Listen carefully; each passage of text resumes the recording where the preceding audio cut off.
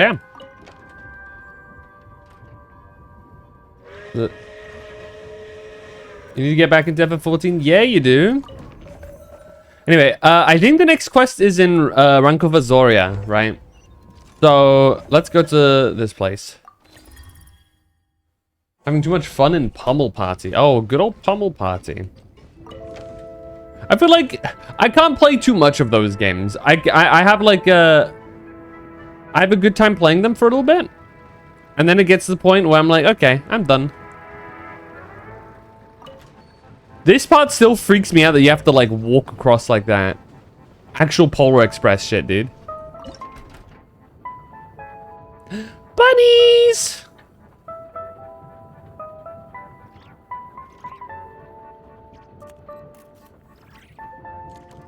And you guys saw it too, didn't you? Watch Dogs.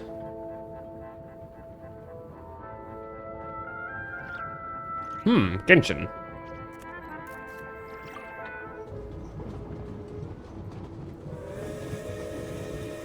What's up, Rookie Juju? It's been a hot minute. How you doing, man? To play Souls-like games, where should you start? Where should you start is a good question, actually.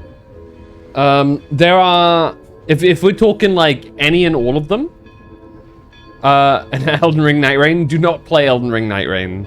You're probably going to have an... Like, you're gonna cry.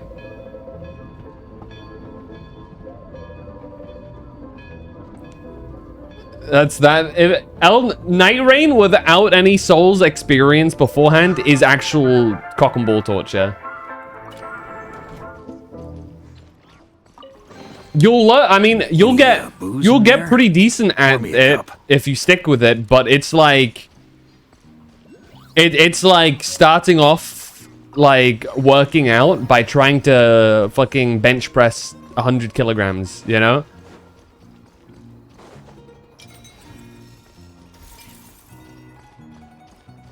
You mind? I have degraded hand-eye response.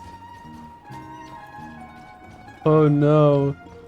Pull the train and head for Snezhnaya. Oh, okay, so you want me... What is the point in stopping here then? Just for shits and giggles. Yeah. It told me to stop. Last night, I went all the way to Snezhnograd.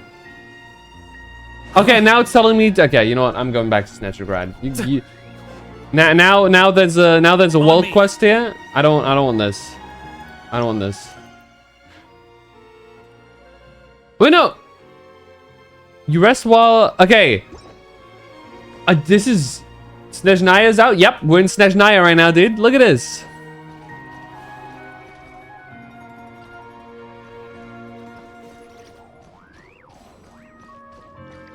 This is Dragonspine? Yeah, this is Dragonspine Pro Max. Can someone tell me how far Farina's first banner to now? Oh, how long it's been since Farina's first banner, you mean? Well, we can count back very easily. We're in Snezhnaya right now. Before this was Nodcry. That's 1 year. Before that was Natlan. Another year. And then it was Fontaine. That's 3 years. Taking back the fact that that was about halfway through. Just a little bit. It's just over 2.5 years since Farina's first banner, it would be. Whose Gnosis is the Fatui taking this time? Their own god? Well, to explain it a little bit would be kind of a spoiler, but I can go into it. Thunder! Basically... Oh, that's not what I expected to happen. Basically, they've collected all of the Gnosis they can. They're technically only missing the Fire Gnosis, the Pyronosis, and... Is there freeze effects? Yeah. But something happened to the Pyronosis, so it's still a big question mark how they're gonna do stuff with that. On me.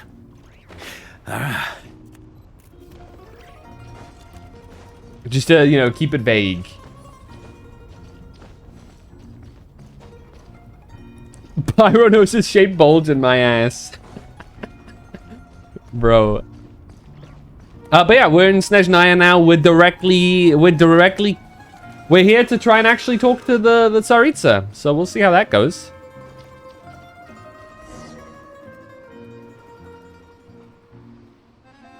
Board the train and head for Snezhnograd. It really is just go here, look at it, and then continue. Assholes. Anyway. They actually had me coming all the way back for like no reason. How many Primo Gems you can collect if you play right now? That depends. That depends specifically on how much work are you willing to put into the game. If you mean just logging in, you can probably get a fair few. If you mean actively catching up everything, you can probably get like... If the last time you played was mid-Fontaine, you can if you clear out all of the areas, do all the quests, do world quests, do exploration, you could probably get maybe like 200 pulls to 250 pulls, something like that. Like you can get a shit ton. I think you got that done before arriving here. Now the game doesn't know what to do. Right.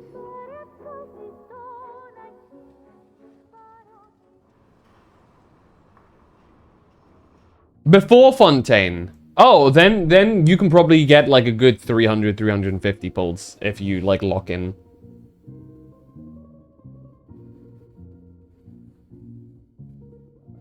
Just like estimating. Because obviously there's not like there are some current events for you to do as well. But like yeah. You forgot how cute Lumine is? Yeah, dude. Lumine is peak, especially with the new outfits. Check this out. Lumine has a wardrobe change, not just one, multiple. Though we can only equip 2 of them right now. This is the new one, which looks sick as fuck. They really had to build the railroad over a canyon, huh? You might want to avoid looking down if you're afraid of heights.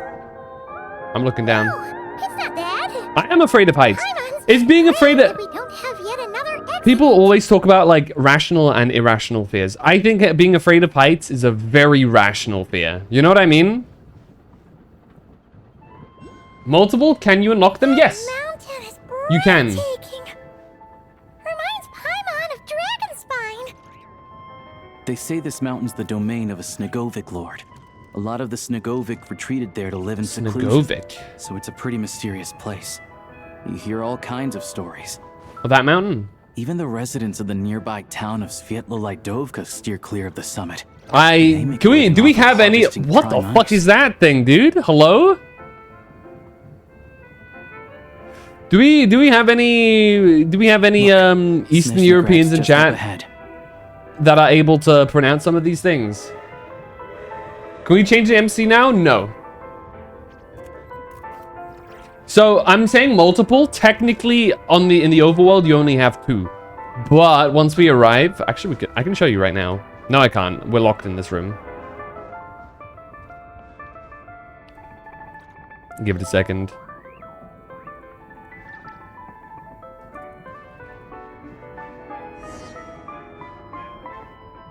There's an underworld. Don't worry about it. OG Dark Souls or Dark Souls 3. I think Dark Souls 3 is also a really good start. The only problem with Dark Souls is that it does feel a little bit dated from time to time. And as a game, FromSoft hadn't hit their full stride yet. Though it is still probably among the best starting points. Yep, this is the other outfit. Ignore the guns. Don't worry about it. Don't worry about the guns.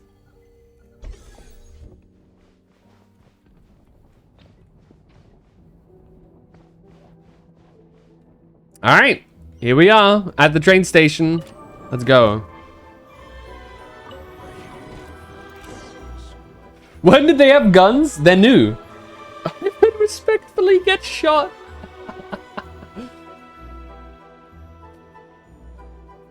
They're new with Snezhnaya. Though we can't use them in the overworld, at least not yet. Here we are. They're linked to Welcome a to Snezhnograd train station, branch of the story in biggest this game. transport hub in the nation. Snezhnograd. Wow! It's so majestic! Just flying from one side to the other would probably leave Paimon out of breath! It's built for maximum efficiency. But yes, transferring trains here can be a little tiring. In the future, you can use this train station to travel anywhere you want in Snezhnaya. For now, though, come with me. Let's get Paimon checked out. This way. There's a lift car that goes straight to Sapoliarni. America?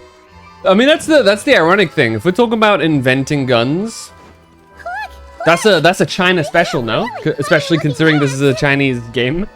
And those ones are about the same height as Paimon!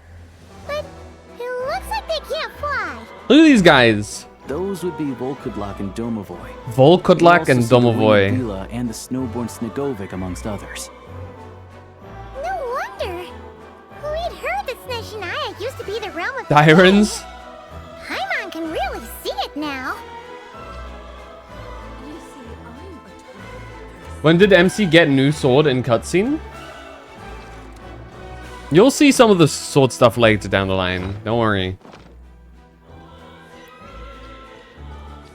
Alright. We gotta go quick. This thing moves. Also, this is Vaka. To anybody curious who's played early Genshin Impact, you'll have heard his name. This is the Grandmaster of the Knights of Favonius. My absolute goat. To the left is the market of Zolny. They sell everything there. The You left? can often find some nifty little trinkets. To the right, you'll see the Is it? Koranevsky Theater in the distance. I don't see much of a market here. Look at that! Incredible! Does he mean once we're up there? Your whole fucking team would give 1.0 players a heart attack? True. Especially Prune.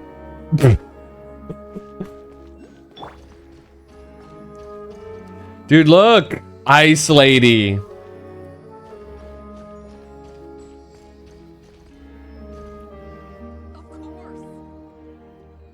First character to start with P. How far am I? I finished Fontaine, about to start Natlan. You're relatively close. Natlan is good. Natlan is an acquired taste. Some people really like Natlan, others don't. I am of the group that really enjoyed Natlan. Snezhnograd is stunning! So from my perspective, Seeing it you're with gonna our have some own fun there. eyes makes all the trouble we went through to get here worth it! And then Nodcry is in my opinion some of the best. Nodcry has the best flow of story in my opinion. I think Nodcry is one of those stories that it has some slight hiccups, but like as a flowing story, they didn't fuck up the pacing too much. So Himiko's there in that land? Well, more or less. Close enough, you know? Yeah, Vaka thighs thick as Shao? True. Yeah, when Natlan originally released, there was a lot of missing voice acting, which was a shame. Though it wasn't as much as people think. It was certain characters. I think there were parts where Katina wasn't there. Kinich was also vanished for a couple parts. Who of the other main characters didn't have a voice?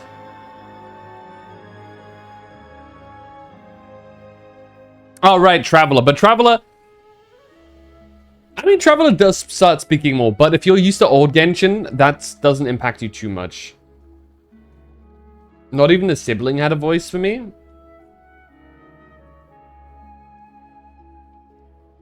I mean, it's not 25%, right? Because I'd say most of Natlan did, like, of the characters, Mulani had a voice, Shilonen, I think, had a voice. Malwika did have a voice as well. Lali had a voice. Auroron, I think, had a voice.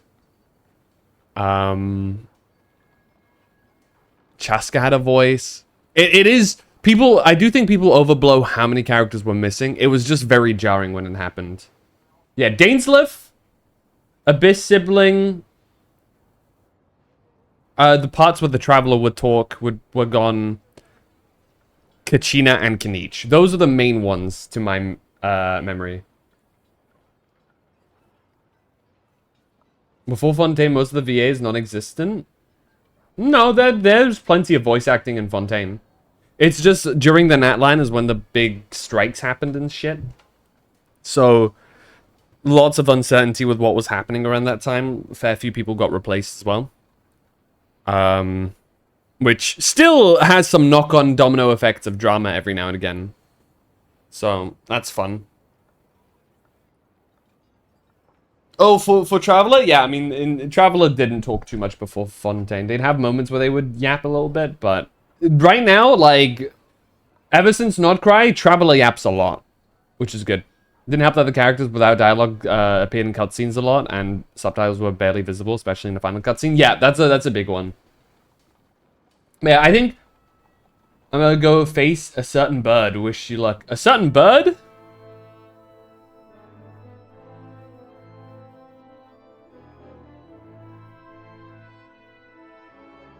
I found it pretty stunning when I first came here too. But I soon found out that stunningly beautiful means stunningly expensive. The prices here are crazy. I'm just a small-time hunter, so Zolny is where I spend most of my time. Final cutscene, what I would do to relive that for the first time with VA. See, my trick there was I was the VA. You know what I mean? Like, I just decided, hey, I'm gonna be Kanich for when I was doing that. And I would just quote-unquote voice him. So it felt more interactive when I was doing it. So I felt the presence, the lack of presence less. This way will take us to Podvorier restaurant. They offer food and lodging there, so you can get settled in while I fetch the doctor. Is that gonna be stunningly expensive too? He probably means stunningly expensive for the average Snezhnayan. We do not have such problems, Paimon. We have some funds. Don't you worry about that. Keeping you warm and comfortable is all that matters. Yeah, I mean, there are places to stay in Zolny, but I highly doubt they'd meet your standards. Most of the stoves are out of crystal, the windows are drafty, and at night, four-legged roommates come out to play, sharpening their claws on the roof beams and floorboards. Yep, no way. Not a chance Paimon's staying anywhere like that. Maybe we can split the cost of the room between us? Kalaosha Still have some savings left. Kalaosha broke in as many words. Well, let's be real, dude. He's like he's a hunter who lives out in the wilds of Snezhnaya, who canonically isn't doing too great financially right now because of Project Stuzia. Meanwhile, we are a world-renowned traveler who fucking has parties with archons and is besties with individual leaders of countries and the richest thereof. You know? He might be the highest paid hunter. We know for a fact he isn't.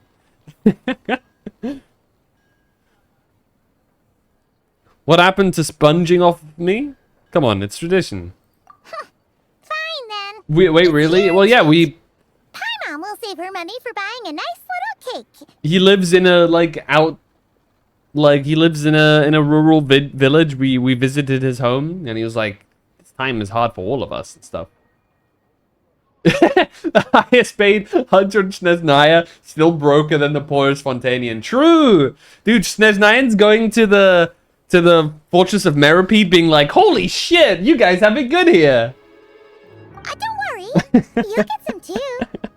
I'm glad to see you've perked up. If you find yourselves in the mood for some sightseeing later, there's a few places around here worth seeing. This way leads to Zapoliarny Palace, which serves as the Tsaritsa's audience chamber and also her personal quarters. Let's The fucking adjacent bust block is right kind in, of a dude. city in its own right. That's Glupov, the headquarters of the Fatui. Let's walk right in there Inside, There's a too. munitions factory known as the Armory Palace, producing a constant supply of all kinds of equipment for the Fatui. A lot of important research happens there too. And over Purchase a there is the Meravit is a luxury Snezhnograd resort to Vecha, them. where True. all the big shots meet regularly to make policy decisions. Does this arc... Okay. Yes and no. It's both things at once. So essentially, where we're at right now is we're getting towards the end of the Teyvat chapter that we know so far. We have Snezhnaya this year, and then next year, presumably we have Khaenri'ah. We don't know what exactly is happening, but we assume it's Khaenri'ah because that's what it's always been, and the game still looks like that's gonna be the final point. But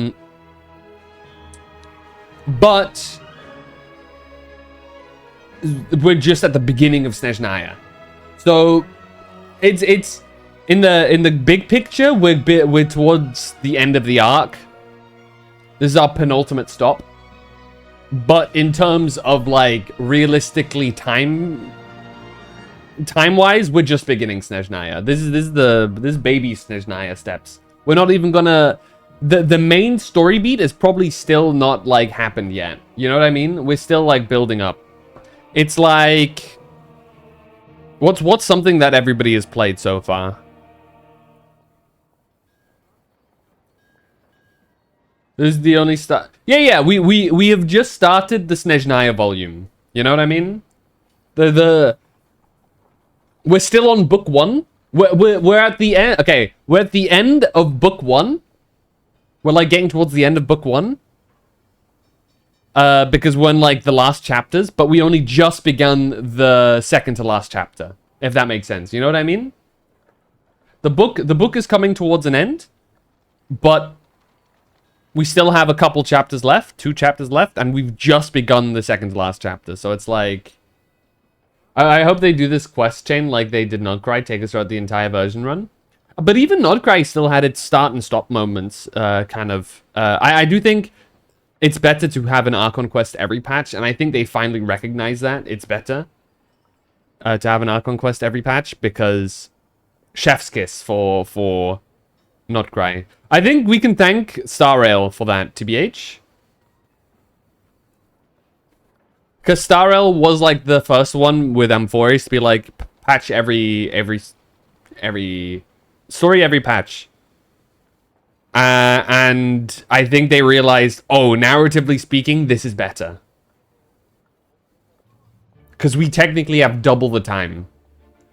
Rather than what they used to do with like every other patch. And sometimes, not even every other patch. They would have like no big story one patch, and then a side story the next patch. And then we would finally have a new story. And that was miserable, because you'd have gone like 3 months without any story progress. That was awful. But yeah.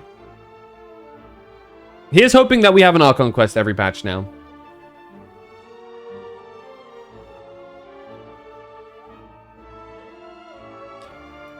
These places are best admired from a distance.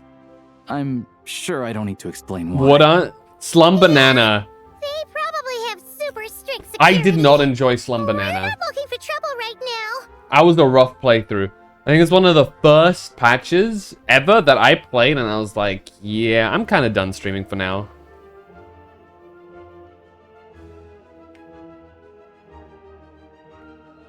I appreciate its value in the story, because it introduces us to Dr. Primitive, Rappa, gets us deeper into the Galaxy Rangers, and Rappa's story is really tragic and stuff. But like, man, my eyes rolled back into my skull through half of that. Not just I didn't find it annoying, I just wasn't hooked. War Dance was pretty cool. I enjoyed the War Dance.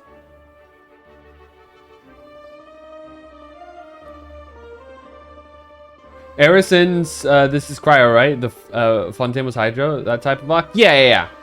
So we've the moment you walk into Snezhnaya, you can get Cryo. We have Cryo Traveler right now, and Cryo Traveler, I'm happy to say, is the best Traveler that they've ever released thus far.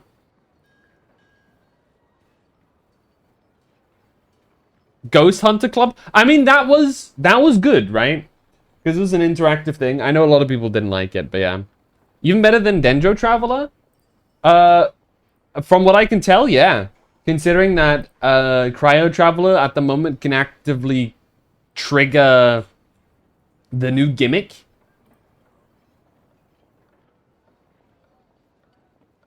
It's actually huge at the moment.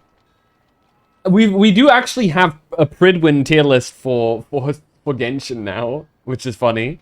Which means that infinite war and discussions of the Genshin community now commence. Though I don't think that changes too much. It just gives people a new thing to point to and slander. But currently they're in tier 0.5, along with C6 Official, Escoffier, Durin, or C0 Escoffier, C0 Durin. Yeah, they are. Cryo Traveler is both in. See, they're C2 Cryo Traveler is in the same tier as C1 Sino, C0 Flins, C0 Skirk, C0 Vaka, C0 Ridley, and C1 Yume Mizuki, which is funny.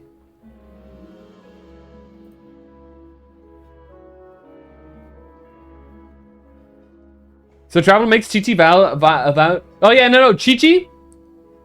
Chi-Chi is not a curse anymore. Chi-Chi and Mona, neither of them are curses. Check this shit out, dude.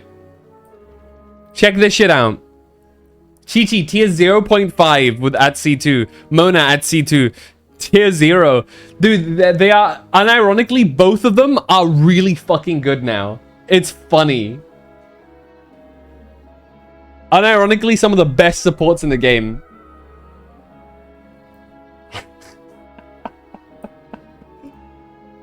They actually buffed old units and it's crazy. Thanks, Saritza. Yeah. Mona's always been really good. I think a lot of people slept on Mona. She just became even better when she got her buff. I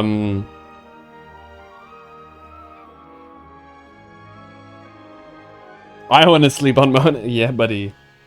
And Chi-Chi recently got a buff that makes her work a lot better as well.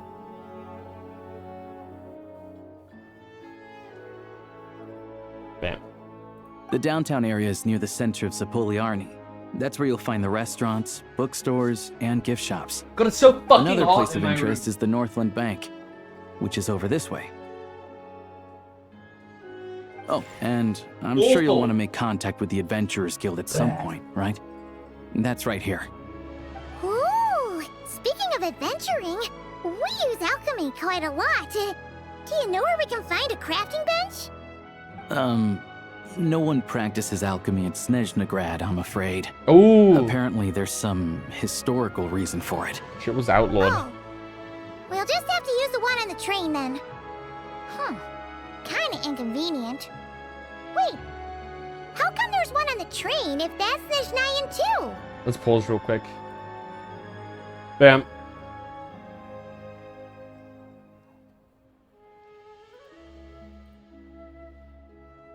Do.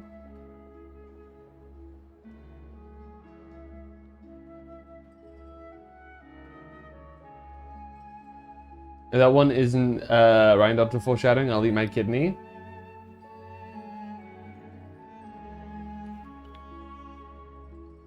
Doesn't necessarily have to be Ryan Doctor. I wouldn't go so far as having your kidney be on because it seems like it's a safe assumption to make, but not a safe bet to make. IMO. Because I think realistically, there's a good chance that it could also be Venti related, because it seems like the Saritsa and Venti are not on good terms. Oh.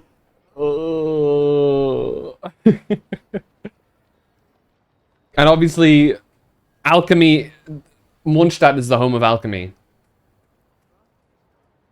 So, you know. Yeah, that's weird. Maybe we can look into the historical reasons later. Yeah, I don't know. Not my area of expertise. Still, I wouldn't say the absence of alchemy makes life here any less convenient. Anyway... Finally, there's Zolny in that direction. It's mostly residential buildings and factories, but there's a few shops too. Worth a look around if you're interested. Welcome back from the ads, everybody, by the way. That's about it. You guys go ahead and get checked in while I track down my doctor friend. Doctor Sounds friend. good. Thanks for all the recommendations. Pulls up with the Torre. Good to get out of the cold wind. Paimon's starting to feel another headache. How many times we gotta how many times do we gotta teach you a lesson, old man? Let's get you inside. Podvorye restaurant is right this way. I left Snezhnaya, but I also stayed in Snezhnaya. It would be so in character too. Jesus.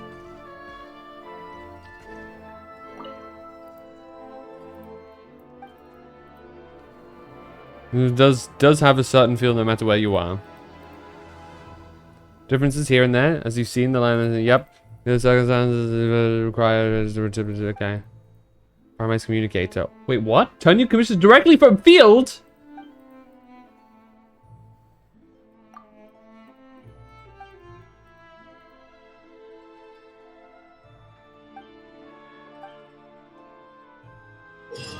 What? Missed it again. You all missed the good times. How does this work? Oh, I haven't. The raffle hasn't started here. Let me restart it for you. There you go.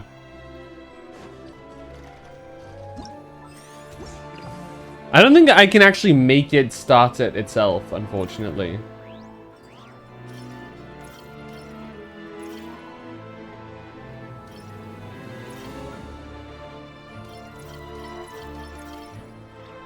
I don't know.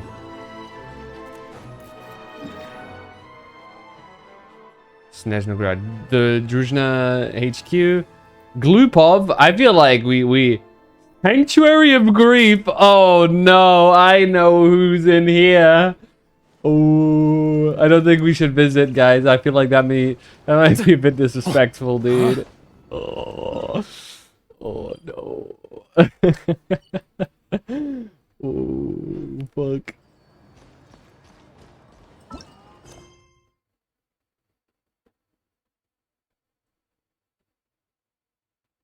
Switch to Raiden on the emote on the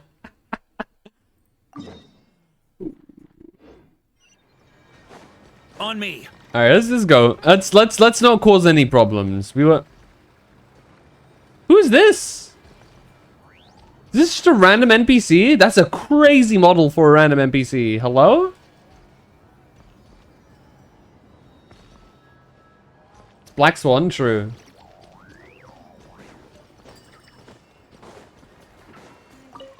Huh? This one, yeah, you can't spam any of the gambling. We had an incident in the past where people would full send that shit, and it would cover the entire chat. So I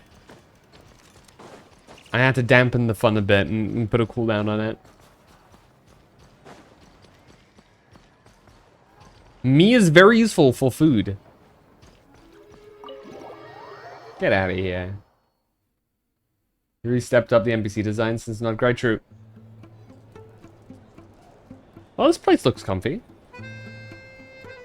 Hello.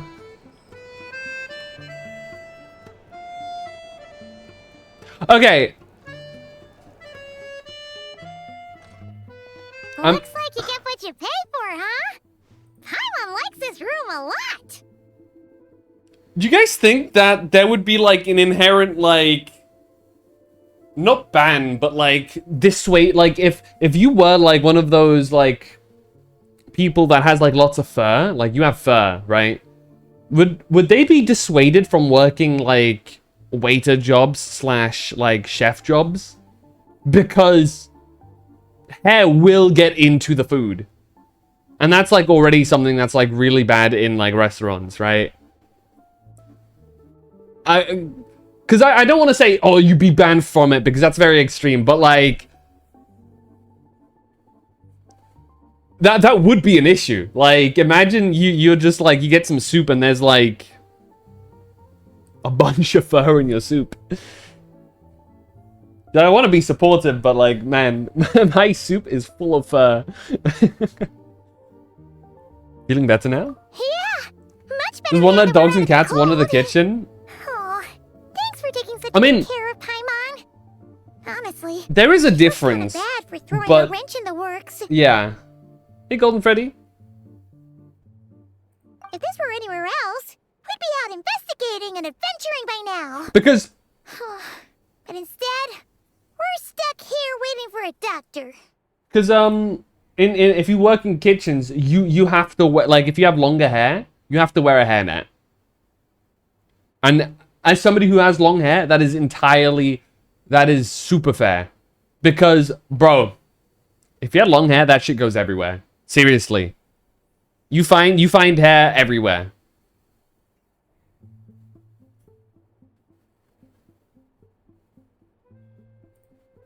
What's up, Gato? It has been a hot fucking minute. How you doing?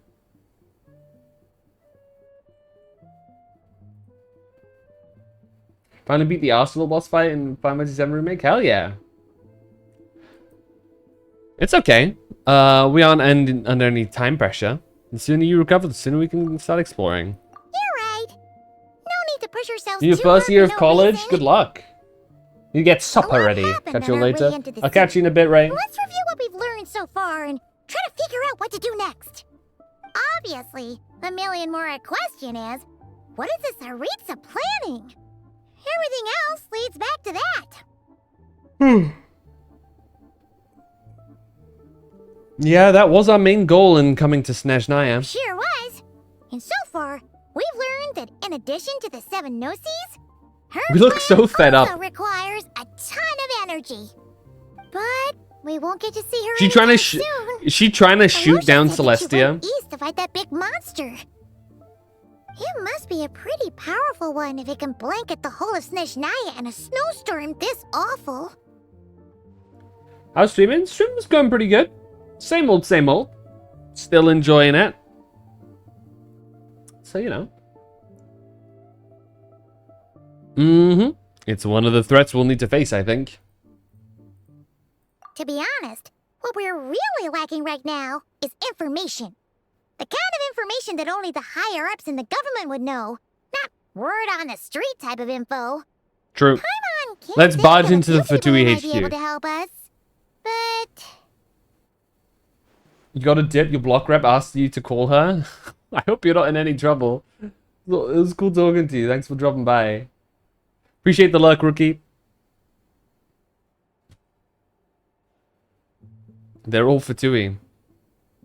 right. And when we Just left wants to chill. Nagara, Okay, Snezhnaya okay. specifically left a message Fair enough. reminding us which side we're on. So, it's unlikely they'd tell us anything confidential about the Tsaritsa's grand plan. Still worth asking. Maybe we can learn some non-confidential info. And if nothing else, we can probably ask Tartaglia. We can ask Child. That fucker probably can't hold his mouth closed or hold a secret, keep a secret to save his life. You know what I mean? Yeah, fair point. Besides, that Could place is you right imagine nearby. the Fatui reaction if we just waltz into There's no Glupov? ways not to go. There's gotta be someone there willing to talk to us, right?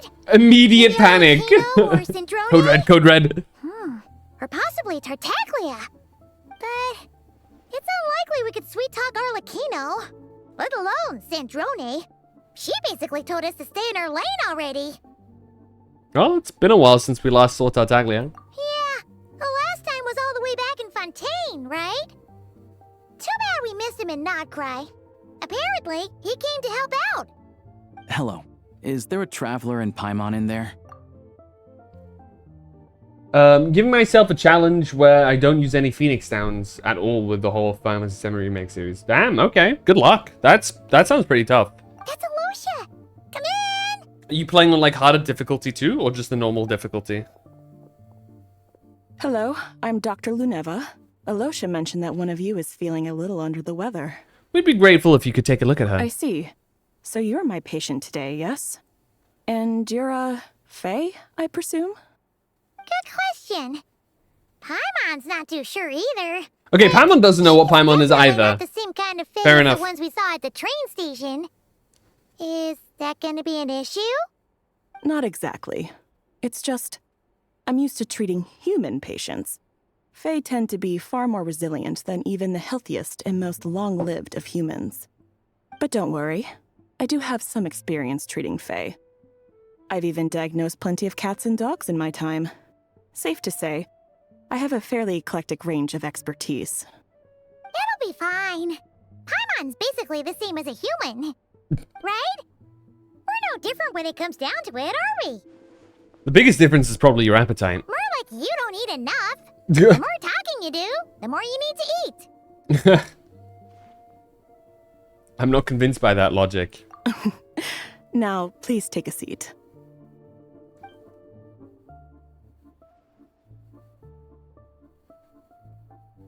Okay, vital signs are good. Test results are all within normal ranges. I don't think Hey, it's Sophie-san. anything serious. More than likely, you've just caught a cold. I can give you some medicine to tide you over, but as long as you rest properly for the next couple of days, you should feel better. Make sure to keep an eye on your temperature, though. If you find yourself with a persistent low-grade fever, or if your symptoms don't improve, just contact me again. Sounds like there's no cause for alarm. Time to lunch. Enjoy your lunch as your time for lunch. Lunch. Let's see how it goes over the next few days. Thank you, Doctor. It's definitely more than that. This You're is very a much welcome. larger plot Just doing point, my I job. feel. I'll leave you in peace now. Time to visit my next patients. Take Ooh, care. pardon me. You heard the doctor. Best you rest up here for a couple days. No sightseeing for the time being. I'll stick to the local area then. All right, then. Guess we've got no choice. Let's just treat it as a short vacation. I have to get back to it.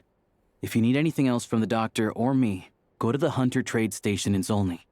The boss there knows how to reach me. Thanks for everything. Hey, no big deal. You saved my life in the Shadow Realm. This is the least I could do. See you around. The Shadow Realm is so fucking funny. The term Shadow Realm is such a natural fantasy Tell him term. to find Child and see what he can tell me. But like, every time I see Paimon lie down in a bed, it's so funny to me. But the Shadow Realm is such a natural fantasy term, but it's been memed to hell, so every time I hear it, it cracks me up. I'd better not disturb her while she's Oh, she is asleep. With any luck, I'll be back before she knows I was gone. It's not a good idea to have Paimon vulnerable in this place. In quote-unquote enemy territory. It's a concerning thing, you know? It's... I'm not too sure if this is something that I'm ready for. On me. Then again... Oh! Hey! Place noisy as ever. What are you doing here? Hey, what's up?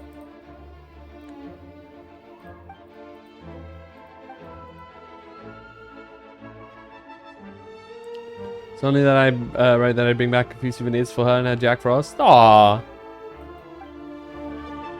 That's cool. I always like it when they have like NPCs, you know, just on about, and it's not necessarily a big event thing, and it's just like a little, you can kind of talk to them, catch up with them. Stuff like that makes the world feel a little bit more alive. What's this place? This is the Vetche.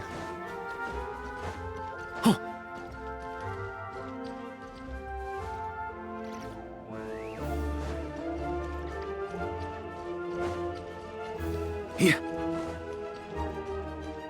Alright, time to waltz into the Fatui HQ.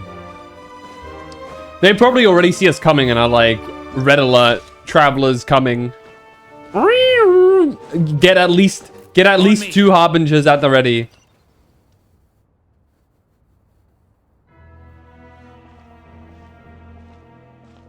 Hold on. Please display your invitation letter or permit. Why do you sound like that? I'm looking for someone. Could you pass along the message? Club does not accept meeting requests without a prior appointment. You'll have to apply per the advertised booking process and wait until your invitation letter is issued. I know they'll want to see me. Might I ask who you're hoping to visit? Harbinger, child, Tartaglia. Another one who thinks the rules don't apply to them. But he I don't doesn't know who we understand why are. People think they can just talk their way in here. You don't just show up and land on the name of the Harbinger. But he doesn't know. But I have to go through the motions for protocol's sake. Honestly, it's such a waste of time asking when I already know what the answer's gonna be. Wait a moment. I'll pass on your message. If child is unavailable, you'll have to go through the proper procedure.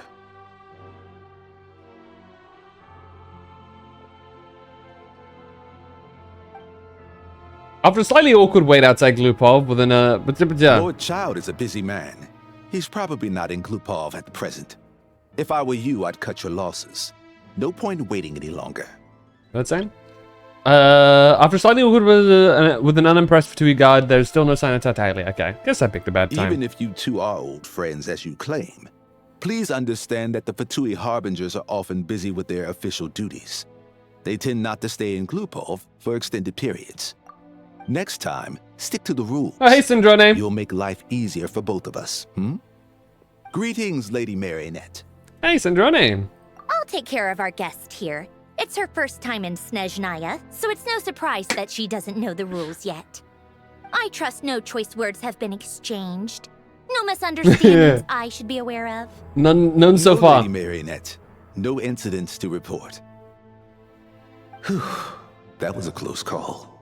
Good thing I played it cool. I'm the one who showed up unannounced. This gentleman has been very accommodating. Is that right? Good to know. Wait, where's Paimon? She's a little under the weather. She's recovering at a Podvoye restaurant. Under the weather? That's hard to imagine. She's always buzzing with energy. I take it she's still adapting to the climate. Happens to a lot of people. It's even colder here than in Nodcry. Has she seen a doctor? I can get you one if you need. She's already seen a doctor. He said the doctor was a lady. She said it's nothing serious. She just needs to rest for a couple of days. All right then. Well, let me know if you run into any other problems. Did you come out here specifically to see me? Why else? I was just about to sit down for some much-needed tea time when I heard that an old friend of Tartaglia's had shown up outside. No appointment, nothing. And, as obnoxious as it may be to show up uninvited at Glupov, I couldn't help but take pity on the poor soul who was waiting outside in vain. So I had no choice but to abandon my freshly brewed piping hot tea and come to see this mystery guest for myself. You already guessed it was me, didn't you? Well, I felt our time working together in Nodcry warranted some courtesy. I couldn't exactly let you freeze to death out here in the wind. Right. Unfortunately, I can't invite you inside either. The rules of Glupov wouldn't allow it, and as a Harbinger, I have to lead by example. On the plus side, Snezhnograd actually has some class, unlike Nasha Town.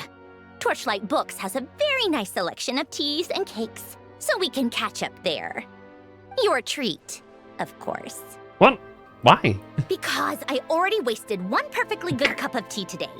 That's why.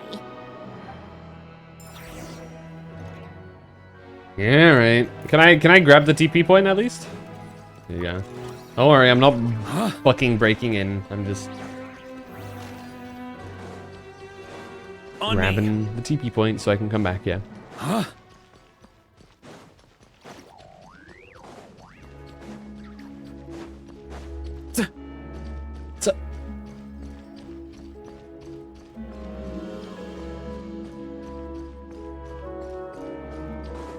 Here. Boom. Bro, look at the eyelashes. Holy. On me. Huh? Here.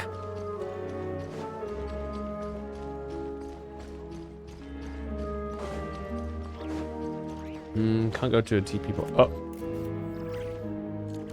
Well then. That's none of our business.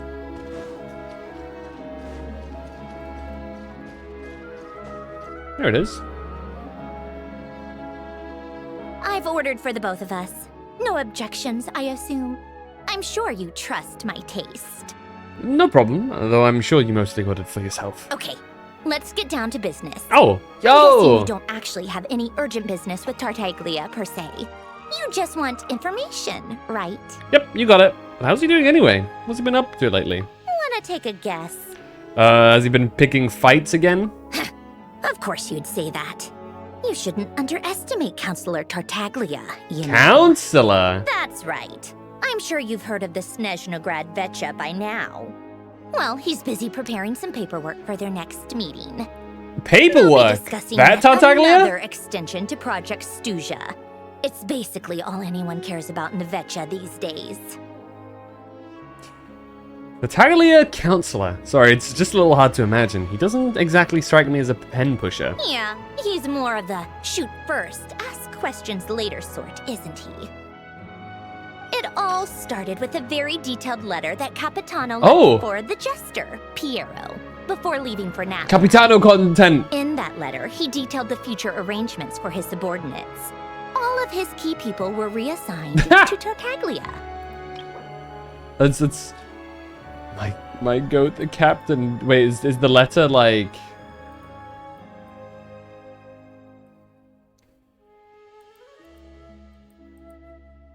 I thought it said the letter was like its own thing. But I guess it just shows, yeah, the captain. First of the Futu Harbingers, he possesses an inner strength equal to his formidable might. Whatever he undertakes, his word and deed remains worthy of the honor he holds within. My goat! I guess he'd already prepared to leave us for good all the way back then. But Piero didn't reveal the contents of the letter until the events in Natlan had concluded. Why Tartaglia? That was his reaction, too.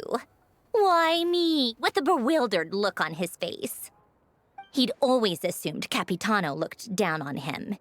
He was a man who kept his thoughts to himself and barely spoke to him the whole time they'd known each other. But he occasionally brought Tartaglia along to my tea parties back in the day. So to the rest of us, it was clear that Capitano had quite a lot of respect for his young comrade. That's cute. By the rest of us, I mean my tea party regulars. Arlecchino, Rosaline, and... actually, not Columbina. She was probably oblivious to it. Anyway, then the Liu situation happened. Normally, it took a lot to get under Capitano's skin, but that time he was furious. It's not really my place to talk about it, though. You can ask Tartaglia about it sometime. Damn. Dude, I mean, that's in character. He's... considering the fact that he used the entirety of Liu as a hostage. That probably pissed off Capitano, especially because in Capitano's mind, you should be able to fight fairly for the Gnosis. Nobody extra has to die, as he tried with Mawika, right? That was his affront, his approach, is right. You v me, winner takes it. Nobody else has to get involved, which is based. Basically, Tartaglia probably had the wrong idea about Capitano all along. Right up until Piero revealed the letter he'd left behind. Capitano believed that despite Tartaglia's immaturity, he showed great potential. Plus, he possessed a kind of purity rarely seen among members of the That's true. Tartaglia isn't... He isn't a... what's the word for it? He isn't a shady individual. He puts his... he shows you his cards, you know what I mean? He's like, yup, this is what it is. He's not likely to stab you in the back. He'll tell you that it's time to no longer be friends and then stab you in the front. But, like, that's better than being stabbed in the back when you least expect it. That makes sense. Yeah, it's one of the few things that I'd agree those two have in common. But there's one other reason why Capitano chose Tartaglia to assume command of his troops. He knew that after he was gone, he's also one of the others would swoop in on his army like vultures. True. I think it was mentioned before that Tartaglia is one of the better Fatui Harbingers to be under, because Tartaglia is much more honorable, I guess, and more fair to his troops than others. Cough, cough, the Torre. Antalone, from what we've heard, is also quite not nice. Marionette is kind of indifferent, so Snezhnaya isn't like necessarily good or bad. Arlecchino has a very specific subset of subordinates as well, so she probably wouldn't have sniped them all in the same way. Can't speak for Pulcinella, and you know. With the ones who stood to benefit the most being Yeah. the rooster, Pulcinella, and her grader, Pantalone. Who I assume are some of the more shady ones next to Dottore. The Rooster, fifth of the Fatui Harbingers and speaker of the Snezhnograd Veche. He wields immense influence throughout the capital. Under his direction, the affairs of state proceed in accordance with Her Majesty the Tsaritsa's will. Yet even in service to that will, the safety of ordinary people cannot be ignored. Oh, the captain, my goat. He'll be back. Once they divided Capitano's troops between them, they'd be more powerful than ever. No one would be able to stop them. The ninth of the Fatui Harbingers. He oversees the organization's vast financial network. The Northland Bank is among the enterprises under his command, and many Fatui operations depend on his authorization before their funding can be released. So, you can see why Capitano chose to hand that letter to Piero, right? Because the Jester needs to maintain a balance of power? Exactly. Piero also needed to back a Harbinger as soon as possible. And, all things considered, Tartaglia was the best choice. Even though Tartaglia has had the support of Northland Bank for a long time, he and Pantalone are ultimately not cut from the same cloth. I'd say Capitano made a good judgment call. Anyone else caught in this situation would probably feel like they'd been hung out to dry. His best course of action will be to distance himself from any shady business, while still maintaining friendly relations with Pantalone, but seeking Pulcinella's support at the same time. Are you sure it's okay to tell me all this information? What's the point in having a tea party if you don't spill a little tea? Besides, True. none of this is confidential anyway. Ask any journalist out there. They'll give you all the lurid details. You'll see it firsthand if you ever sit in on a session of the Snezhnograd Vecha. All the factional strife, whether Vecha. open or unspoken, it plays out for all to see in that one little room. Having a voice in the Vecha is the only way to steer policies in your favor. So, every person in that room represents a particular interest group. Pantalone, for instance, represents the financial sector, and Tartaglia represents the Fatui soldiers. Alright, we're gonna pause real quick, so that the ads may go by. And yeah.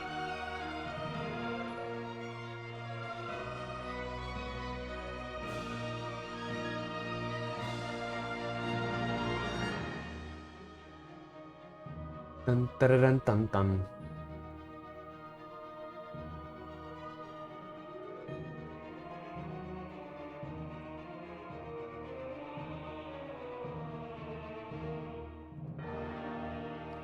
Dun, dun, dun, dun, dun, dun, dun.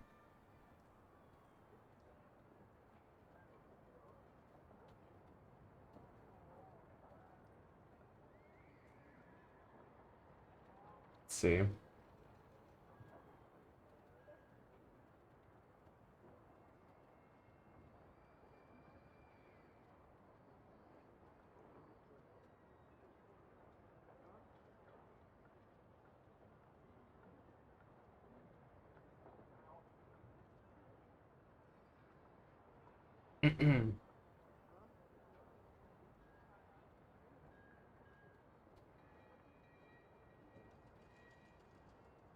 Let's see.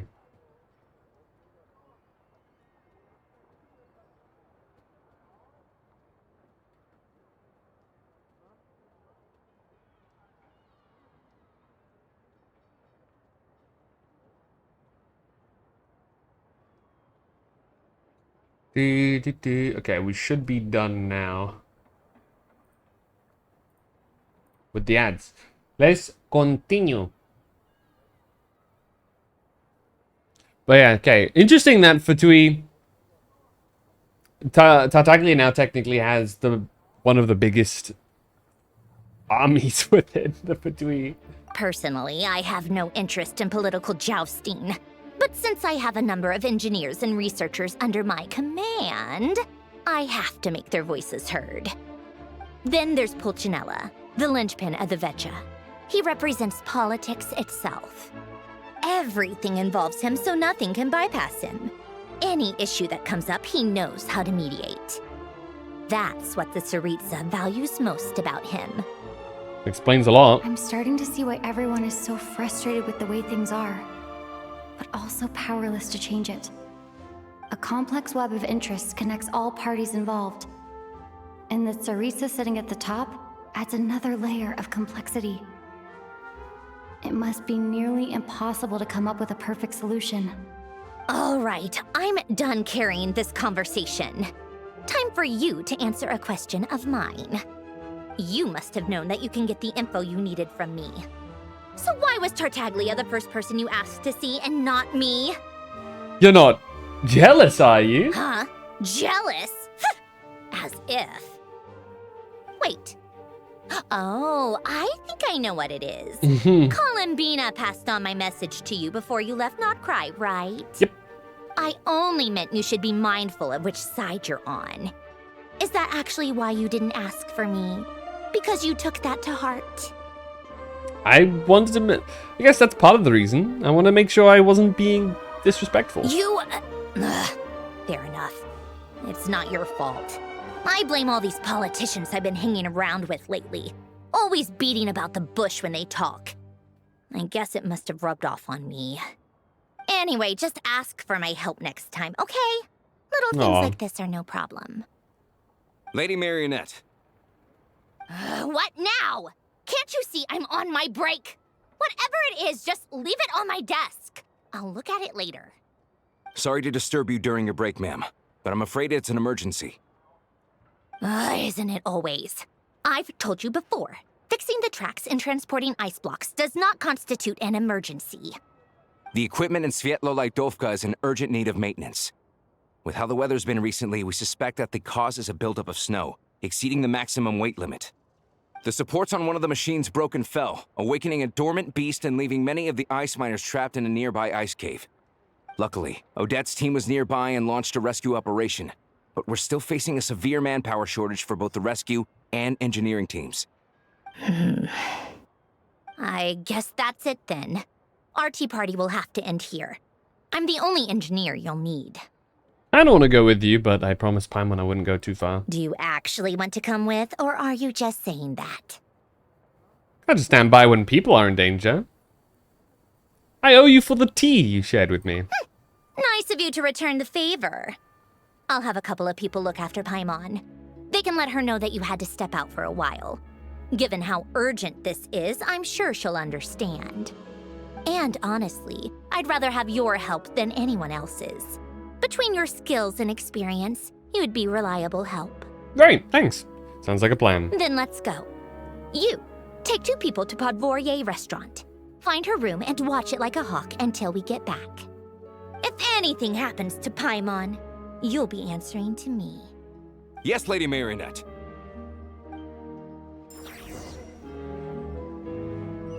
Good thing we've made allies with some of the harbingers. Here.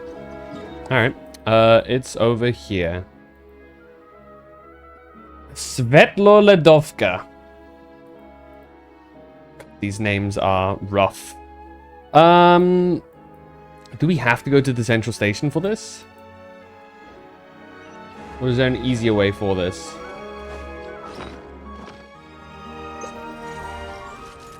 Cannot call train here. Well, let's... Seeing the snow Now I'm fall off curious. reminds me of places I've What was been this? through How's the theater? on past expeditions. Huh?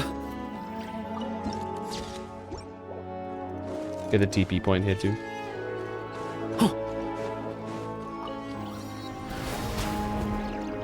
Ooh.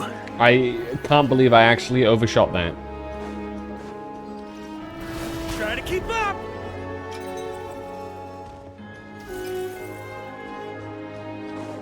Can we summon the train just while being on the tracks?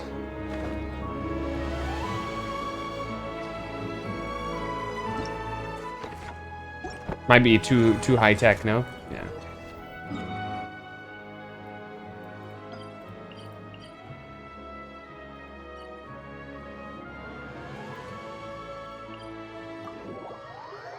Train should still be here. You have a new message from the Eye of Grey. Yeah?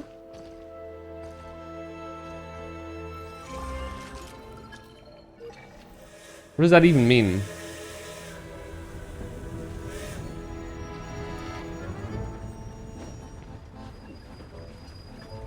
No! There you go. Oh.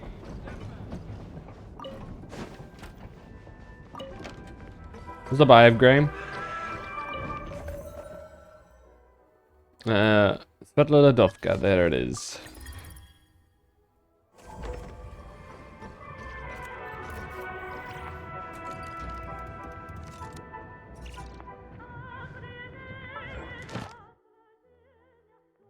Right, we're slowly, just by doing normal stuff, we get these done, which is really nice.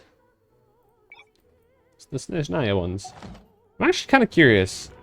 Let's do this.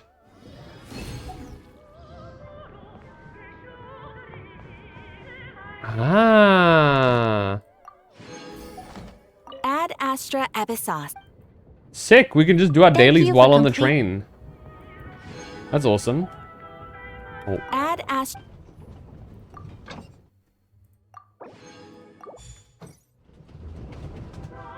Sick.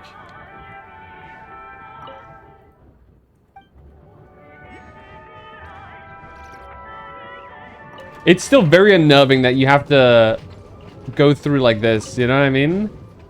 Oh.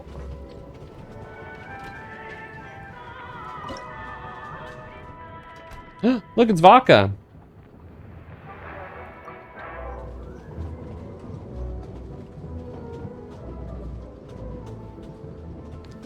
Ice River? I mean, if we're gonna be traveling through Snezhnaya like this, we might as well watch from the train, right?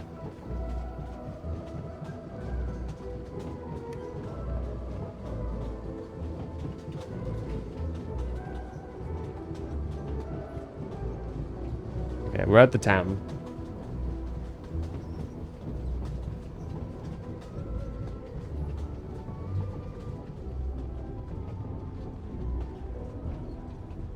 Okay.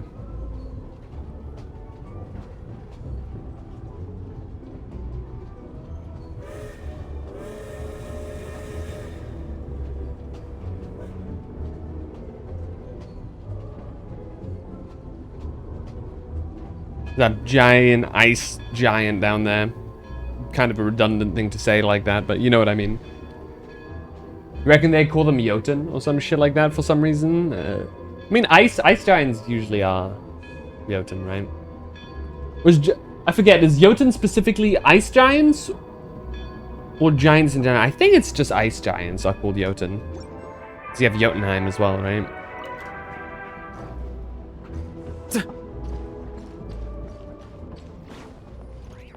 Pick up. What is this? Oh, Paimon. You're not supposed to be here.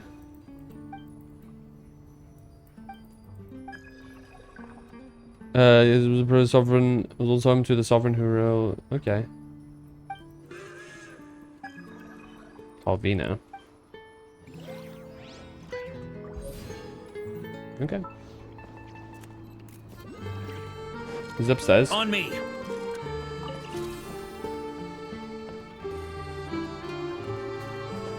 What's the Jack Frosts? Yahoo! Huh? Is it up? Hello? Is it down? Now I'm confused. No, questions for later.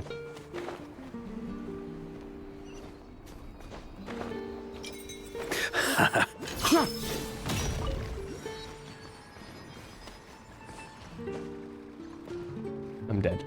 They weren't exaggerating. This is really dangerous. It's a good thing only one of them broke. From what I've been told, most of the trapped miners are over in that direction. I'll go rescue them. Yeah, you do that while I check the rest of the equipment. I'll evacuate the people around here as I go. Meet me back here as soon as you're done. Okies! Yeah. Exhibition order is always such a pain. Got to figure out what to do, I guess. Okay, that's a world quest if I've ever seen one. We got shit to do. I have heard that apparently Snezhnaya is really bad for this, and that there's so many world quests you accidentally trigger. Close. Don't go any further. Oh, so damn. We get to hear her voice. It's too dangerous here. There's a highly aggressive monster on the prowl. You need to leave, now. I'm here to help with the rescue effort. I'm with Snezhnograd. Ah, I see. You're the backup from Snezhnograd. Well, I'm Odette. So, yes, Good such to a meet you. pretty model. So this is Odette.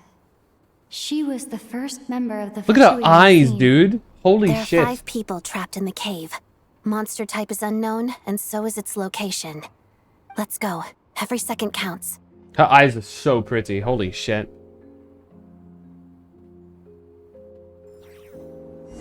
Oh, okay. So it forces us into Electro to make it work with Odette. That tracks. Careful. Something's moving. What the fuck? Ah, it's...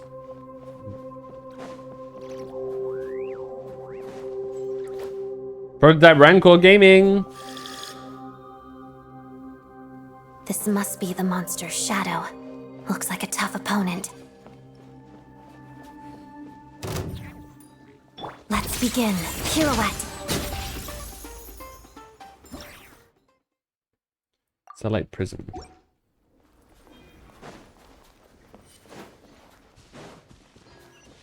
She C3? Yep, she is.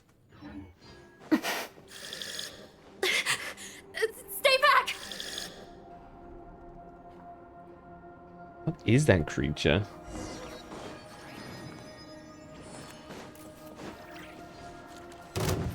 Crystalline Adagio.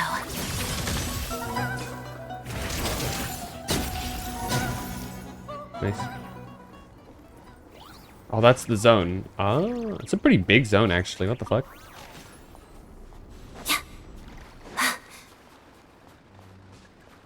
Hi! Okay, I guess we're going down. Yee! Ah, well, that looks like an arena if I ever saw one. I see them. They're right behind the monster. The monster seems very agitated. It could attack at any moment. Let's make the first move. Thunderclap! Lightning slash!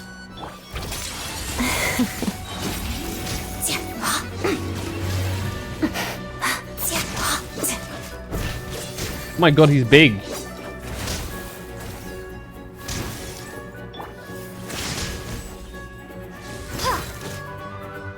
Waltz of the snowflakes. This is not a great combination to get the damage going, but that I guess it works. Thank Fud. you for saving us. We'd have been monster fodder otherwise. Thank you. Thank you. You're welcome. You should be safe now. Follow this route out. She and I will stay behind to watch the rear. Path's been cleared. Safe now. Thank you. Come on, let's go. This way.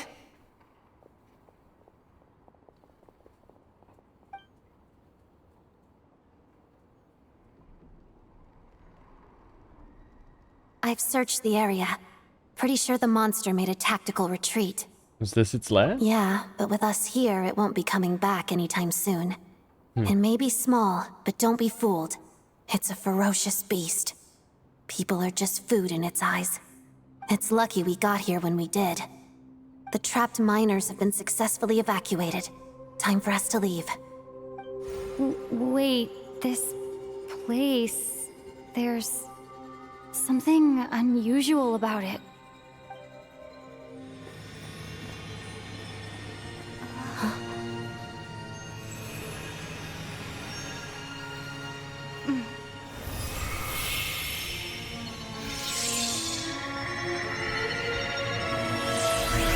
Yo! There it is! What is that? I don't know. back? Guess it has family. Scream!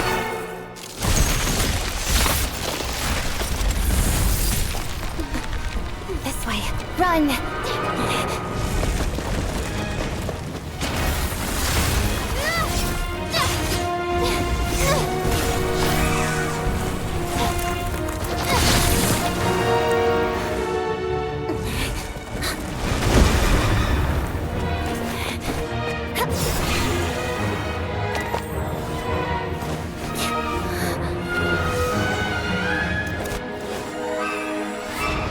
She dancing. Thanks. Let's get out of here.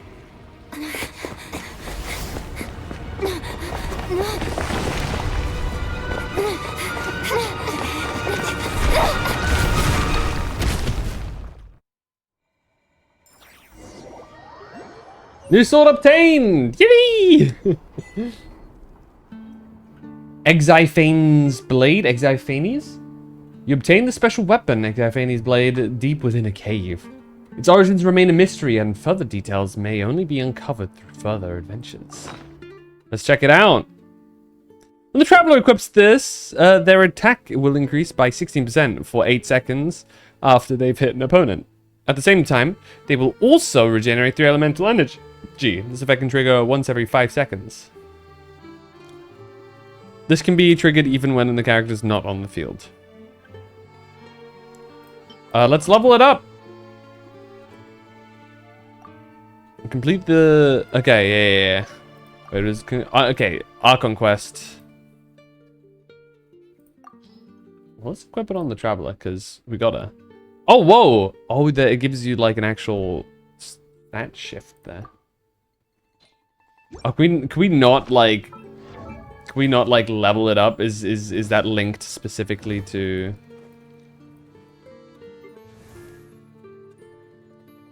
Right. Yeah, okay. Cool. Let's do the drip. Nice. Is it...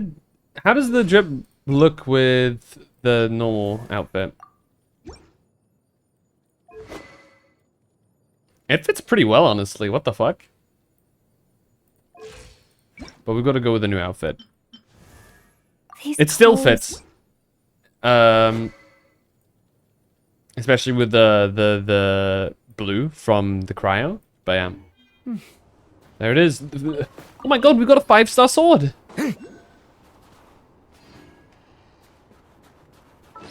Let's just TP up. can't be asked to like travel all the way up bit by bit. Hey, Snezhnaya. Everyone's accounted for. We managed to rescue them all. We also placed a sign at the entrance to the cave, warning people to stay away.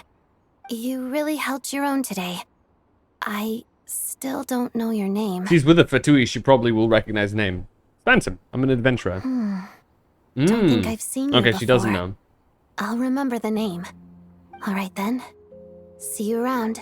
Bye-bye. Hello, Lady Marionette. What's up? I hear the rescue operation was a great success. I knew I could count on you. What brings you here, Odette? Here for a performance? Her hair, No, dude. A Fatui mission. Look at the I detail happened in to her be hair. nearby and heard the crash. 1.0 characters crying. Performance? She hasn't introduced herself then. Odette is the prima ballerina of Snezhnograd. She's quite the celebrity. If you ever hear people mention the 2 crowning jewels of the Korolievsky troupe, they're talking about Odette and the prima donna, Vodianitsa. On top of that, Odette's also a rising Fatui star. It's looking likely she'll inherit the title of the Fair Lady. Okay, so she's the successor of Senora. Potentially. Prima ballerina of the... She permits herself no lapse in discipline, either on the stage or away from it. Her standards are rigorous, sometimes even severe. Every detail is weighed and refined for one purpose alone, The moment she spreads her wings and presents beauty to the world. Swirling snow. They're okay, they all... Child. The titles are interesting. The 8th of the Fatui Harbingers, bearing the blaze of the crimson butterfly, she pressed on through the howling snow after losing the place where her heart had once found rest. At last, upon the frozen earth, she found another place to shelter. She learned all her combat skills from Rosaline herself. Used to be one of her most valued subordinates. She don't know who we are. You flatter me, Lady Marionette. If she's Rosaline's protege, that makes me... never mind. There's no need to bring it up. No point making things awkward. No wonder you're such a keen fighter. How's progress on your end, Lady Marionette? Equally successful. I finished reinforcing all the equipment. Took me a little longer without Polonia's help. But the outcome is the same, of course. Even if the heavy snowfall summoned by that monster lasts for another 3 months straight, this equipment won't give way. All right, now that we're done here, it's time to get out of this blizzard. That's it? Isn't there more work to be done? Sure, but Snezhnograd will send someone to investigate and draw up a relief plan. And I guess I'll have to write the incident report myself this time, since it involves a mechanical malfunction. First, Pantalone needs to approve the budget, then Pulcinella has to sign off on the plan. Once they've argued it out and reached a compromise, we can move forward. That's the rough process anyway. Could take anywhere from a couple of weeks to a couple of months, depending on how smoothly it goes. And in the meantime, people just have to wait? Yup, nothing we can do about it. There's a whole stack of incident reports like this back at the office. The snow has eased a little for now, but there's no telling when that will change with that monster still at large. Fuel for heating is in short supply, and relief is weeks away. There's no immediate threat to life, but still, it just feels like there should be a better way. Hey, quit daydreaming. Let's get back to Snezhnograd. When did you get a new sword? Just now. I found it in a cave. It handles pretty nicely. You have a strange affinity for secondhand swords. Hey.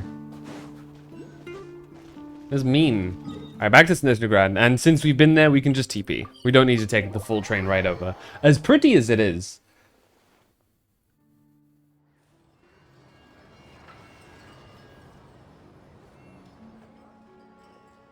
Oh. Hey! Well, well, well, look who it is. Huh. Well, if it isn't Counselor Tartaglia, Mr. Big Shot himself. Go easy on me, all right? I'm still recovering from the interrogation the real Big Shots put me through. Hey, comrade, it's been too long. I heard you came looking for me earlier.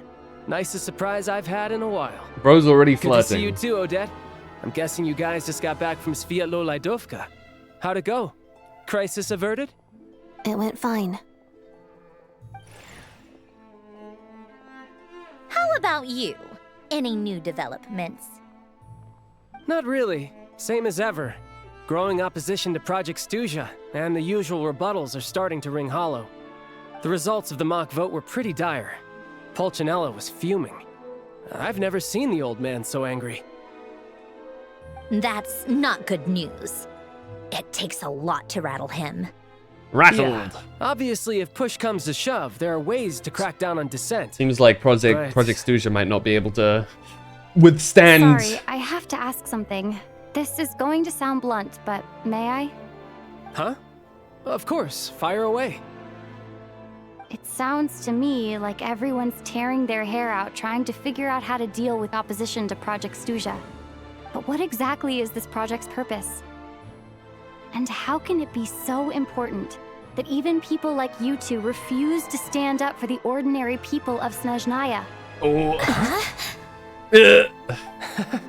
Interesting. I gotta hand it to you, comrade. You sure don't mince your words. Excuse her?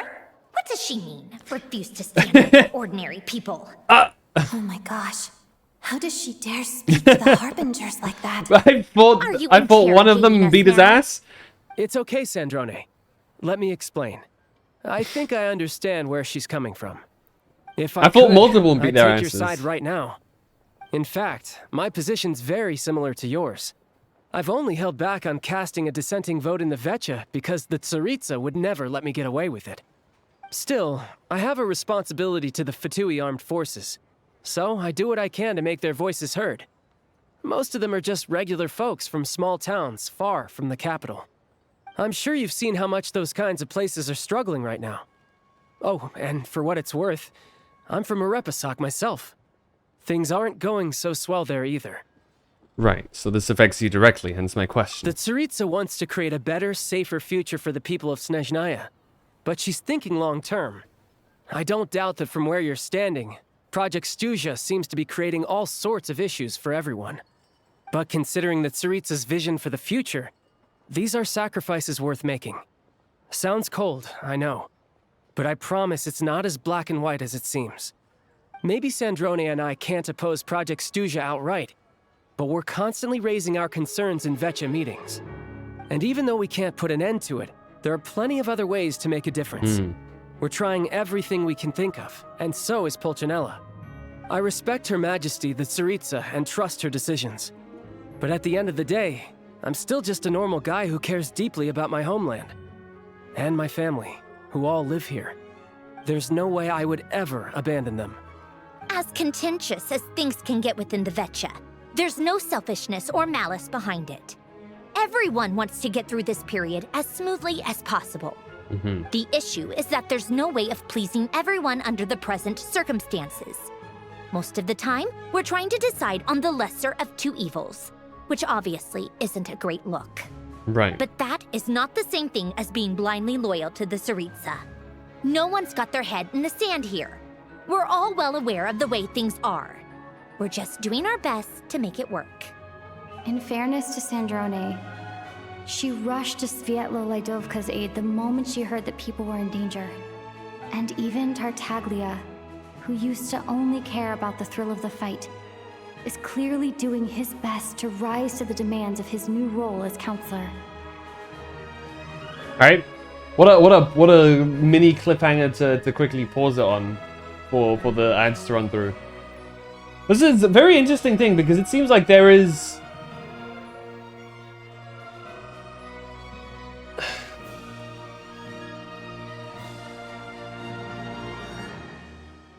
It is very interesting considering we don't know what the fuck she's up to. After this question, I guess we'll find out what exactly are they... How much do they know? Do they know what the Tsaritsa's plan is? Or are they left in the dark?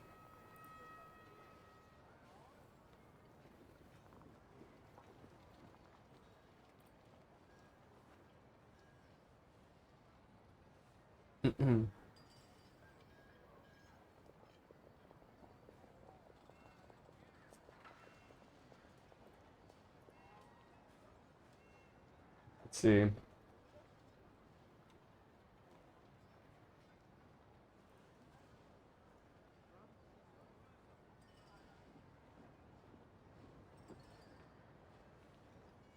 Spider-Man.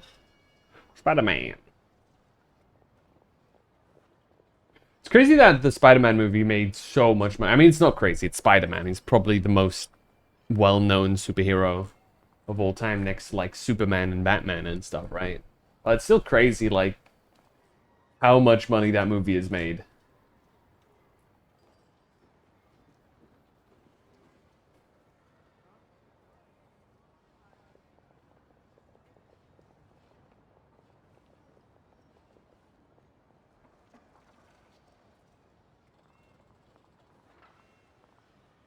Anywho, ads done, let's continue. Sorry, maybe my question was a bit rude, but I'd still like to know what exactly the Tsaritsa is up to. Hey, come on. There's only so much we can say, so don't press us too hard. Look, I know how untenable the Tsaritsa's position looks if you don't understand her motives. Maybe you've heard already, but she's currently leading her army on a campaign to the east to defeat the monster that's been causing these brutal blizzards. Need my help? Striking that monster down will be a significant step in dealing with the present energy I could crisis. probably go and take it out. As laser-focused as she is on realizing her lifelong ambitions, she's still putting time and energy into taking down this powerful monster. To me, that says a lot. If she thought Snezhnaya and its people didn't matter in the grand scheme of things, why would she waste her time on something like this? You have a point. You've become quite the smooth talker. Thanks. I meant every word I said, though. I wasn't just trying to placate you. I've already done more than enough diplomacy for one day. I still think this adventurer raises a very important point. Oh! Our two harbingers have made their positions very clear. But there are many others in the Vetcha who must feel trapped and forced to vote against their conscience. God damn, her eyes are crazy It's a very looking. valuable quality to be willing to speak one's mind, despite the risk of offending powerful figures. It's mostly because we know each other well, and I already beat this guy's ass before, so... You can say that again. I highly doubt we'd feel the need to explain ourselves so much if we didn't know you so well. Forgive me, adventurer. Might I be so bold as to ask about your background? How is it that you can converse so openly with two harbingers? It's best not to ask. Yeah, Oh, haven't you been properly introduced? Tartaglia? Wait. Hey, Jamie, first, you can claim second, though. Second and third have not been claimed. How you doing, dude? Easier said than done. I like to think I'm not the kind of person who goes around busting open people's old wounds. I've only learned her name so far, and no details of her experiences. Is something wrong? Uh-oh. Is there no avoiding the subject of Rosaline? No, it's just... All right, I guess there's no getting around it. This is the world-renowned traveler who helped resolve the storm terror threat in Mondstadt, cleaned up after the mess I made in Liyue, and then went to Inazuma, where there was a duel before the throne in which the traveler defeated Rosaline. Oh. Yeah. I'm sorry. I didn't think you two would be seeing much of each other, so I figured it wasn't worth bringing up. It's fine. It was a long time ago. It's fine. It's not fine. Sorry, I just remembered that we It's have a not rehearsal coming fine. up. Please excuse me. I should get going. Somebody who has to say it's fine 2 times in one sentence. It's not fine. I've mentioned this to you before, remember? She was Rosaline's most valued subordinate. But they didn't actually get along. Not that Rosaline was really the type of person to make friends, but death has a way of resolving a lot of conflicts. Right. Don't let it weigh on you. Like she said, it was a long time ago. It's in the past now. How long ago was it? It's like 4 years ago now, right? 4 or 5 years? Is that like canon 4 or 5 years? Because that begs the question. There are plenty of child characters, not you, child, that are like would be much older now. So that does not follow the normal laws. Also, congrats on second, Jamie. Yippee! Odette has a very different personality from Rosaline. Give her some time. I'm sure she'll work through it. Oh, by the way, where's Paimon? It's not like her to hide away. She hasn't been feeling well, so she's resting at Podvorier Restaurant. I got a couple of my people to look after her while we were gone. Oh, right. Sorry to hear that. Poor thing. Reminds me of when Tonya was little. She really felt the cold back then. Used to get ill all the time. As a sister. I felt so bad for her seeing her lying in bed, coughing. She was so mature for her age, though. Whenever someone came to visit her, she'd greet them with a smile and would never complain. I'm sure Paimon's a good kid, too.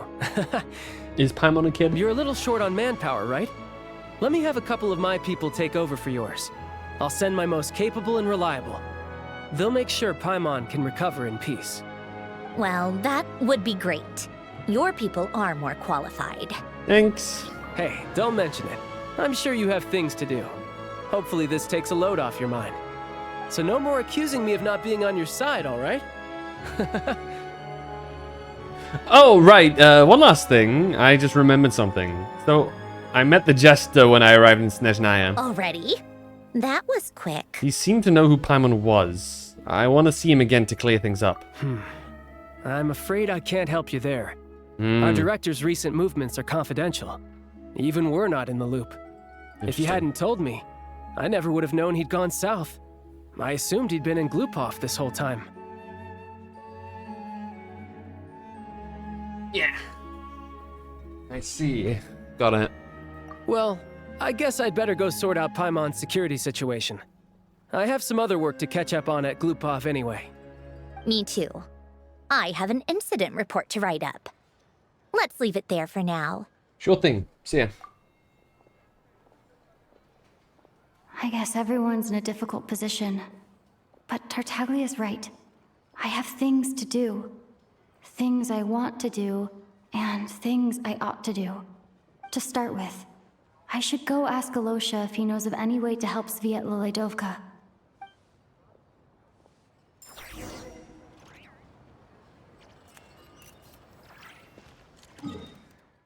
Oh, he's right there. Okay.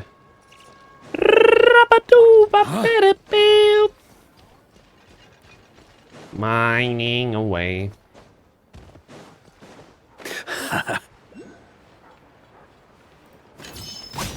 Yep, figured it. No, that's kind of probably shouldn't do that. They're pretty cute and pretty birds. How strange.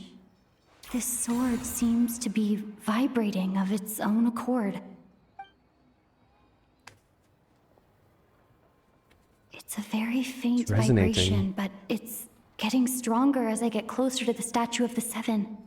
Does this sword have some connection to the statue? But all it does is vibrate, even when I touch it. That place I got this sword from was definitely out of the ordinary. Maybe I should try channeling the power of cryo?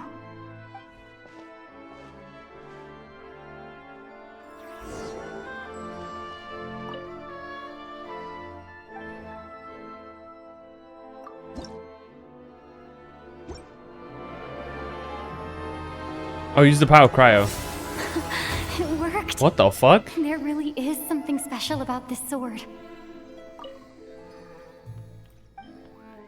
Enhance Exiphanes' blade. They're gonna say the traveler journey far into foreign lands, all for a slim chance of redemption. I don't think this talks about us. Origin of Stellar Grace. Traveler's Path. Affix unlocked. Awaken the statues of the Sevens now with cryo enhance. Okay.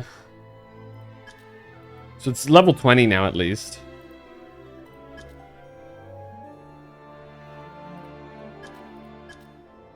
Okay. Oh wait, what?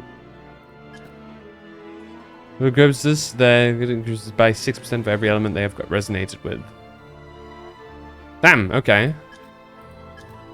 That's gonna just continue. I don't really understand what just happened, but I'm pretty sure this sword just got a little more So we've got to go to all of the statues of the I'll Seven. have to try the same thing again when I come across another statue of the Seven. In the meantime, I better go find Alosha. I mean, we know of one more at least. We've been to one more. Down here. Let's quickly. Did it once slumber in a place like this? Oh, I have to actively hit it. Let's make a cryo traveler team, shall we? I feel like we probably should.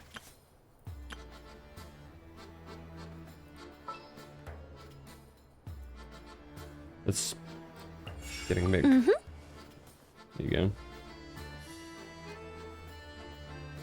Honestly, you can probably throw Farazan in here then too, because she's C6.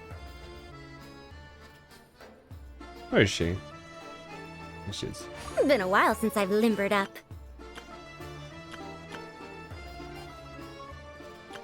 That's a Venti team, right? I was like, what team is this?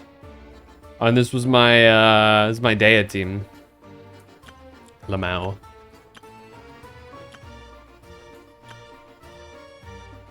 Any of these teams I don't need. Plenty of these teams, actually. I think. Okay. Me when I tried to make some Columbina teams work.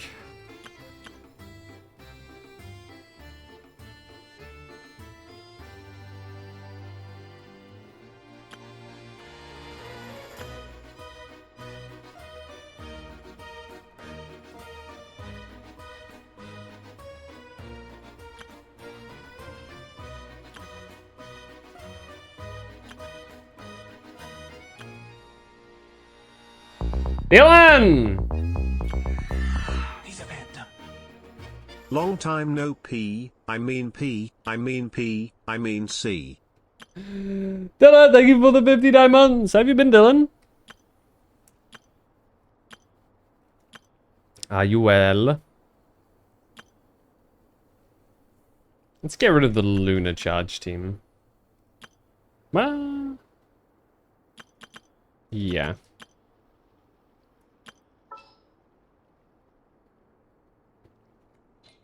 Quick setup.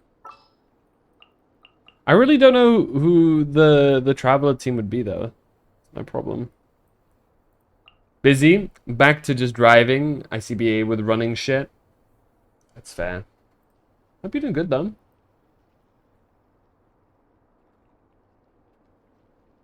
We're just playing some Genshin Impact, which I'm sure you are massively captivated by, right? This is deeply interesting to you.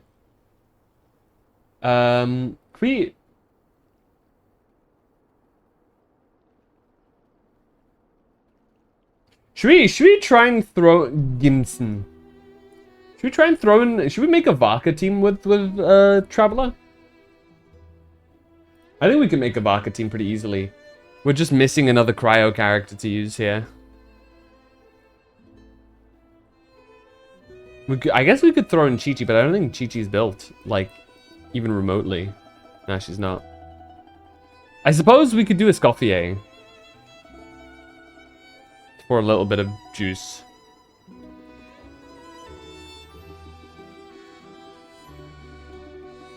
The Lali might be better just on the concept of having a shield. It's tough.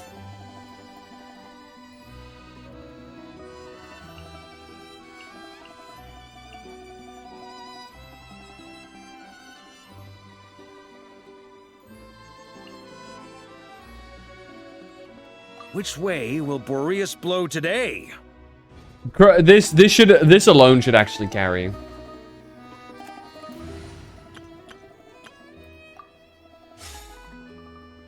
Cursed though it may be. Who do we start with? I guess we start with Traveler. Cryostorm! Cryostorm! Okay, we can enhance the blade again. What is going on back here? It is not known when the Traveler gave up on capturing sounds amidst the eternal silence. If that is the case. Damn it. I wanted to read that. Okay, and that one just... Okay. 70, 80, 90.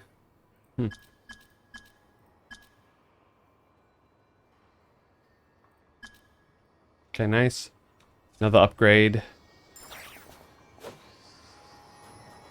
I think we can only get it to 4 right now, right? Oh no, 5. Okay. Do we want to try and... What is this? Stronghold of the Mutual Aid Advancement Network. What? The what and a what? Oh, if we drive through here, do we get into the Shadow Realm? Let's give it a try. I'm curious now.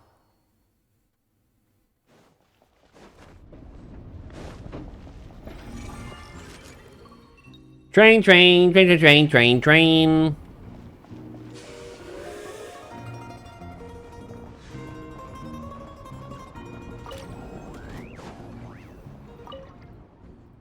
Nope.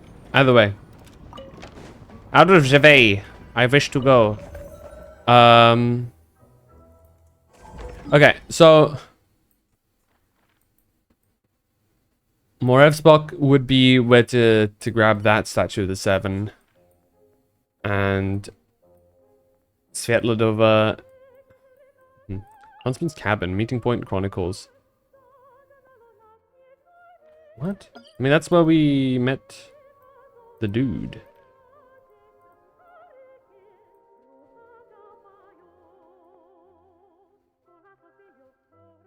Let's go to Snezhnograd and then to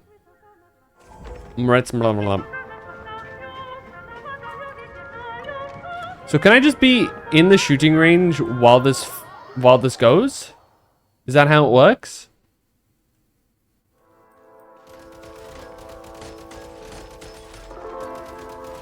Gotta recharge. So can I oh, what's this? No? Oh, you can double tap to slide. Okay. That's not unlocked yet. Exit. Jesus Christ Simulator? Oh, you've been playing Jesus Christ Simulator?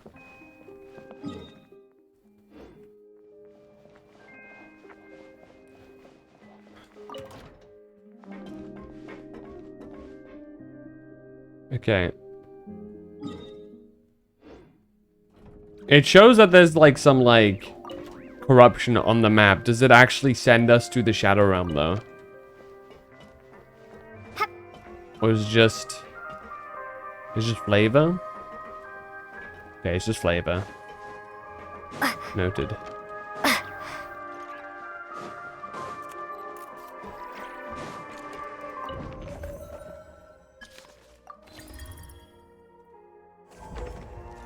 Let's go to Mramrinsbok. I want to increase our sword as much as we can.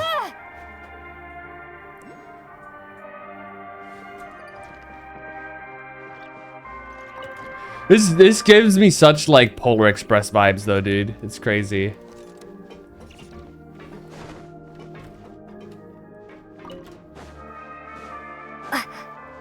Probably not a surprise. I mean, look at it. Da da da da da. Da, da, da, da, da. Da, da, da, da, da, da, da, da, da, da.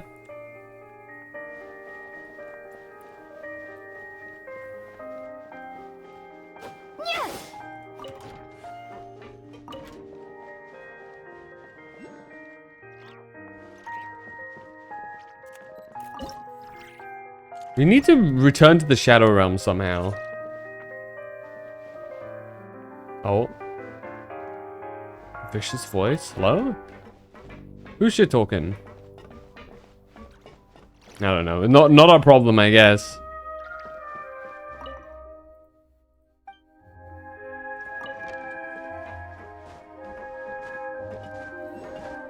Let's go get the outside POV. Add Astra. Shop. Oh. Bandersnatch. Oh, that was a it's one of those guys. Okay.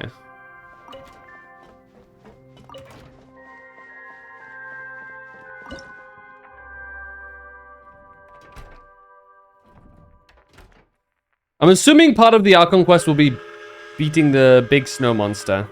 Are we here already?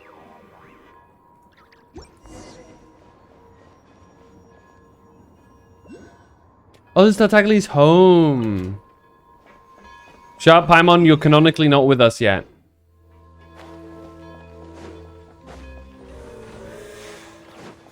Varka time. So Varka should have... Silali have a Wondrous Thrilling Tales? Yeah, okay. So I guess the idea is we're going to start off with Traveler doing their stuff. Enter.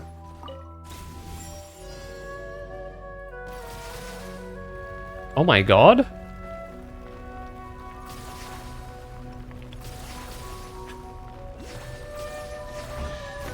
Okay. If you wanted. Okay, there you go. Holy shit, look at that area. We'll deal with that later. Encase!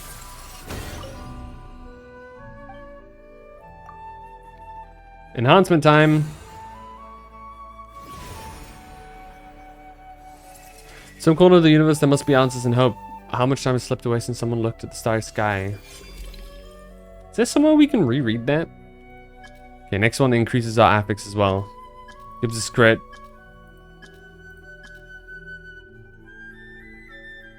Gives us more attack and increases the amount of HP we get. Elemental mastery we get. Okay.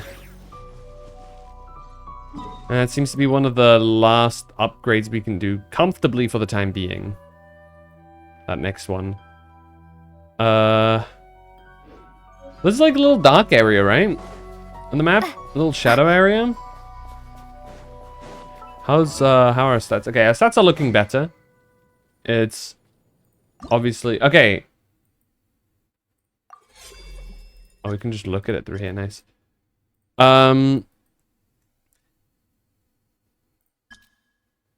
Oh, we can read that. It is not known when the traveler gave up on capturing sounds amidst the eternal silence. If that is the case, then allow me to say a few words. In some corner of the universe, there must be answers and hope. How much time has slipped away since someone looked up at the starry sky with such a thought?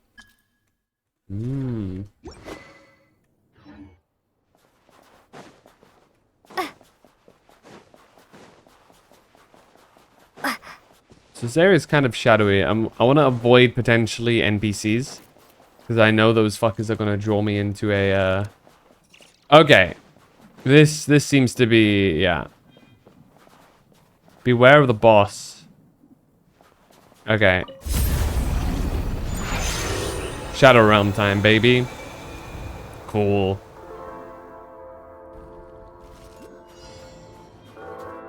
Alright. Shadow Wing drops. This is neither creature nor mechanism. However, if you collect it and analyze it, you might be... Oh, okay.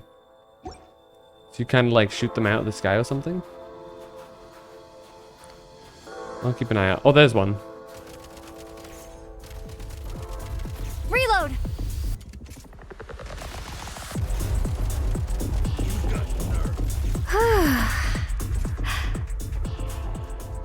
We already kind of lost some HP. That's crazy.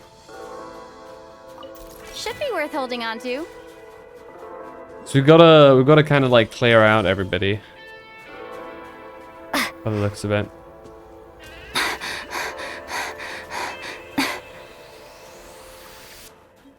Ambient bollard. Is that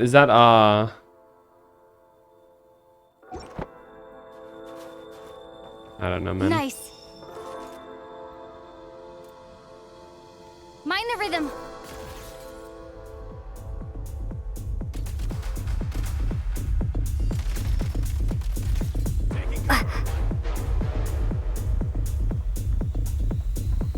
There you are. Apparently there's a bunch we can get here.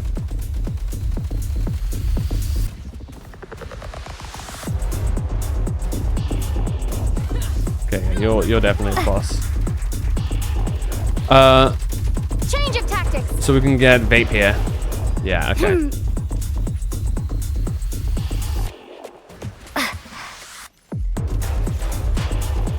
Oh, and you got a hydro shield. Okay. Switch mode. Gotta recharge. Okay. You're not playing Jesus Christ Simulator? No? Light him up. Hip. Why, what's wrong with Jesus Christ Simulator?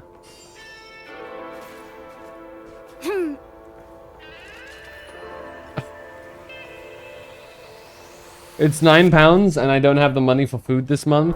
That's Now these it's a good point. Very valid.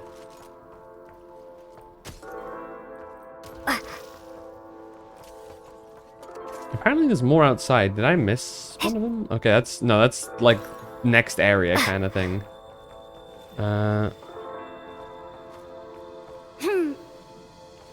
There's one that's around here though. Nice.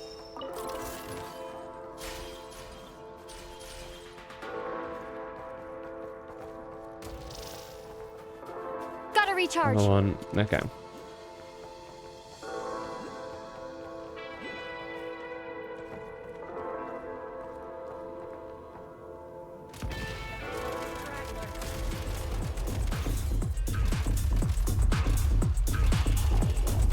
Gotta recharge. Okay. Oh, there's so many of them. Jesus. Is the idea that I'm supposed to shoot this? No? My bad. Wasted ammo. Oh, can I not bust through that? There's got to be like pyro? State number 2. No? Okay, never mind. My mistake. Why do you have a gun? Now these Because will this come in is handy. we got a gun now. We got that thing on us, dude. We got the strap. When we're in this like shadow realm, we can use a gun. Because normal elemental powers don't work. So, of course, when elemental powers don't work, you whip out the strap.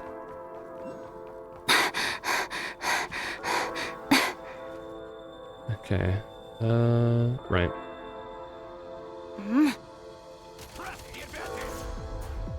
Can't take much more. Gotta recharge. State number 2. Mind the rhythm.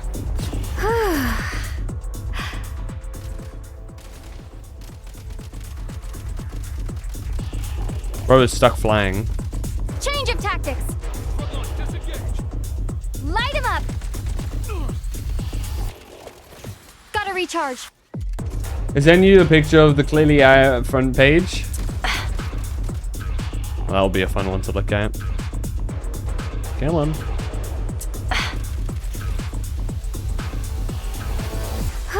There you go.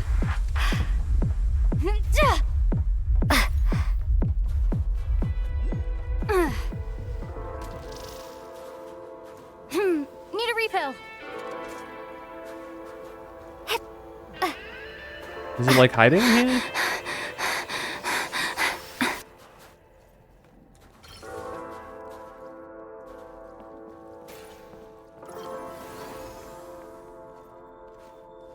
Okay, we can use those, Back in business. I guess.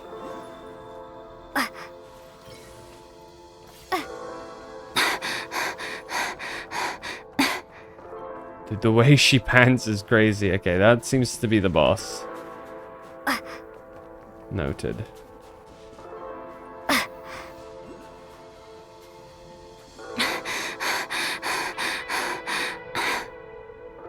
Hmm.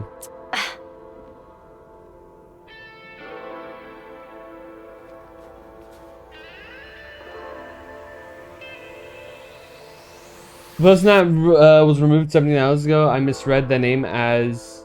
Oh, they weren't removed. They were removed from the list of like sus. Giant cucumber 4. Mm-hmm. Look at that giant cucumber.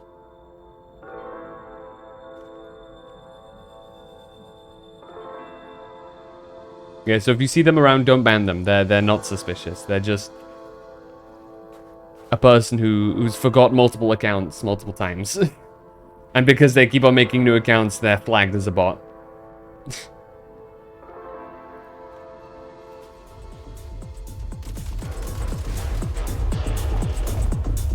Light him up.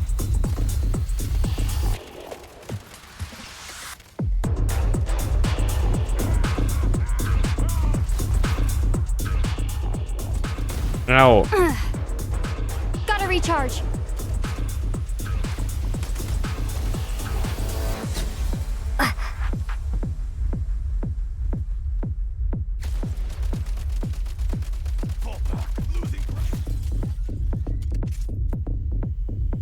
rhythm.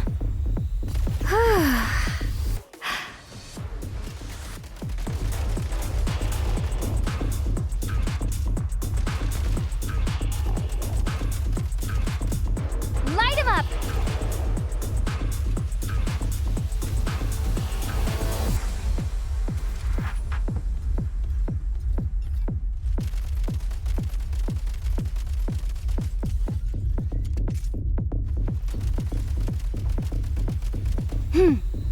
Okay, nice. Yeah, Reload. only 4 more enemies. Though there are multiple. There's one. Does note multiple Reload. things up there. Nice. Can I climb like a normal person? No, I can't. Oh, wait, this is the... Oh, I thought that was the run and jump things.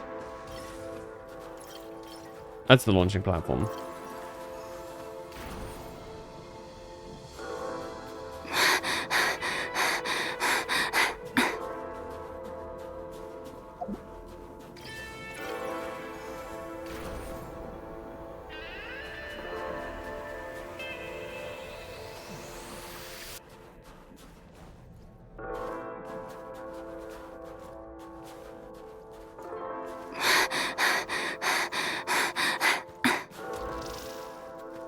Time to catch my breath.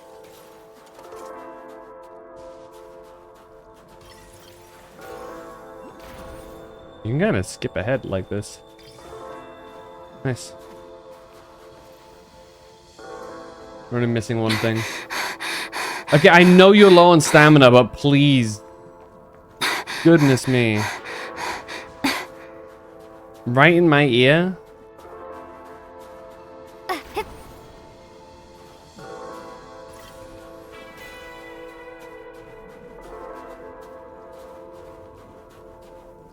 I'm missing one. Oh, is it the thing that I picked up? Do I have to find my own way up there? Yeah, give me a sec.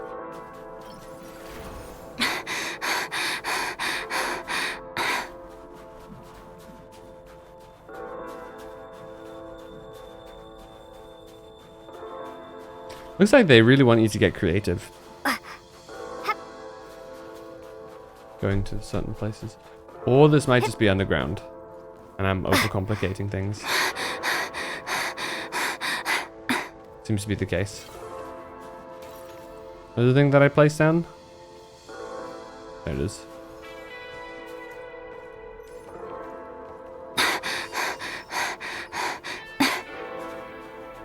Pick up the ammo. I'm sure we'll find.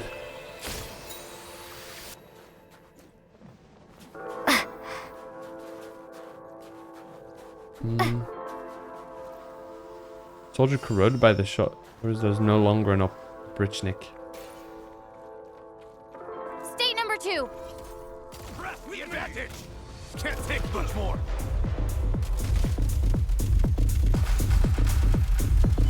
Holy shit!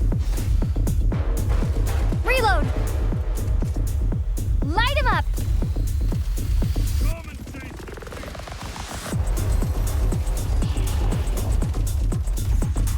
Goodness me. Ah, where'd you come from?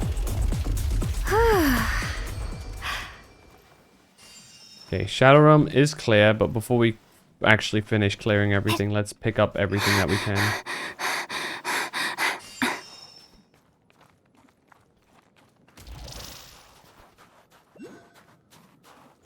We're still missing one of them. I don't know where we can go and grab it from.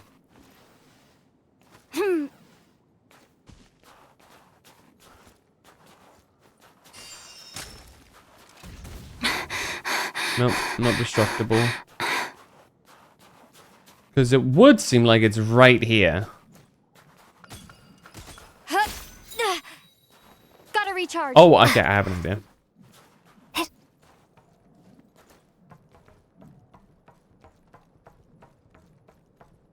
Yeah, there it is. There we go.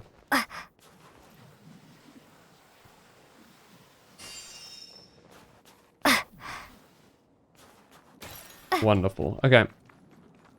Now we can leave.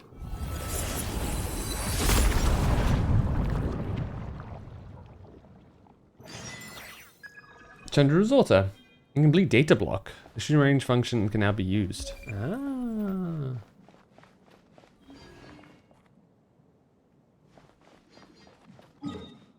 Ah. Okay. Let's go to Svetlodovka. I forgot how to pronounce this place's name. And let's try and reach this. Okay. I actually haven't used the Traveler yet in combat. And after that... Okay, hold. Let me check my water. Okay. I gotta pour out the water in my, from my aircon after this.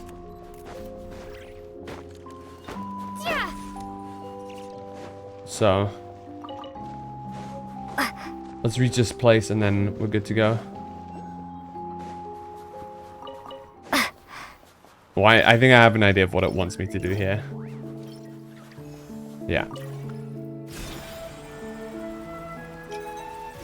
That's cool.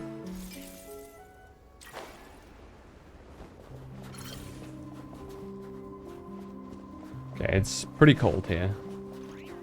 Level 2 coldness.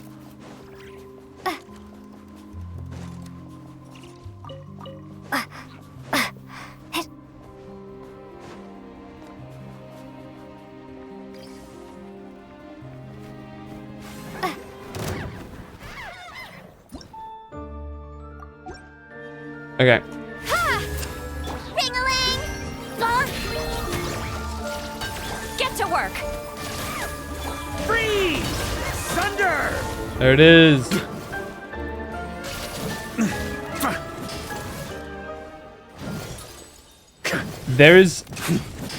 There's something very satisfying about ice cryovaca. You know, just conceptually. Something you can...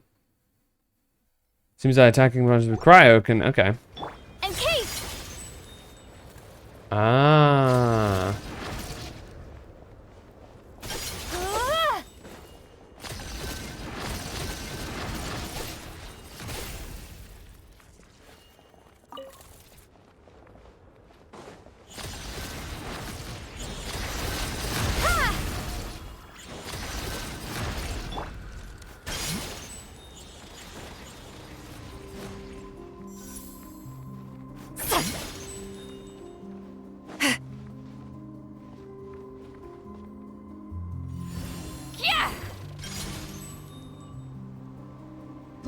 Okay, I'm confused. Mulder and Twine is close.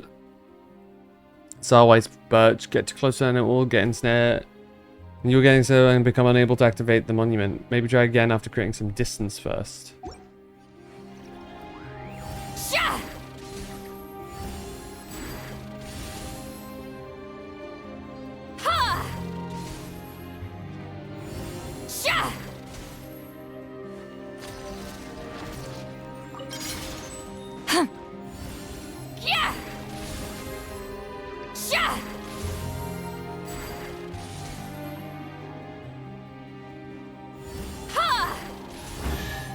Okay. Not bad. It's all yours. A little bit confusing, but sure.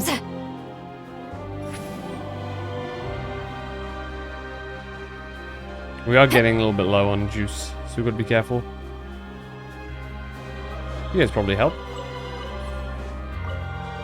Yep, there you go. Figured as much.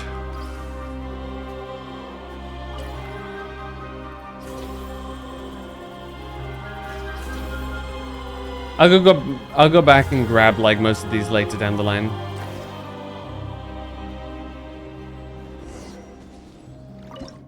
Oh. What the hell?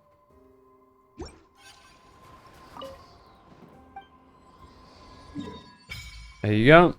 Another region unlocked visually. There's only one place really that we are missing now, and we can't really reach that part, or we probably shouldn't reach that part yet. And Case!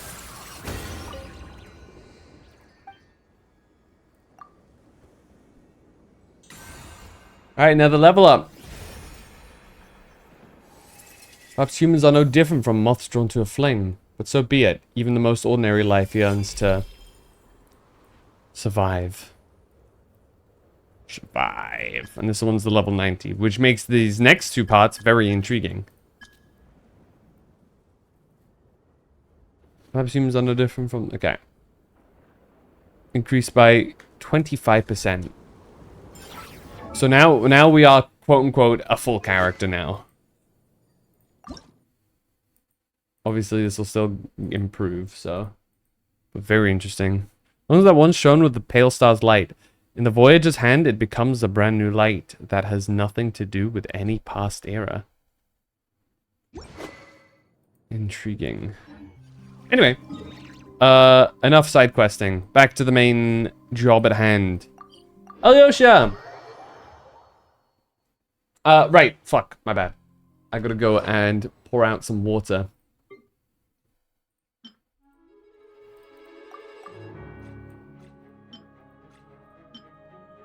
So I will be right back.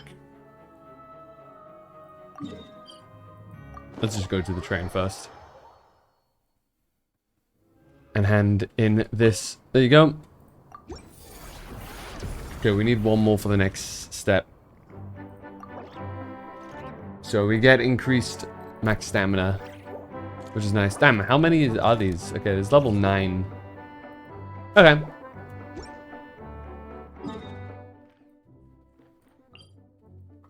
Let's TP, and then we will quickly BRB. Oh yeah, Dylan, I now see that I am Jesus Christ. Beautiful. That's what it's all about. That is, in fact, what Jesus wanted. Alright, I'll be right back.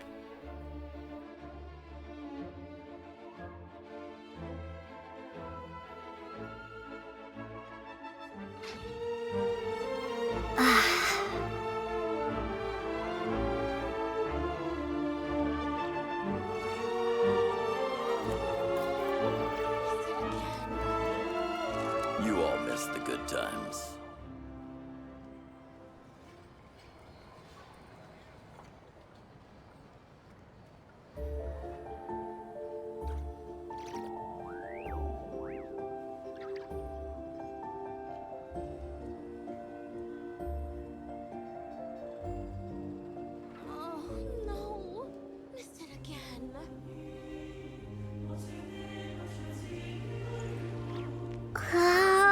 You all missed the good times.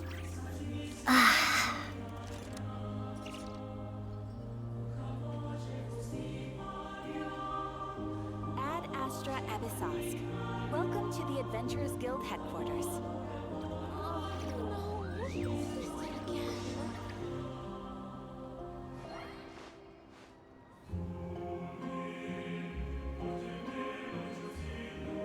You all missed the good times.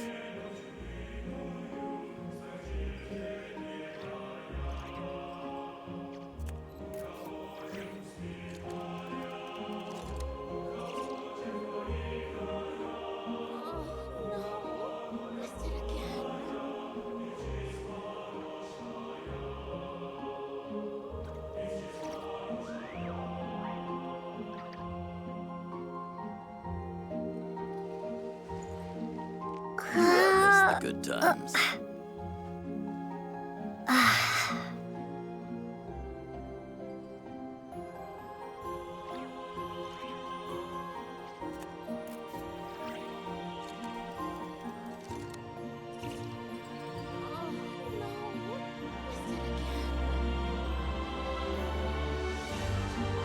You all missed the good times.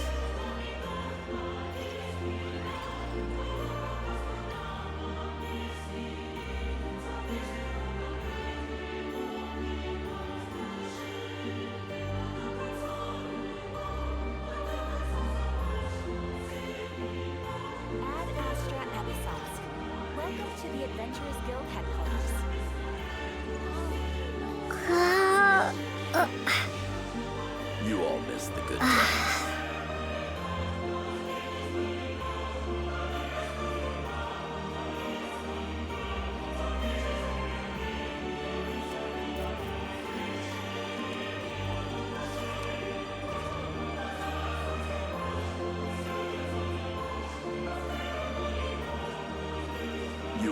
miss the good times.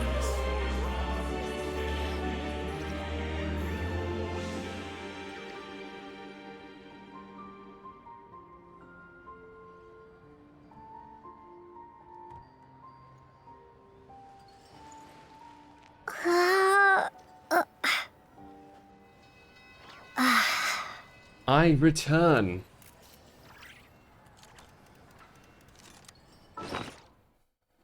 Shall we continue?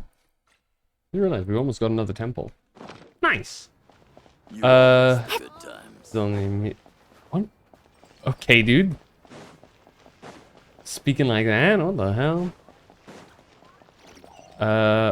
Okay. This is apparently a good path. Yeah.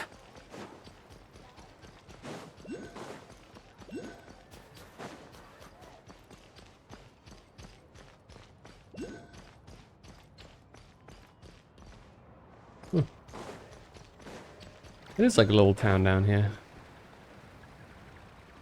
Seeing the snowfall always reminds me of places I've been through on past expeditions.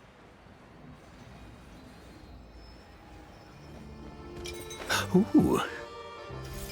That's a good point. We finally get a new area where there's like snowfall. Other than... Is there anywhere else where there is active snow? Other than Dragonspine? There isn't. Finally have a new, like, snow place to have the dialogue appear from.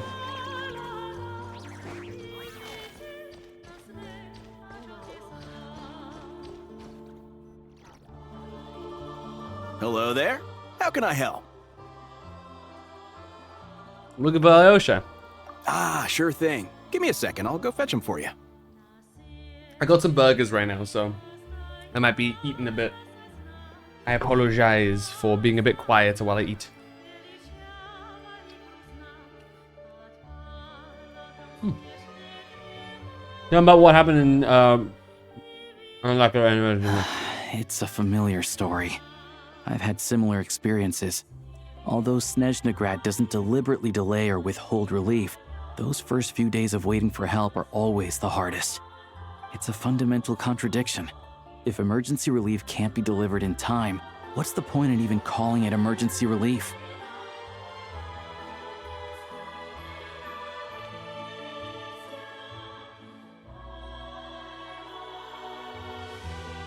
That's it. I'll just have to wait. Not necessarily. I think there's a good chance that Kresnik Crystal from Stratomeros will start flowing into the market. Really? Why? When we resolve Stratomeros' energy issue, it's like we open the floodgates. A huge backlog of Crystal is now available to the townspeople. There's no way they can use it up at once. A lot of them will probably stockpile it and slowly work their way through. Yeah. Probably a good idea, since energy prices are only going to keep rising. But there will always be people who urgently need Mora. So they'll sell it to the highest bidder. Exactly. At the current prices, selling Crystal is an easy way for an ordinary person to make a fortune. Hey boss, how much do I have left in my account? 1 second, let me check. So, you're planning on buying the Crystal out of your own pocket? Yeah. I don't know if I have enough, so I'll chip in a little extra and buy as much as I can afford. Let me cover this. I can't let you pay for all of it yourself. No, it's fine. You're new to Snezhnaya, and you have your own living expenses to worry about. Besides, you're already providing the train. It's okay. I volunteered for this. Here's your Mora. See what you can find at the market. But I doubt there'll be much Crystal left. Yeah, well, can't hurt to take a look. Let's see. Huh? Oh. What's the dead doing here? Oh, Alyosha, and... Hello. Hello. Don't look at us like that. I didn't realize you two knew each other. We teamed up in Svetlolidovka. I also didn't know that you two I also didn't know you two knew each other. Yeah, I take on some odd jobs in the city to supplement my hunting income. Sometimes I work as a cleaner or prop hand at the theater where Odette is one of the big stars, so I've met her a few times. When the weather's as bad as this, It's better for a hunter to adapt than to keep looking for game. Yes, Good and we point. sometimes need extra help.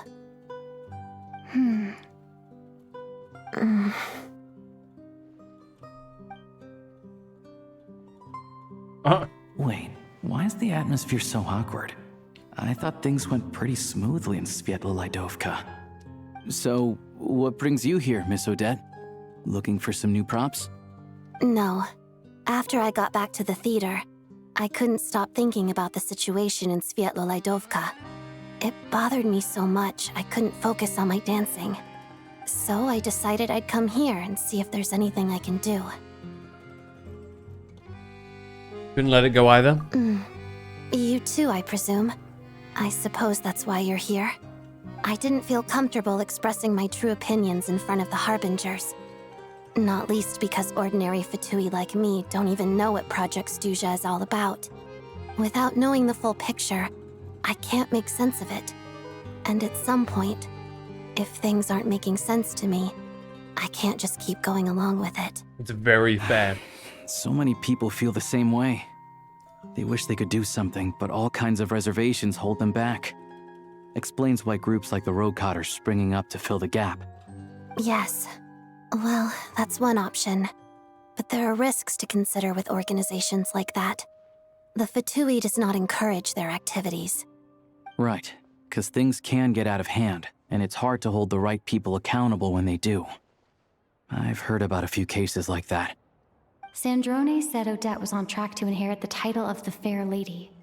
If so, she'll be able to find out what Project Stuzha is really about. Still, it's probably a little soon to ask her about that. There may be more to the story. Yeah. What's on your mind? Nothing. I just spaced out for a moment. I think we can both agree that no matter which side you're on, it can't stop you from doing the right thing.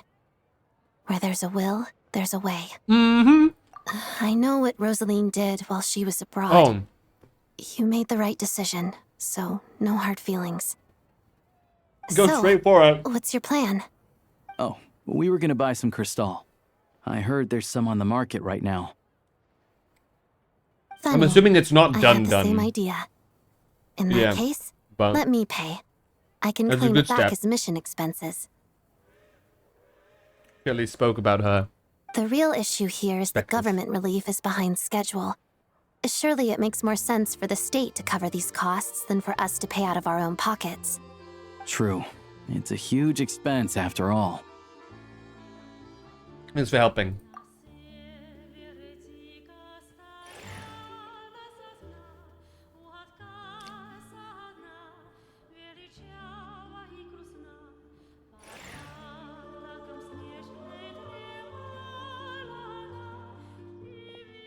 Let me see. I'll take it all, please. And I'll be needing a receipt. Right. Choose mission budget under the expense category, but be sure to specify emergency rescue operation in the description. Otherwise, the normal reimbursement limit will apply. Let's book this train. Regulations say that if we need to transport Kresnik Crystal during Project Stuzha, extra carriages can be added 1 hour before departure.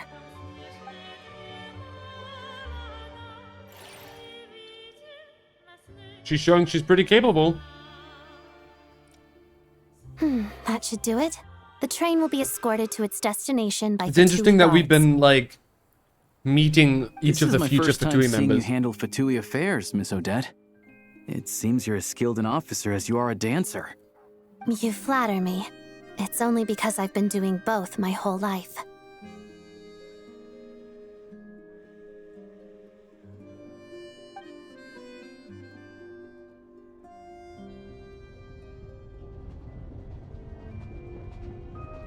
But still, Senora, that's some pretty big shoes to fill.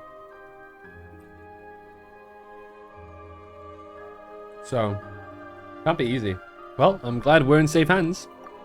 Anyway, I bet you've been non-stop today, am I right?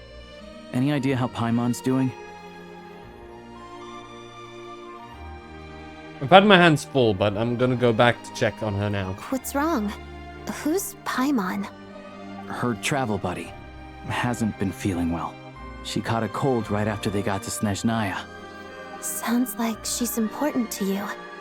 I can't believe you've been dealing with this on top of everything you've been doing to help the people of Snezhnaya.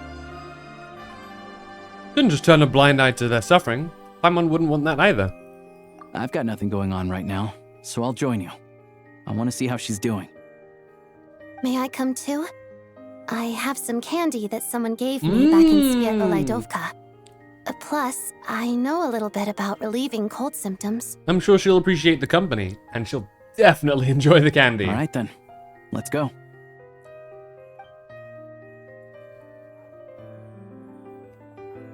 I still don't know what the deal is between these two, but at least the tension seems to have vanished.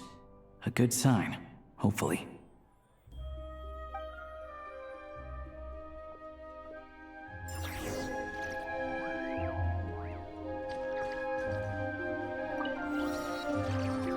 That begs the question: do Snezhnayans know what we've fought against Harbingers directly and On me. well, won on practically every occasion?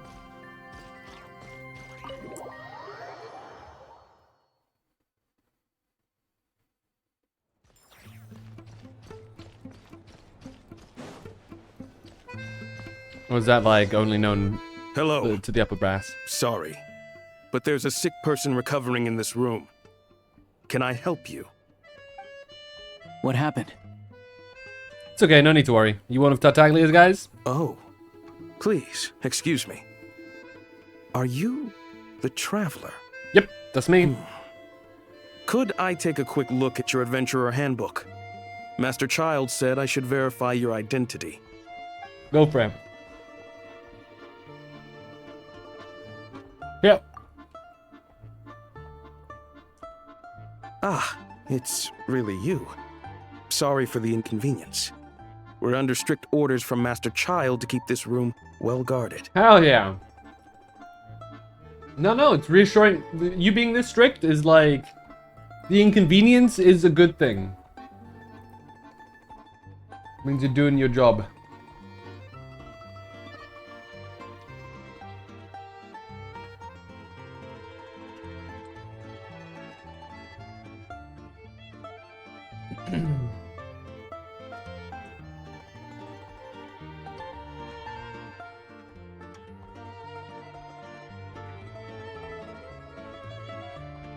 Yeah, let's pause it for a second.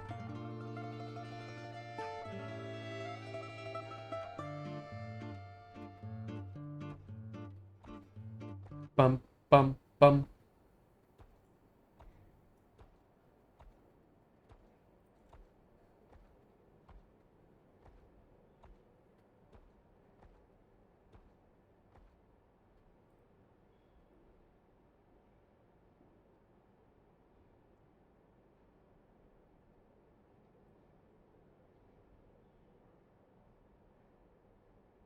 Did.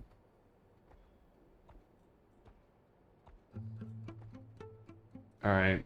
Almost done.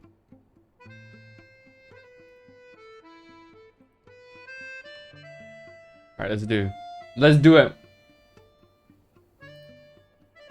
At the same time, we can't interfere with Podvoye Restaurant's business. That would only seem all the more suspicious and draw unwanted attention to this room. Besides myself, a few of my colleagues are stationed in and around the restaurant, in plain clothes, of course. Rest assured, you're in safe hands. I didn't expect such a high standard of protection. Well, Master Child handpicked us for this special assignment. We're not about to let anything go wrong. Anyway, I won't keep you any longer. Please, head inside. Thanks, bud.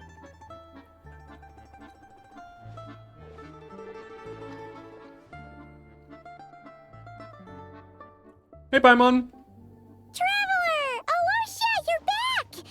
Oh, hey! Who's our new friend? Hi, I'm Odette. The Traveler and I crossed paths a few times. She's a member of the Fatui, but she's solid. We can trust her. Another friend from the Fatui, huh? You're practically a member yourself by this point. Are we gonna become a harbinger? Pause champ. Dude, we've been getting the names, dude. We honorary knight. The hero of Liyue. Commander of Swordfish 2, I think it was. Or captain of Swordfish 2. First Sage of Bua. Tumaini. Did we get... I don't think we got a title in Notcry. Really. But we were basically Columbina's second in command, quote unquote, right? She personally gave us powers, so I wonder if we'll be picking up Harbinger in this one, or if we're actually just gonna end up being at odds. How are you feeling? Paimon's definitely on the mend. We should be back to our usual travels in a few days' time. Seems like that doctor was right. It's just... Paimon's limbs are still feeling a little chilly. I have just the thing. Oh. Whoa! What's this? Is that a flame inside an ice cube? Wait, is this real ice? How's it not melting? And how does the fire keep on burning? All keen observations. You're right. This is called core ignis. Whenever I've caught a cold in the past, I found I recover much more quickly if I place this by my bed. Aww. You're welcome to borrow it. Awesome! Wait. Wow! It's so nice and warm! Is this magic? from what I think it is? Your name was Odette, right? How did you two meet again? Looks like she's in pretty good spirits. That's a relief. Any progress with your investigation yet? Nope. Couldn't get anything out of the Harbingers. No surprises there, I'm sure. They're not likely to let anything slip. We need to try a different approach. I want to look into this Rokot organization. The Rokot, huh? They might know what's really going on. You know how I can contact them? Let me think. Members of the Rokot keep their true identities hidden, but I think there might be someone I can introduce you to. Leave it with me. Meet me at the Korolyevsky troop tomorrow, and I'll tell you how it goes. Would anyone like a drink? I'm gonna head to the bar. Yippee! Just a water, please. Paimon will have... maybe some hot milk? Yeah. Paimon's in the mood for something warm. Enough with the secret chat, you two. Let's catch up properly in a minute. Paimon wants to know everything that's happened today. Yes, ma'am. It'll be kind of like Tabletop Troop. True. No reason why listening to a story can't be an adventure.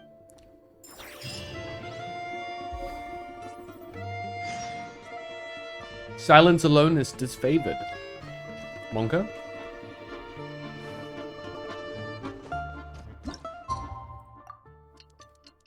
Let's wait until morning then. Oh, she popped up.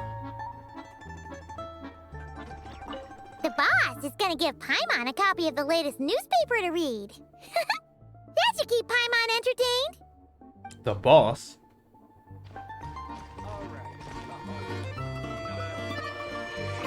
Hello again.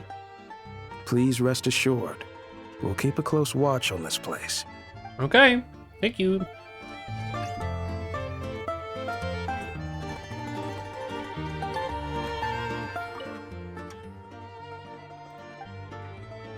Did boss here? Volkodlak founded, Volkodlak run outfit, swerving one and all in Snezhnaya. Serving one and all. Aren't sure Snowfall.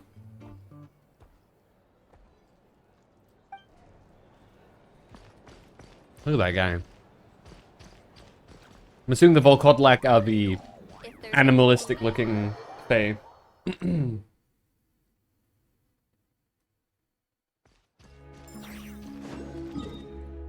Right. Theater time.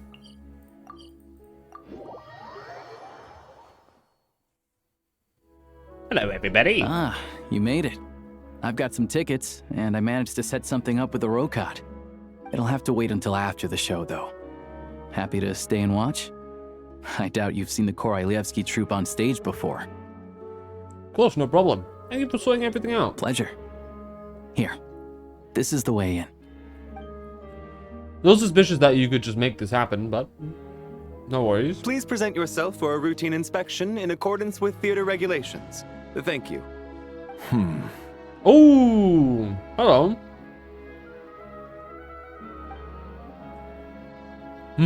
We immediately clocked him. Is that guy with the fatui? Looks like he's waiting for something. Okay, all done. Thank you for your cooperation. Please proceed through to the theater.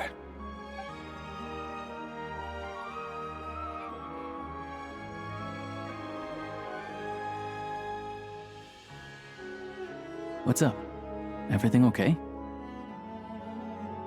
I wasn't expecting such strict security here. Snezhnaya's business and political leaders are always passing through here, so it makes sense that security's tight.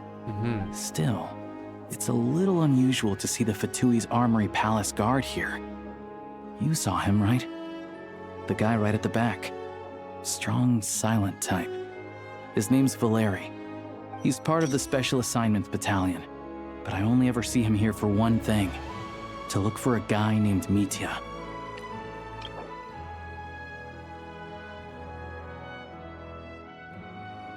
I have indeed immediately disabled the Amazon AI thing. I think I did that like the moment people talked about it. But I appreciate you double checking. It's the first 5 years.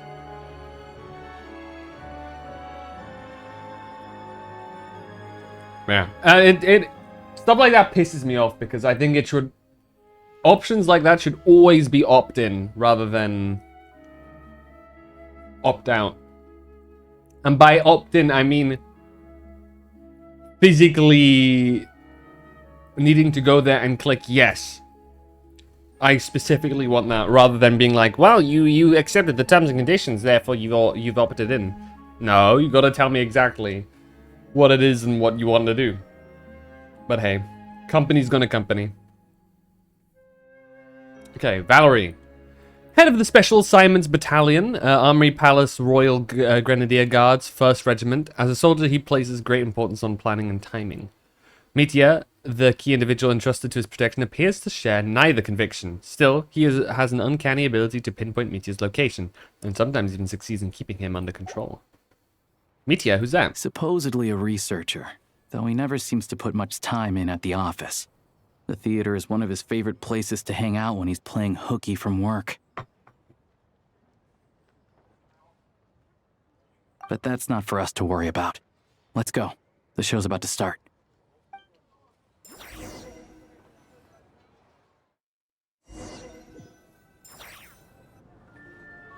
What do you think?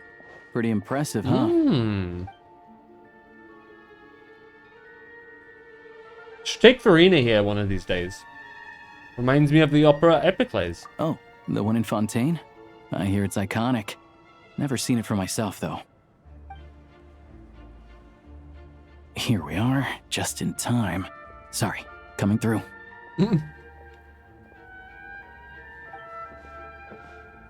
Excuse us. If you're gonna show up late, keep your mouth shut. What's his problem? Whatever. No point arguing with people like that. Look, there she is. That's who I'm introducing you to later. She's the lead singer of the troupe, Vodyanitsa.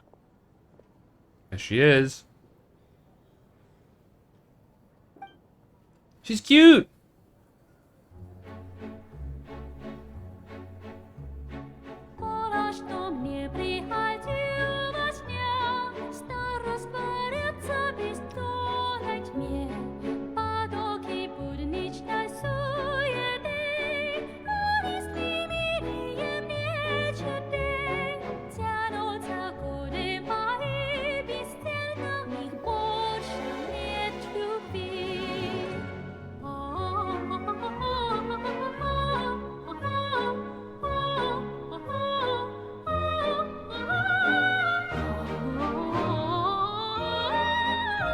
Oh, I see him in the crowd.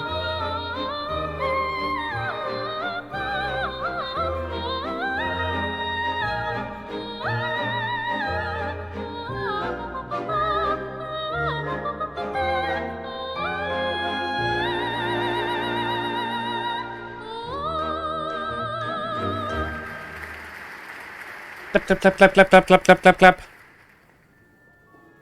This leads directly to the green room. They're expecting us. Vodyanitsa will be waiting for us there. Vodyanitsa, the prima donna of the Korolevsky troupe. Mysterious Rusalka, whose extraordinary singing has captivated countless audiences. But beneath the soaring notes lies a voice far more difficult to hear. Some say that few have ever truly understood what the water imp's heart is singing.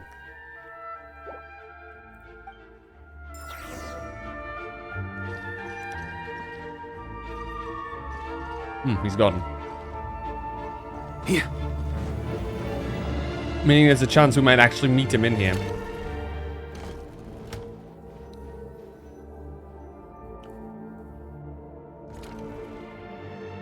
Hey there. Excuse me. Can you believe it? I am so mad right now.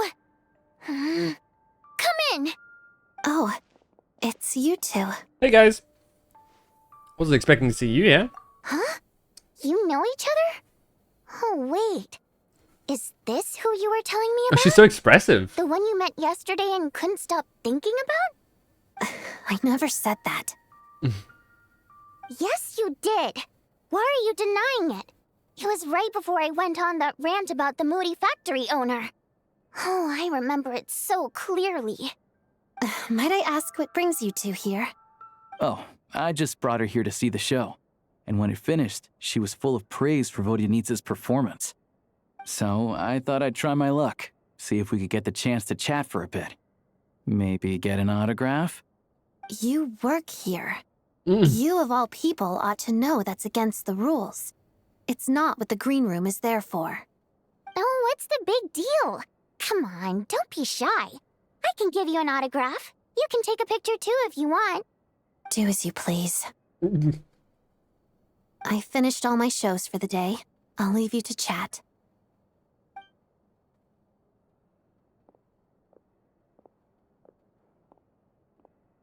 I wasn't making that stuff up, you know. Odette's just too proud to admit it. She thinks very highly of you, and so do I. You did the right thing in Svetlolodovka. We're good. Odette's out of earshot. I'll lock the door. What? Confidentiality, of course. The Rokot is very strict on that. Whoa, Alosha! Not out loud! Not with an outsider here! Relax, I've taken care of it. Look at this. The president's reply sent this morning. Wait, so she's been approved to join? As in me? You told me last night that you wanted to get intel from the Rokot.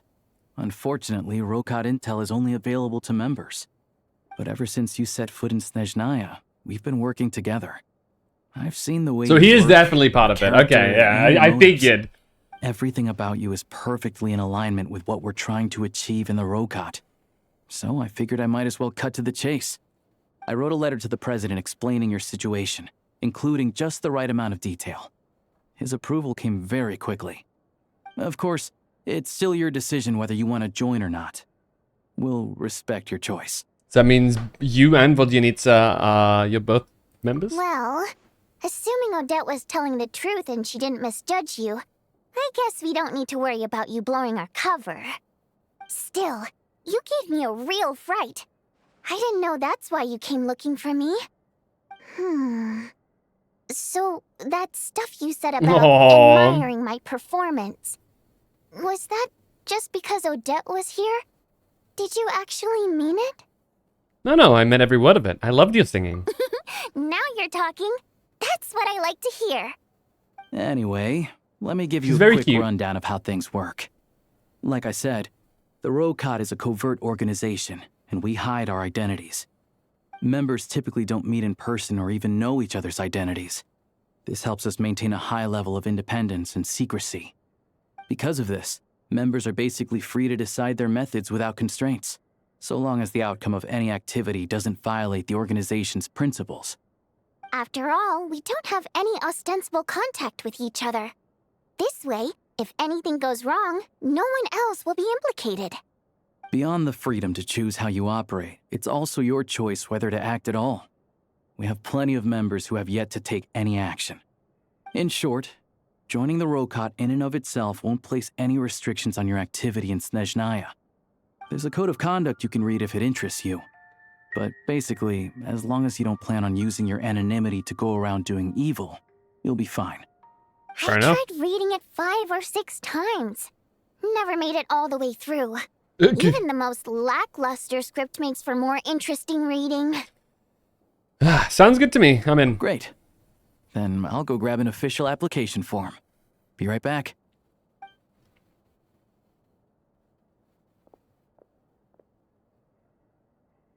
Since you keep your identity secret, how come you two know each other? Well, Alosha has this pet dog, you see. His name's Tagarin, and this one time, Alosha brought him backstage. Tagarin took quite a liking to me, so I played with him for a little bit and fed him some treats. Then, the Rokot was out on a mission one day, and even though we were all in disguise, Tagarin recognized me right away. Just a coincidence, really. We didn't report it to the higher-ups, though, to avoid dealing with the fallout. Like, my job at the theater, for instance. I really needed to make ends meet. By the way, what were you complaining about just before we came in? Did everything go okay with Chuganov? Everything did not go okay. That's why I was so mad. I tried to make some small talk with him before I went on stage to fish for intel about the Iskra manufacturing Fish plant. for it? But he wouldn't take the bait. No matter what I said, he kept dodging the question. And then he started complaining. He said he didn't appreciate his second-rate seat in the stalls because he usually gets a private box. I mean, what did he expect? Everyone knows that if you want a box seat, you buy a ticket well in advance. But instead, he sends me a letter the day before the show when we're practically sold out. I had to juggle things around just to get him a half-decent seat, hoping he would appreciate the gesture enough to share some information. But nope, he didn't give me anything. Yeah, meeting Chuganov in person has definitely been a disappointing experience. Oh, you probably don't know who we're talking about, do you? Chuganov was that older guy you were sitting next to today. I'm sure he didn't make a great first impression on you either. Oh, that guy. Yeah, it seemed like a real grouch. To the citizenry, he's a family man and a kind boss. But our interactions with him tell a very different story. It's one thing to ask for a favor, but he acts like it's his right. He always expects special treatment. Take the ticket situation, for instance. I've actually gotten him a private box in the past. But not only was he not even grateful, now he's acting like I've sold him short this time. Not to mention that he's never paid for a single one of his tickets. That's pretty outrageous. And another thing, if he's such a big family man, why doesn't he bring his wife and daughter to see the show once in a while? I've never seen them here, not even once. Calm down, Vodyanitsa. If you won't do it the easy way, we'll have to try the hard way. But first things first. Here's your application form. Go ahead and fill it out.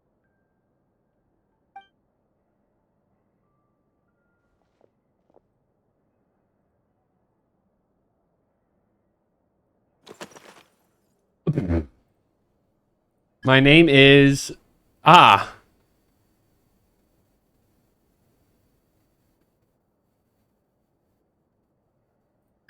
Okay. Human Fate, Dodoko, Pun Idol, Janitor Bot, Primo Gem. Yep, I'm a Primo Gem. Yo! The 12! Ha! Oh, that's a good one. Lord of the 7 Calamities. Let's go the 12. Reason for application. Mom told me to give it a try. I want two ordinary people. Of course.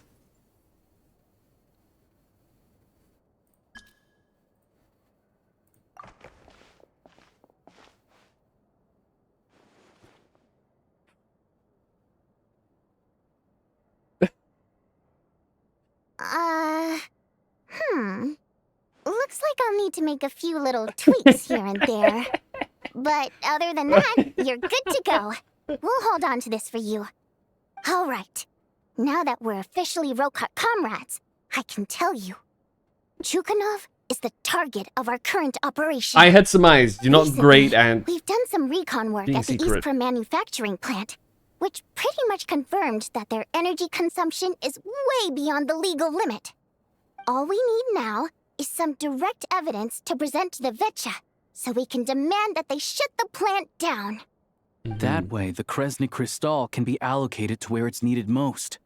I was hoping he might let slip during one of our chats, but he's too tight-lipped. We'll have to find another way. I'm meeting another regular theater goer tonight, Mitya. Alyosha mentioned that name earlier. But Valeri's here too, and he's probably looking for Mitya, so he may end up being a no-show. He was in the crowd. Don't you worry. He must know how to dodge Valeri, or he wouldn't be showing up on time for every performance. Mitya is a renowned energy expert. Although we can't get any direct evidence of the excessive energy consumption at the plant, we can accidentally let the information slip to him. The authorities should take someone like him seriously. So if he starts raising questions about energy use at the Iskra manufacturing plant, there will be a proper investigation.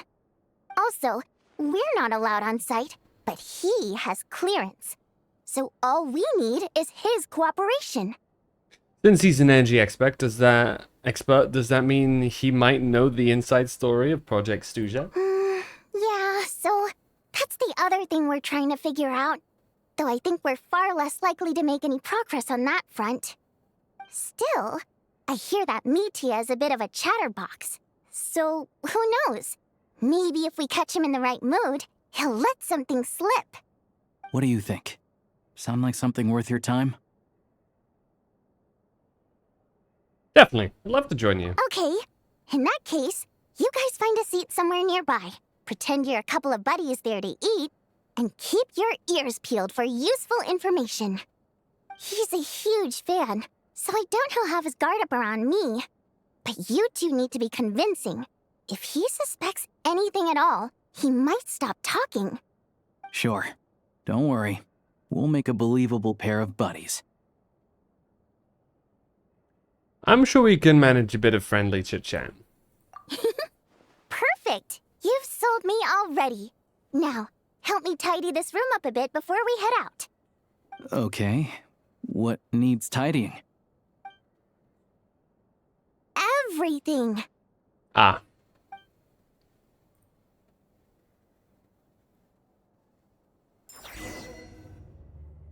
Okay. Time is restaurant time.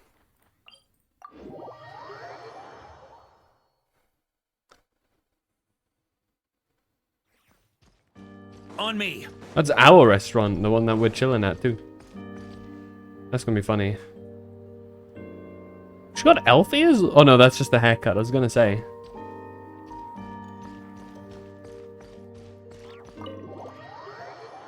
A person from Sumeru with elf ears? We come here often, so we shouldn't stand out. Let's sit here. Mm-hmm. Now, it's up to Vodyanitsa. She's very Let's see how the adorable conversation looking. goes.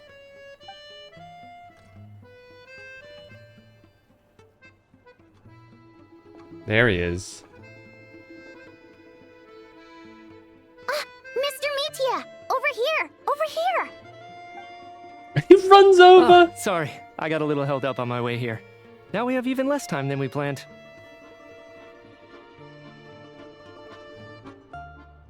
Go ahead and order some snacks and drinks, whatever you like.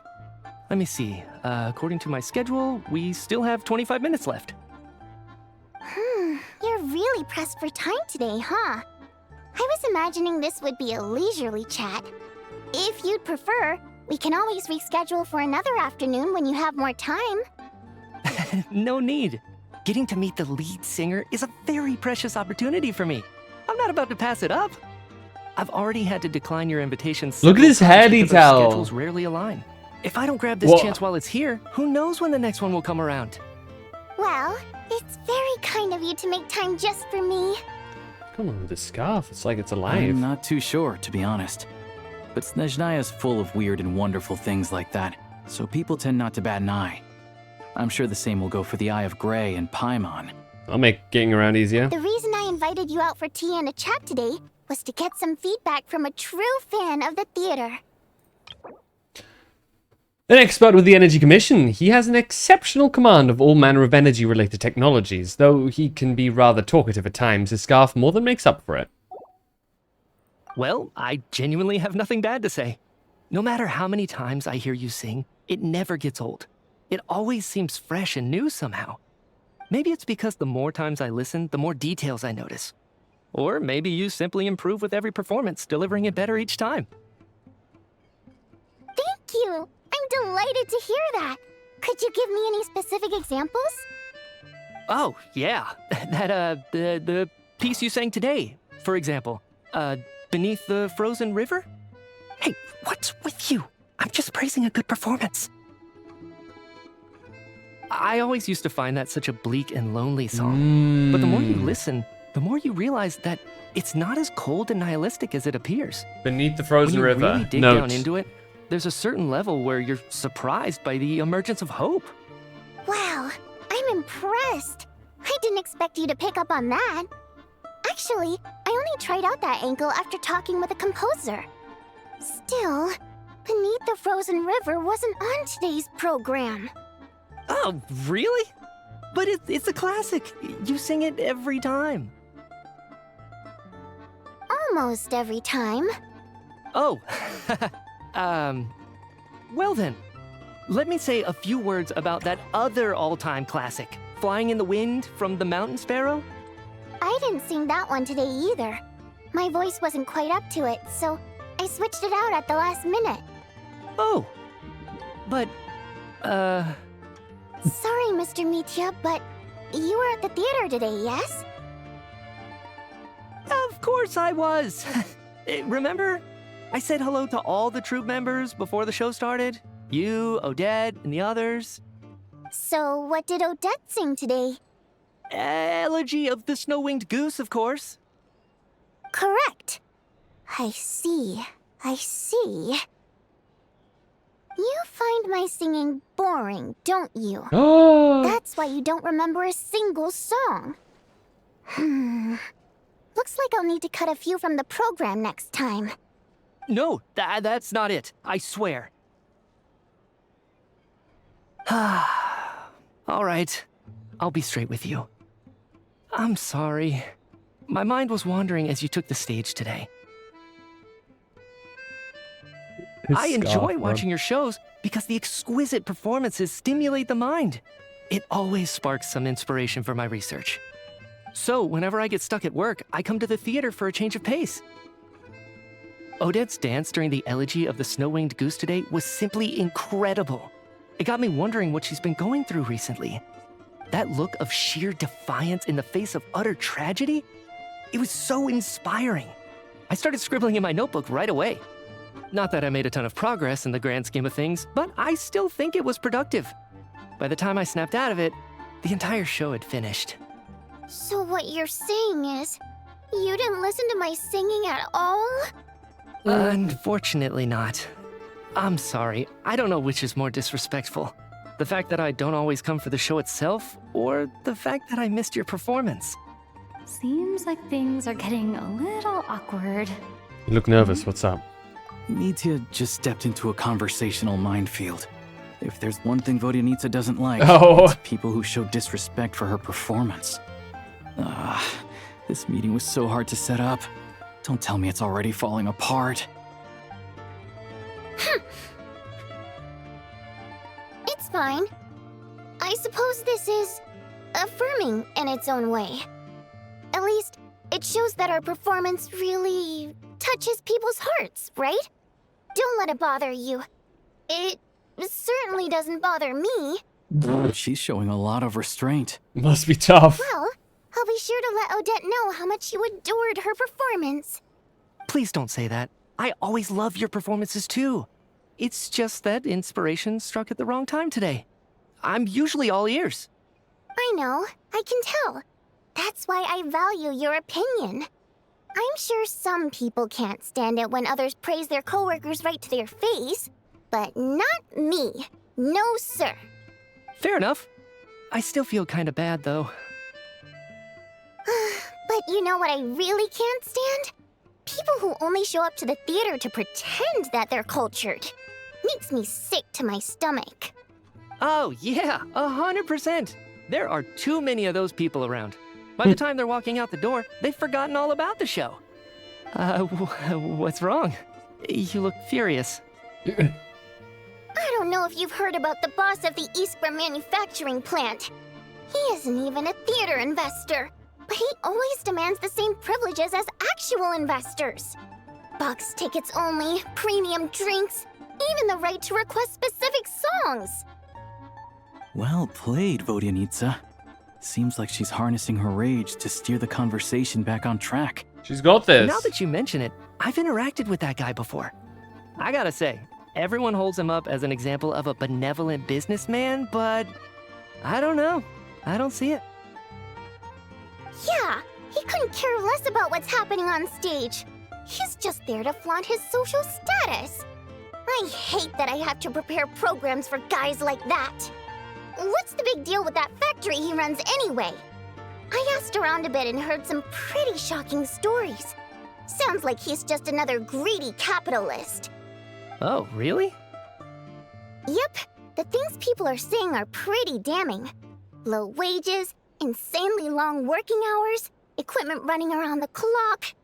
And as if that's not bad enough, he also strictly forbids his employees from giving any kind of interview. Ad break. We pause for a second.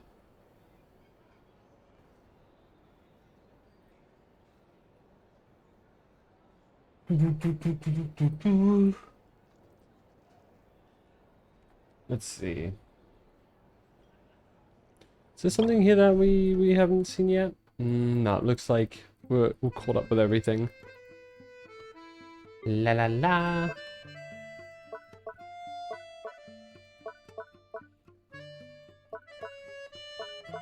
The Rokot. Instead of being specifically linked to the Golden City of Hyperborea from which splendors. So the Shadow Realm is linked to Hyperborea. That's an interesting thing, actually.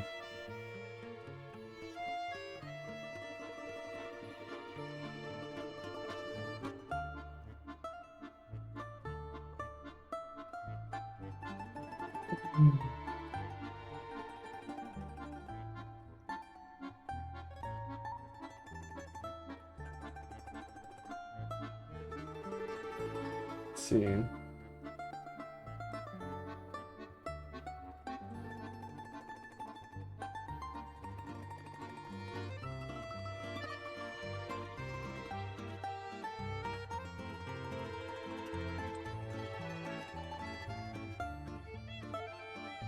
Let's see.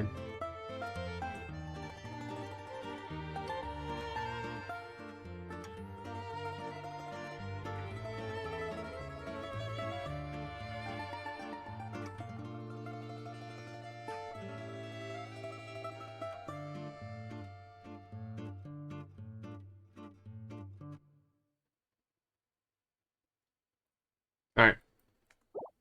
Let's continue. Project Stuja has now been extended so many times, we're at the point where crystal rations for the common folk are barely enough to survive on. Yet he even wants to get his greedy hands on them just to boost his own profits. If the rumors are true, he's in serious violation of the law. Interesting. So you've heard about it too? What? So it's really true? Who knows? I've only heard the same rumors you have. But there's no smoke without fire. The Rooster's been coming down on us hard lately, demanding that we track and trace every single batch of Crystal. My coworkers in the Department of Energy have been tearing their hair out over it. The rooster? I didn't realize he cared that much. Yeah. Even though there are no restrictions on crystal trading, the poor will wind up freezing to death if we let the rich buy as much as they want. That's clearly unfair. Looks like we'll need to arrange an investigation into the Iskra manufacturing plant as soon as possible. I never knew you kept up with current affairs beyond the theater, Miss Vodyanica. You really have a heart for the common person. Most Fae in your position have long been indifferent to the plight of humans. Well, those of us who choose to live in human cities are naturally going to pay attention to any significant upheaval. Isn't the rooster a Fae himself? I'm just surprised to learn that even someone with as much experience as him is getting so stressed out over Project Stuzha. What is the end goal of this project anyway? This is it. We're finally going there. I'm sure Mitya can sense on some level that she's fishing for information. But since their conversation is so relaxed, he might just let something slip. Doubts it. It's stressing me out too. If I'd only made better progress with my research, things wouldn't have dragged on this long. Oh, so your work is related to Project Stuzha? That's right. The Armory Palace needs a brand new energy source. Not the power of the Light Realm and not elemental energy. Right now, the only thing that meets the requirements is the power contained within stellar linchpins. But harnessing that power is costly. Each step of the process requires enormous amounts of Kresnik crystal, from extraction to quantification to attempts at conversion. Progress has been painfully slow, and the team is getting burned out as time goes by. Sometimes, I see people staring into space as if in a trance. Could it be that this new energy source has side effects? No, it doesn't affect us, because the energy is used for... Jesus Christ. I got it. Stop choking me. Sorry. I can't talk about that. Almost murdered by his own just scarf. Exhausted. We've been working ourselves to the bone for so long with so That's little pretty good, progress to actually. show for it. It's no wonder people are struggling to stay motivated. Seems like I owe you an apology. I shouldn't have gotten so mad at you for not paying attention during the show. Don't worry about it. I count myself lucky, to be honest. I don't envy the people who work closely with the Tsaritsa herself. I'd much rather be in my current position. At least I don't have to shoulder any major responsibilities. So they're trying to develop a completely new kind of energy. Shame we didn't get to hear more. Yeah, censored by a scarf. Who would have thought? Oh, dear. It looks like my time is up. I'm afraid I have to leave. I'm so sorry. It's very We ended up interesting. barely talking about the theater. That's okay. It was a pleasure chatting with you, really. Let's make up for it next time. All the crystals on his stuff all look like different elements. Yeah, hopefully once the work pressure eases up a little, I'll be able to focus more on the performance, and then we'll have more to discuss. We touched on some confidential issues today. I'd be grateful if you could keep it between us. The way he runs everywhere. That could have gone worse. Nice job. Why was Mitya in such a hurry to leave, though? Valerie, I would assume. Yep, there he is. Sorry, routine inspection. Is that? Oh, sorry, Valerie. Valerie is very feminine. Though feminine sounding names are pretty common for Eastern Europeans in general. I've known a couple of Russians with like super feminine sounding names to me, but in Russia they're like boys' names. Is that Valerie? They're looking for him. Okay, let's go. So he wasn't rushing to get back to work. He must have calculated that Valeri would find him here in exactly 25 minutes. That's frighteningly accurate. One of the main duties of the Special Assignments Battalion is to ensure that important figures stick to their schedules. Sounds like Mitya's arch enemy then. All right, time for us to get going too. Excuse me, check please. Check please. We'll settle our check too then. He's so cute. Oh, hello there. Mr. Mitya paid the check before leaving. Damn. Smooth. He also asked me to pass on a message. He said it was an honor to share his tea break with Miss Vodyanitsa and her 2 friends. Wait. He's a lot smoother than you think. All along? This raises a lot of questions. Did he deliberately mention the new energy source so Under the river. Maybe his work isn't confidential after all. Maybe the key here is the purpose of this new energy. I guess that's the next thing to look into. That's when his scarf reacted immediately. Vodyanitsa and Alosha have both left. Time to head back and call it a day.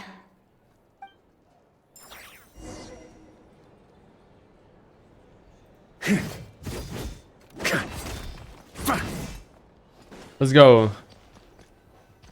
Hello, Paimon. You're back! Here pretty early today. How you feeling? Paimon was just gonna mention that. After she woke up today, Paimon felt like her temperature was completely back to normal. But her strength still hasn't returned.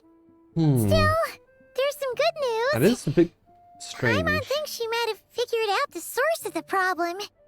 It's like there's some kind of mysterious power affecting Paimon. Paimon's never felt this way before during any of her travels.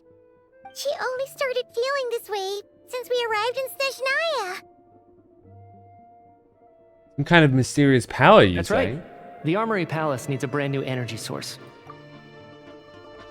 Could that have something to do with this? What is it? You're making that face again. You know, the one you get whenever you have a light bulb moment?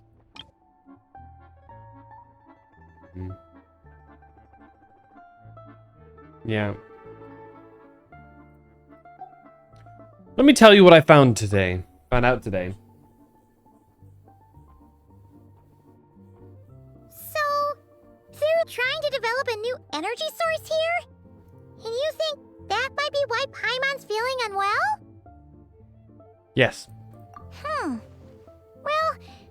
Michi denied that the energy they're researching has any side effects. Although, he did say that people working on the project have been having issues with their concentration and short-term memory.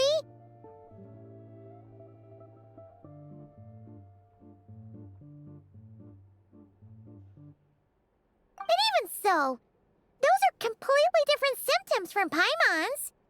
How you mentioned? Can you sense where it's coming from? It's pretty faint, so it's kind of hard to tell. But if anything, it seems like it's coming from roughly the same direction as the Armory Palace. All the more reason to find out the purpose of their research. Sure, Paimon's with you there. But how, though? The robot only has a limited amount of intel.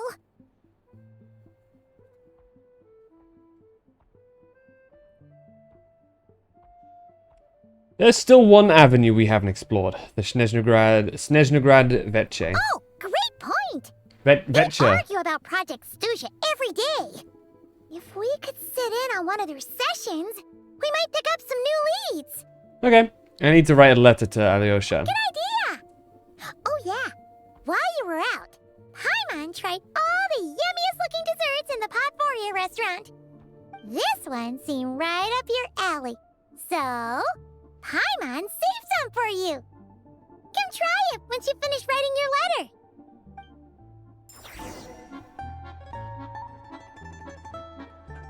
Wait until 2 days later.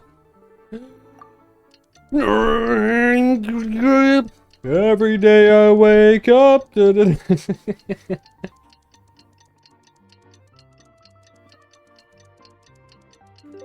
you go.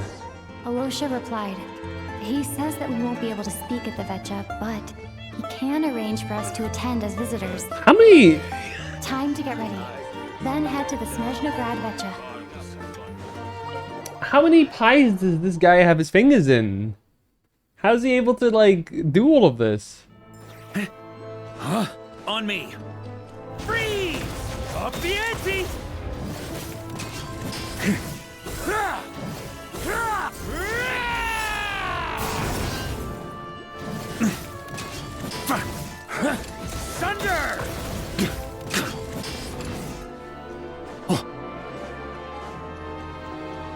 guys. Ah, Miss Vodyanitsa, prima donna of the Korolievsky troupe. What a surprise meeting you here. Will you be sitting in on a session of the Vetcha? Sorry, I'm not taking interviews today. Oh good, you're here. The session's about to begin. Let's get inside. Please wait, Miss Vodyanitsa. Could you introduce me to your new friend?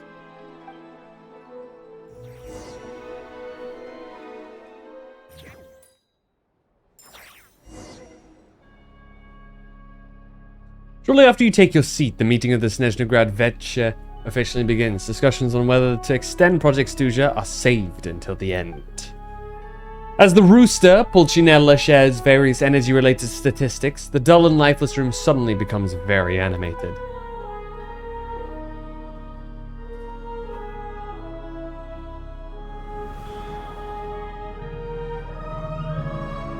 Centroni's there, Tartaglia's there. In summary, the energy management commitments made for the outgoing period have been delivered upon. Furthermore, both the production and consumption of Kresnik Crystal show clear signs of stabilizing. The relevant agencies have assessed the present circumstances and determined that the status quo can be sustained until the next period. For detailed statistics, I would refer you to the industry reports that have been distributed to all persons present. It should also be noted that while the recent blizzards have led to a significant increase in people's energy expenses, this is strictly a short-term phenomenon associated with a remotely located monster. Her Majesty the Tsaritsa is giving her full attention to this matter. He's so we small. should have every confidence that it will be dealt with swiftly and conclusively. A financial report on disaster relief is also present in this report, courtesy of Pantalone. Why does it keep getting noisier in here? They cover the same old ground every single time. The rooster never seems to mind, but everyone else is getting tired of it. There's a general lack of trust. People aren't seeing any tangible benefits that affect them directly. Of course, none of that will be reflected in any of the reports on the table. Yeah, if it weren't for these hard copy documents, I could have at least made something up. Meaning to ask, why are you still here and why are you acting so chummy? Oh, don't mind me. I'm just out here trying to hit my interview quotas. Bring out the kvass. Ever read it? Best-selling newspaper in town. If I remember correctly, you guys don't even have a sales permit.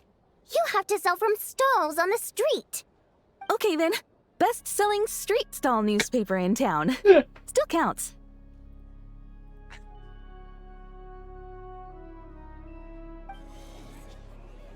Order! We will now open the floor to the representatives. If there are no further for context, issues to discuss, I believe kvass is kind of like beer. This motion.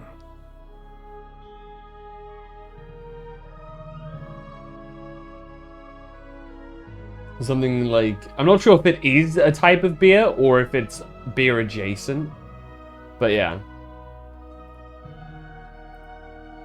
Snezhnaya has a long tradition of treating members of the Fatui armed forces and their dependents favorably.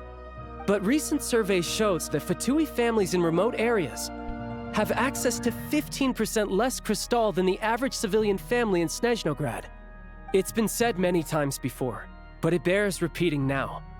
There needs to be a clear and consistent rationale behind how crystal is allocated, or we will soon face immense public backlash. Perhaps you wouldn't need to keep repeating yourself if you would hear me out for once.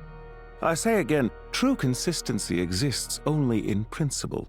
In the real world, fairness is relative. You appear to treat resource allocation as a simple function of production and population. So what about when the equipment used in production breaks down? Have you factored that into your equation? And do you even know how long it's been since Snezhnaya last conducted a census? If I knew the answers to questions like that, I'm sure I'd be a very wealthy man. And I doubt I'd be going by child. I'd like to bring the focus back to the specific issue I raised, Or do you wish to deny that favorable treatment for Fatui dependents is our long-standing policy? It's easy to be a critic when there's no accountability. That seems to be a running theme in the anti-Project Stuja cohort. Defeat the ringleader and all other problems will magically resolve themselves. That's what they seem to think. But in case you aren't aware, not one jot in my report would change whether Project Stuja continues or not. So you have no intention whatsoever of finding a solution to this problem? On the contrary, I'm the only one here who ever brings solutions. Child opened by speaking up for the armed forces. Regrator struck back with style and a war of words ensued.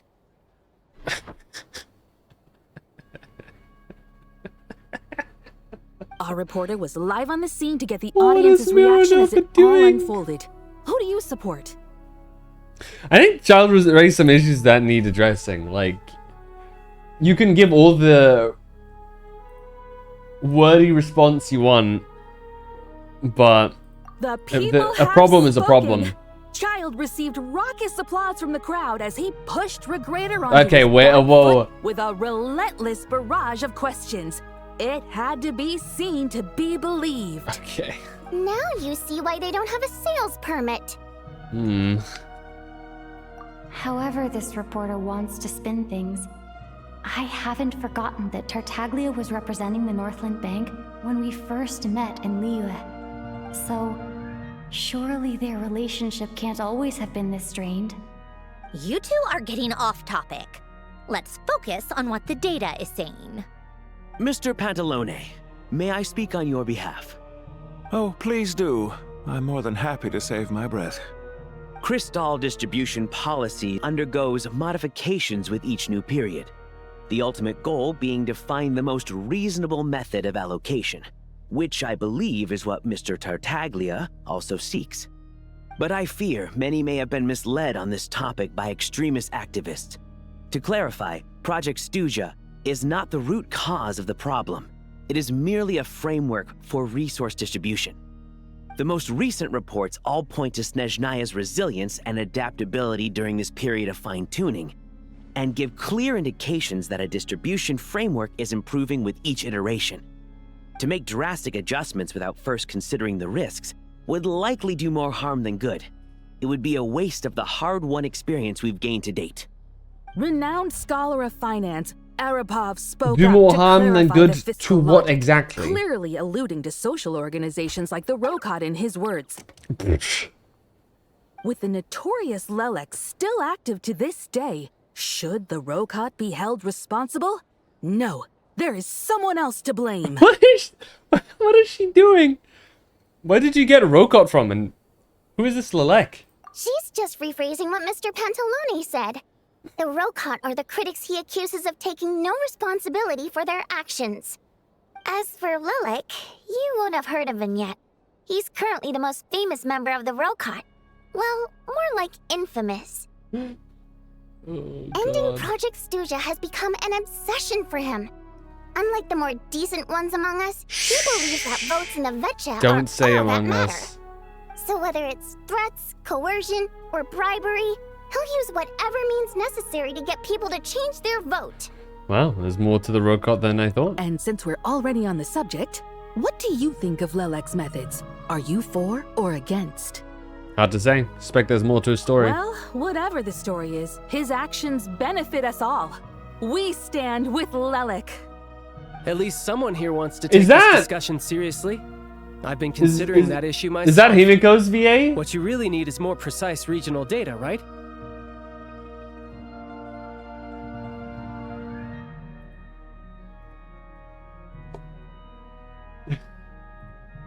I think it would be easiest to let the Fatui handle it, since they're already in charge of Crystal shipments anyway.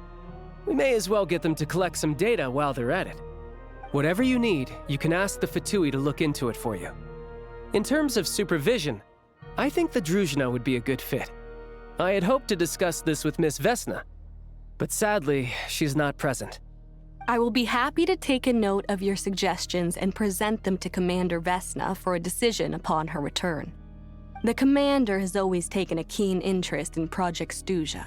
However, given the Druzhna's demanding workload, I'm afraid it may prove difficult for them to provide any practical support. I'm assuming the closer they are to the bottom middle part here, the more important they are within the Fatui. Or within the government as a whole. Okay, hold on. Let me go through this. We stand with Lelek. At least some here want, considering this issue myself, what you really need is more precise regional data, right? I think it would be easiest to let the Fatui handle it since they're already in charge of the crystal shipments anyway. May as well get them to collect whatever you need. You can ask the Fatui to look at it. I think the tradition. Okay.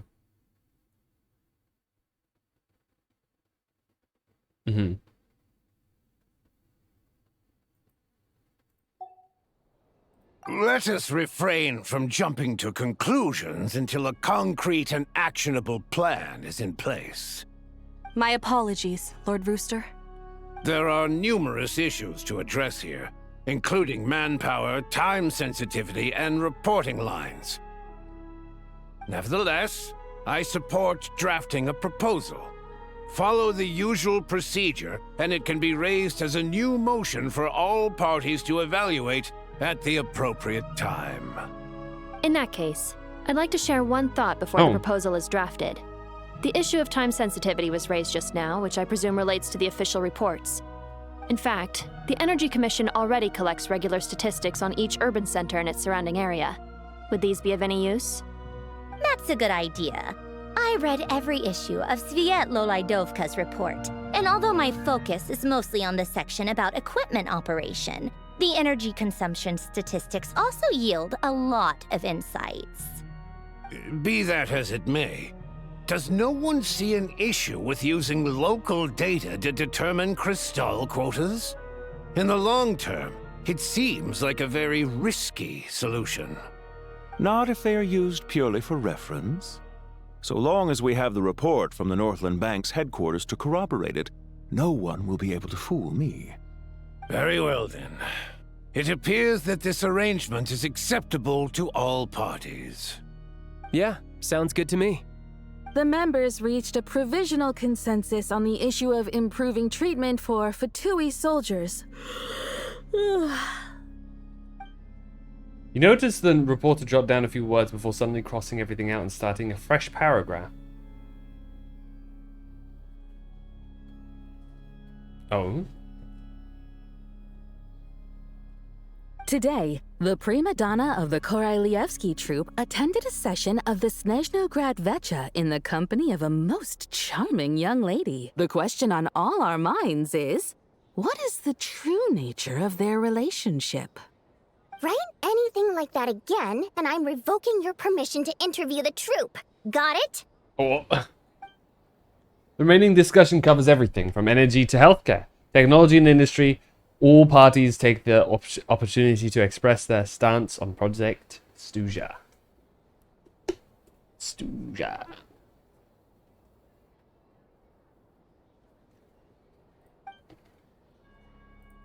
You ignore Mironova as she carries on writing her sensationalist report, but after a while you start to feel that reading the news from her might actually be more interesting than being here in person. Now then, if there are no further contributions from those present, we shall proceed to the final vote. Hey, check it out! That's Shuganov? What made him vote against? Why now? Because the increased oversight might bring attention to whatever the fuck he's doing.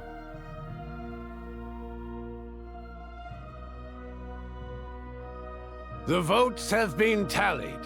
Those in favor of continuing Project Stuzha total 61%. Oh wait, oh this is the vote for Project Stuzha. Clear majority. That was too close. The margin has shrunk yet again. Chuganov was a huge loss. I'll bet Lelek is behind this. I wonder how Pulcinella will respond this time. Chuganov. I see. Lelek strikes again. Yes. Go, Lelek. Once Project Stuzha is defeated, our unwavering support at Bring Out the Kvass will finally pay off when we make our comeback. I can taste our victory already! In accordance with the result of this vote, Project Stuzha will remain in effect until the next Vecha period. Finally, may I remind us all, we debate only for the greater glory and solidarity of our nation. May the aurora shine ever on, and the tundra always stand firm. The session is concluded. Court is adjourned. Well, well, well. Anybody interesting we can talk to here?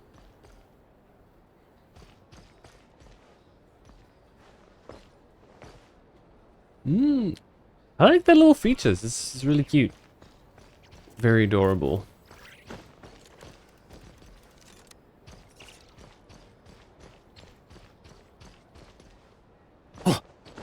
People are always more naive than they think. These are very small seats. I'd much rather have like this position here. This is so like being like here's chill. You get a big table. Nobody you need to sit next to. We're chilling here. This is worse, but you know, still okay. And this, you got like nothing here, dude. People here are clearly winning.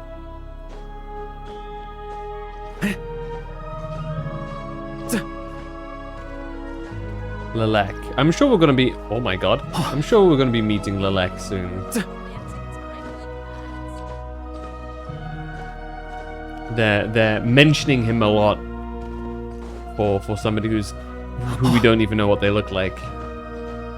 Anyway, ads are done. Let's continue. What do you need, sir? I have to say, I really wasn't expecting Chulkanov to vote against Project Stuzha. Why? What's so strange about that? Well, in principle, Snezhnaya's business and political elites ought to be the ones least likely to oppose it. Thank you for... Oh. The raid, wait. Wait, the ads just began? Oops, my bad. I thought the ads, just ended. I misread that. Oh no, spoilers! Don't worry, we'll pause for now. What were you up to? I think, mods are busy. You're also playing Genshin. Are you catching up?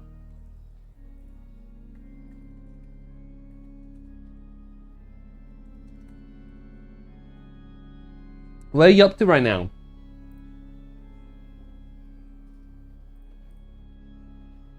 You just started Snezhnaya. That's where we were at last night. I only did a short stream because... Side. You met up with Child? Okay, then we're not massively ahead from where you are.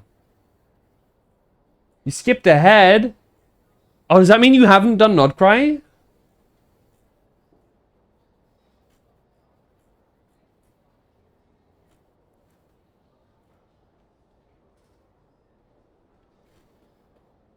That's done. You did okay. You did not cry. Wait, what did you skip ahead?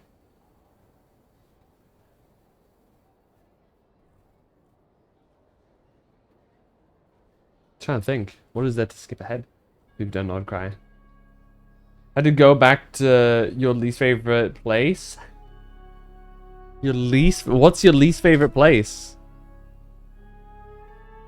That stupid desert place? Oh. Right.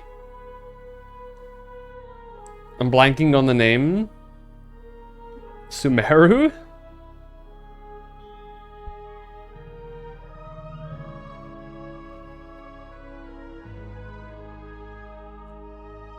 You didn't sleep enough? It do be like that sometimes, yeah. I mean, that Sumeru quest was really good though, no? It was a bit longer, but it was pretty cool. We met some really important characters too. Very cool shit.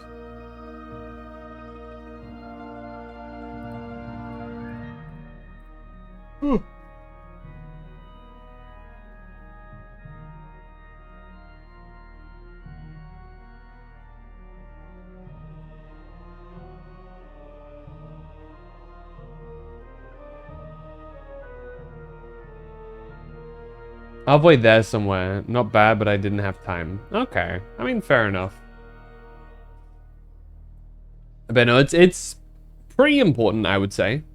Especially because it gets you properly introduced to the Regrata as well. Pantalone. So, you know. But hell yeah.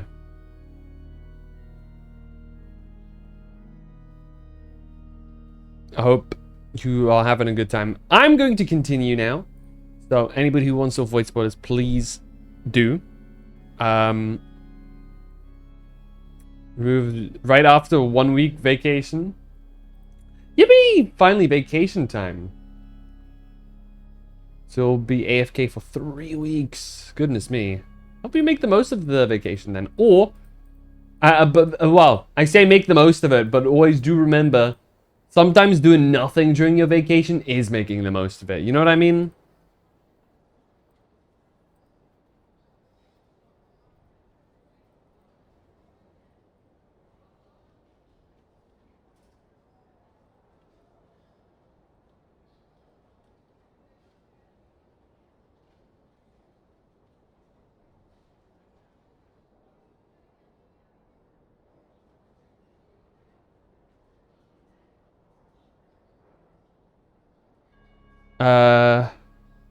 Can't even think about until I finished packing and managed to move. Too stressed. Had to pack 10 years of stuff alone.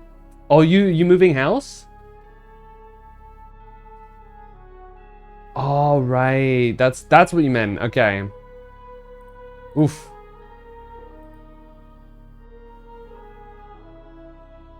I hate moving. I've done it a lot of my life. So I'm very much somebody that doesn't like it.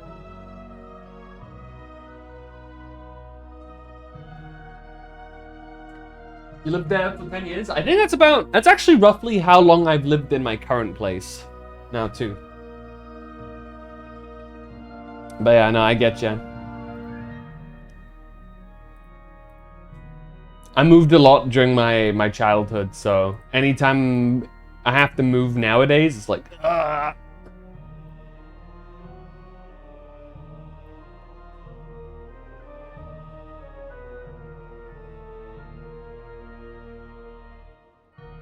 So yeah, not a fan. But I hope everything goes smoothly. I hope it's not too much work. Yeah.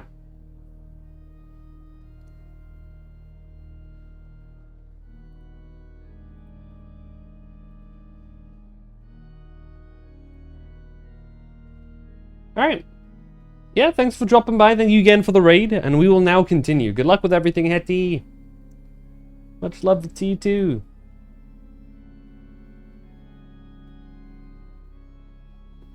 Yeah, same to you. Let's see, what do you need to have here? Maybe between packing? Good luck. As we heard, Project Stuja is basically just a resource distribution framework that requires everyone to cut back during the winter. But even if the policy got cancelled, the Tsaritsa's energy needs wouldn't suddenly go down. The extra demand from the public would have to be filled from somewhere. So logically, the factories would have to take the hit. This explains a lot. I got a letter from Mr. Mitya just before today's session. He said he's confirmed that there are issues around overtime and excessive energy consumption at the Iskra manufacturing plant. In a situation like this, once the Rooster receives the report, he'll order the factory to halt production and submit to an investigation before issuing a penalty.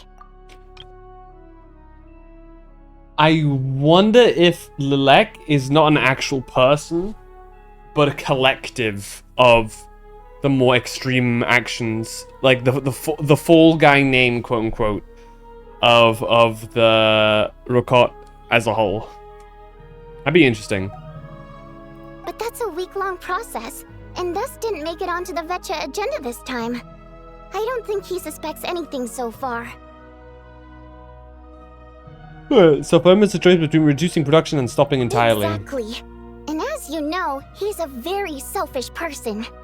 I was originally gonna try and flip him after he received notice of the official sanctions. My plan was to convince him that the whole thing was completely unfair. He would not care. You would not have been Rather than just sit back successful. and take the hit while his factory stopped production, he'd be better off voting to end Project Stuja. At least that way, no one else would be able to make any money either, because all the factories would suddenly have more limited energy to work with. But now, he's already voted against it, which means someone must have used more forceful means to change his vote. Just like with everyone else who flipped. Mean Lelek? Yeah. No one knows why Lelek is so obsessed with ending Project Stuja, but by the looks of it, he's inching closer and closer to success. Lelek must have strong motivations, given how he'll stop at nothing to achieve his goal. Maybe he knows the full truth of Project Stuja. Maybe my next step should be to focus on him. All right. What are your plans for the rest of the day? Shall we head out? Hey, comrade. I noticed you were here during the debate. What's up, guys? I didn't take you for a political enthusiast. Only when I have something to gain from it. I just happened to have some free time today, and my new friend here thought it might be fun to check out the Vetcha. Ah, Odette must have introduced you. Looks like you two are getting along pretty well. I'll leave you to catch up. I should head back to the troop. She's running. Break a leg and all that.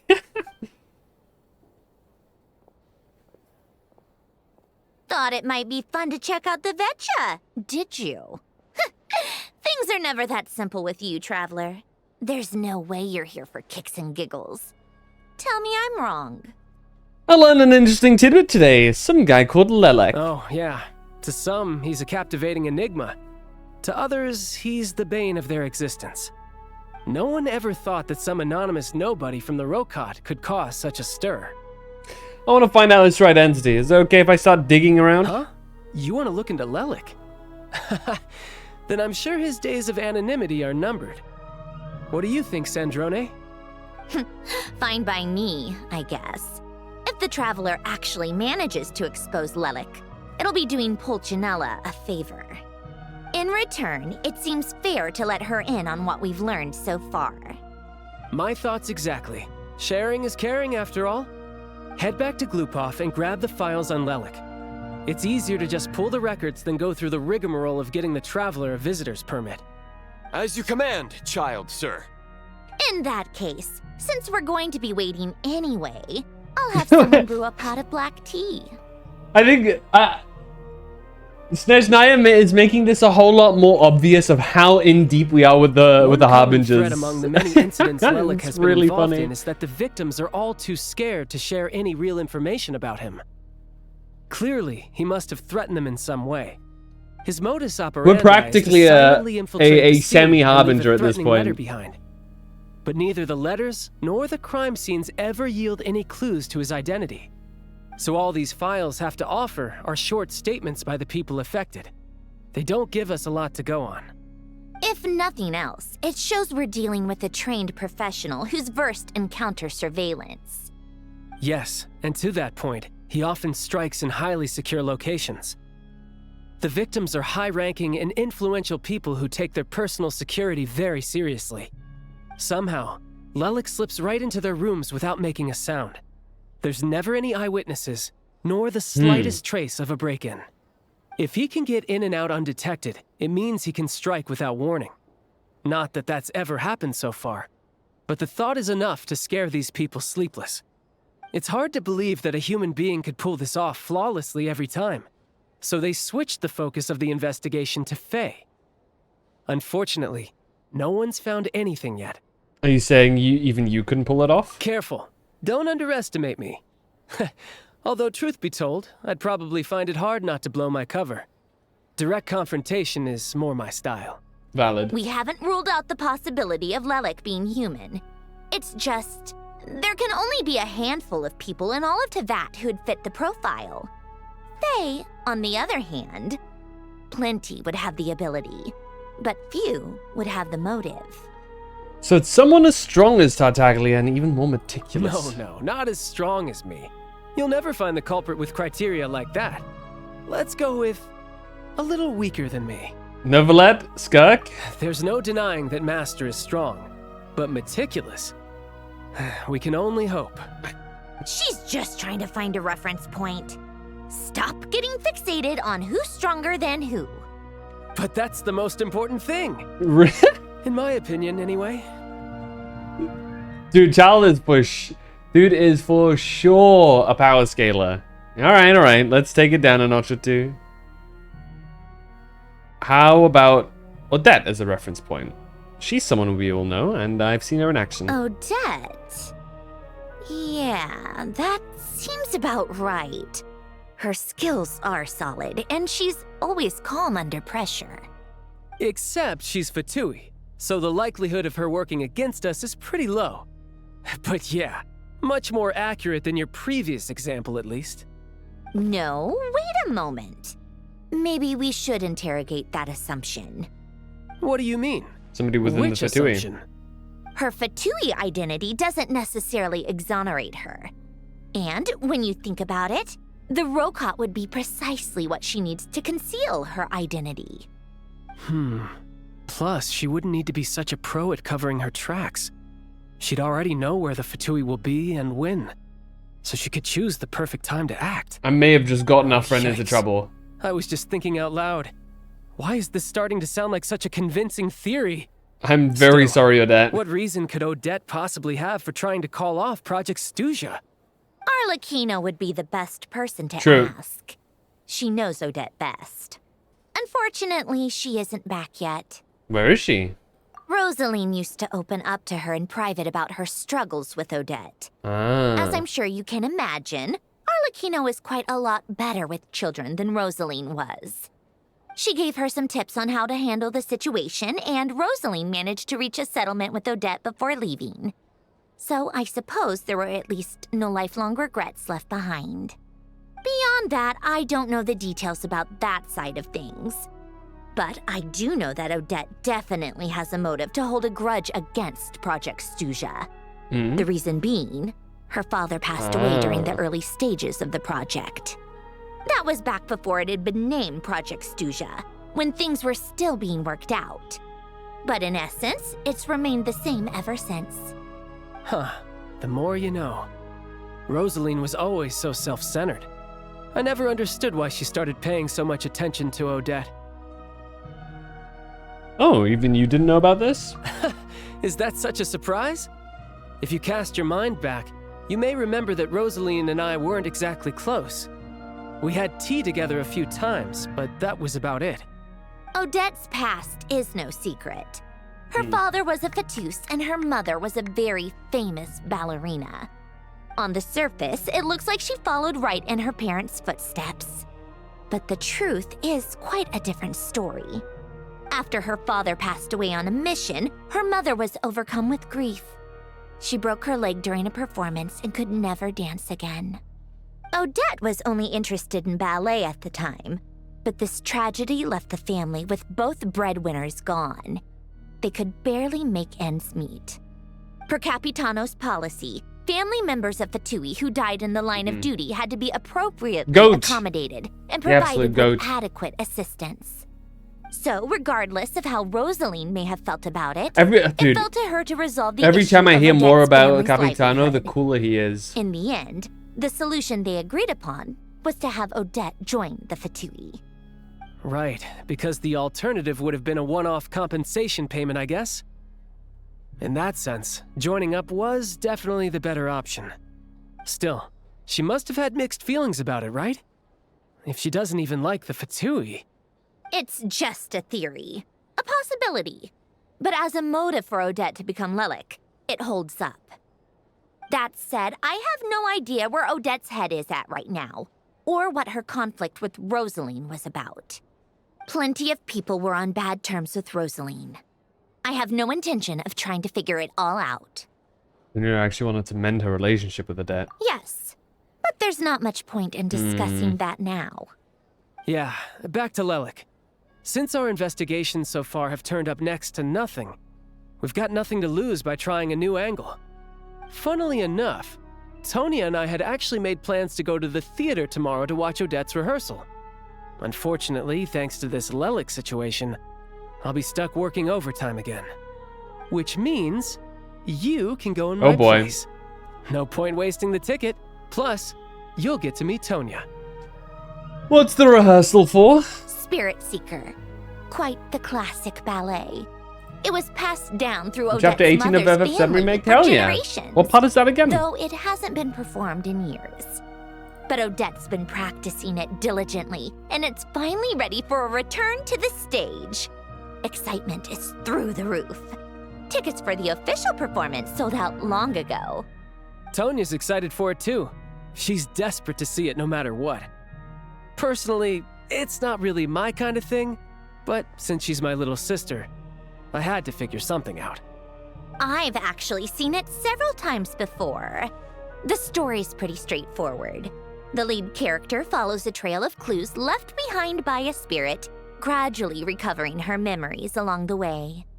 It's a tale of love and regret. So not exactly reinventing the wheel, at least by today's standards.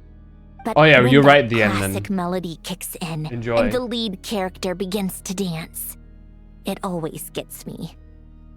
It really is beautiful. Not an easy dance to do justice to, though. I know it's always been Odette's dream to perform this piece, but I'm not sure she's really ready. In that case, I think that even if she is Lelik, we should wait until her performance is over before we respond. I'll let you take it from here, comrade.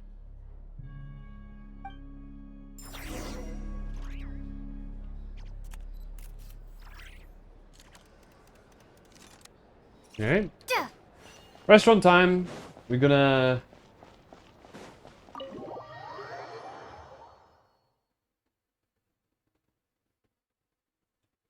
We're gonna apprise Paimon of everything now. Paimon! Oh, we can... Right. Through the gates of ivory.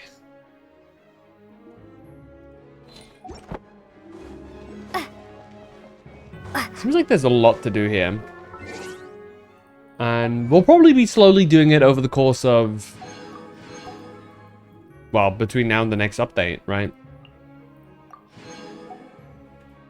Let's continue. Hop, hop, hop.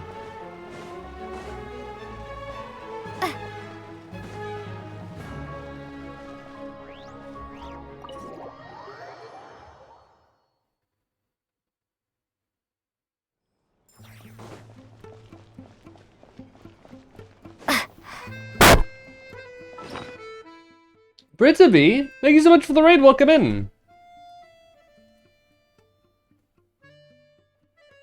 You were playing Dying Light, the Beast. I've actually heard of Dying Light a little bit. Welcome in.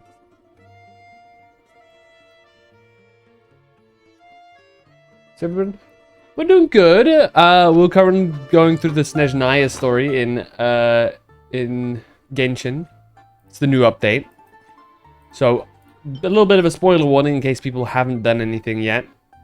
Gonna briefly pause a little bit though, while we welcome everybody in. Go. Should probably get rid of some of these. No. There you go. How is it? How is Dying Light? It's one of the games that I've always known about. I've never actually played myself.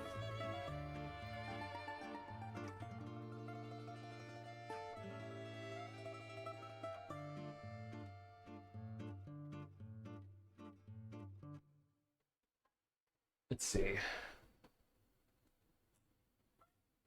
Game is good? Hell yeah. Well, let me quickly just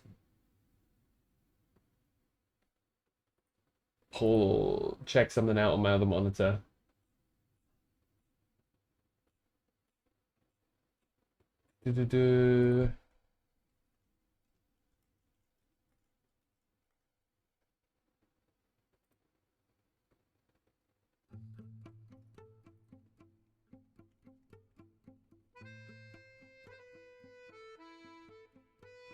Like zombies-based games, I would recommend checking it out.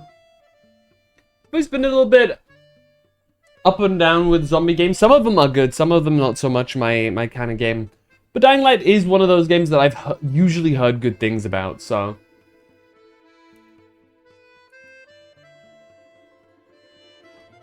Definitely something I might check out at some point. We'll see.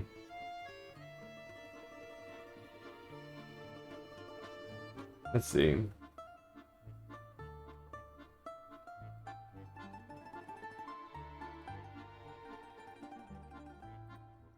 Anyway. Let's continue. Let's meet up with Paimon. Again, spoiler warning to anybody who plays Genshin but has not done the new Snezhnaya Archon quest yet.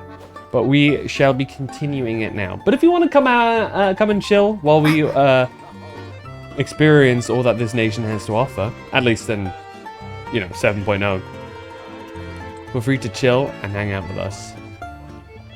Alright, Paimon! Sounds like you made a ton of progress today. It's good that everything's going so smoothly. Next step is to head back to the theater and get a clear answer from Odette.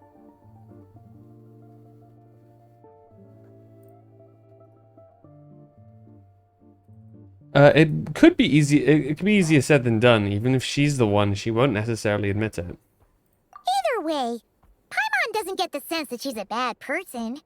Sure, she might have done some pretty extreme things, but Paimon bet she has her reasons. She might also Maybe not this be. is going too far, but like, with everything she's managed to do so far, We're assuming guilt of her. more, you know, heavy-handed. Why leave a letter when she could, Let's chill here for a There are second. plenty of other ways to keep people in line, right? The point is, she could have gone further, but she didn't. So, if it is her, she's got some principles at least. I want to believe her too. Yeah! Well, all you can do is follow the facts wherever they lead.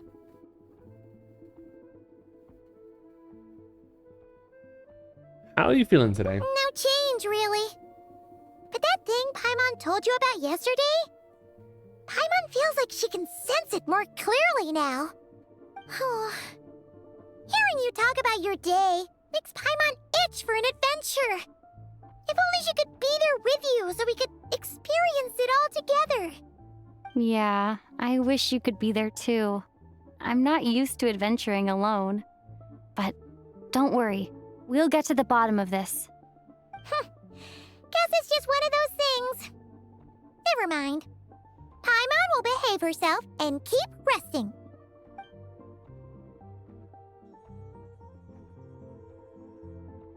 If Odette is Lelek, she may well have inside information on Project Stuja.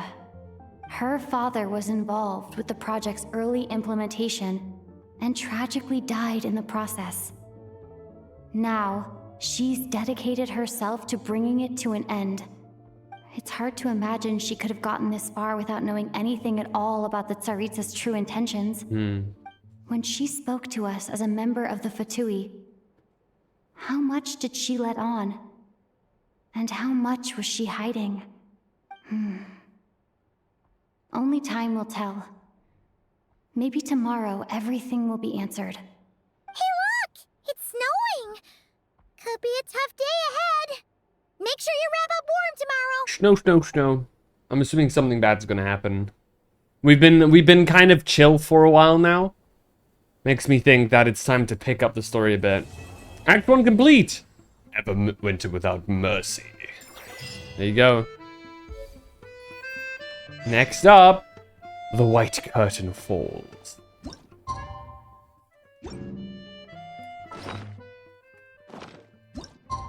Let's go, go, go!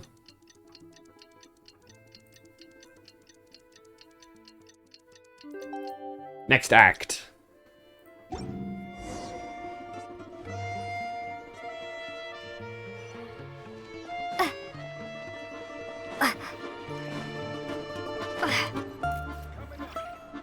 Bum, bum, bum, bum, bum, bum, bum.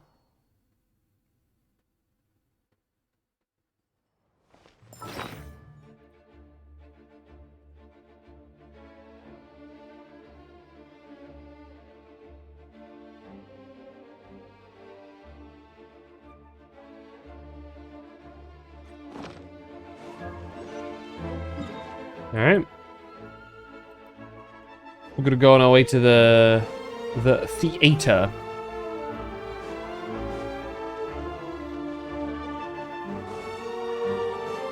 Oh.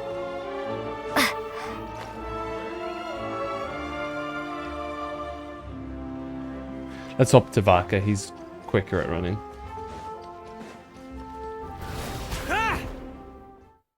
Here you go. Saving?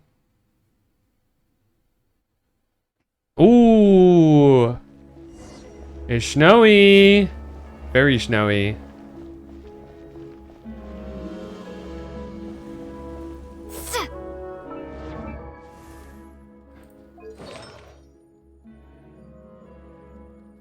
Is this my set?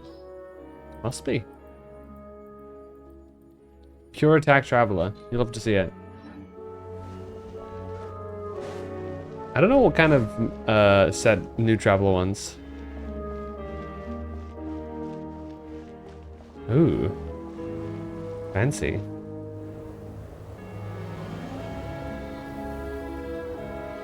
Ooh, it sure is cold today. I wonder how much heavier the snow's gonna get. Hey, Ghoulish. Here to see Odette? I just need to see your tickets for the preview. Here you go. Perfect. Thank you. I'll hold on to your tickets. Come on in. It's freezing outside.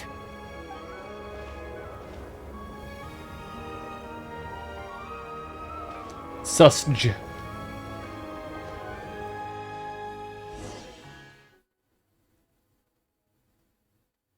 Okay, ad break beginning. I'll pause whenever I can.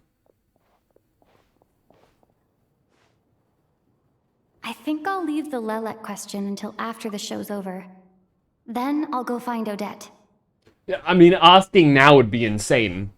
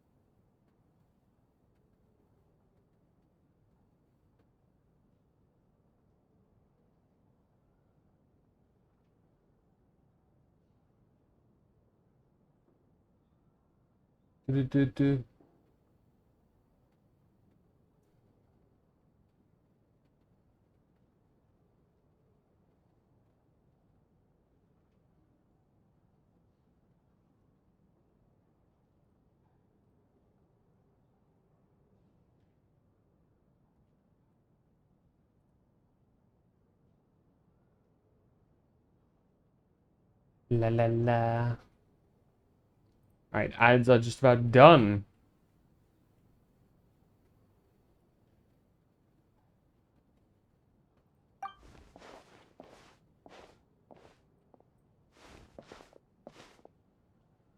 Child said he was originally going to come with Tonya. So I'm guessing Tonya's already here somewhere. Is there anyone here who looks like a Tonya? Let's see. It's a small audience. Makes sense for a preview. But wait, I do see some familiar faces. Mr. Chuganov's back again by the looks of it. And is that Mitya? Oh! And that Fatui officer, Valeri. Guess he must be playing cat and mouse with Mitya again. Oh no. It looks like the show's starting, and I still haven't found Tonya. Never mind. I'll just have to take a seat for now and see if I can catch her afterwards. What the hell? No! We were asked to look after his sister. We gotta find her first. The show is not that important.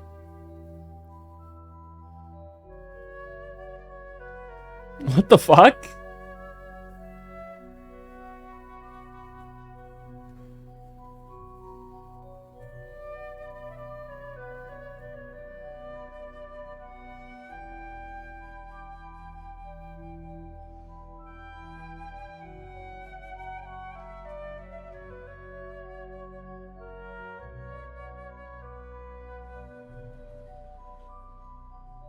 Lights off.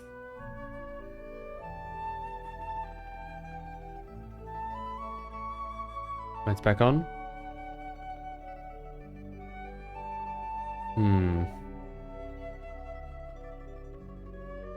It's getting cold.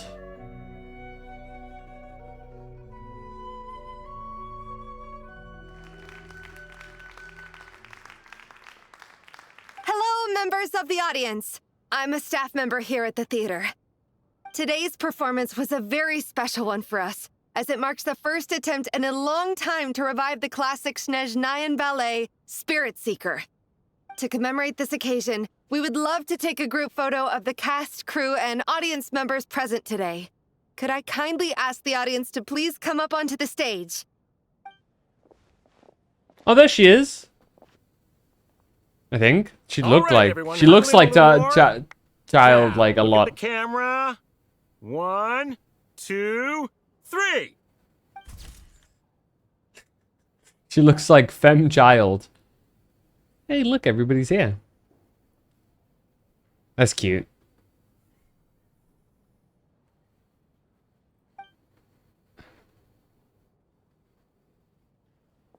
Are you quite satisfied, Mr. Energy Scientist? I rather hope you don't have any other escape plans to add to my workload today.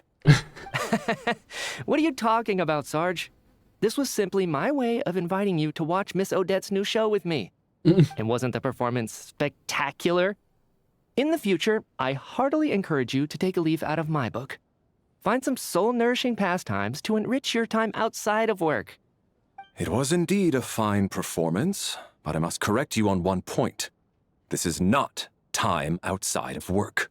These are working hours. Working hours and non-working hours are just a social construct. Human technology can never advance if we're too rigid in our thinking, Sarge. May we leave now? Already? I mean, I was kinda hoping to soak up the atmosphere for a little longer, but...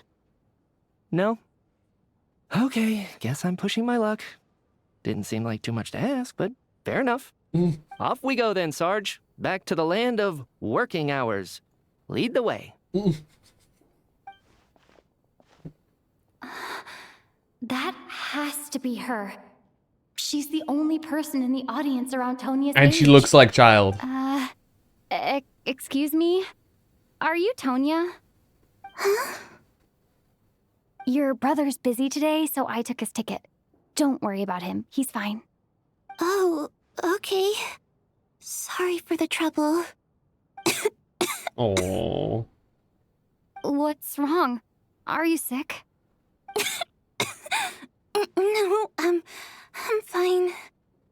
It's nothing. Maybe she caught a cold on the way here because of the weather? Oh, shit. I haven't seen snow like this in a long, long time. It's most unusual. I know. It's completely white out there. You can barely see a thing. I've never seen such heavy snow in my life. Let's wait it out for now. You'd be lucky not to freeze to death in this weather, let alone find your way. Well, look at that. Maybe we shouldn't be in such a rush to get back after all. What do you think? Let's wait and see. Why do you need to take it so seriously? Fate has given us this wonderful chance to take a break. We owe it to ourselves to make the most of it. Come to He's think so of it, real. there's a small inn not far from here that always keeps plenty of extra blankets on hand for guests. I know the route well. Shall I head over and borrow a few blankets? That way, anyone in a hurry can wrap up warm for the journey back. Just remember to return them next time you're over this way. Sir, there's really no need to go to all that trouble. Hey, it's no trouble at all. Wait here, I'll be right back.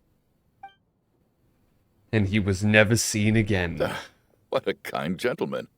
Very good. My wife and daughter are waiting for me at home, so I shall be heading back as soon as I get my blanket. So... are you expecting us to go back to the Armory Palace wrapped in blankets too? Don't worry about that. I made arrangements in advance. Should I not return to the Armory Palace within 3.5 hours after Operation Showtime begins, an armed squad will be sent to collect us. An armed They will squad? escort us back. You are one of our key military personnel, so any weather-related risks must be eliminated. Operation Showtime? So, wait. Every single time you drag me back to work when I sneak out, it's a whole official operation? I gotta say, you've really turned this into quite a moral dilemma for me. It's snowing pretty hard out there.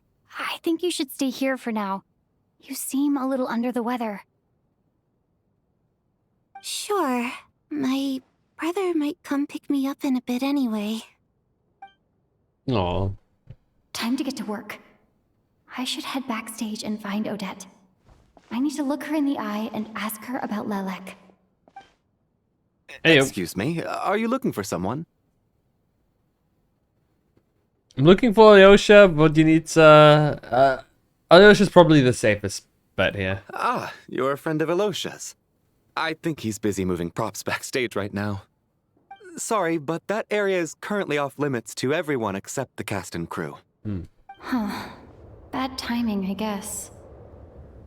Well, I might as well stick around. I doubt Odette will be leaving before the snow lets up in any case. Or it's the perfect time to strike.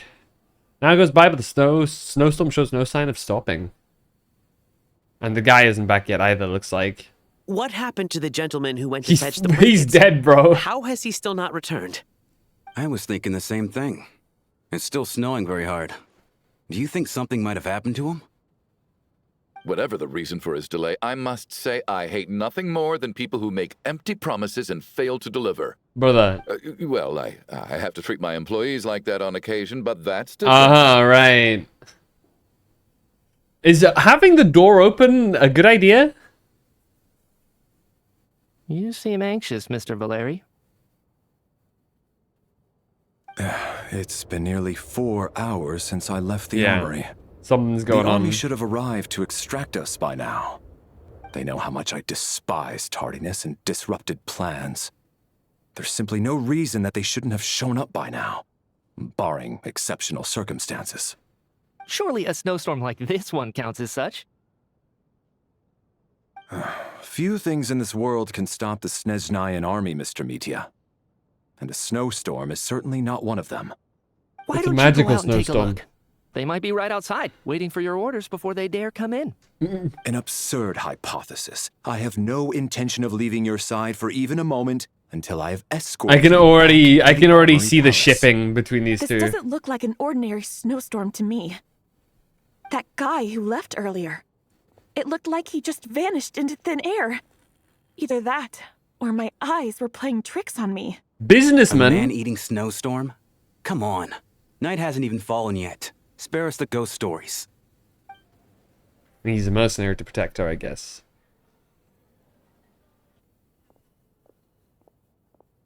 Traveler, didn't know you were coming today. How come you didn't say anything? I'm not sure how I should say this. I came to see Odette. Oh, right. I assumed you were looking for me and Vodenitsa. Odette's still backstage. Whoa, that's quite a snowstorm out there. I've been working backstage this whole time, so I didn't even notice. No wonder the audience hasn't left yet. Huh. Is weather like this rare even in Snezhnaya? Yeah, snow like this. I'm sure I've seen it out in the wild before, but never in the city. Actually, I take that back. I don't think I've seen snow this bad even in the wild. This is something else. It's not normal. Okay. If even Alyosha thinks snow like this isn't normal, could it have anything to do with that monster people have been talking about? That guy is for sure dead then, Stay huh? cooped up here forever. Someone needs to go out Poor and take a guy. look. Should I go with you? No need. I have plenty of experience with snowstorms. Besides, I work here while you're an audience member. I should be the one to do it.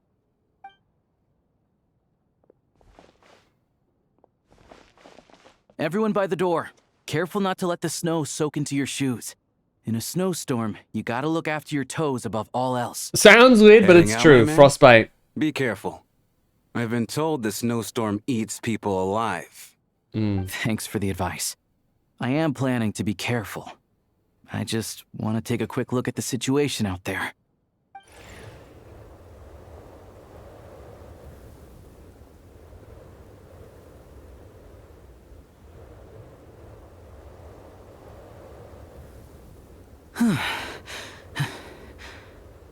He's back! He's back! How was it? What's going on out there? Did you see any soldiers patrolling the area? Something about this storm isn't right.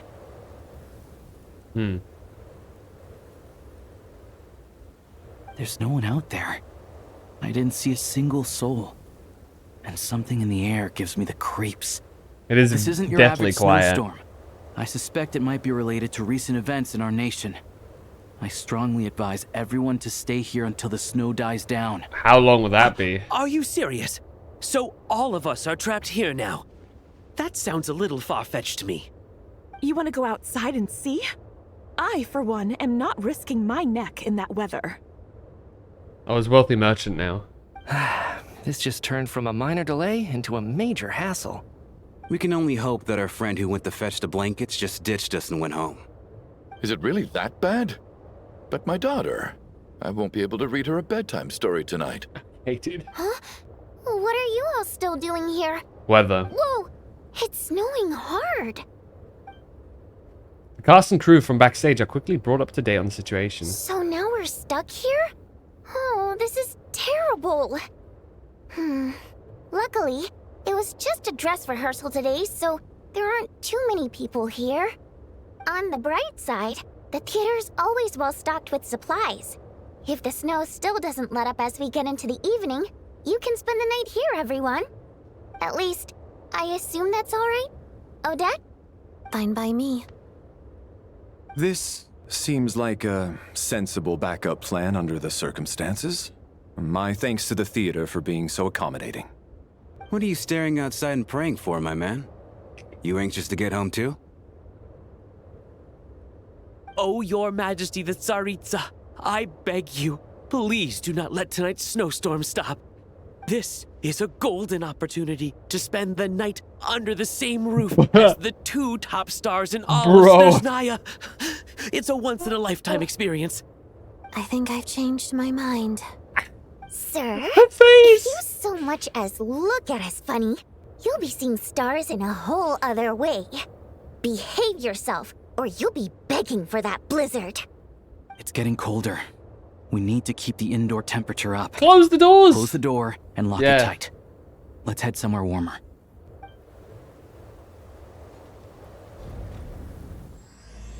Wraith's Nocturne, Act 2. Waltz of Love and Regard, did that say? Some member of the Królewski Theatre. Exceptionally diligent and reliable. He rarely makes mistakes. Regular theatre... Is this turning into a murder mystery kind of deal? Regular theatre goes knowing well, and he's long responsible for checking... okay. Oh yeah, this is gonna be a mystery thing. I can already see like the lines and stuff.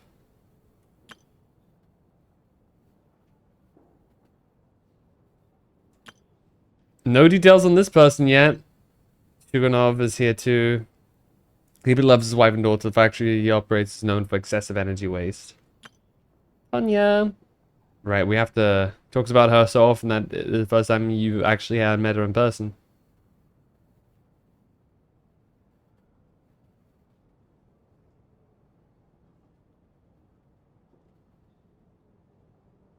So in poor health and prone to coughing, she's excited about spending the night away from home. Me, the fourth descender, travel from beyond the stars. Principal ballerina of the Królewski troupe, also a member of the Fatui and a candidate to become the next harbinger, the fair lady. She is additionally suspected of having another identity, Lelek, who operates from the shadows. Head of the is a soldier who places importance on planning and timing. He's currently assigned to protect Mitya. An important figure. Is that... Oh! Is there going to be a doppelganger? Mysterious Rusalka, whose extraordinary singing has captivated countless audiences. A member of the Rukot, she cares deeply about the welfare of ordinary people. Scarf more than makes up for it. No details on this person yet. No details on this person yet. Some member of the Królewski Theatre, drawn there by... Okay. Suspicious, suspicious. Individual for details on everyone. I did exactly that. Are we back in behind now?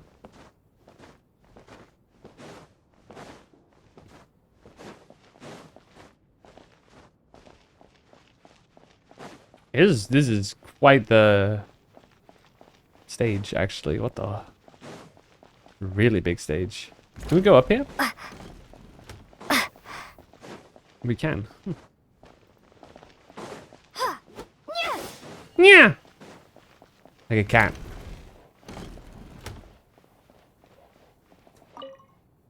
And then there's the aristocrats.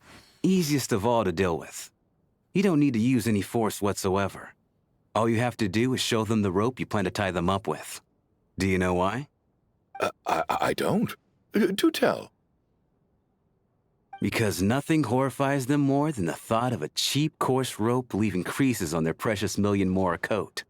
They'll do whatever you ask to avoid that fate. Unexpected, but funny nonetheless. Tell me another one. Well, look at that. I got myself a new listener. Hey there. Let me introduce myself. The name's Shram, and I'm a mercenary. The kind that gets paid to do odd jobs for rich folks. And I am Chuganov, an entrepreneur. If my name is unfamiliar to you, you will no doubt have heard of my factory, the renowned Iskra manufacturing plant.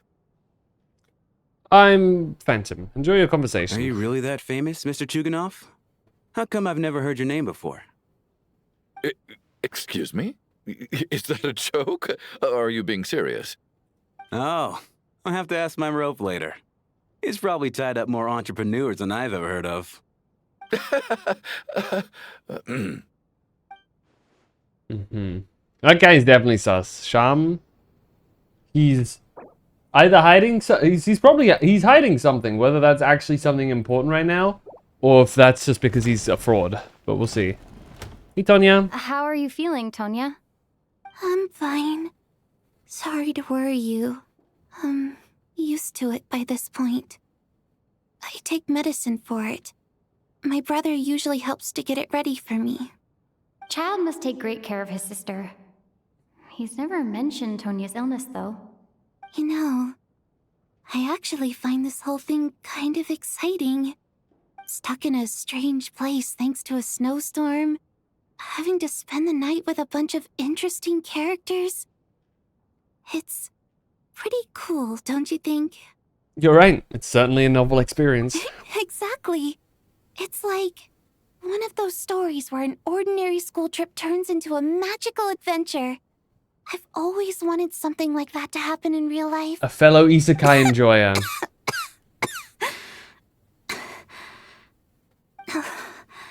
I'm fine, really. Just got a little overexcited. Look after yourself.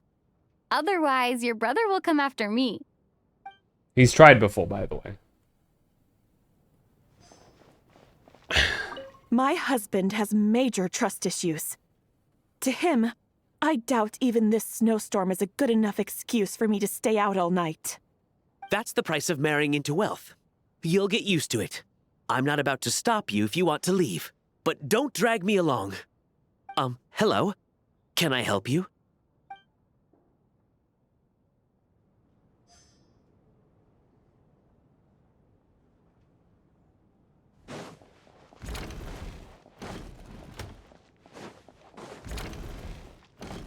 Hello, everyone.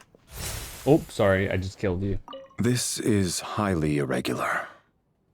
A delay of over an hour during an operation like this theoretically warrants a Harbinger-level response. I wonder what the issue is. The storm, or something else.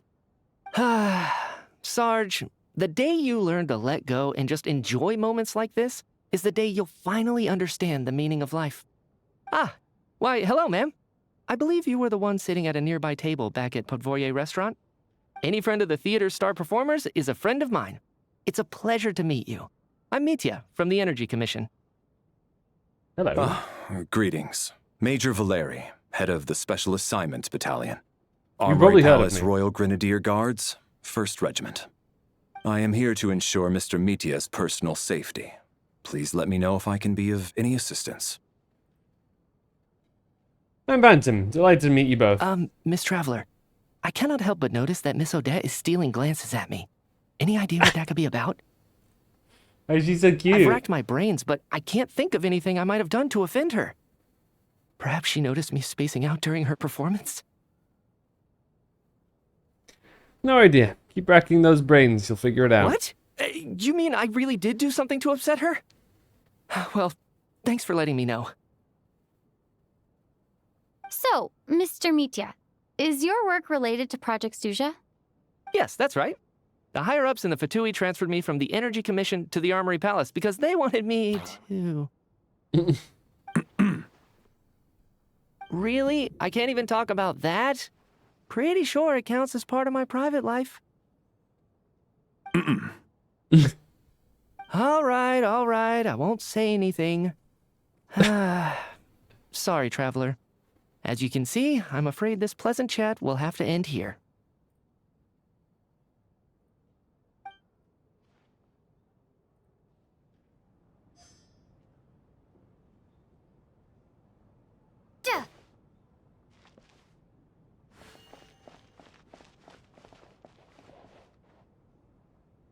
Alright.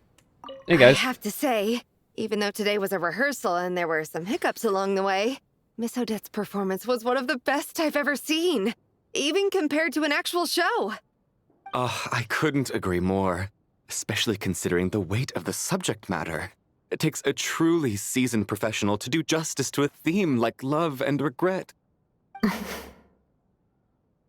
Do you think we were coming on too strong? Odette's ignoring us again. What about you? What did you think of today's performance? She wasn't paying much attention. I think you could be more... Consider me a new fan of that. Oh my, that's very flattering of you. Thank you. I'll make sure to save a ticket for you when the show's performance ready. This doesn't seem like the time or place to bring up the subject of Lilac. I need a chance to speak with her in private. So unfair. Talk about double standards. And now it looks like I've been spotted.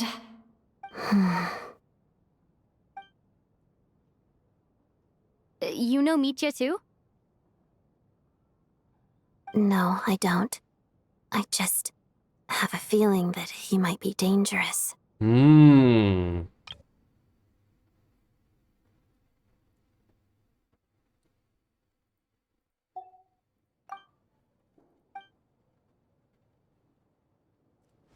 Dangerous. Hey, Osha. And of course, Fortunitsa too. I don't think it's ever been this lively backstage before. I didn't know you were coming today.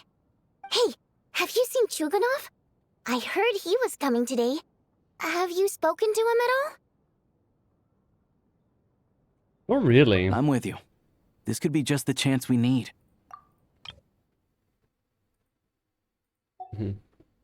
Say, have you seen him? I have seen him, but I haven't really talked to him. Yeah, I gotta figure out a way to coax some more intel out of him. I want to know why he suddenly changed his stance on Project Stuja. What exactly happened before the most recent Vecha vote? For the Rokad, or just out of personal interest? Shh! There are other people around. Don't say the R word.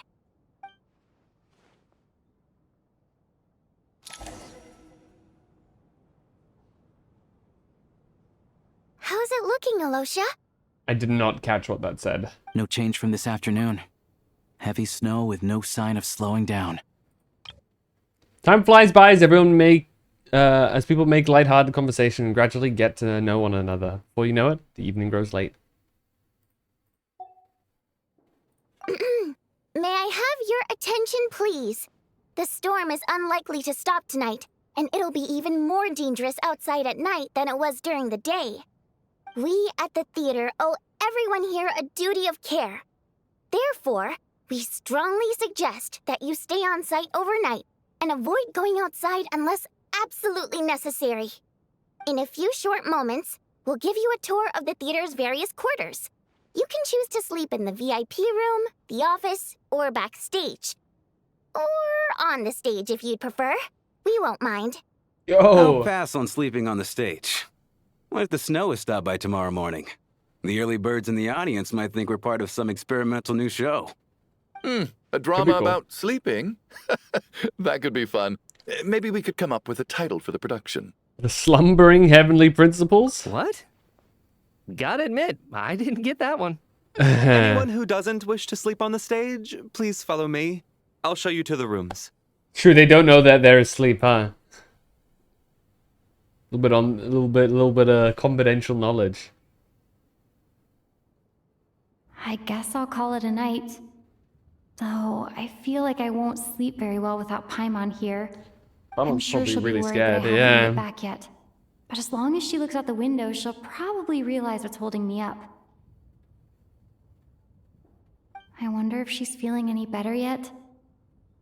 At least she hasn't been getting any worse. Still, I should try and get back first thing tomorrow morning. I'm sure we'd be fine out in the snow with okay, what is this? Hello?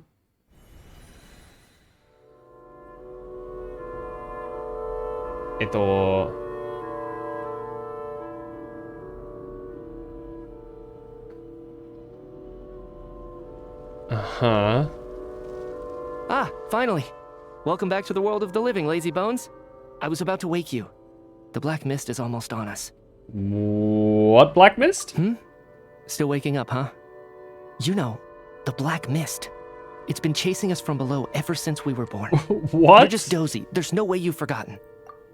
What? Huh? What is bro chatting about? What?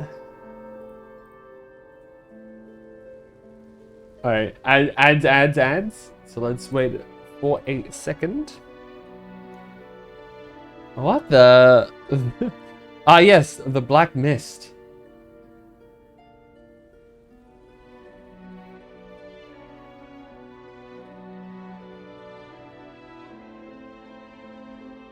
That's crazy to me.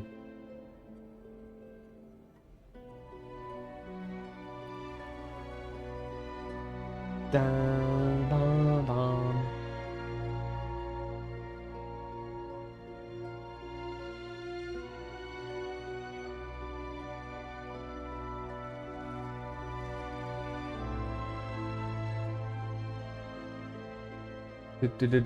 Only 10 seconds left. Oh, that would be good.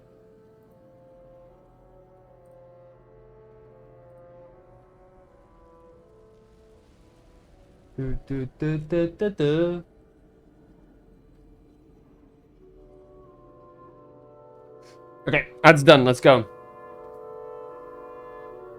So did you call us lazy bones? So he did. Come on, let's keep heading up. Onwards and upwards is the only way to survive. Don't listen to a word those Black Mist cultists say. Here we go again. The endless march toward survival. What are we? What's going on? That black mist down there is creeping me out. And it's rising. Okay, so Guess I should head upwards and get away from it. the architecture does look kind of Snezhnaya. The Black Mist cultists believe that being swallowed by the Black Mist leads to everlasting peace.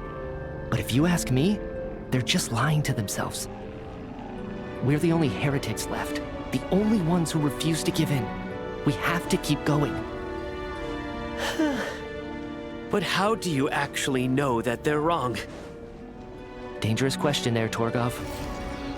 The moment your faith wavers, you start a chain reaction that ends in the collapse of your will. Put the question out of your mind. Stay strong and believe that the Black Mist means certain death. Okay, but it's Is it not actually my rising? mind that's the problem. My body's about to give up on me. It's already starting to falter. What happens if I go back into it, though? Have we considered that?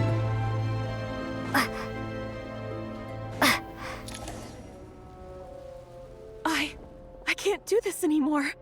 I've had enough of being forever on the run. What's the point of it all?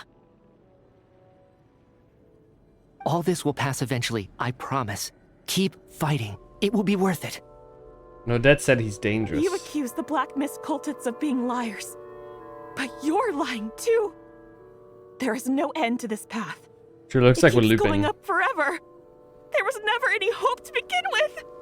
The cult of the Black Mist has poisoned your mind, Sobolova. Are you thinking of giving up as well? I am. I think I'll take my chances with the Black Mist over this perpetual torture. As much as I detest the Black Mist cultists, I'm just too weary. Then I bid you both farewell. Let me put my personal opinions aside for a moment and say, I hope that you both find peace within the Black Mist. So we're just gonna give up on them? Fate always appears so impossibly complicated. But at moments like this, its raw simplicity is laid bare. What is Their going fate was on? sealed from the instant they entertained doubt. From then on, the outcome was both inevitable and irreversible. Let's go.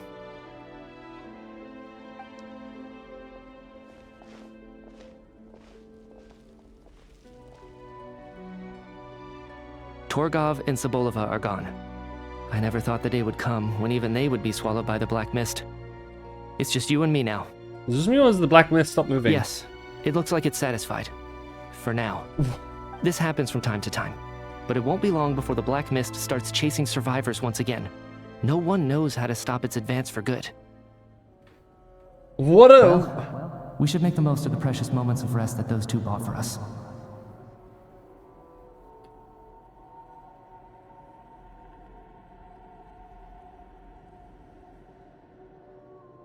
Huh?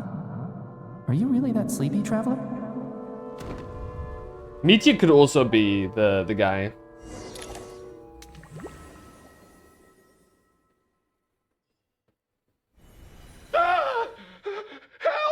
They're dead now, aren't they? What is it, Chuganov? What's wrong? Huh? Is it morning already? What's all the commotion? Sounds like it's coming from next door. I should check and see what's going on. This escalated quickly.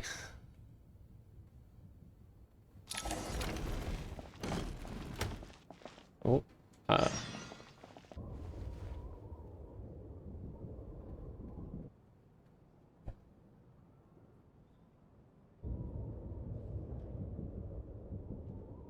Are they dead?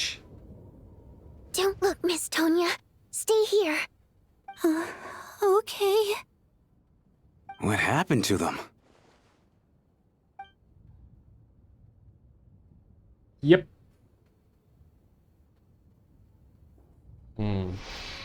Whoa! Two people are lying down in the room completely still, as if they're still asleep. But your gut tells you that they're not sleeping. Somehow you can sense it in your bones. This is what death looks like. These two people have passed away. And the strange thing is that somehow I knew this was going to happen. I knew that they would be the ones to die. Have I seen this moment before? Or did I have some kind of premonition? I can't remember what it was. Let me take a look.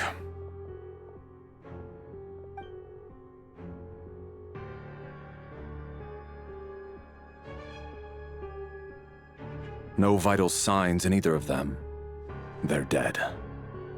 The cause of death, however, remains unclear. No wounds on the bodies, no signs of a struggle, and no skin discoloration caused by the buildup of toxins.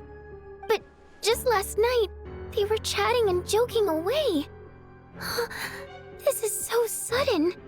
Could they have had pre-existing medical conditions? Even then, the odds of them both dying of sudden complications on the same night are extremely low. It's hard to believe that they died of natural causes, nor does this appear to be a suicide.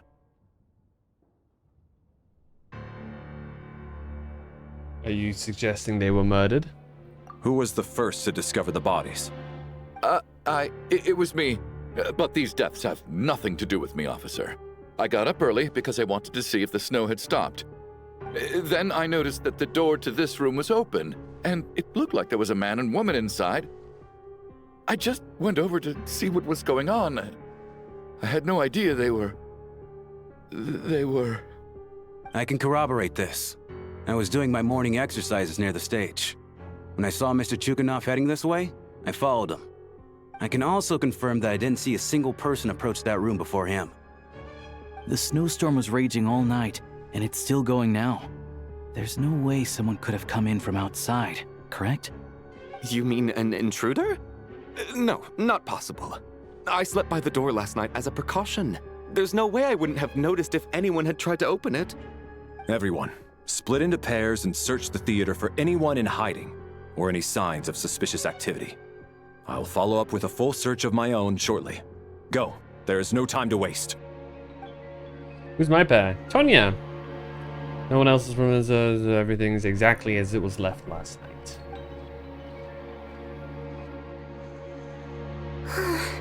Nothing on your end either? Backstage is clear. No signs of suspicious activity. We checked the basement. Also clear. I don't think there's anywhere here that a living person could hide. I didn't find anything either. Are we certain that the theater doesn't have a back door? Or any tunnel or passageway wide enough for a person to fit through? No, there's nothing like that. If people were sneaking in through some secret tunnel to avoid buying a ticket, we'd have sealed it off ages ago. I also checked the windows. All of them are locked from the inside, and there's no sign of anyone entering or leaving. It sounds like we can safely rule out the intruder theory. If anyone came in during the night in this weather, there'd be no way for them to avoid leaving footprints or water stains. This can only mean one thing. It's like one of those murder mysteries you see in novels and plays, isn't it? The ones where the killer is one of us. Well, or we can't quite jump to that conclusion just yet. Magical world, maybe curse. Could he be right? It's hard to imagine something like that happening in real life. Set in a theater during a snowstorm, a murder takes place and the killer is among us. It's such a classic trope that it seems unbelievable. Looking at who the killer targeted and the clean entry and exit, it all adds up. I know what this is. It's obvious now that I think about it. What is? What have you figured out? Both victims were wealthy, well-known local merchants. And the door was deliberately left open so I would discover the bodies and witness the crime scene first thing in the morning. Such ruthless methods. This was your doing, wasn't it, Lelik? Lelik? You mean Lelik is among us? And he's the killer? Lelik. Among us. I know this code name. Member of the Rokot, anti-Project Stuzha. Always works alone. I've read the case files at the Armory Palace. Walk me through your reasoning, Mr. Chuganov. What do you know about Lelik?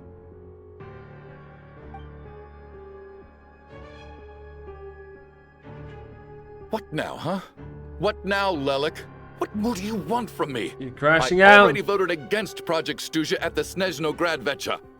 You snuck into my house the other day while I was asleep. Left a threatening letter. And I did all that you asked. But Project Stuzha cannot be so easily shaken. Not with the rooster in charge.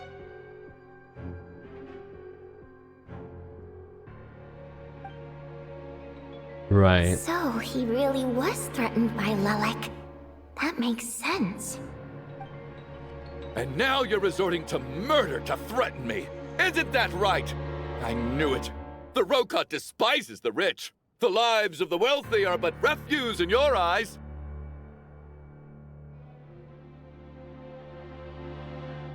Show yourself! Which one of you is Lelik, Tell me! I'll do whatever you want! Just stop playing these mind games!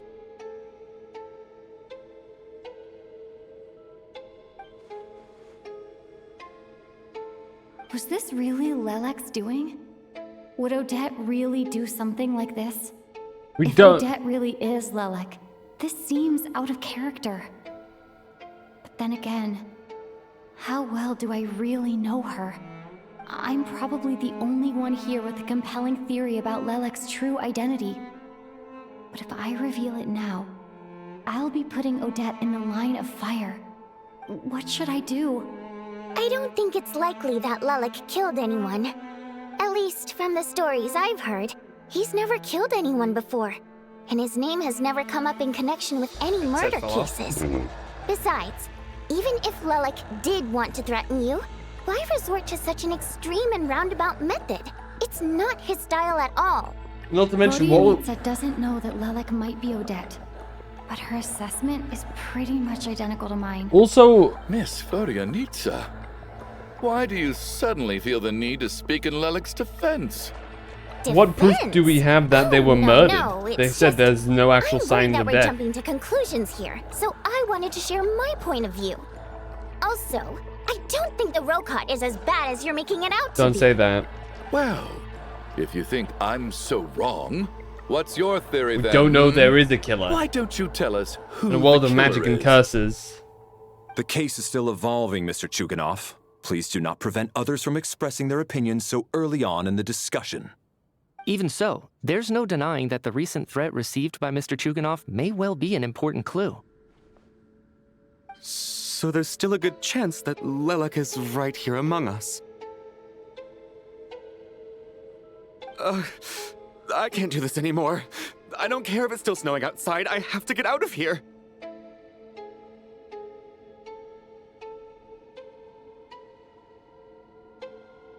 Bro's gonna Whoa, die.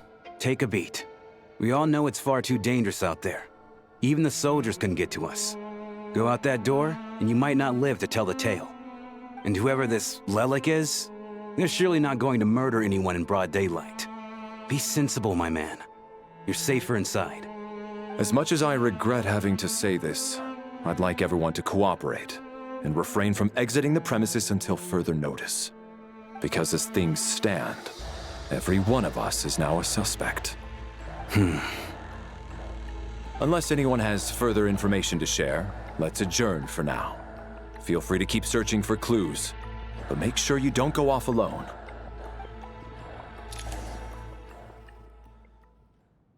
Quest progress saved. Let's take a look at the little thing that we had. Is it here? Read. Jesus Christ. A wealthy businessman who made his fortune in the energy industry. With support from the Northland Bank, his business grew larger and larger. At some point, however, it began to feel as though the Northland Bank had become the one truly calling the shots to cease during the night. So whatever. A wealthy businesswoman who began her career selling fashionable cold-weather clothing. Later, she married into a prominent family to expand her business. Nowadays, however, it seems that her business has instead been absorbed by that family. Deceased during the night. Okay.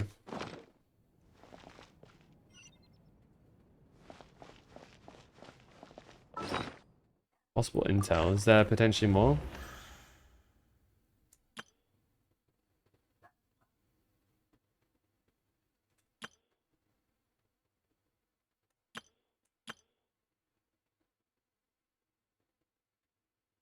An independent mercenary unaffiliated with any mercenary organization. Flexibility is in the job he takes. He often works for Snezhnaya nobles. Outgoing and humorous, he has an endless supply of mercenary jokes.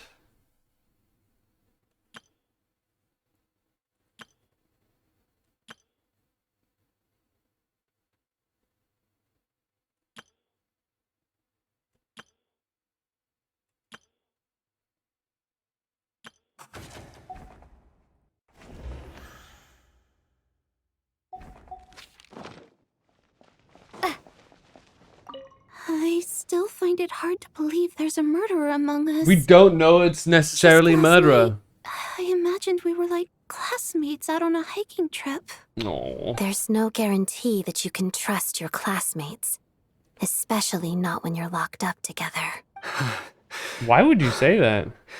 Why did they do this? Was it for money? Even then, they could have just kidnapped the people.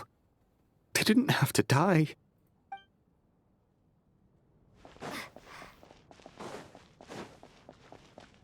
What about you guys? You seem to be very comfortable taking charge, Major. You took the reins as soon as things went south. I simply made an executive decision that someone needed to take control of the situation on the military's behalf. Does this offend you? No, quite the opposite. We feel much safer for it. By the way, what does Major mean exactly? Is it a pretty high rank? Major is a rank of actual, like, you're an officer at that point, right? So it is relatively high. High enough that most people actually don't reach it, I think. You're right. That was my bad. It was a knee-jerk reaction. I didn't think it through. Luckily, no one suspected my identity. Hello. Oh, phew. It's just you. I thought someone was eavesdropping. Since Vodianitsa and I were on the same page earlier, I think I should share my thoughts with the Rokot members first. Tell us a knowledgeable child's internal like on your views on the current situation. Whoa, whoa, whoa. Are you serious? I don't know if this counts as gossip, but it's definitely on track to be the juiciest this whole year. Odette? Really? Odette? Oh, We don't know. How dumb does this make People me keep look? assuming that it is Lilac her. has been right under my nose this whole time, and I didn't notice a thing. Actually, it's exactly what you'd expect. Sometimes, hiding in plain sight is the best strategy. And now that you mention it, the more I think about it, the more sense it seems to make. It all adds up. What are we up to now? 1, 2, 3, 4... What are you counting? Odette's identities. She's my coworker, specifically a ballerina, and also a Fatous, a member of the Rokot. Now, Lilac. You don't know if all of those things line up. It must be so Also, did you just exhausting.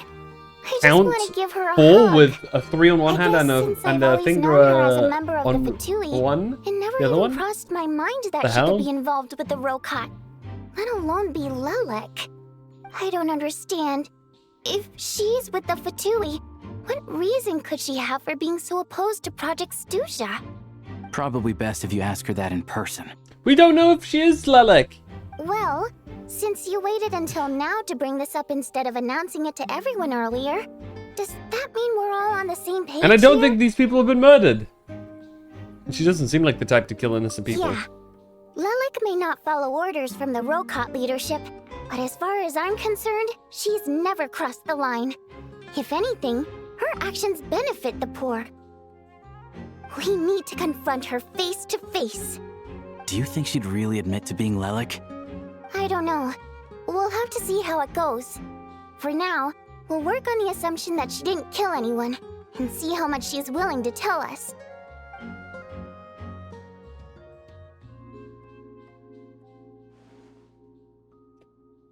Now's our chance. Odette's alone. Let's go. Hey, Odette. What is it, Just you guys? kidnap her, just yoink. Shh. Keep your voice down. We need to talk. So, you're Lilac, aren't you? Alright, fine. You don't have to say anything or explain yourself. Just hear me out first. None of us believes you kill innocent people. Whoever murdered those 2 people last night, it wasn't you. They're not necessarily murdered. Traveler There's was the no first to actual figure signs out on your them. identity, but she kept quiet during the discussion just now. And we don't. Okay. Still, This is- it's clear where the group consensus is heading. Everyone believes Lilac is the culprit. If your identity is exposed, you'll be in a really bad spot. We're your colleagues, and we know what kind of person you are. I don't want anything bad to happen to you. So, can you clue us in? Tell us everything. The more we know, the more easily we'll be able to cover for you. All right. Yes. Okay. I'm Lilac. And no, So I'm she is not the Lilac. murderer. And thanks, but I don't need you to cover for me. Actually, I'm planning to reveal my identity. Well, damn. Damn, so my... You're gonna reveal that you're Lilac? Here? Shh. Jesus. That's right. I'll admit I was surprised at first when Shuganov guessed that I was here. It was just a lucky guess, but it caught me off guard. But after taking some time to assess the situation and confirm where everyone stands, I don't believe I have anything to worry about. Are you sure you don't need a second opinion? Given the circumstances... Also, yeah, you're a Fatui. Mr. Valeri! What? Lori gets everyone to reconvene. Odette gets straight to the point and announces that she's Lelik.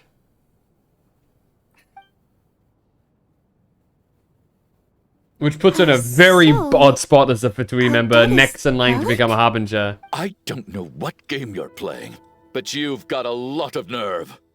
It's just one identity. So what if it's exposed? I can disappear and adopt a new identity anytime I please. Bam. I made my peace with this when I chose to become Lelik. But more importantly, I promise I am not the murderer. Well, if you means promise. that someone else is. So, if anyone still insists that I did this, you'd best produce the evidence now. Otherwise, I suggest that you bite your tongue. Because if you really believe I killed 2 people without making a sound or leaving a trace, pointing fingers at me would surely only make you my next target. Is this really the truth, Miss Odette? That's confidence, all right. I believe you. A real no-nonsense attitude. I can see why Marionette said that she's on track to inherit the title of the Fair Lady. Are you seriously buying this? Hey, officer! She just admitted to being Lelik. Aren't you going to do something about this? I do have one question, Miss Odette. Why have you chosen this moment to come forward and reveal your identity? If I didn't say anything, everyone would be focusing all their efforts on finding Lelik. And that is exactly what the real culprit wants. I don't want to be the scapegoat who lets the murderer get away with this crime. Pretty convincing. Despite all the accusations, she made the smart choice. A remarkable display of rational thinking under pressure. Clearly, Odette's talent extends far beyond the art of dance. She thought so far ahead. Ugh, why do I always feel like I'm one step behind her in everything? You've convinced me. Dealing with the murder case remains the top priority right now. Let's put the name Lelik and all related incidents aside until further notice. Dude bro's not gonna like that. Nevertheless, the group still considers you the prime suspect. I assume you have no quarrel with that, Miss Odette? I understand. You're welcome to keep an eye on me around the clock. I have no objections. Mr. Chuganov? For my wife and daughter's sake, I'll let you off the hook for now. But don't think you're forgiven for breaking into my house and threatening me. Just wait till we get out of here, Lelik. We'll settle the score then.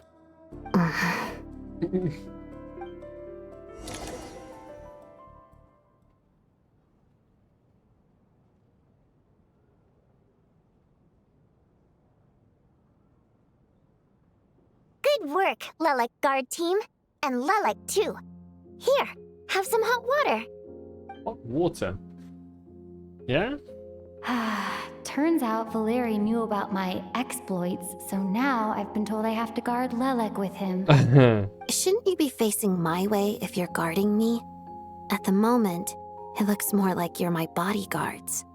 If the true culprit is indeed still at large, as you have claimed, we must keep our guard up against them also. True. Don't worry, Tonya. We'll get through this. Once the snow stops, the officials will step in. The investigation will get easier, and then we'll be safe. Are we unable to remember the dream before? Once the snow stops, won't everyone just leave? Huh?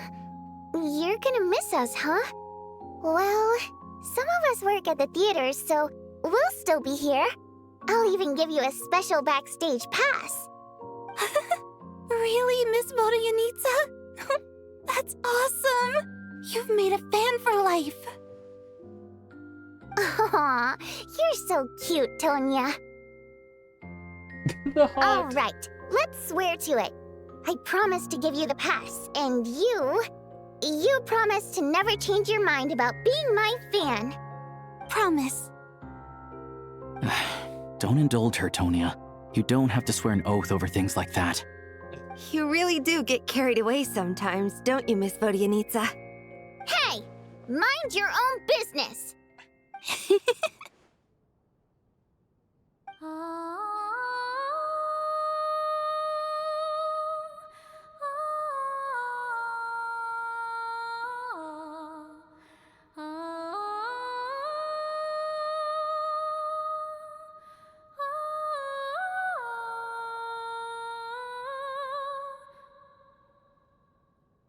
Don't be nervous, Miss Water Imp. Everyone's here. There's nothing to be afraid of. Excuse me? Do I look nervous? Don't be ridiculous. No, no, no. You sound nervous, lass. Oh. Wait, but how... Okay, plenty of people know that I'm a water imp, but still... How come you understand our primary mode of expression? Primary mode of expression. I've not come across that concept before.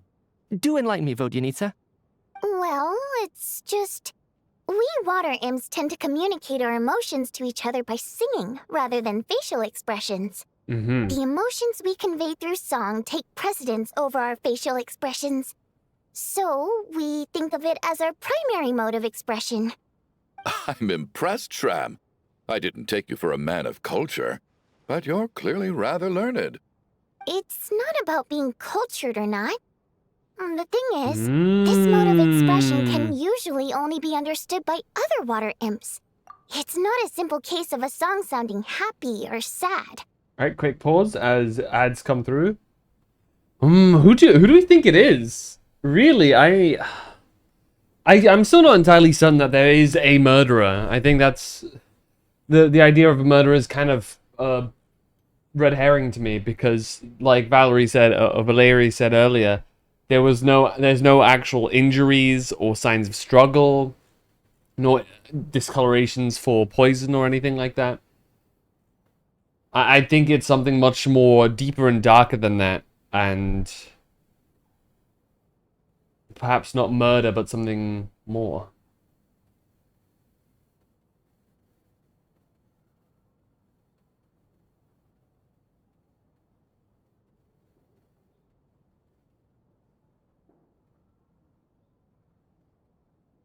La la la la la la la.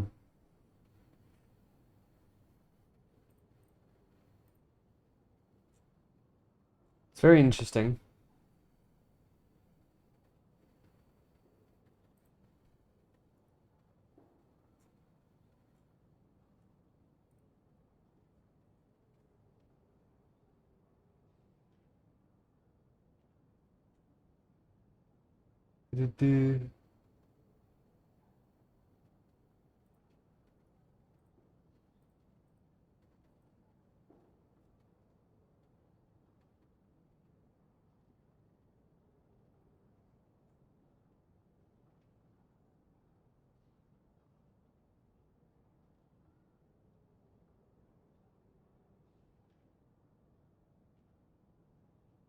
Alright, ads are done. Let's continue. And yet, you're clearly human, Mr. Shram. It's really not the big deal you're making it out to be. I think I just have a knack for it. Plus, I have a... very close friend who's a water imp. A delightful lady. But keep that a secret. Anyway, we spent so much time together that before I knew it, I noticed I could understand her expressions. Oh, I guess that makes sense. Still, the fact that you have a water imp friend is even more surprising. I'd better watch what I'm singing when I'm around you from now on. Hey, what are you implying? You're not secretly insulting the audience in your songs, are you? Heavens, why would I do a thing like that? You're it's right, getting Sonia. late. We should discuss our sleeping arrangements for tonight. To guard against the killer, someone needs to keep watch. I suggest that we don't sleep in separate quarters tonight. It will be safer if we all stayed together. As long as someone keeps an eye on Lelik, I'm quite sure we won't have any trouble. Are you saying that you wish to bet your life on Miss Odette being the killer? Nonsense. Of course not. Then I propose the following arrangement for tonight. The Traveler, Odette, and I will form the Night Watch. We'll sleep in shifts, but two of us must be awake at any given time. Fine by me. An excellent idea. This allows us to handle the night watch while also keeping an eye on Lelik. Meanwhile, the rule of taking shifts in pairs resolves the other issue. Namely that we can't necessarily trust the Traveler or Valerie either. I expect that plan took you quite some time to come up with, didn't it? Actually, our field combat manual outlines a similar approach. Although the scenario there involves guarding prisoners overnight during field operations. Makes That sense. being said, I must clarify that I harbor no disrespect towards you personally, Miss Odette. In fact, Lelik's numerous covert operations make fine textbook examples for military agents. I care less about respect and more about the fact that you just robbed me of 2/3 of my sleep tonight. I'm calling dibs on being the first to rest. Good night. Fair enough. Well, we see where Valeri has his opinions. As night falls, you and Valeri take the first watch together. Everyone is sleeping on the stage, making for a scene right out of absurdist theater. Eventually, time comes for the first shift change. It's almost time. We should wake Odette. How are you faring? I'm not sleepy. You can get some sleep. I'll go after you. Oh, not going to argue with that. I'll take a quick nap. If you start to feel sleepy, wake me up anytime. Wake me It's finally time for Odette and I to share the night watch. I should wake her up.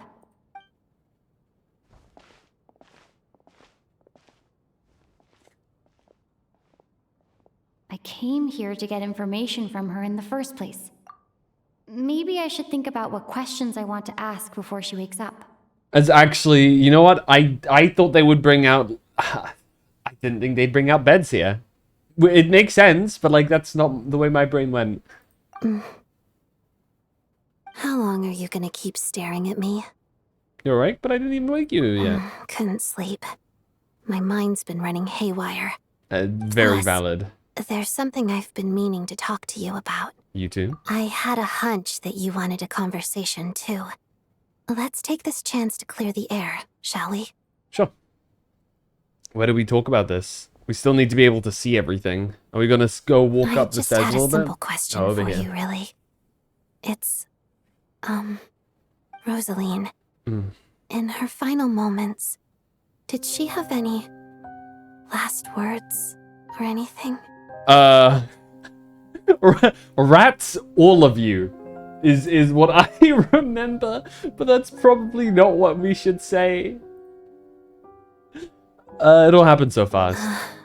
I see.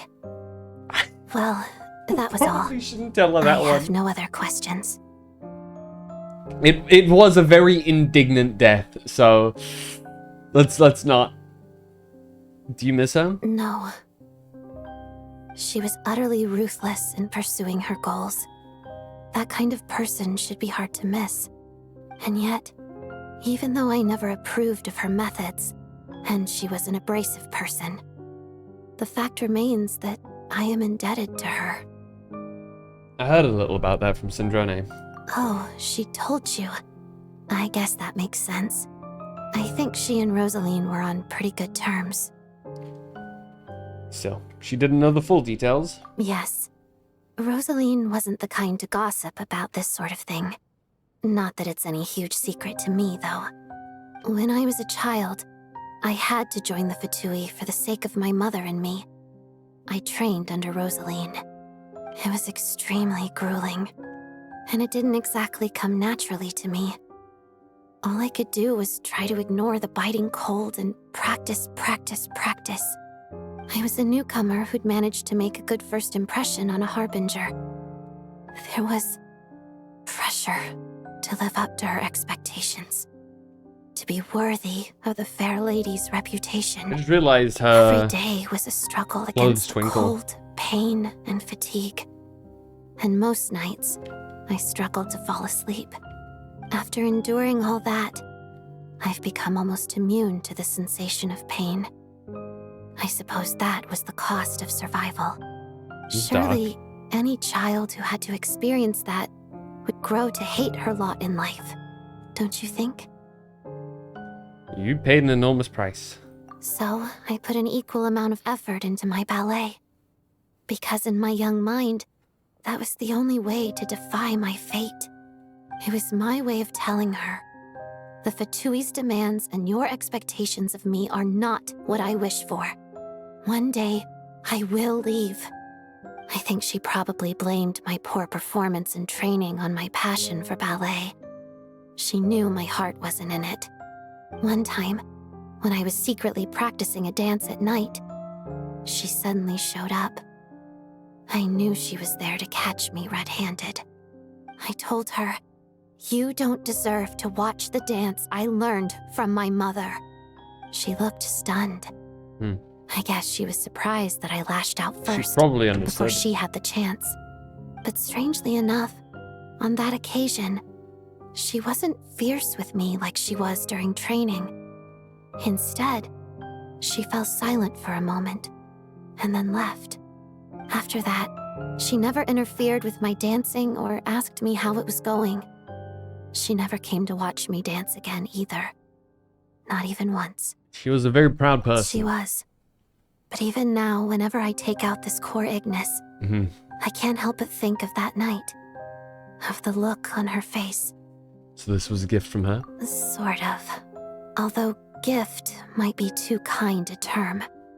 This is her flame sealed within ice. Yeah. A symbol of her favor, yes. But also her way of keeping an eye on people. She knew the location of every piece of core Ignis. If any recipient started acting suspiciously, she'd be on to them immediately. Trust her to make even a mark of approval feel suffocating.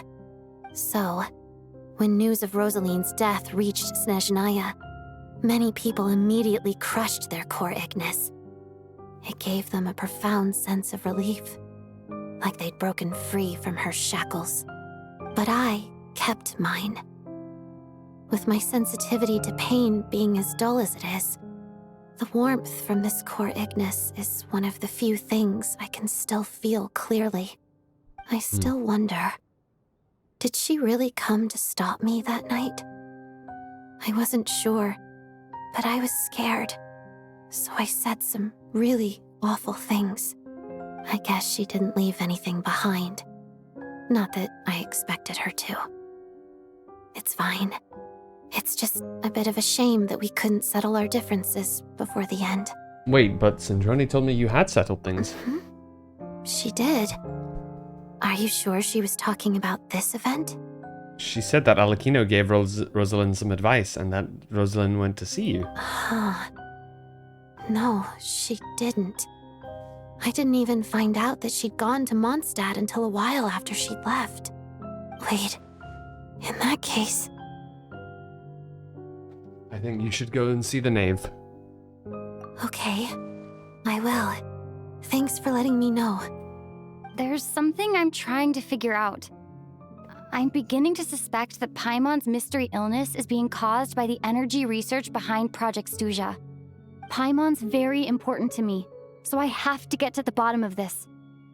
I figured that since you're Lelek, you might know something about all this. The ultimate goal of this energy experiment is to create a weapon for the final battle. Oh, okay. The weapon's construction was completed in Nodkrai. In Nodkrai? Now, all that remains is to arm it with a sufficiently powerful energy. So that's what they were doing at the Experimental Design Bureau. So is this the purpose of the energy experiments? Yes.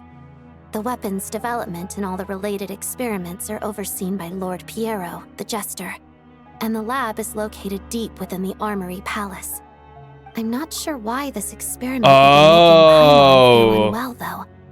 The best way to get to the bottom of it would be to go there in person. It's an anti-Celestia weapon, and Paimon has ties to Celestia. Once we get out of here, we presume. I'll help you apply for an entry permit. You sure? Let's not forget that you also are Fasus. And I'm hardly the organization's proudest member, as you know. You answered my question about Rosaline. I want to do you a favor in return. It's that simple.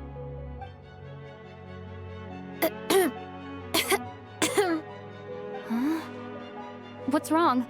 Are you not feeling well? Valerie's listening. It's been listening in. You two seem to be hitting it off. Ooh, you made me jump. I thought you were sleeping. Of course I was. In the military, one learns to fall asleep quickly, even in the most inhospitable environments. I've heard that this is staying true. Alert and energized. Why? Is something wrong? No, nothing. Even if he was awake, he can't have overheard us, right? I mean, what difference would it Thank you make? both for keeping watch. Traveler, I'll take over for now. It's your turn to get some sleep. All right, it means somebody's gonna die.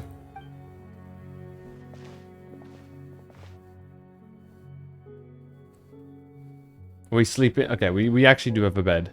This is our second night here, but at least I found out a little more about Paimon's condition. I hope she's been sleeping well the past couple of days. Huh. Why do I feel like I'm being watched? Because we are. Hello. Seriously? Is this payback for when I stared at her earlier? But I thought she was asleep.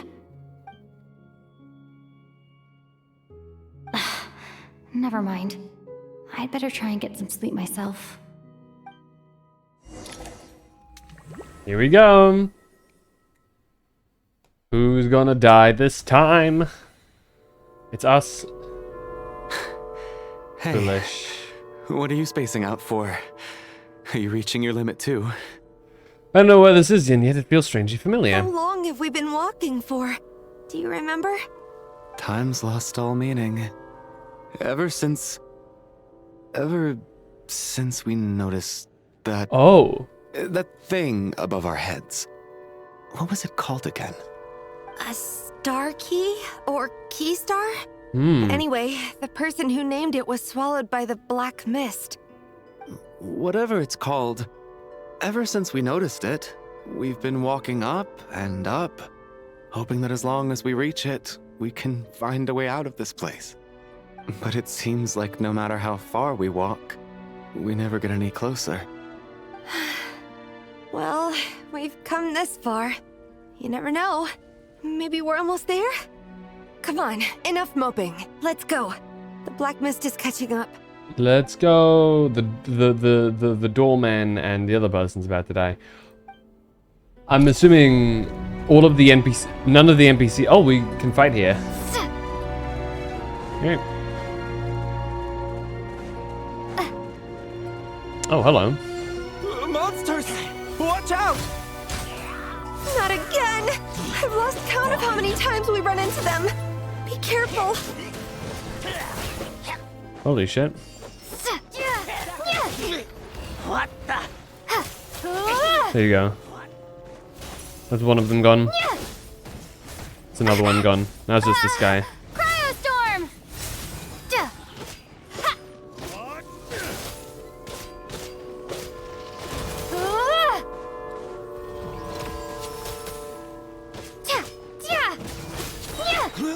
Condense!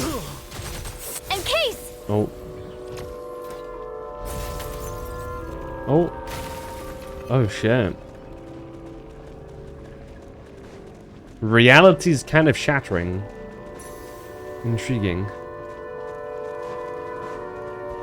Hey guys. Here they come again! Get ready! Let's go! Okay. Here we go. Now we're cooking.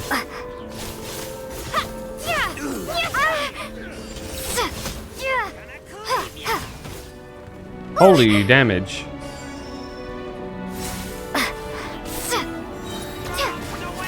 Fighting frost! Bombs away. Oh my god. Let's go, guys. I do think we're getting closer. I can see where it is. Monsters ahead of us? The black mist behind us? It feels like there's no escape. Fine.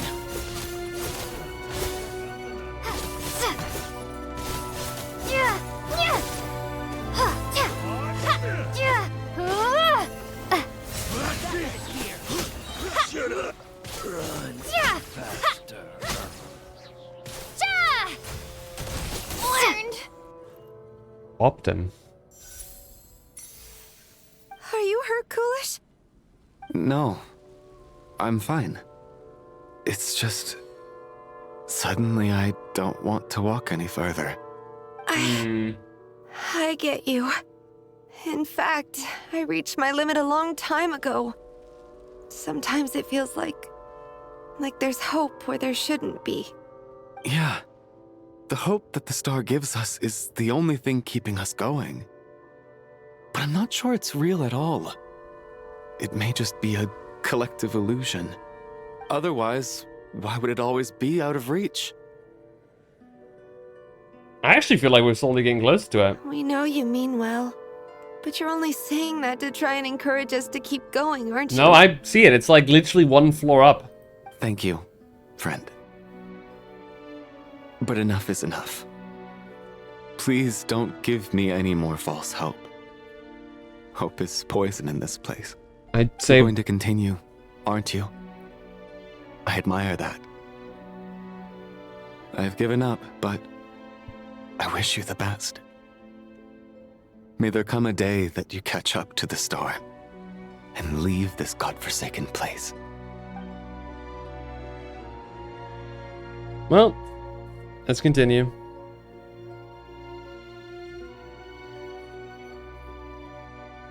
There it is. It's not an illusion. We really are getting closer to the star. Oh. Congratulations. You're the first person to make it here. That's an Odette. She does not speak like Odette. Actually made it.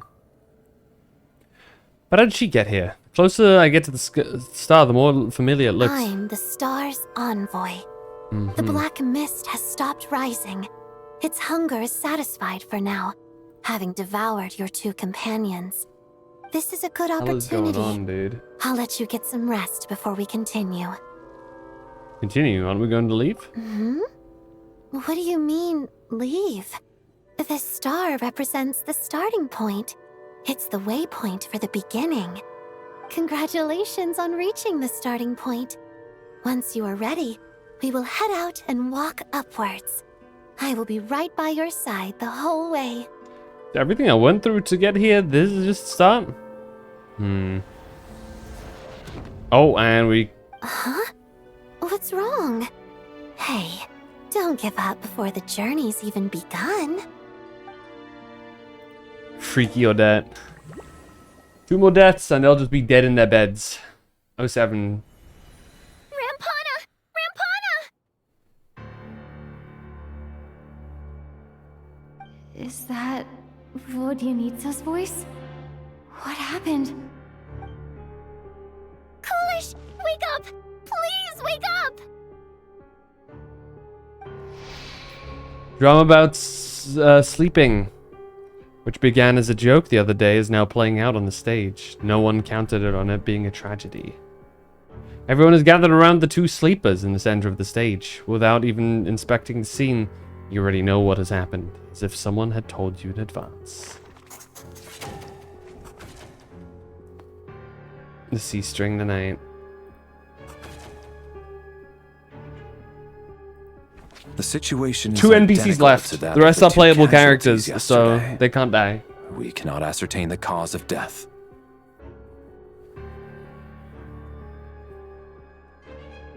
At least there are some elements that we can rule out this time. They slept on the stage with everyone else, so I suppose the surrounding environment can't be a relevant variable. Rampana. Coolish. Weren't some of us keeping watch last night? 3 of us, in fact. How could you not notice something was wrong? I'm as confused as you are. Certainly nothing unusual happened on my watch. Likewise, and from what I've observed so far, both Miss Odette and the Traveler can be trusted. No incidents during my watch either. I have no reason to suspect Valeri or Odette either. To be honest, I didn't get a wink of sleep last night. I couldn't help but think I was the target, so I just laid there with my eyes closed. I heard the Traveler and Lelik chatting, but otherwise I don't recall hearing any commotion during the night. Me too. I didn't want to wake everyone up, so I was concentrating hard, trying not to cough. I hardly slept at all. If anything had happened, I'm sure I would have noticed. Then, what could possibly be causing this? Once was bad enough. I can't believe it happened again. I worked closely with Rampana and Coolish for so long. I never imagined that one day they'd... And on the stage of all places... Florianitsa. 4 victims in just 2 days, and we still don't have a single lead. I need to get to the bottom of this as soon as possible. And above all, keep Tonya safe. True, that is... I'd never be able to look Child in the eye She isn't a playable character. Still snowing? Yes, I just checked. Still no sign of anyone outside either. So we only have ourselves to rely on. If you ask me, this killer can clearly strike whenever they please. The Night Watch was a useless endeavor from the start. Lelik must be an expert in poisoning. Okay. Clearly she used some poison that can't be detected on the corpse. Here we go again. Listen, I was already thinking to myself last night, was Lelik's reason for revealing her identity the real story? Well, now I have my answer. It most certainly was not. She's been playing us for fools.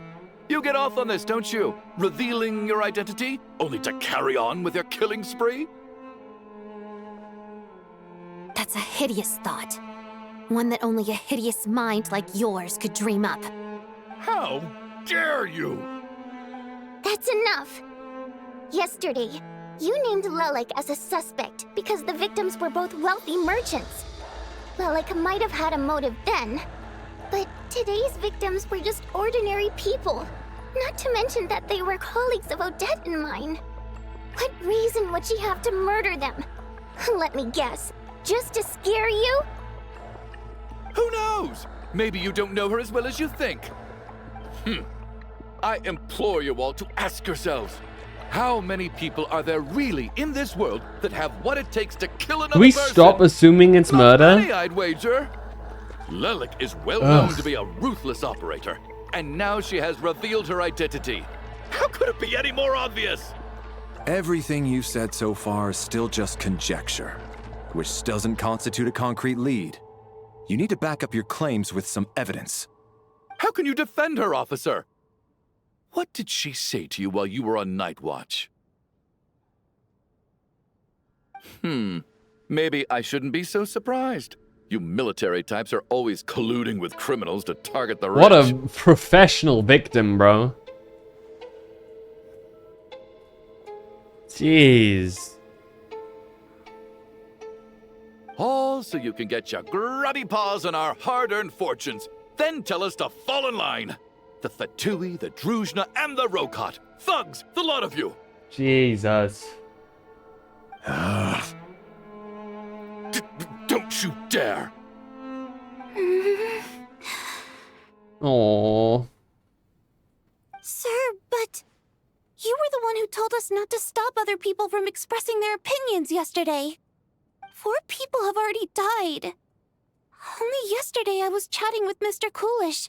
Then we woke up in the morning and he's... Turning against one another is the last thing we should be doing right now.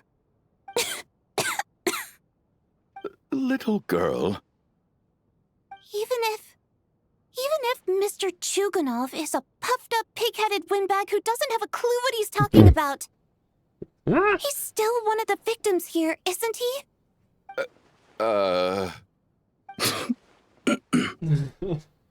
Quite. I had no intention of resorting to violence. But you're right, Miss Tonya. I ought not prevent him from speaking his mind.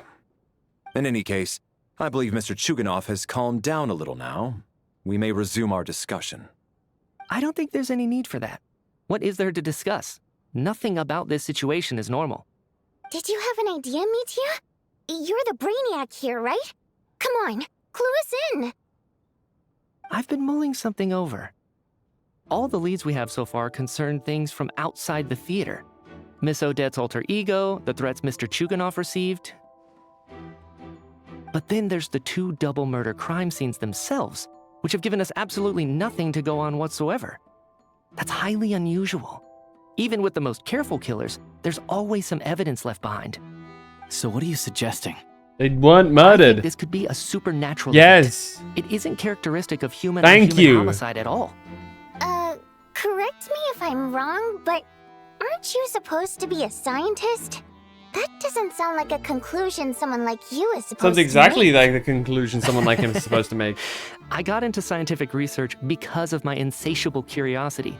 I'd say. But if the present situation defies all known scientific explanations, I don't mind shifting my curiosity toward the paranormal instead. Right. Now that you mention it, I remember when I first came to the theater. I heard rumors about this place being haunted. Haunted? Oh, told you no to listen. Yeah, I think I heard the same thing. But I mean, they're only rumors, right? We've worked here for years. Surely we would have noticed any spooky goings-on by now. Well, this has taken an unexpected turn. Yeah. A haunted theater? If Paimon were here, she'd probably be hiding behind me in fear right now. Why don't we take this opportunity to look for clues again with a more open mind? Maybe a different perspective will help us see something different. Very well. Whether it's criminals or ghosts we're looking for, the same rules apply. Everyone needs to tread carefully. I'll move the bodies into the same room for now. Aren't they... Dude, they have to be decomposing now, no? That has to fucking stink. Hey, Zebby-san.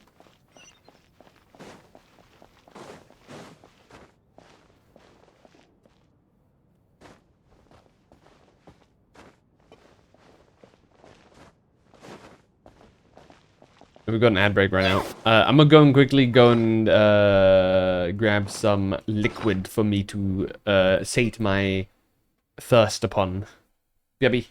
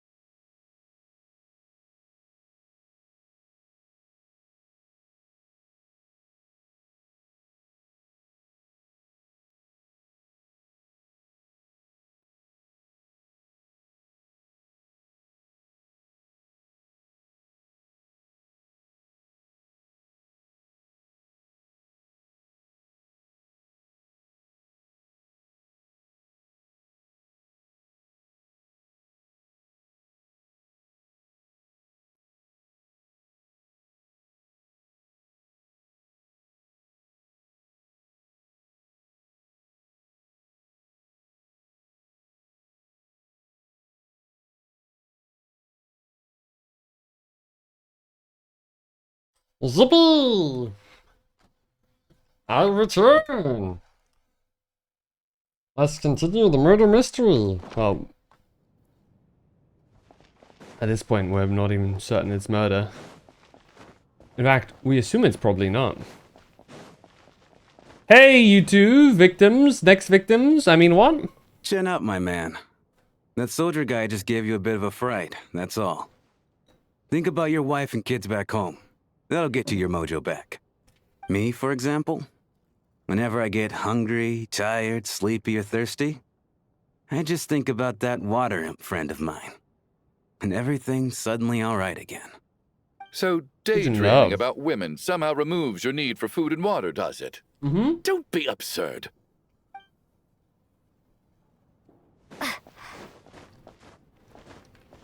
Have you tried it? I need to think very hard about whether there's anything that ever needed hiding. After all these years, there must be some things even I've forgotten about.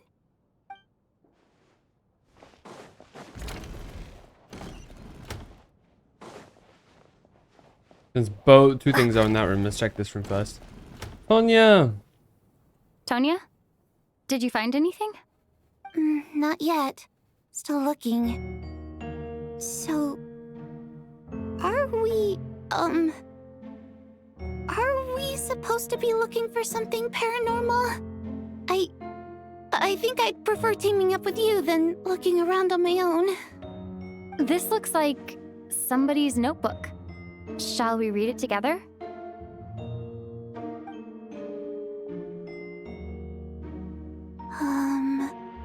Well, it doesn't look scary or anything, so I guess it should be fine. All right, let's read it together.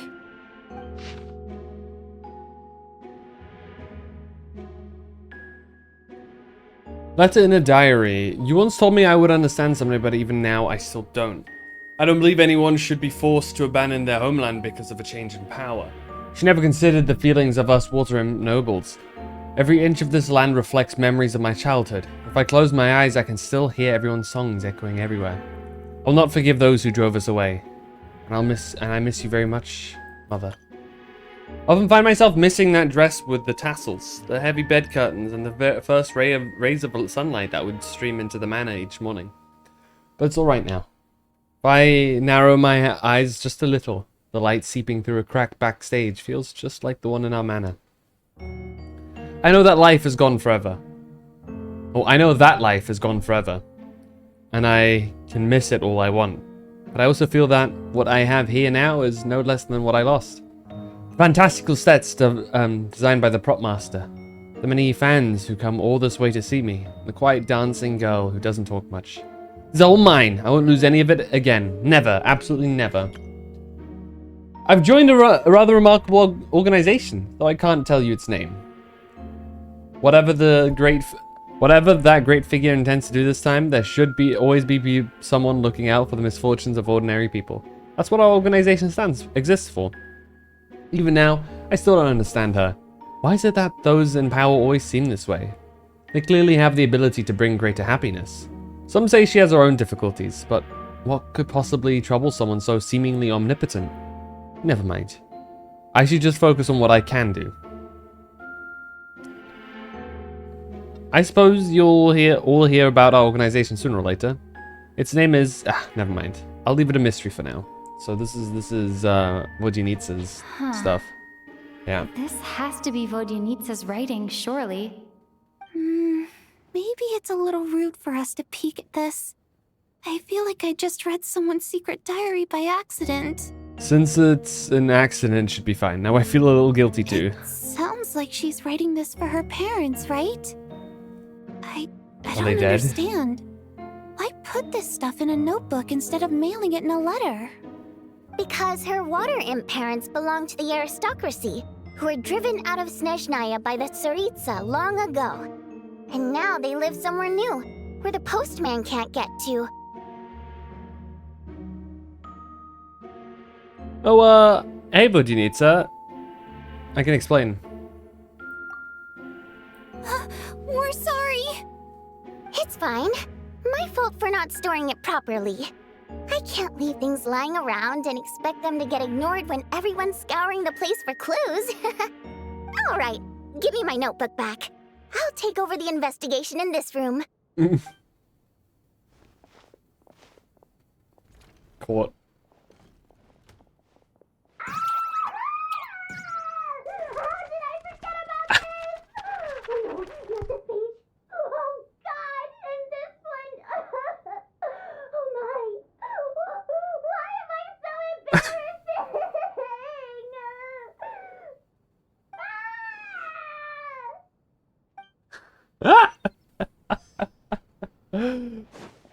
Yeah, it's best we don't try. Oh, that was good. What's up? What up, you two? Valeri, come take a look at this. You too, Traveler. What's up? Some sort of notebook. What is it for? It's the on-duty logbook for the theater. Kulish was the main person to use it. He mostly used it to record any unusual incidents during a show, audience numbers, exit times, and so on. I saw Kulish at the entrance before coming in. I think he was holding this book at the time. Yes, he'd always have this logbook with him when he checked tickets at the entrance. This should confirm a lot of key details about the recent show. So, you find anything unusual? Yes. The number of people. I've checked and double-checked, but the numbers just don't match what's recorded in the logbook.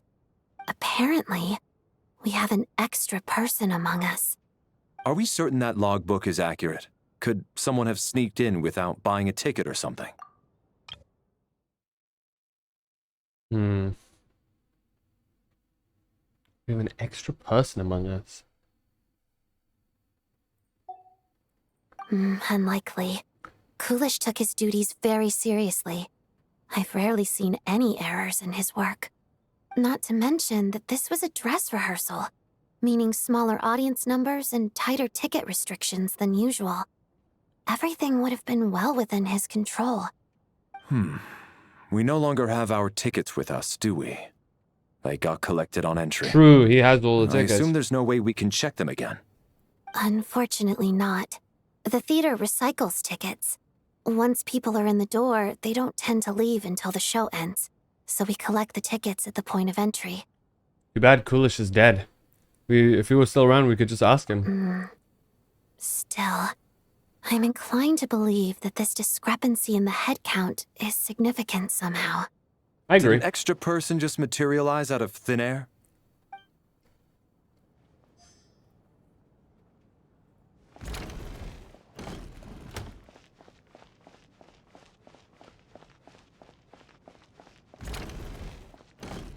Hola. Ah, Traveler. Since you're here, come take a look at this. Alosha found it. We're both curious to hear your perspective. Oh, yeah? It appears to be an investigation report. And the focus of the investigation was the rumors of haunting we heard about earlier. Alright.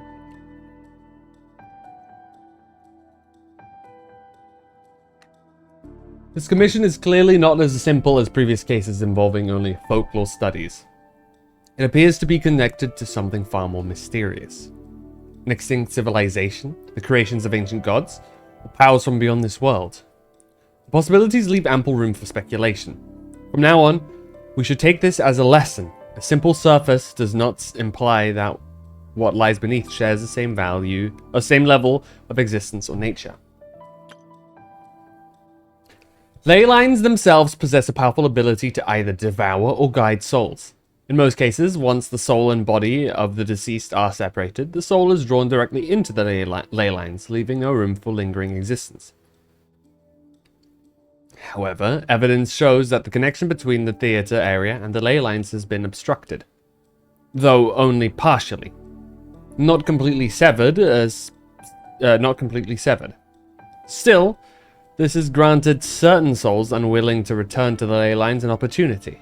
If their resistance is strong enough, they may even linger within the theater indefinitely, In theory, however, these souls within the theater are incapable of influencing the physical world.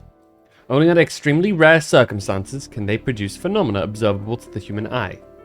Overall, they can be considered harmless. This assessment may be conveyed in advance to the theater's management to reassure them. But for me, the investigation does not end here. Uncovering the reason why the ley lines have been obstructed is the true focus of this inquiry. After consulting multiple sources, the most reliable hypothesis at present appears to be the existence of an angel civilization and its preliminary attempts at ley line renovation. There is too little information available here. I must return home as soon as possible. An investigation report, huh?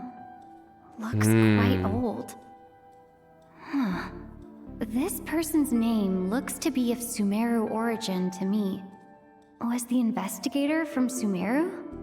The theater manager must have hired an investigator once specifically to look into this issue. But it doesn't look like anyone ever looked at the report. Presumably, the manager wanted to know if the supposed haunting was dangerous, while also being fearful of word getting out in case it affected the theater's business.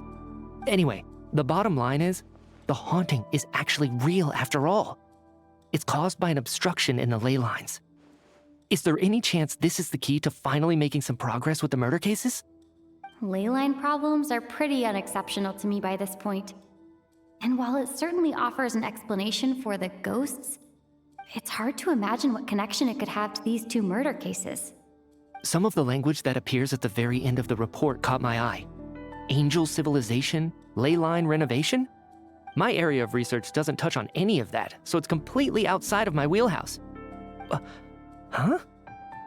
A piece of paper just fell out from the report. It landed right by your feet. Let's see. Words on paper. Death is near. Whoa. I just got goosebumps. It's pretty ominous no matter how you look at it. How unnerving. It was tucked inside the report, so it must be a note left by the author. Death is near. Is that supposed to be what's going on here? With us in the theater? But if so, how did the author foresee it? Could he predict the future somehow? Maybe things are more complicated than we thought. No, wait a second. If we take the report and the note at face value, they completely contradict one another. The report definitively concludes that the hauntings in the theater are harmless and cannot affect the real world. But the note seems to be warning of potential danger. The question is, what exactly does the note mean by death?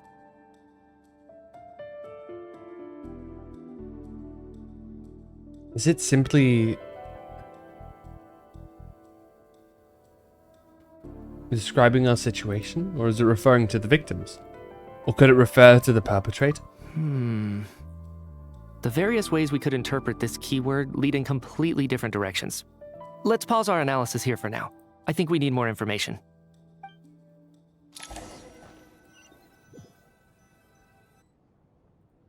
If we take all this together, it's not impossible, is it? If anything, it's the natural conclusion. Oh, I beg to differ.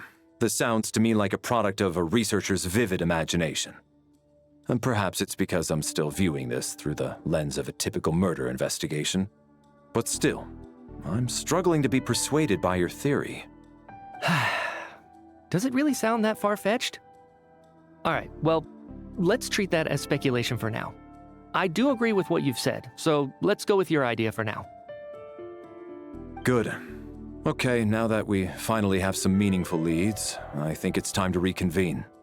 Let's get the others. This gauntlet's pretty sick. I like it.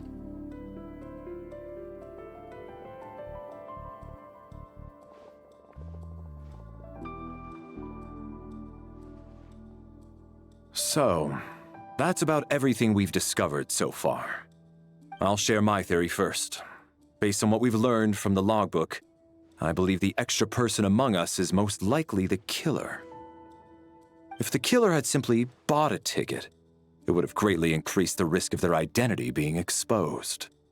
I expect he or she either hid in the theater ahead of time, or found a way to slip past the ticket inspection. They then blended in with the group and waited for an opportunity to strike. What about the note found in the investigation report? Any thoughts on how that fits in? The killer may have simply planted it there as some sort of sick joke. I've seen my fair share of psychopathic killers. They love playing cryptic mind games. So, it has nothing to do with the haunting of the theater after all. We don't know This that. theory makes sense to me. If we have an audience member unaccounted for, chances are they didn't come here to watch the show. Could it really be that simple? No. So, in other words, all we have to do is find out who got in here without a ticket, and all our problems will be solved? Then let me make one thing clear. All the theater staff should be well aware that I came here for the rehearsal legitimately, yes? There's no way I'm the one who didn't have a ticket. It's true. I hear you used every trick in the book to get a hold of that ticket, too.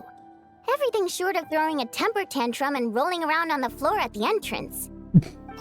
I most certainly did not degrade myself in What such a a way. sound. Probably a stupid question, but I might as well ask.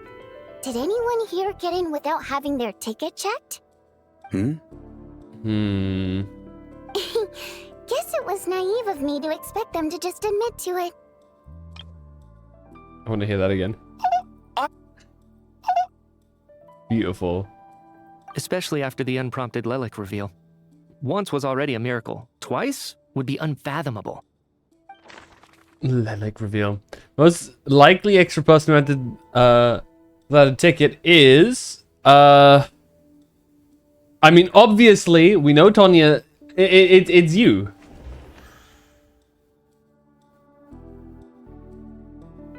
Shram.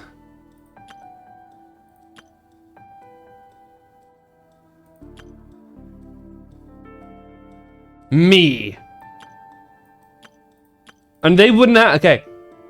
These two wouldn't have tickets anyway. Because why would they have tickets? He works here, so he wouldn't have a ticket either.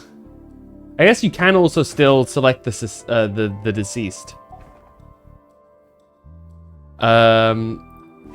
Shram makes the most sense to me. I don't believe any of us here knew Shram before all this. Yeah. If no one can verify Shram's identity... Mr. Shram, did you really go through the ticket inspection to get in here? Huh? Me? Why am I being singled out, my friend? Do I seem that suspicious? It's not that you stand out as suspicious, more that everyone else has been ruled out as trustworthy. Okay.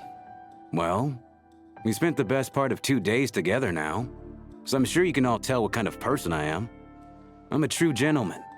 I never dream of doing something like sneaking to the theater without a ticket. Yeah, I have no doubt that you're a good person. But the problem is, none of us here actually Who are you, know bro? So no one can say for sure that you are who you claim to be. Although, actually, what was it you said last night? Yeah. Yeah, you're friends with that water imp, which is why you understand our primary mode What's her of name? expression. Last time I checked, there were barely any of us remaining in Snezhnaya, since most of the water imps left. Could you tell me a little bit more about your friend? There's a good chance I actually know her. And I suppose it's also kind of a way for everyone else to get to know you a little better. His response?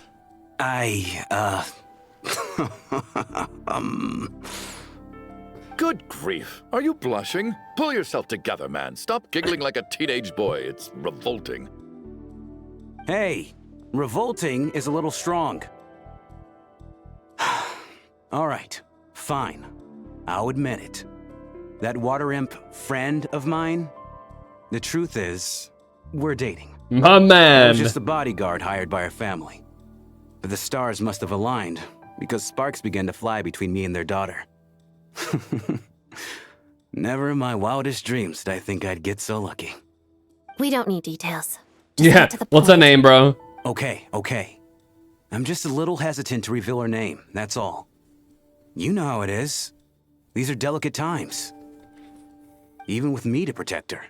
If word gets out that she's dating a human, both the Fae and human factions will give her a hard time. Bro, we have bigger things to worry about right now. We've got bigger fish to fry, no pun intended. Really? Wait, no. That can't be. Huh? Shram, what the devil are you talking about? Oh, is that not an issue? Why is oh, he's a everyone looking at me ghost. like that? Surely you can understand where I'm coming from. Delicate times? Factions? Yes. You know. Yeah, you're a ghost, broski. Last time I checked, the Fae and the humans were still at each other's throats. He doesn't realize he's if a ghost. I'm not mistaken, the last significant civil war in Yeah. Snezhnaya in history was over 400 years ago, when Her Majesty the Tsaritsa had just taken the throne and was consolidating her reign. What do you mean, 400 years ago? What's going on here? Is Shram from the past? Touch him. All right, Mr. Mitya, you win this round. As far-fetched as it is, it appears that your theory may be correct. I'm just as amazed as you are. I didn't even believe it myself, to be honest. Is someone going to explain what's going on here? From the look on your face, you figured it out too, haven't you, Traveler? Yeah, he's been trapped here for a while. Okay, option 1. According to the theater's usual log, there seems to be an extra person at the scene. Wrote her family but never sent. A clue is yet to surface. Investigate. Okay, the haunting. The theater's ley lines have been modified to block souls within its grounds from returning to them. Some souls can even wander this place forever. Mr. Shram's statement proves he's from hundreds of years ago. And according to the investigation report on the theater hauntings, Mr. Shram is very likely a lost soul wandering the theater. The true nature of is, I personally, the soul. For some unknown reason, the soul that has been wandering the theater due to the leyline issues has joined our group and blended in. Yeah, that must be the immediate reason why the ticket count doesn't match the number of people present.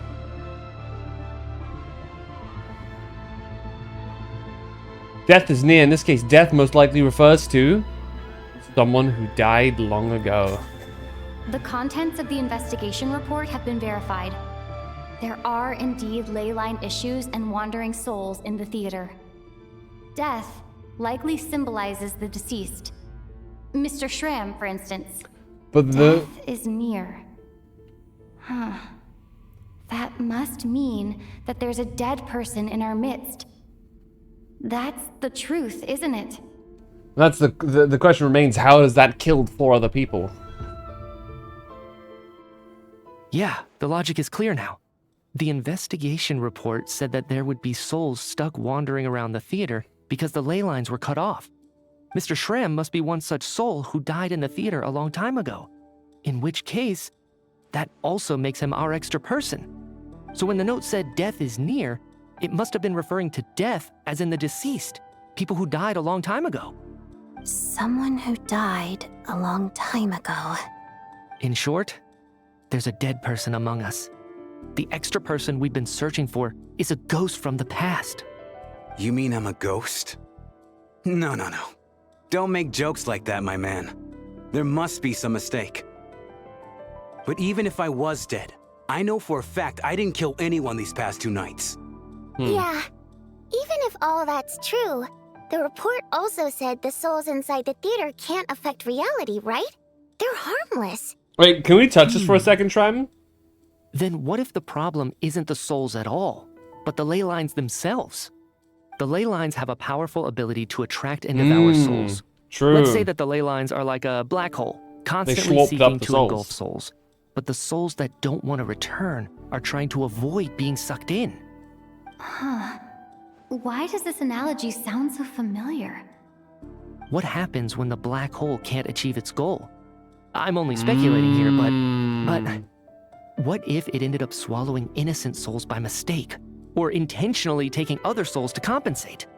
That could explain why we weren't able to determine a cause of death. If you're right, and their souls were devoured by the ley lines, it does make some sense. It does seem to explain a lot of the things we couldn't make sense of. Does that mean it's true? Except there's no concrete evidence. Mitya is relying on a lot of logical leaps. Still, it seems like the best explanation we have under the circumstances. All right, so how could Shram not know that he's dead? Seems a little unlikely that he hasn't noticed anything unusual even after several days interacting with us. On the contrary, it's perfectly normal for a soul to wander the theater for centuries without questioning their existence or reason for being there. It's simply what's natural for them.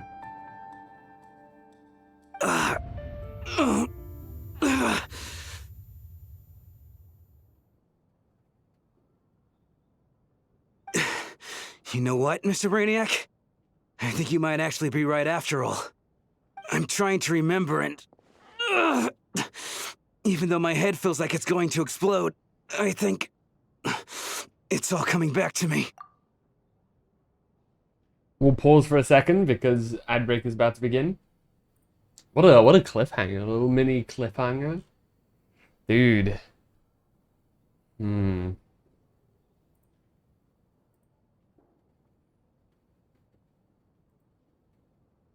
Crazy. So here's a ghost, and it's searching for a soul, and it's like nom nom nomming, trying to look for somebody. So the question is,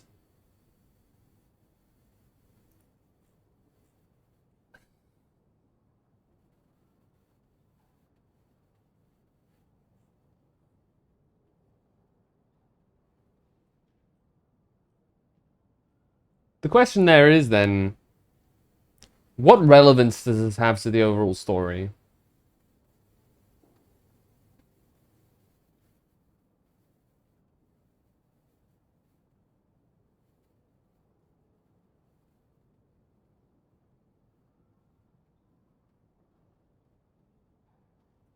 That's what has me interested.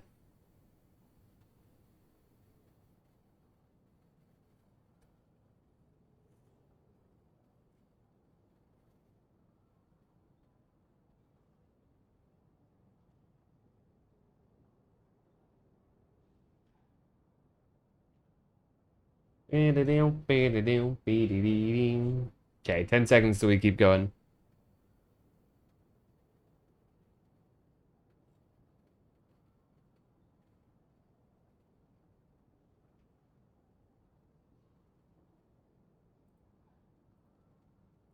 All right.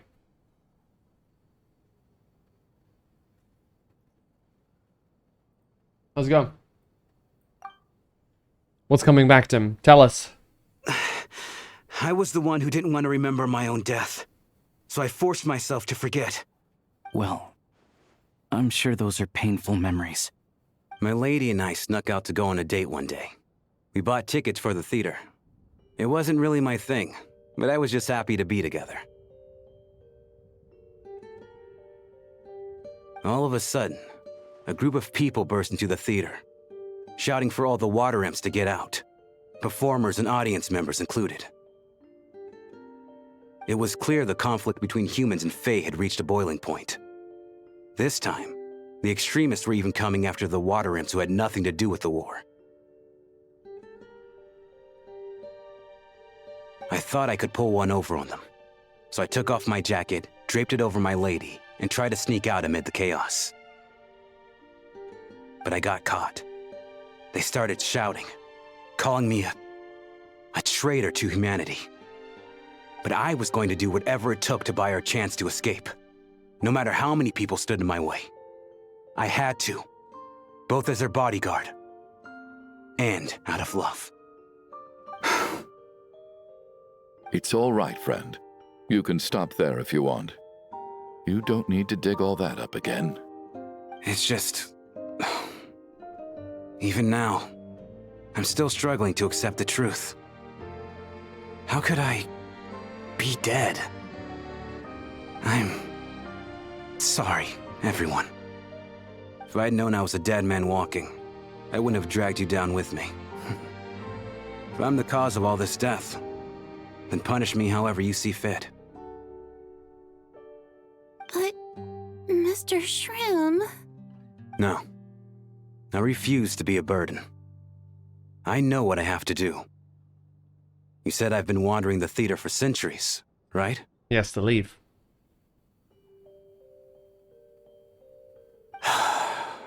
I guess it's high time I got a breath of fresh air. Out there, I mean. I'll leave this place and take all this death with me. Go out on my own terms. Mr. Schramm, I'm sure we can figure out a different course of action.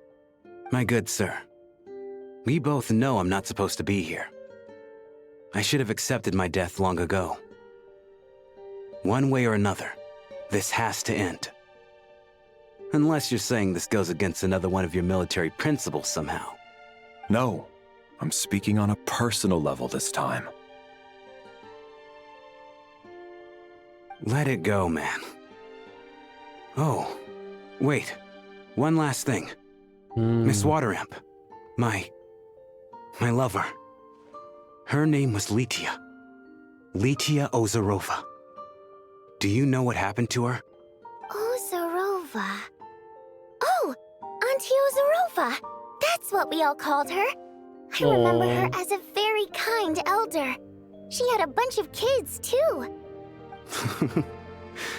I'm so glad she survived. And she had lots of kids? Good. That's good. I could hardly expect her to stay single just because of what happened to me, right? As long as she went on to be happy, that's all that matters. Besides, I'm dead. My soul's been wandering around here for so long because I was worried about her. But now, I can go without regret. There's no need to see me off, my friends. I've enjoyed our time together over these past few days. Perhaps we'll meet again in the next life.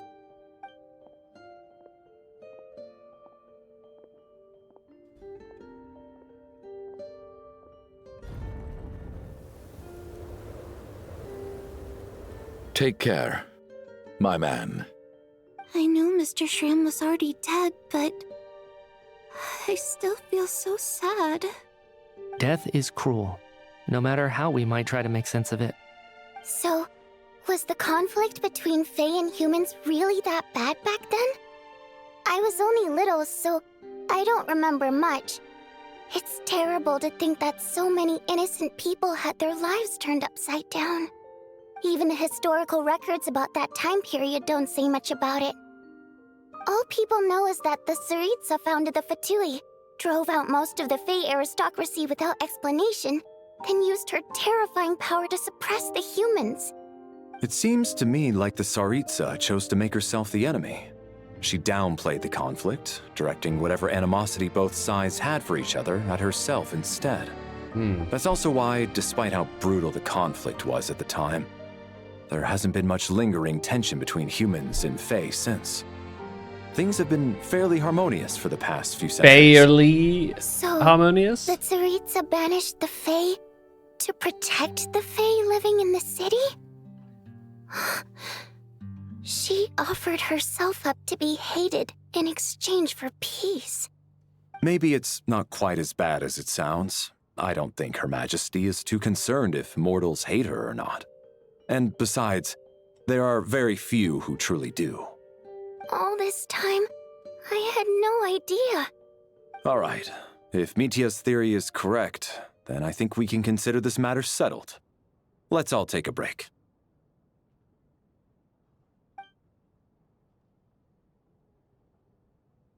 Ugh, if only this blasted storm wasn't still raging on. We check if the storm is actually raging on. Turn to your room to rest for now. Our room's over there now? The helly? Hey guys. Well, Mr. Schramm stayed optimistic until the end. The information he revealed, it's given me a lot to think about. And what about you shit? I was actually planning on hiring him as my bodyguard after we got out of here, you know. Oh, poor guy. Ugh. Even though Shram was already deceased, his decision to walk into the snowstorm was still a sacrifice, and a very brave one. This is one of the few times I don't feel at all happy to have my theory proven true.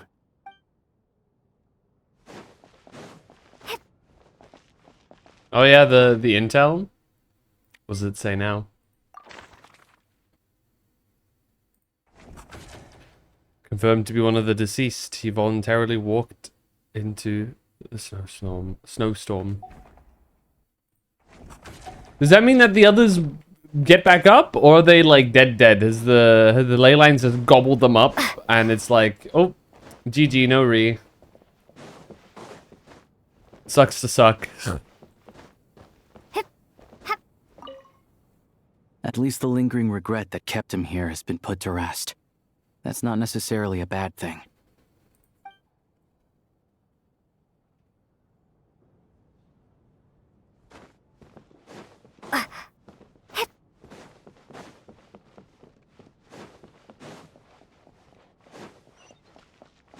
These actual regular rooms? Room where companions remain... Oh, a companion's remains alive. Let's not disturb their peaceful sleep. That's dark. I guess it would be here, huh? And you know what? That's not how I had the layout in mind. I thought they'd be sleeping back there somewhere. Nothing here, and nothing here either.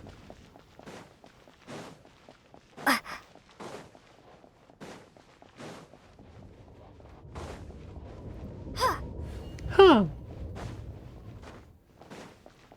But why were we in the dream? Why would our soul be at risk of the ley lines? We quite literally aren't even, like, a part of this world. Looks like now we can just rest until the snowstorm stops. I still can't believe Shram turned out to be a ghost who'd been in the theater for hundreds of years. To think he was dead this whole time. What a strange turn of events. Knock, knock. Yeah, that. Knock, knock. Yeah, hi. You know the door isn't closed, right? You don't have to knock. Think of it as a signal, then. When I'm entering someone else's room and I knock, I'm here as Odette. Okay. If I don't knock, it's Lelik. Okay. Please come in, Miss Odette. Thanks. So, why did you come to find me? Is there something I can help with? Vodyanitsa said you knew about my secret identity from the start. Well. But when everyone was discussing who Lelik could be, you were worried that revealing what you knew would be unfair to me. So you kept it to yourself, right? Well, that's what you wanted to talk about? You just came here to thank me? Yes. I'm extremely grateful for that. It's nothing. I mean, you didn't hold what happened to the Senora against me, so I should thank you for that as well. Actually, there's something else as well. I found myself in a situation similar to the one you were in when you helped conceal my identity. So I thought I'd come and ask you for advice. I'm honored. What's the situation? It's about Mitya. Oh? Before all of this, the last time I saw him, he was dead. What? As I'm sure you know, my goal as Lelik was to stop Project Stuzha. Well, when I found out the tech lead for the experiment behind Project Stuzha was Mitya, I immediately started planning to track him down and threaten him to back out. I often saw him around the theater, but I soon concluded that making my move there would risk exposing my identity. Right. So I decided to infiltrate the Armory Palace and go directly to his lab. That way, the threat would be much more effective. That must be basically the most classified place in Snezhnaya. If you manage to infiltrate it, you really do have what it takes to be a harbinger. Well, I suppose there was a bit of luck involved. But I am a Fatus, so I already had some familiarity with the building's layout. But when I finally made it to his lab, Mitya seemed to be dead. Are you sure he wasn't just dozing I off? checked his breathing and his pulse. He had no vital signs whatsoever. I'm certain of that. I thought maybe another anti-Project Stuzha activist had beaten me to it, and chosen a much more brutal method. So I made myself scarce. That's why you were so on guard around Mitya that first night here. Yes. When I saw him sitting in the audience during the performance, I could barely contain the shock. To me, it was a miracle. Somehow, he'd come back from the dead.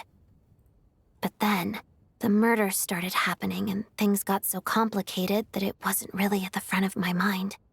That is, until Mitya himself said there must be a dead person among us. Then, I couldn't ignore it any longer. And yet, you thought that bringing it up right away would single Mitya out. Just like when everyone was suspecting Lelek. Exactly. I thought there could be something I was missing. Besides, we soon figured out that Mr. Shram was a ghost. And we knew there was only one extra person. So we thought he had to be the one. But now it seems like there's another candidate. I understand why you kept it to yourself. There was so much information being thrown around during that discussion. Bringing up Mitya would have just introduced more confusion. So, what do you think we should do? Talk to him? Let me confirm one thing first. When was it that you found Mitya dead? Around a week ago. Sometime in the afternoon. A week ago? That's earlier than I thought. I saw him just a few days ago at a restaurant. That definitely would have been after you found him dead. He seemed completely normal to me. Chatting with Vodyanitsa, trying to avoid Valeri. So he was definitely alive on that day. Huh. Well, all I can say is I know what I saw. Here's a thought. The reason we even suspected a dead person could be among us was because of the problem with the theater's ley lines. But Mitya's death happened inside the Armory Palace. The ley line issue affecting the theater shouldn't reach that far. Is there a ley line issue near the weapon? I guess he doesn't fit the profile of the person we were searching for.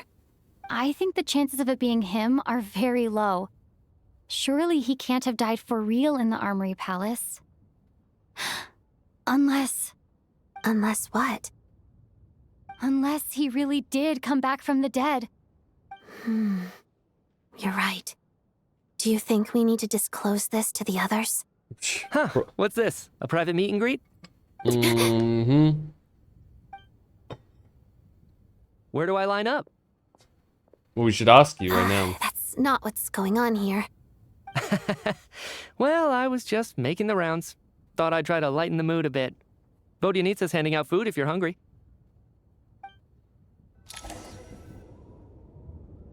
Quest progress saved.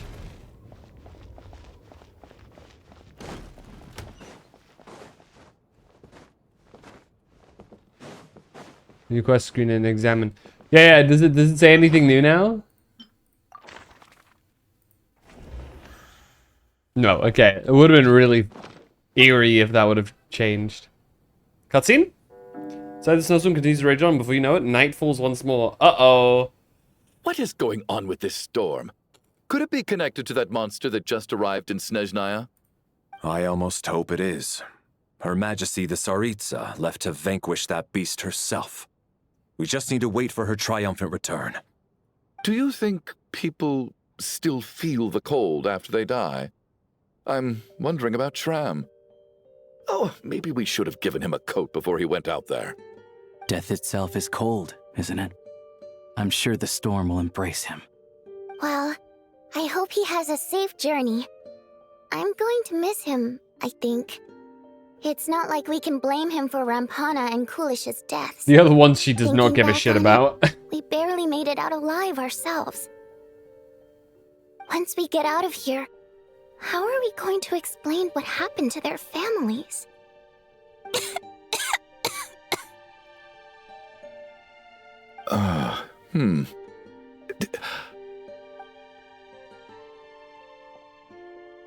Are you okay?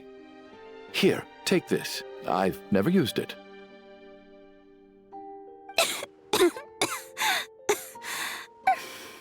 Thanks. Look who's Mr. Nice Guy all of a sudden. Is it because Tonya stood up for you this morning?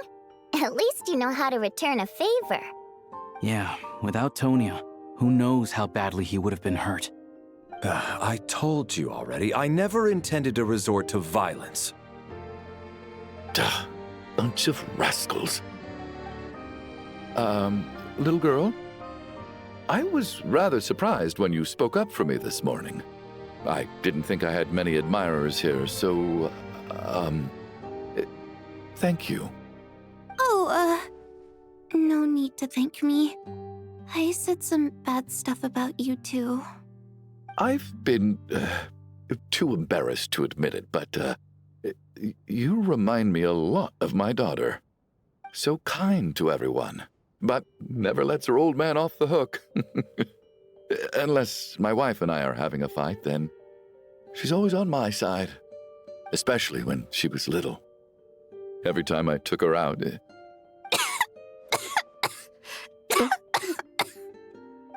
All right, easy now. How long have you had that cough, Tonya? I don't know. It's probably been a while. I'm fine. Are you taking anything for it? Yeah. I'll be fine once I see my brother. He's gonna pick some frost fairy flower leaves and brew a tonic for me. I'll feel much better once I drink that. I see. That's good to hear, then. We should probably discuss arrangements for tonight. Now that the deceased has left our midst, there shouldn't be any more incidents. However, out of an abundance of caution, I'll keep watch. Shouldn't we take shifts? I can take one if needed. No need. I managed to get a nap in earlier, so I have plenty of energy right now. He's juiced. After all the tension of the past few days, everyone else should just focus on getting a good night's sleep. Rule of threes, one final time into the abyss. Whatever the fuck What a long day. that world This is. whole situation turned out to be way more complicated than I expected. But Valeri's right. I should just try to calm down and get some rest. The last thing I want is to give myself nightmares. Something about... Yeah, here we go. Something with Senora's thing. She's awake. She's awake! Get over here, you big lug, and take a look! If you must call me something, call me Mr. Door. The Black Mist is coming. You need to go. Mr. Door? Where are we? Are you all right? Can you walk? We just got attacked by monsters on our way up. That Mr. Door fellow protected us. He just seemed to come out of nowhere. Not much of a talker, but when it comes to taking down monsters, that man doesn't hold back. Curses! The Black Mist is catching up to us. We need to keep going. Here we Mr. go Door, again. I Oh! don't believe I've ever seen you around here before. Oh, Why shit. is that? There's no need to try to get to know me. I'm just Mr. Door. I have to find the door that belongs to me.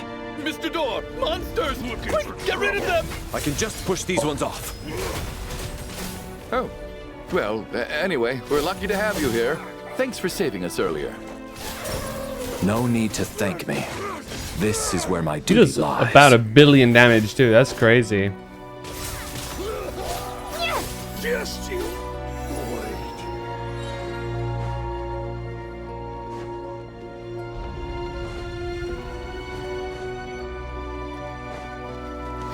So we're doing this the hard Yo! Hello? What are we thinking, Hoyo?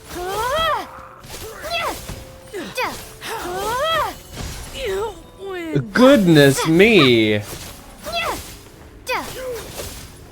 Oh, remarkable work, Mr. Door. Oh, if I had your muscles, I'd do the same. Great googly moogly. What are we doing, Hoyo? Hey now. Out here trying to make me a furry. Are Sheesh. none of these doors the one you're looking for? No. What is going on here, dude? What are you? Snegovic's ice coffin. When the Fae known as Snegovic feel threatened, they... Ah.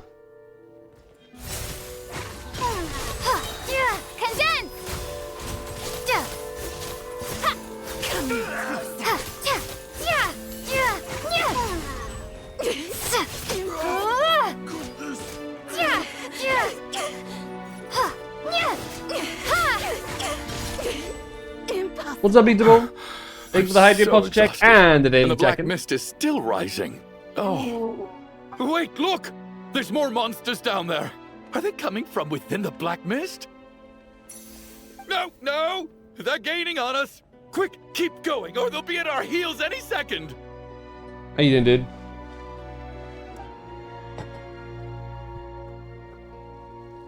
Oh. Mr. Door, what are you doing? We need to get out of here. They're coming! This is the door. He's found it. Found it. This is my door. What? You mean you're going to stay Paranoia of bats? I am a door. This is where my duty lies. So he meant a door for closing, not for opening. No! You saved us. We can't leave you behind. Why You are we must paranoid keep of bats? Are there A door bats can around only you? keep things out for so long. You must make haste. But... Oh, you're right. Hey, let's go. We can't let Mr. Door's sacrifice be in vain. Why are we calling him Mr. Door? Oh, you get bat? Your bats keep getting into your apartment? Oh, shit. Looks like both the monsters and Mr. Door are gone. I didn't just imagine all that, did I? Surely I wasn't so scared out of my mind that I hallucinated a door as a human being. I remember Mr. Door too. Oh, okay, good. There's no way we both hallucinated the same thing. Shit sucks, yeah, and... Getting sleepy? Well, looks like we're safe for now. Go ahead. Let's get some They get, rest. They can have rabies too, can't they? Does that mean, wait, does that mean Valeri's dead? Valeri! What time is it? Is it morning? I think I had a nightmare. Oh, I guess everyone's still asleep. These past 2 days have been exhausting. Valeri's keeping watch though, so he's probably the only one awake. And he's dead.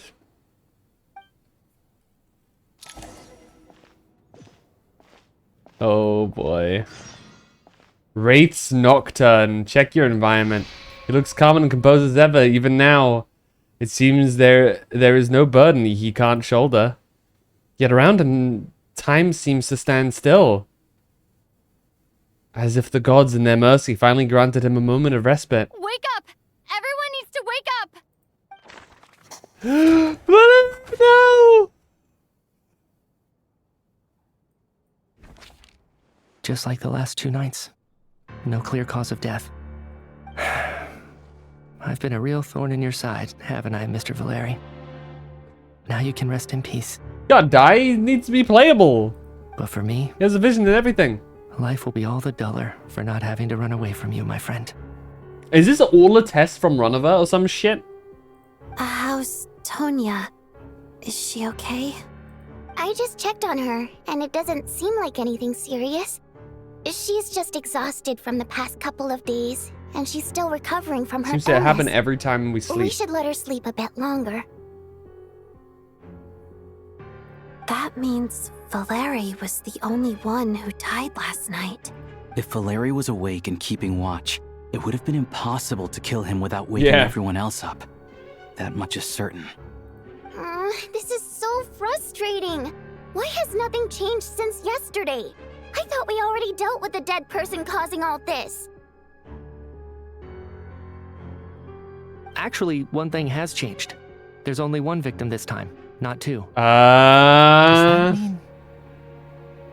Meet ya. Bird died twice in a single night. Option 1, he died twice in a single night is crazy. Mr. Schramm was one of the people who should have died last night. If already sacrificed himself to save someone else, number of victims each night consorts to the number of deceased around us. That's the most feasible option, but he also did sacrifice himself. Well, this is the most... After the deceased Schramm left, there was one less victim last night. That more or less tracks. It's a reasonable conclusion, considering the only variable that changed. Yeah. Oh, the number of people who die each night is equivalent to the number of dead among us. That's your theory, right?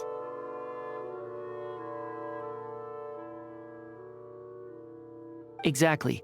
We identified Mr. Schramm, and the night after he left, the death toll dropped from 2 to 1.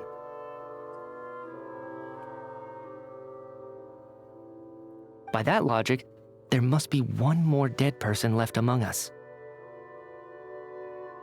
You think what I'm thinking of that? Another one? But there was only one person unaccounted for in the ticket checks, right? The head count should match up now. Having an extra person was definitely a cause for alarm, but being one person short isn't nearly as unusual. Someone could have left in the middle of the show, or made it out before the storm hit. One more dead person among us. If Mitya's theory is right, then what Odette told me seems a lot more relevant. It's just, at the time, we had no reason to think there was more than one dead person. If only we'd taken it more seriously as a possibility, maybe this could have been avoided. I'm sorry. This is my fault. I had information that could have been helpful, but I held back. I should have brought it up right away. I'm partly to blame as well. I was too quick to dismiss Odette's concerns. What is this about? What have you two been getting up to behind my back? Sounds like there's some big news you've been keeping from the rest of us. Well, we're all ears.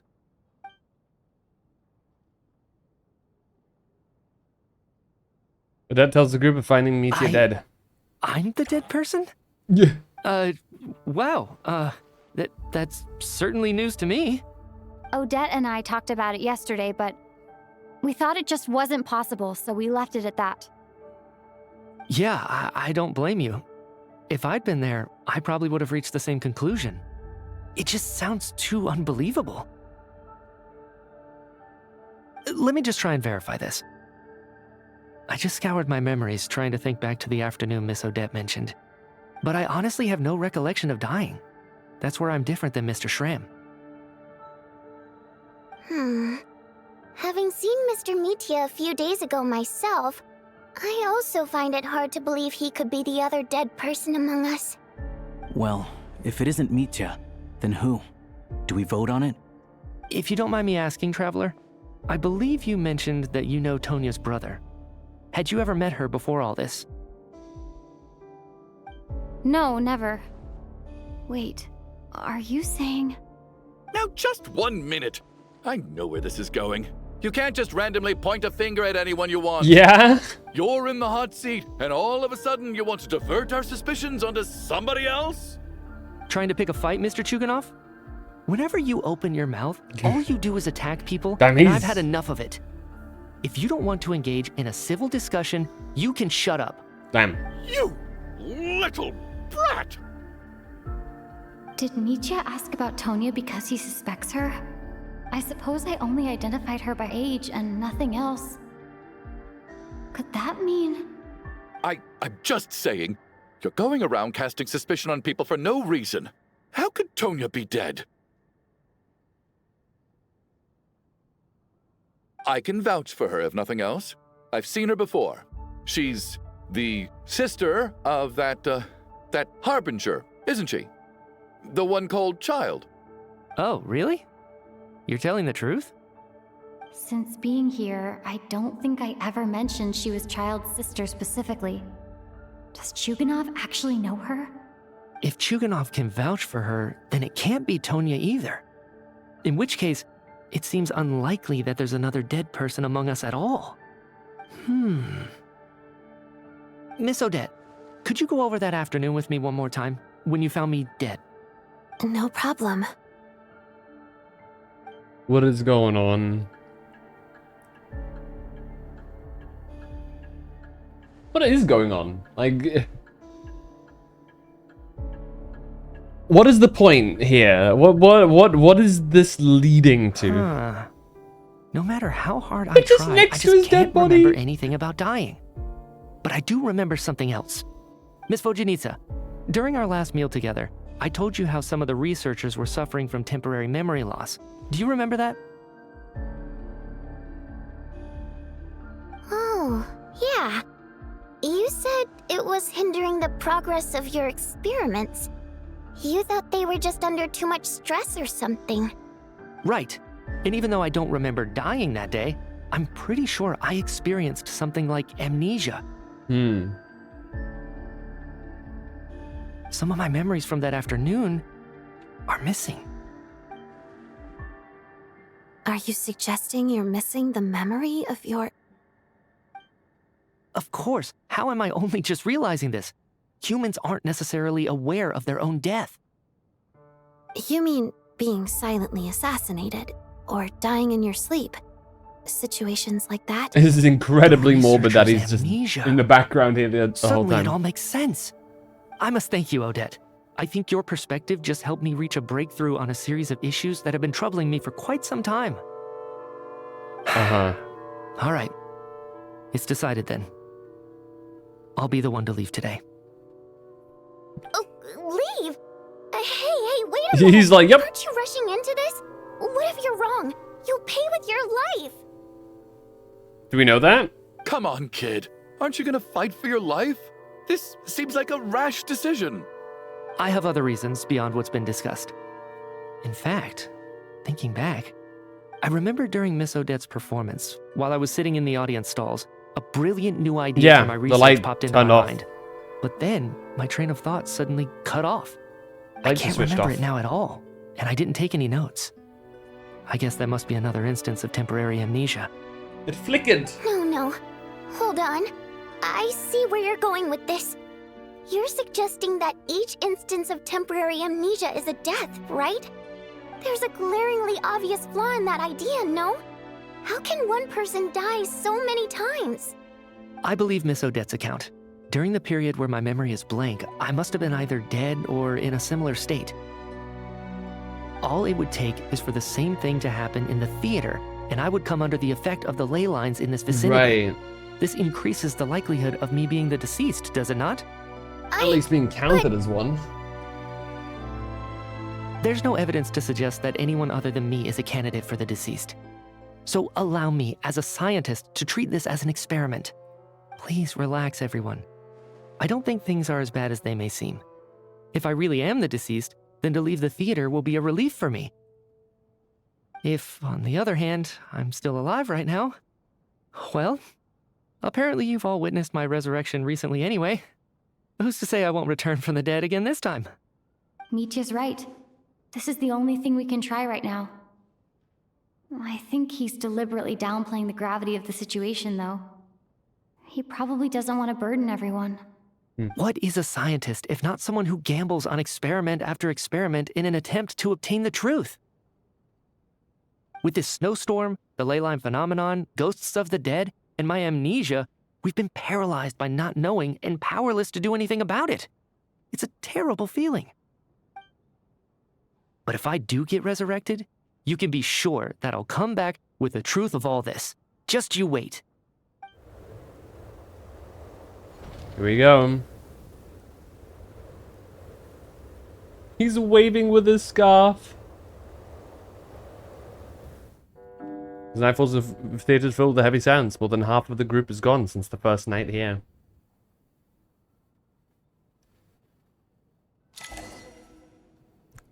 Beyond the loop. Poor Mr. Mitya. I didn't even get to see him one last time. Maybe it's a good thing that you weren't there to see it. It was a hard thing to watch. I hate goodbyes. Why does it feel like everyone around me is slowly disappearing? Not just in here, I mean. In the outside world, too. Maybe it's the realization that, at the end of life, everyone has to face it alone. Come to think of it, the main reason we're still alive right now is pure luck. Each morning here, for every one of us, there's the chance that we might not wake up. You could take it a step further and say that the same is true outside, too. Who can never be 100% sure when they drift off to sleep that they'll open their eyes again in the morning? That is a terrifying thought. When I get out of here, I'm going to cherish every moment that I'm awake and live without any regrets. It's a fair one. Regrets? I feel like a strange sense of anxiety has been quietly growing inside me over the last 2 days.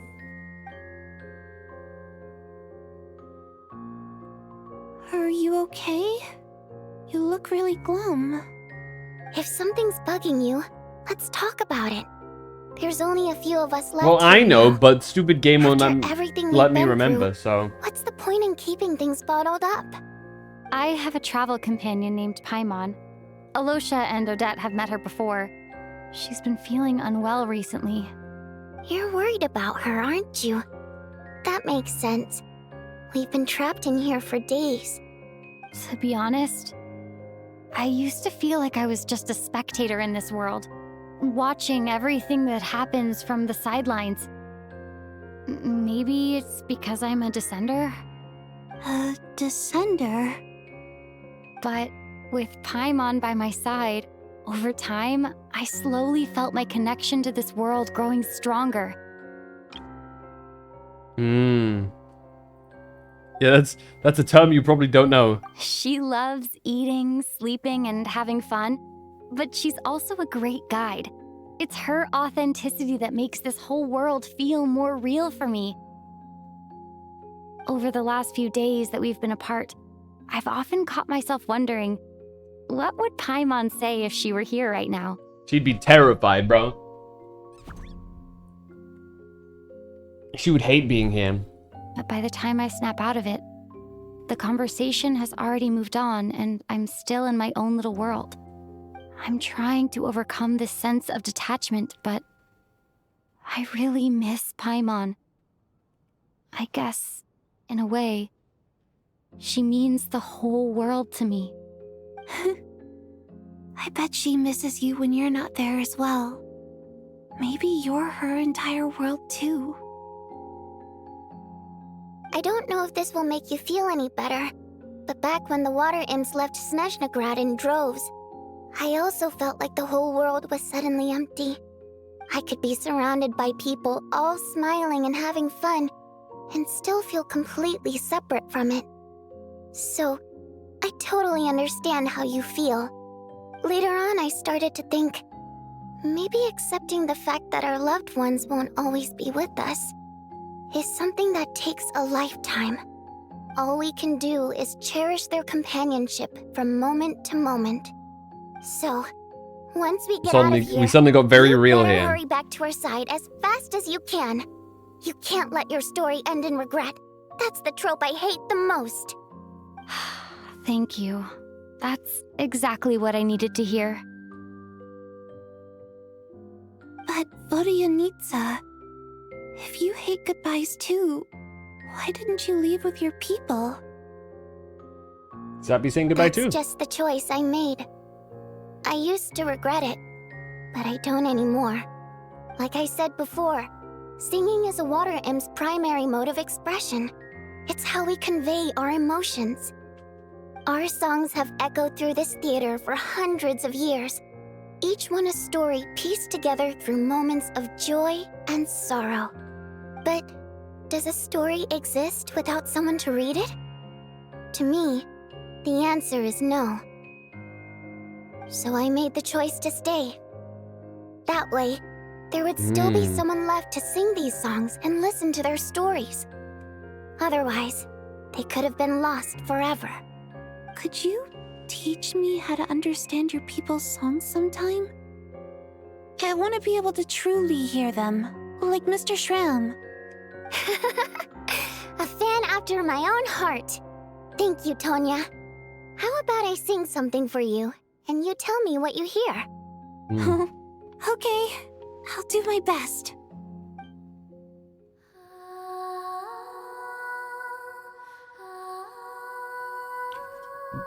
I'm assuming they moved Valerie's body.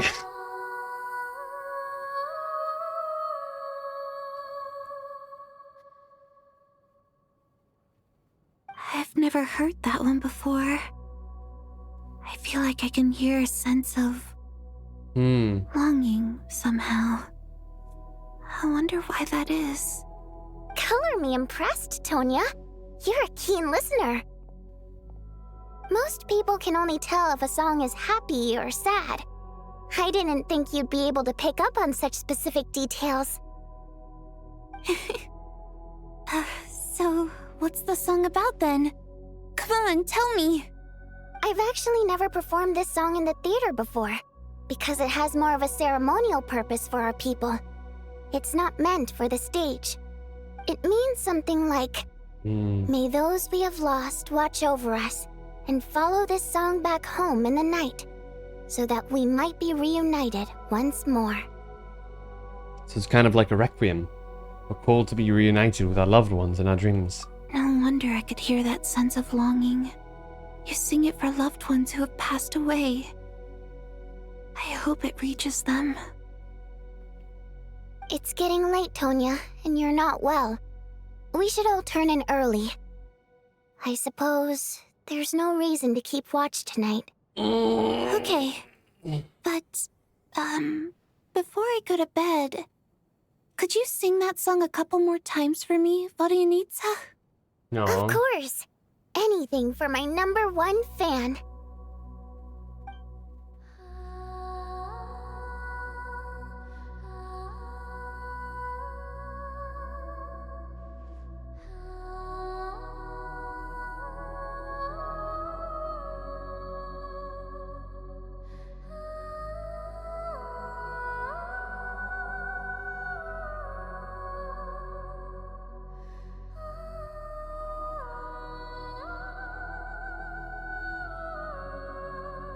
Once I get out of here, I definitely don't plan on ever coming back. But I guess that means I'll never get to hear Vodyanitsa sing again. That's a sad thought. Before I fall asleep, I should cherish this moment of companionship while it lasts.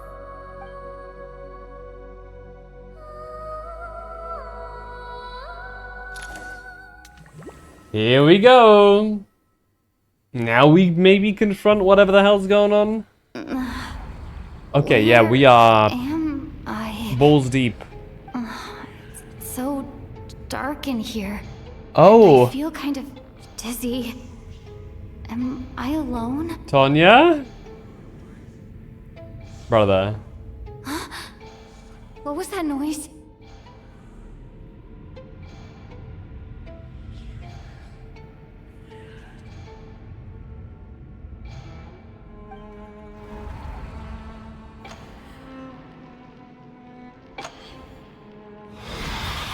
That's terrifying.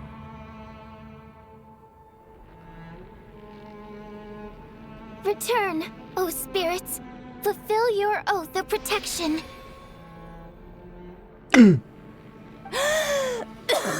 What the fuck is going on? I'm alive? What just happened? No time for questions. Quick, over here. Turn on the switch. We need to bring back the light. The Nintendo Switch must be turned on. All right, we're safe. The spirit just now is called Night Prayer. The light subdues her, but she'll attack without a second thought in the dark. Is she a ghost? Sort of. I know it's hard, but you can't let this place go dark, or she'll kill you again. Did I really just die? Yep. Luckily, I was here to resurrect you. Otherwise, that'd have been a real bummer. Bummer, dude. A bit more than a bummer, I'd say. Wait, so you have the ability to resurrect people? Sure I do. I'm your guardian spirit after all. Right. I specialize in soul recall. Oh, it's nice to meet you, by the way. Thanks. It's nice to meet you too. All right, there's no time to waste. It's all very Blackness is already metaphorical. catching up. We need to avoid it at night prayer at all costs. Come on, let's go. We need to reach the next switch before the place gets too dark. If we bring the light back, night prayer won't be able to get to us. Sweet, sweet light! It's back! Oh. Shh! It's night prayer. We need to move quick, but don't let her notice you.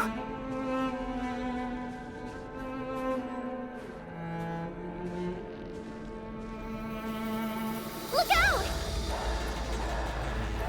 Oh my god. She seems to be slow walking, so we're chilling. Low-key kind of terrifying though, so you know. Okay, it's getting dark up here. Fine though. The next switch is over there.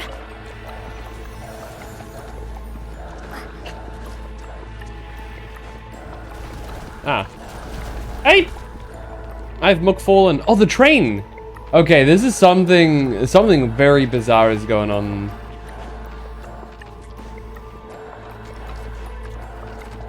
What is going on, dude?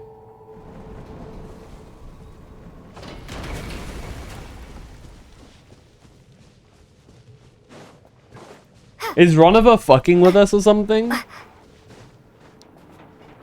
Because she was very Ronova colored. Uh-oh. That's not good. Let's get out of here.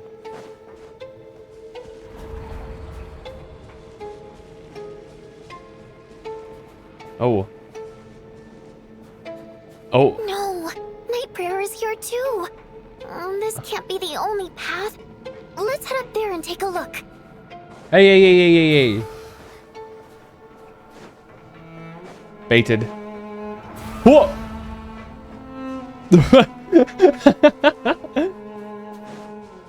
I think that was oh. It's too dark. We're not gonna make it. Come on, faster!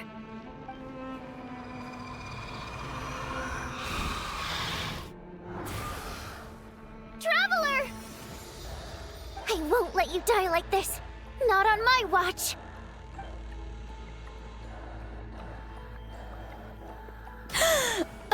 Is it us? Is the whole thing Ronova just trying to kill us? Even though it's not permanent, Is she like, oh yeah. dying is definitely not a pleasant What is experience. going on, dude? Great. You're back. Yeah, thanks to you. Time for you to get out of here. Quick, before the light runs out.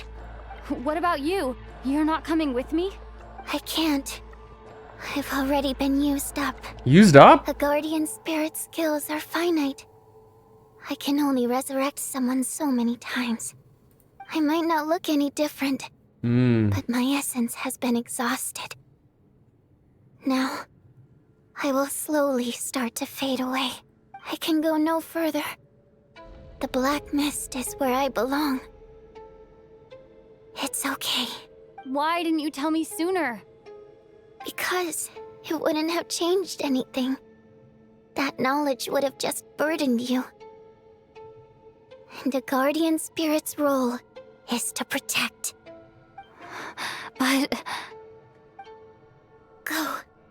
Now, before it's too late. I already hear night prayer approaching.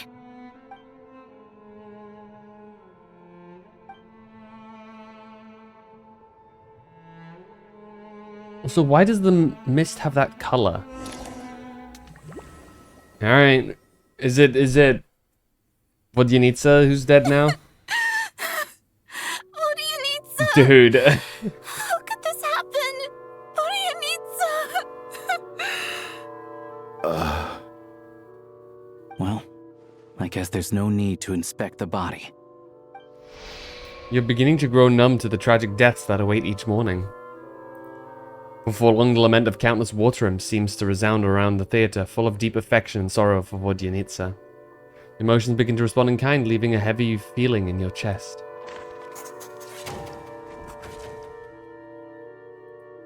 This wasn't supposed to happen. You lied to us, didn't you, Chuganov? You've been lying from the start. About what? Take a long, hard look at yourself before you go around accusing other people. I suspected you on day one, Lelik, and now look where we are.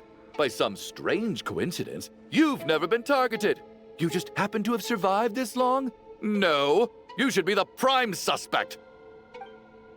And you, little hunter, ever so content with staying on the sidelines. Yet you were the one who stopped us from leaving from the start. Why are you trying to keep us here? Now you're just lashing out indiscriminately. That's either a sign of anxiety or a guilty conscience. Where was all this passion and bravado before? Decided to fight until the bitter end. Is that it? Is that a threat? Fine, bring it on. You think I'm afraid to die after all this? You want to kill me? Go ahead. I'd like to see you try. After all the trauma of the past few days, everyone's been pushed to the breaking point. Valeria and Mitya aren't here anymore. Someone else needs to step up and take charge. But first, I need to think this through. Considering everyone left, who's the most likely candidate for the deceased? Also, Tonya. My memories are perfectly coherent. Even after racking my brain, I can't recall any scenes of my own death. Alright. Of those who remain, the only person we've never met before is Tonya. There is room to doubt her true identity. People are easily misled by first impressions. Now that I think about it, child sister was in fact a label I imposed on her due to my own assumptions. Yeah, But Mr. Chuganov vouched for Tonya's identity yesterday, with basically no other possibilities left. Could it be...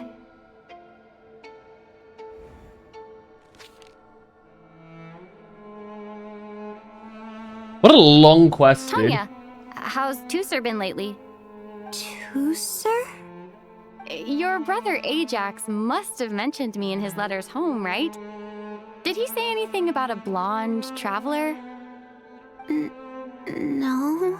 Ah.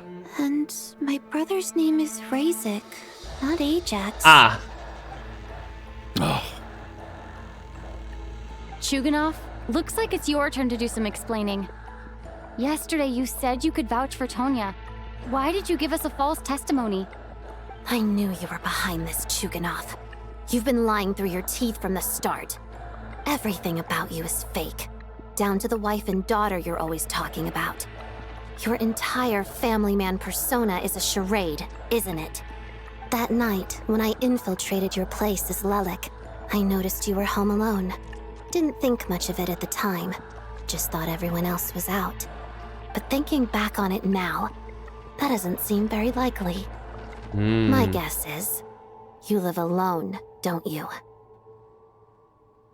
Even that was a lie? But why would he lie about having a family? Oh, curses. Oh, why is there no end to this blasted snowstorm? If it would just stop. If it would just stop. I think I remember now. I know how I ended up here. It feels like a distant memory. But at the same time, it's just like it was yesterday. The reason I'm always coughing is because I got sick with frostbite. The locals usually call it the snow cough. It's not a very common illness. It's partly genetic and partly caused by the cold climate, but it can be fatal. They sent me to the hospital as soon as they found out I had it. And I spent so long lying there in that hospital bed. After a while, I felt myself growing weaker and weaker. Nothing seemed to be working anymore. Neither the treatment that the doctors were giving me, nor the medicine my brother was brewing from frost fairy flower leaves. So one day, I told my brother that I wanted him to take me outside for once, so things could be like they used to, just for one day. I wanted to meet loads of friends, experience new things. He agreed. He snuck me out of the hospital, and we escaped. We got to the theater, bought tickets, and went inside. Oh, it was all so exciting. I remember the show very clearly. It was amazing. But I found myself getting sleepier and sleepier. Oh, Tonya. When I woke up, I couldn't find my brother anywhere, so I guessed he'd already left. But there's no way he'd leave me behind. So I decided to stay here and wait for him. At the time, I figured he'd probably gone to brew some more medicine for me. I was planning to chew him out for abandoning me when he got back. Tonya, it sounds like by then you'd already... Yeah, I know. I understand now. Dead, aren't I? This cough and the feeling weak, it's probably just my body's memory. After all of that, it turns out I can't blame my brother after all. I was the one who abandoned him. I'm sorry, everyone. I realized this much too late. It seems like death skewed my perception. And now I've dragged you all into this mess. Your name probably isn't even Tonya, is it? Didn't that ever strike you as odd over the last few days? Well, when I was little, my brother and I read a storybook, and Tonya is the name of one of the characters. When we escaped from the hospital, our family and the hospital security were looking everywhere for us. So when you first approached me and said my brother had sent you, and called me Tonya, I thought he must have chosen a fake name that only the two of us would know. Because he was afraid of getting caught. No. So what is your is her real name gonna be a lore drop or some shit? Is it gonna be a big reveal? Your memory of death isn't painful. That is a small comfort. Now it's your turn, Chuganov. Talk to us. I believe no lie is ever told without a reason. You're right. I was lying. I happened to know that the Harbinger child and his sister Tonya managed to get tickets, so I lied to you and pretended I knew them. But why? And yes, I was lying about my family too. The truth of the matter is, I lost them a long time ago. I just refused to accept reality. And now I've spent the second half of my life living a lie. I'm a joke. My daughter's name was Iskra. And before you ask, yes, Iskra, as in Iskra Manufacturing Plant. She also died from the snow cough. She was just 6 years old. If she were still alive today, she'd be around the same age as little Tonya here. After Iskra passed, my wife couldn't bear to face those memories either. So she chose to start a new life without me. One day when I came home from work and saw the empty room, I felt like I couldn't breathe. Subconsciously, I started to imagine that they were still there. I soon discovered that this was the only thing that made me feel any better, so I just embraced the delusion. Nothing more than a pathetic means of escapism, I know. But at least it's not a crime. I'm so Alyosha. Explain your false testimony then. The night before last, when I was chatting with Tonya, she mentioned that her brother would brew medicine for her from frost fairy flower leaves.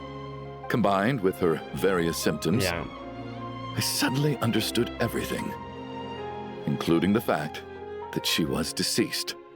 The snow cough used to be an incurable illness. I would pick frost fairy flower leaves to brew medicine for Iskra too. It took hours and hours on the stove. But the year after my daughter passed away, the jester of the Fatui announced that a cure for frost blight, also known as the snow cough, had finally been developed. It turned out that all previous treatments were completely ineffective. No better than random concoctions. That was the final straw for me. I just couldn't take it anymore. Just one more year. One more year, and everything would have been okay. So, more than anyone, I know full well that in this day and age, no one in their right mind would still be using frost flower leaves to brew medicine for the snow cough. Poor Miss Tonya, therefore, had to have been from an era when snow cough was still a terminal illness. So, you projected your daughter onto her? Even though you knew she was one of the dead? Even though you knew that protecting her could get you killed? That doesn't make any sense. You knew she was already dead. What did you hope to achieve by protecting her? People aren't rational. I just don't believe in your crackpot theories, nor do I approve of your actions. How can you just declare a living person dead and throw them out into that snowstorm? Mitya's gone. My good buddy Shram's gone. And now it's Tonya's turn, isn't it? The others I can make my peace with, but little Miss Tonya, here she is, standing right in front of us, alive and breathing, and fighting her own battles. Yet you're quite happy to say she's dead? I just want her to live. Once this snowstorm is over, the very moment it stops, I'm going to march out that door and find someone who can fetch the very best medicine for her snow cough. I'll be damned if I'm gonna let you cast her out into the snowstorm before I have the chance to cure her. Not again. Not this time. Not when the cure is right within our grasp. I'd never be able to forgive myself. Mr. Chuganov, stop. I can't let you do this. Tonya. By the sounds of it, you've known I was dead since the night before last, right? I really liked Mr. Valeri, Mr. Mitya, and Miss Vodyanitsa. She did not give a shit about the others. Dead because of me. I'm not happy about that. And you know, the others, the NPCs, you know, whatever. Your own demons through me. But all you've really done is trap me inside your delusion along with you. No. Listen to me. I want to save you. I do. Well, at this point, I'm quite sure that I'm dead. I don't need to be saved. The time I got to spend with all of you is more than enough for me. Despite all the bad things that kept happening, I got to meet so many interesting people and spend so many days and nights by your side. Since the day I escaped that hospital until now, this has been an adventure I never even dared to dream of. I'm very fond of you all. If it were only possible, I'd trade my soul to bring back the ones who died. If it meant things didn't have to end like this. And that's why I'm not fond of you at all, Mr. Chuganov. Oh. I'm sorry. It's them that you owe an apology to, sir. Not me. Well then, I suppose this is it. It's time for my adventure to end. I've caused enough trouble. You're leaving already? It's still early. Don't you want to stay a little longer? No thank you. Oh, and by the way, my name is Patashka. Patashka, okay. It was nice meeting you all. Feels strange that we're only being properly introduced now that it's time to say goodbye. Patashka,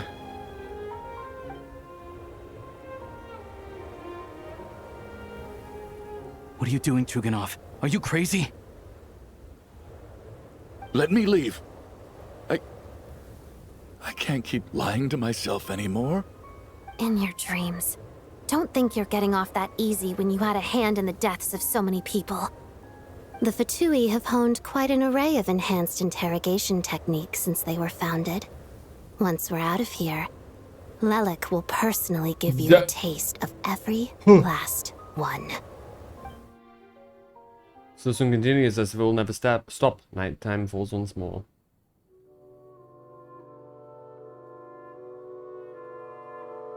I think we should leave.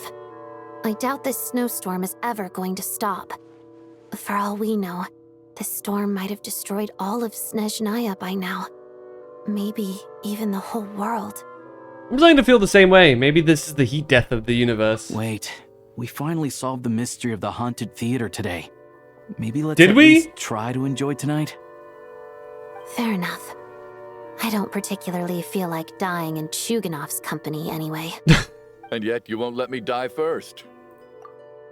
Alright, ad starting. Just a quick break. Oh my god, bro. I think we're going into the realm one more time. I don't know, man.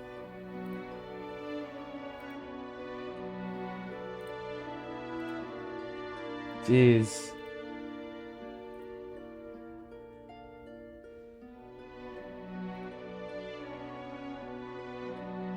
I don't know, man.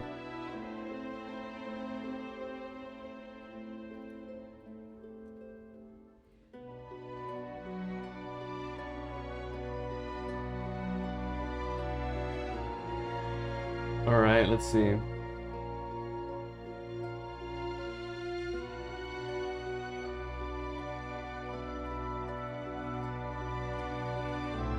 Let's see.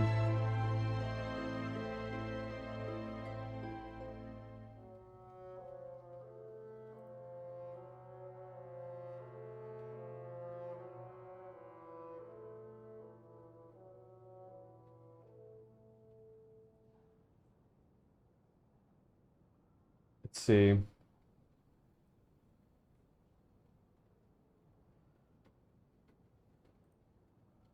Da-da-da-da-da-da-da.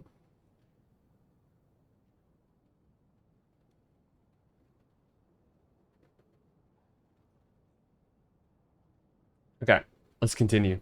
Hey, Chuganov, on a serious note, if we do make it out of here, you should close down that factory of yours. A lot of people are freezing thanks to you. There you go. Now we continue. Is this really the time to be discussing my factory? All right, fine. I'll shut it down. Doesn't matter to me anymore. Hmm? Am I hearing things? Or was that a knock at the door?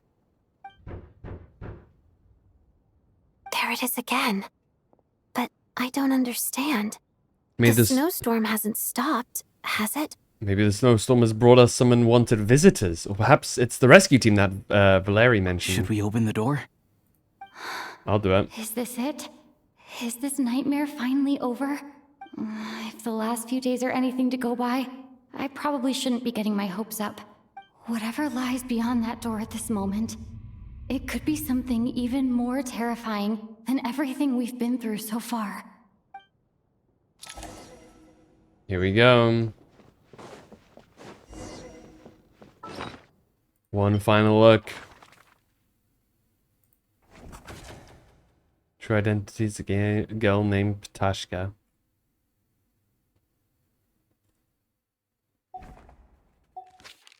Here we go. What is happening now?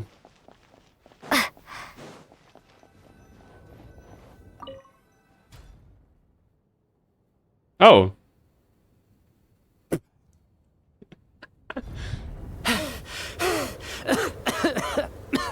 This fucking guy. Hey everyone. I'm back. How are you doing? Feeling any better? Much better, thanks. Whew, it is so good to have you guys here. I was a little worried that the theater would be empty by the time I got back. Let me see. Tonya and Vodyanitsa are missing, which means Vodyanitsa died last night. And then you discovered that Tonya was the other dead person. Am I right? Not Tonya. Petashka. First, tell us how you made it back here. Given the conditions outside, no one should be able to return alive. You're right. The thing that got me back safely was a song. I heard someone singing. What do you need? This song? After walking into the snowstorm, my mind grew hazy. I don't know how long I walked through the storm before my mind completely slipped away. Then, suddenly, I heard the sound of singing. The voice instantly brought me back to my senses, and I regained consciousness. So I followed the voice, searching for the source of the singing. I searched and searched, until finally, just a few moments ago, there was the entrance to the theater, right in front of me. Singing. I've actually never performed this song in the theater before, Oh. because it has more of a ceremonial purpose for our people. It's not meant for the stage. It means something like, "May those we have lost watch over us, and follow this song back home in the night, so that we might be reunited once more." That must have been Vodyanitsa's requiem. Who knew it actually worked? That song is meant to guide the souls of the dead. Mitya, that must mean that you... Huh. No kidding. Huh, seemed like I guessed right then. This is what I've been so desperate to tell you about.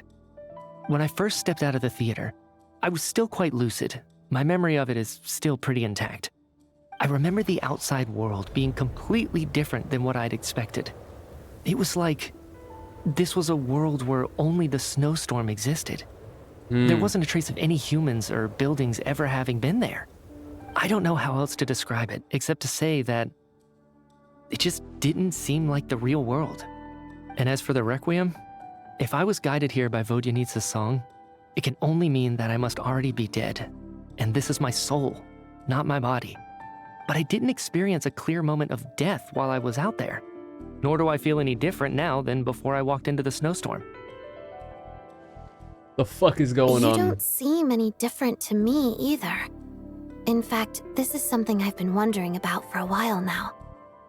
If souls aren't physical, shouldn't they lack tangible form? Both Shram and Petashka were clearly deceased, and yet their souls didn't look or feel like ghosts at all. They were visible, tangible, no different than you or me. This raises a truly terrible thought. Is that really what Mitya is suggesting? Mitya, everyone in the theater had been dead all along. Everyone in the dead. Mitya's soul was summoned back by the Requiem, confirming that he is indeed already dead. And yet, he looks no different from us. Of course, if even the long deceased like Mr. Shram can blend in with us undetected, then maybe we've all been dead from the very start. And all of us are now souls wandering the theater. What the fuck is going on, broski? Oh no! Oh, the eye! It's Ronova. Yes. Oh I no! think that this is that was an eye. Afterlife. Oh no! What did you say? Death is among us. Doesn't mean the deceased is among us. It's very literal. The manifestation of death is among us. All of us did. But due to an obstruction in the theater's ley lines, our souls are trapped here, while an endless, infinite snowstorm rages outside. It's ironic, really. All that time, we were working so hard to figure out who the deceased among us were, when the truth was, we were all deceased. The only difference being some of us died more recently than others. Do you remember that note, "Death is near"? Seems like we misunderstood what it meant after all. No, death is near, that's the one. It means literal death. Was nearer than we wanted to think all along.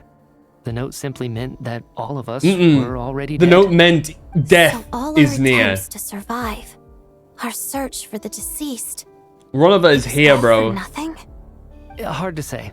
At the very least, we hope 2 lost souls find clarity and go to where they belong. The presence of those 2 is probably what caused our souls to be drawn in by the ley lines.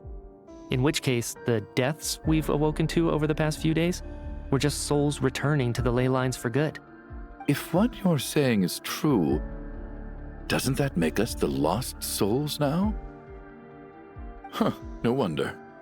This afternoon, when I was moving Vodyanitsa's body, I noticed that the other bodies in the room hadn't decayed one bit after all these days. That's further proof that those aren't physical bodies at all, but merely our shells here in the afterlife. Am I really dead? This doesn't feel real to me at all. No, that's impossible. Also, we wouldn't go to the ley lines. This cannot be how it all ends. I still find it hard to believe that all of us are dead. How exactly did we die in the real world? None of us have As any a descender, memories of dying, we shouldn't right? even be involved in that cycle. Not even knowing how we died is preposterous. Good grief. Surely there has to be some reason. Exactly. It's hard to rest in peace when you don't even know how you died. It gave me lots to think about as I strode out into the snowstorm. I racked my brains trying to remember the cause of my death, the exact moment I died, the root of all of this, right up until my consciousness faded. Wait. Hold on. Right before I lost consciousness, I think I saw something. What was that? I can't remember. And I think I lost my notebook and pen. Mitya, your hand. Is that blood on your fingers? Oh. Huh? You're right. There's blood on the fingertips of my right hand. Looks like it's already dried. When Did you that write happen? something? What the? Oh. I guess this was what I saw. I must have desperately drawn. We it in know my what own that blood is. Right before losing consciousness. What's wrong? Do you recognize the symbol? It's Renova, the ruler of death. Are we allowed to say her name? Alosha, do you still remember that Snezhnayan folktale you told me about? It was about the Grim Reaper. When someone's about to die, he appears as an incarnation of someone familiar to guide their soul into the afterlife. And as soon as you recognize his face, your life is over. I heard a similar tale when I was little. You think the Grim Reaper in this story refers to the ruler of death you mentioned? That's right. In which case, death is near could also mean that the Grim Reaper is here, disguised in a familiar form. Death, the deceased, and the Grim Reaper? So it's a triple entendre. When I first saw this note, I thought it contradicted the investigation report. But now it seems like that was the whole intention. The music. So the Grim Reaper deliberately misled us. Then, we started suspecting each other and searched for the deceased while they hid in plain sight. By that logic, the one person most likely to be the Grim Reaper incarnate is...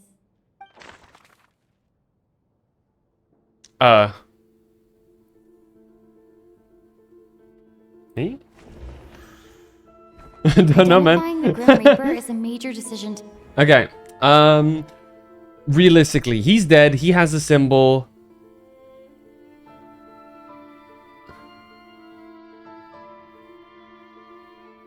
I really don't know. Can the dead people be included here? The Reaper is right here among us. Okay, among... Is it a dead? Identifying the Grim Reaper is... Mitya? No. Identifying the Grim Reaper... Is it Alyosha? Yeah. That's terrifying. No doubt about it. It's Alosha. Looking back at how everyone has acted over the past few days, Alosha is most likely the Grim Reaper lurking among us. I don't really see that. Maybe I just missed something. But sure.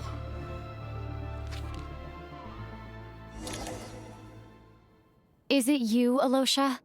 You were the first to discover the investigation report, Mm. and you had plenty of time to slip the note inside to mislead us. So? Surely you can't suspect me based on that alone.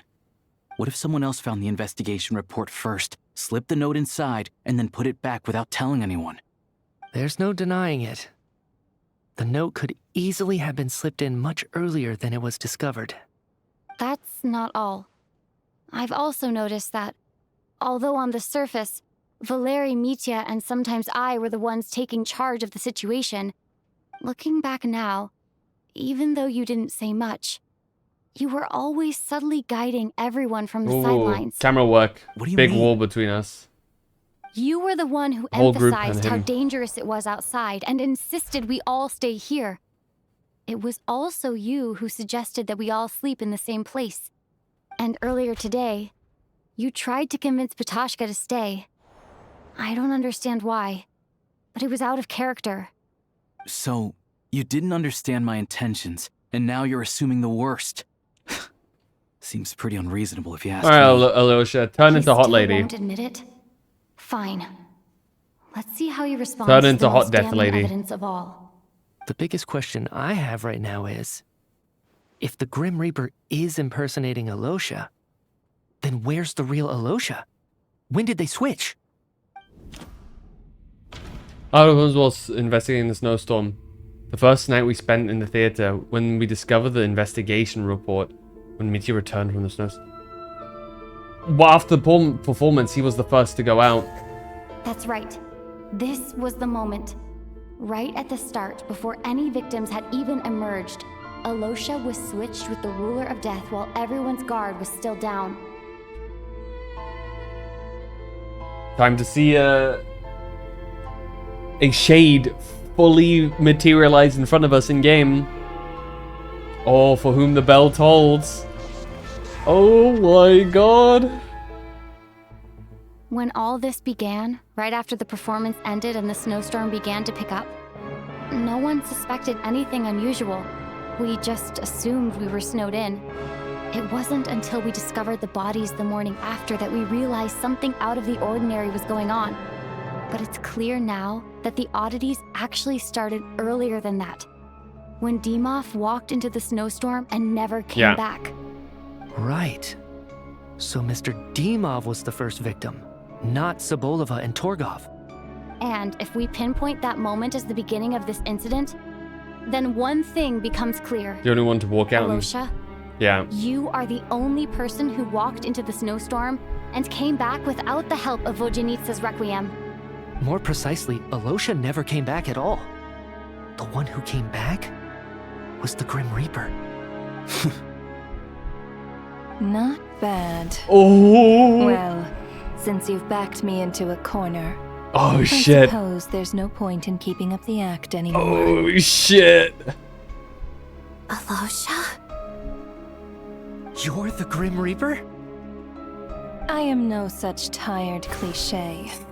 Mortals should address me as the ruler of death.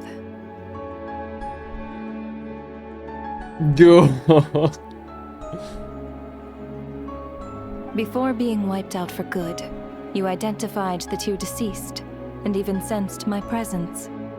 A commendable achievement. Far beyond what I expected. What is the purpose I of heard you this can bury stuff? souls. Those deaths each night.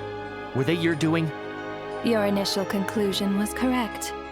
Due to the existence of the two deceased, the ley lines yearned to reclaim those long-lost souls. Every night they devoured an equal number of souls to fill the void. This required no intervention from me. Though, of course, ferrying souls is indeed my authority. Here, take a look. Ah. Oh, Dad! Mr. Chuganov! What are you doing? That takes care of today's too. What? Don't get so worked up. You are already dead, and your souls must return to the ley lines. I'm not supposed I know to. we're already dead. You murdered us, didn't you? Murdered? No. Murder is when mortals usurp my authority. Death is my jurisdiction. Jeez. If I require someone to die, I need not resort to such laborious methods as murder.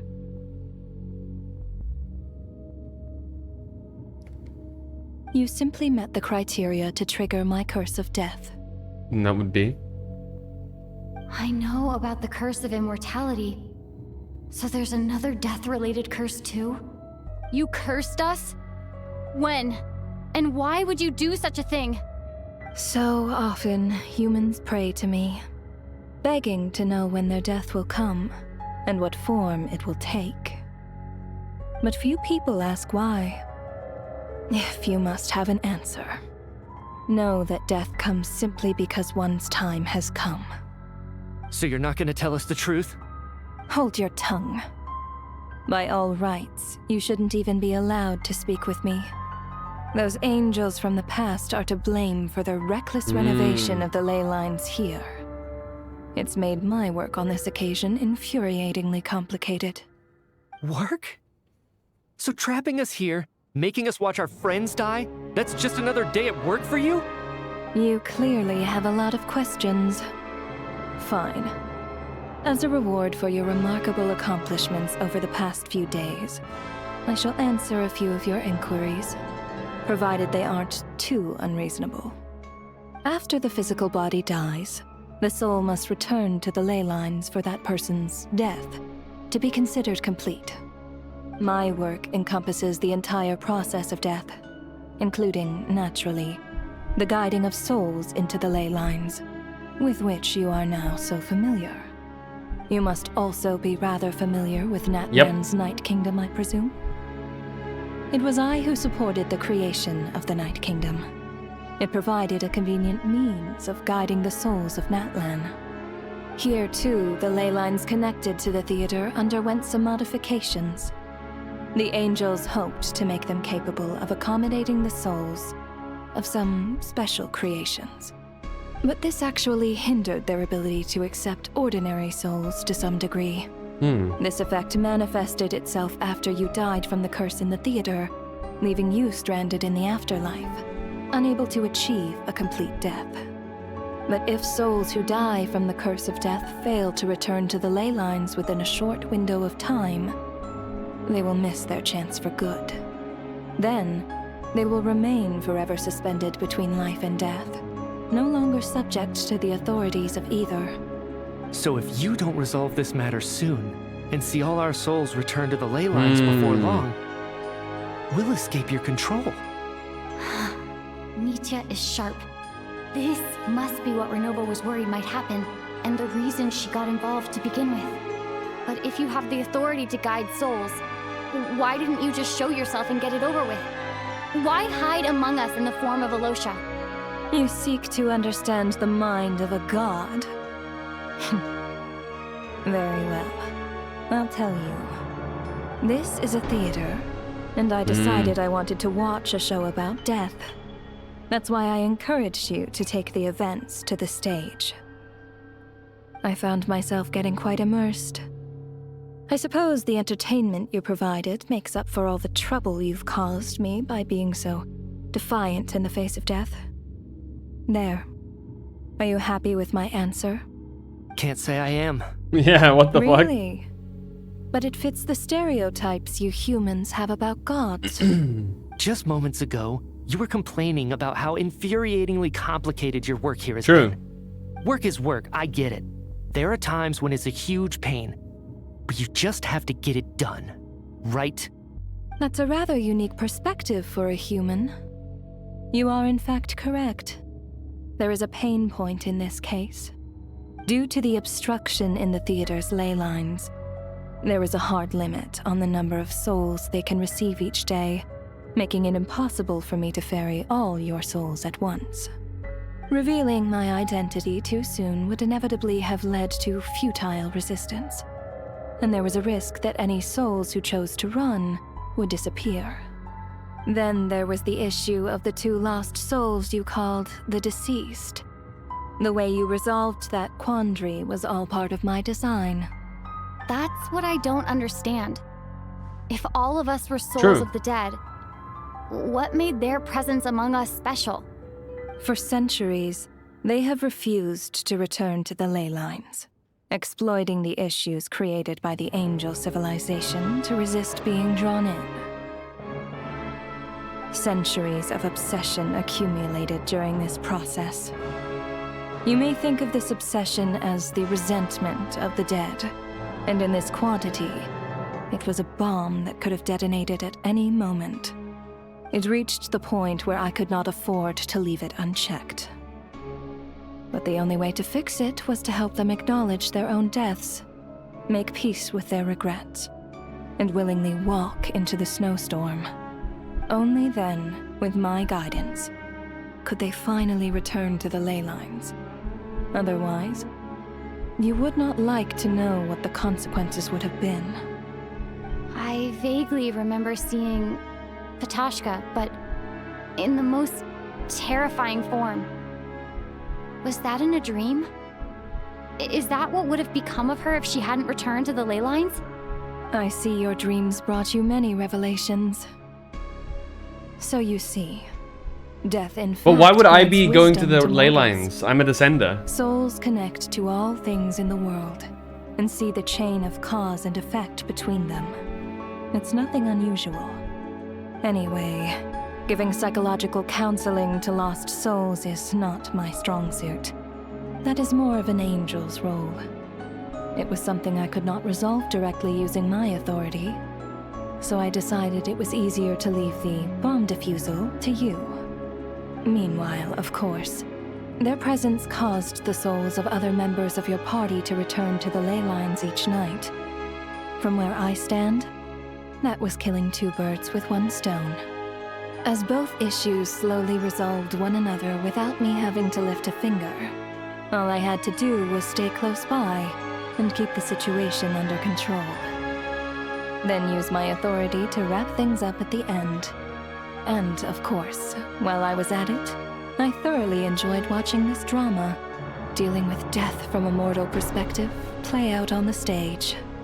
Sounds like you had it all figured out, Grim Reaper. I just did the math. You said there's a hard limit to the number of souls the ley lines here can receive each day. It's 2, isn't it? That much is obvious, even to a fool. So you can't do anything to us. This whole affair. If the ley lines can only take in 2 people per day, I need to go over the deaths from these past few days again. Oh, fuck. 2, 1. Select each day's the deceased in order. In order, okay. Looking back now, none of us had the faintest idea at the time. I think I got this. From the moment the staff member named Dimov walked into the snowstorm, the incident had already begun. And he was the one taking the picture. So day 1.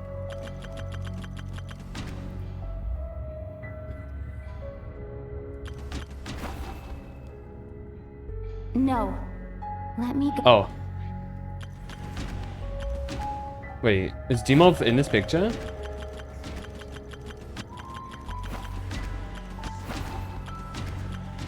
No. Oh, wait, day 1. Oh, wait. No. Oh, is it? Oh, it's the original dead. Okay, I get you. Hail 35. Thank you for the 35 months, yo. No. Let me... Wait, am I tripping? Alyosha, Shram, Chuganov. Oh, is it, oh, Dimov and Alyosha. Right, silly me. Alyosha was the second to walk They died on into the second day. snowstorm after Dimov to investigate. Right, okay. During this process, the ruler of death assumed his identity, making him one of the victims. Okay. Then... During our first I wasn't night paying in the attention theater, to... everyone was caught up It in the probably said novelty only of one it all. death, and I'm silly.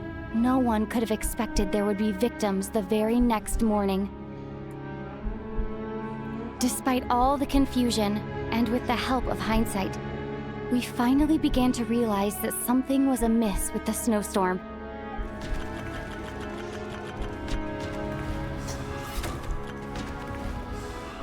And it was these two. The ley lines devoured Torgov and Sobolova on the first night. At the time, we thought this might be a murder case connected to Lelek.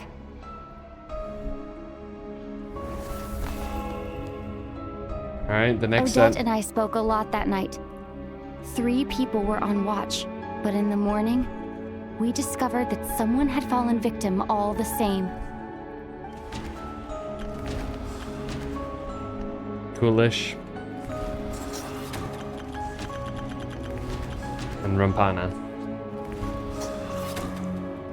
The deaths of Coolish and Rampana caused everyone to stop suspecting Lelek.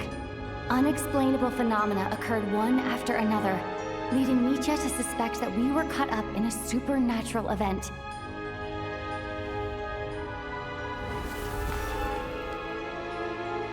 Later, we discovered that there seemed to be an extra person among us.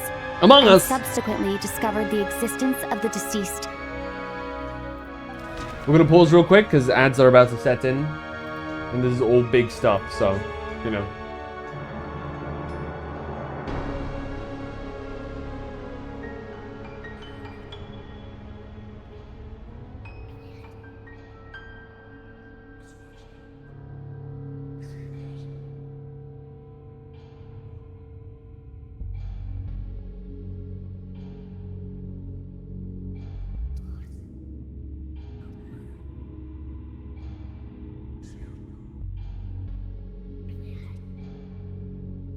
All right, man. Okay, dude, how's this gonna escalate next?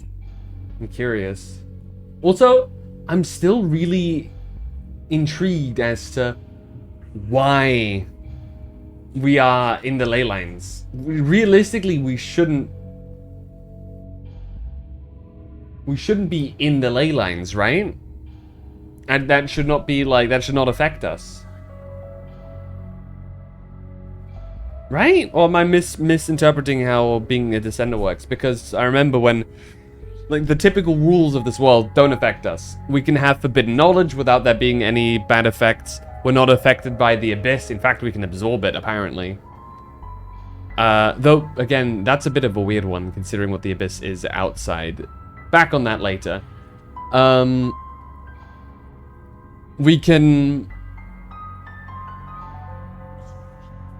We completely resisted the what's the word for it? The powers that the Torre had, the authorities, there you go. The authorities that the Torre pushed on us, or tried to, didn't work on us, like the time stop. Realistically, we should be out of the flow of that. Okay, right. Day 4, we recognize it was Shram. Mr. Shram realized he was the deceased and walked into the snowstorm to return to the ley lines of his own accord. It turns out there really was a dead person among us. And then Valerie at night. We thought it was all over, but Mr. Valeri's death was a rude awakening for everyone. Once again, the ley lines consumed him during the night. A lot happened today. Mr. Valeri's death led us to discover the connection between the number of deceased and the number of victims during the night. Day 5. The fact that there was more than one deceased seemed to bring us back to square one. Odette revealed some information she had been keeping to herself.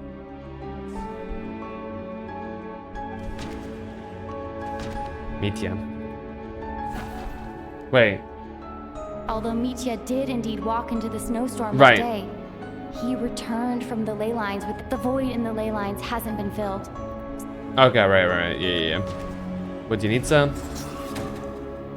Vodyanitsa was swallowed by the ley lines in her sleep. But the requiem she sang before falling asleep was quite a game changer. And then Tonya. It was not Tonya. As it happened, Patashka filled the void left by Mitya's return from the ley lines by walking into the snowstorm this morning. The girl I thought was Child's sister, Tonya, turned out to be another of the theater's deceased. Come to think of it, Petashka was about to walk into the snowstorm at that time, and Renova, unaware that Mitya would return, was concerned that her soul would overflow from the ley lines. Ah. That's why she used Alosha's voice to try and persuade her to stay behind. Looking back, I suppose that was an early slip So up if we on her leave, part. now, it's cooked. And finally, No one could have expected anyone who walked into what the happens if we snowstorm to overflow return. it now, huh? But just after nightfall, Mitya returned, bringing crucial information with him. Various truths began to surface, including that all of us were already dead, and that the ruler of death was here among us. Then, after revealing her true form, Renova callously claimed 2 souls. Chuganov and Odette. In fact, everyone was already dead by the time we took the photo. And in the days since, we've experienced many more partings in the afterlife. Now, only Mitya and I remain. And the true culprit behind everything still stands before us. In Mitya's eyes, I see the same anger and frustration that I feel.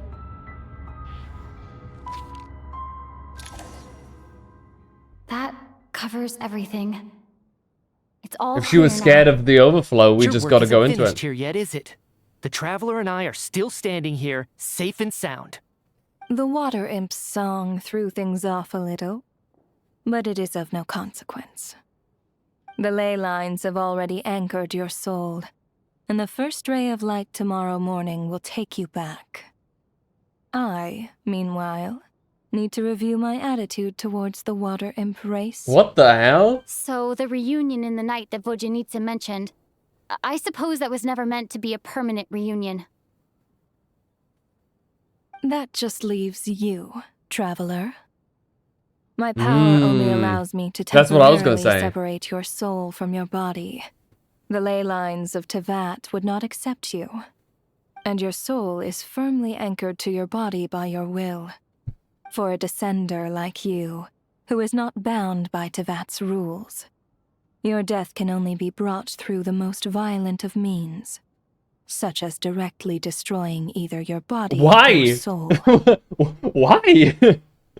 But you haven't done that yet, have you? Thanks for letting me know that at least I can still be saved. I have no interest in involving myself with Descenders. For now. Although, this may change if Asmodee remains missing, or you insist on interfering with our affairs. One last question then. All our struggles and sacrifices here, they were meaningless from the very beginning, weren't they? Death abides no reason. Besides, what you call sacrifice is merely a concept created by humanity. To me, it is nothing more than a self-indulgent charade in the face of death. Mere mortals fantasizing that their actions could reclaim something from my grasp. A truly laughable idea.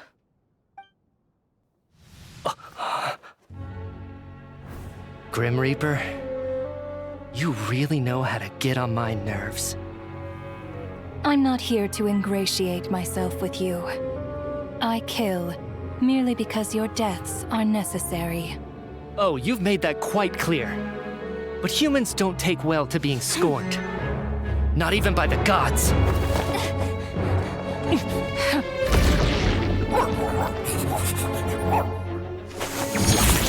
And we get to see his abilities.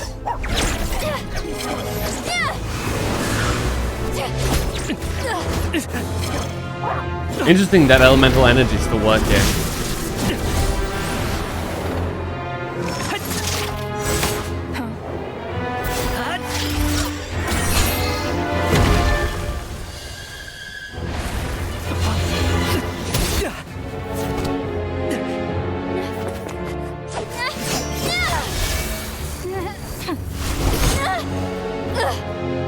This is futile. You must know that you are powerless against me in my own domain. I suggest that you save your strength. For what? Maybe we can't change anything. But if nothing else, we can at least teach you to have some respect for the dead. Audacious. Okay.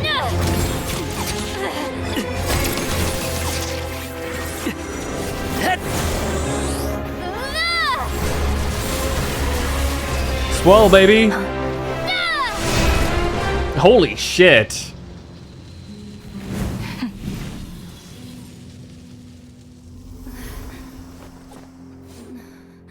That's kind of sick, actually. What the fuck?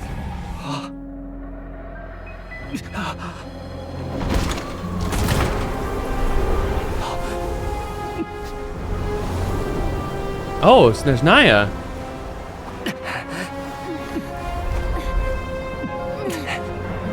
Snezhnograd.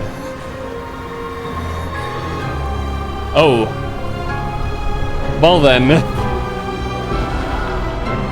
That's a... Brother. I think we pissed her off. Oh!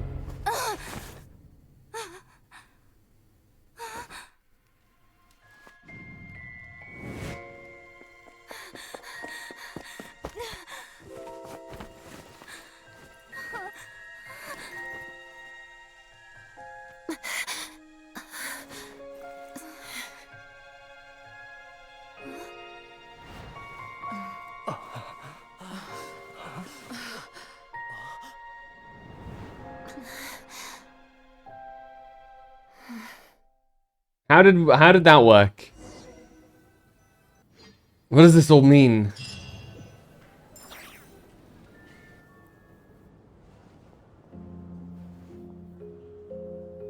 How are you holding up, Odette? What happened to me? Also, she must be pissed How now. much do you remember? What do you mean? Is the performance over? I can't seem to recall what happened. Wait, we have crazy amounts of info right now. Has Odette already forgotten?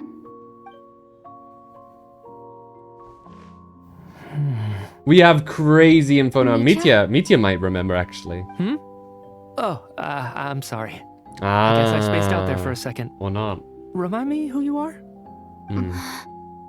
Don't you remember anything?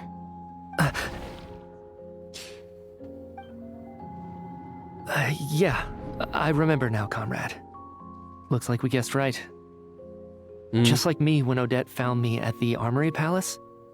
For some reason, everyone killed by the ruler of death eventually came back to life. Just with one catch. They forgot what happened while they were dead. Odette and the others have already forgotten everything. Why were you able to remember this time? Could this be the reason? You said this is the ruler of death's symbol, right? I don't see anything. I don't see anything there. You don't? Huh. Okay, I guess that makes sense. I carved this into my hand in the afterlife, so it's not visible in the physical world. Does that mean I carved this symbol into my soul? That's concerning, broski. Unsettling thought. Still, at least I get to remember what happened. I suppose it's a blessing in disguise. What about you, though? The ruler of death mentioned that you're a descender? Oh, you don't know what that is? Remember? Yeah. A full explanation would get complicated very quickly, but that's essentially it. Well then, now that it's all over, let's figure out what we've learned. The first thing I notice is that everything here is precisely as we left it, right before our deaths. This confirms that time passes differently in the afterlife than in the real world. They say that right before death, time slows down and your whole life flashes before your eyes. That must be how you know you have one foot in the afterlife by that point. Anyway, clearly the few days we spent in the afterlife probably only amounted to a few short minutes in the real world. This also aligns with previous reports of widespread temporary memory loss among the Armory Palace personnel. Now it seems likely that those were all brief deaths caused by the Grim Reaper's so-called curse of death. To those unaware of the truth, dying and coming back to life must feel similar to a short bout of catatonia. Is that why she's pissed? This leaves me with a couple big questions. What are the conditions that trigger It's something this to do with the so-called curse of with the death? weapon. And why are that we you guys are resurrected cooking up. after we die? If nothing else, I think it shows that killing us wasn't her ultimate goal. We still don't know her true reasons for subjecting us to death. Right. This time only got complicated because of the situation with the theater's ley lines. That's why she had to approach it differently. If the previous incidents of amnesia among the researchers are anything to go by, killing us is usually a pretty routine matter.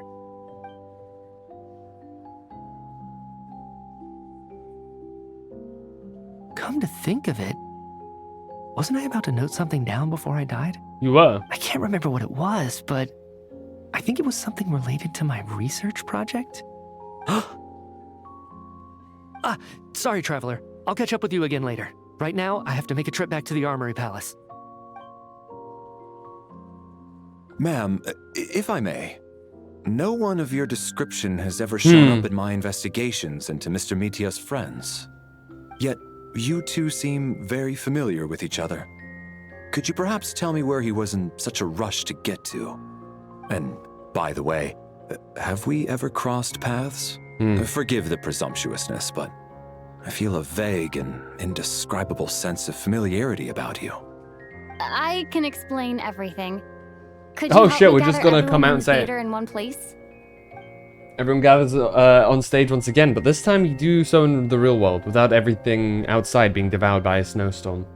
Due to the unique properties of the theater's ley lines, it seems no one has completely forgotten their experiences in the afterlife. As you recount the tale of what happened, people slowly begin to remember, as if accessing memories of a distant dream. Everyone is lost in thought. Everyone confirms their own fate with each other, until finally today's show draws to a close.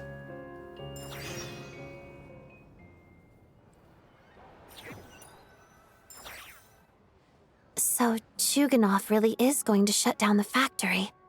I guess this theater incident actually did us some good after all. So, you said I promised to take you to the Armory Palace while we were in the afterlife, yes? I believe you.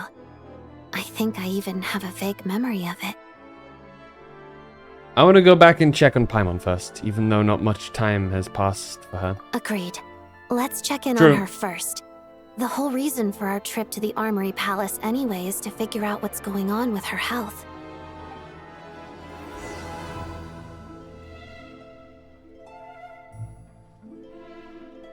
Alright.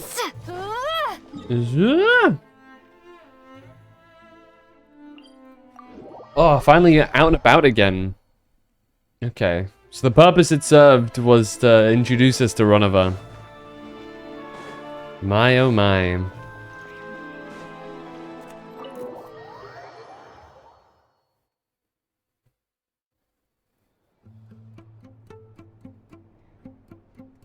I'm finally back. Even though a long time has passed from my perspective, as far as Paimon's concerned, I probably just went out to watch a very short show.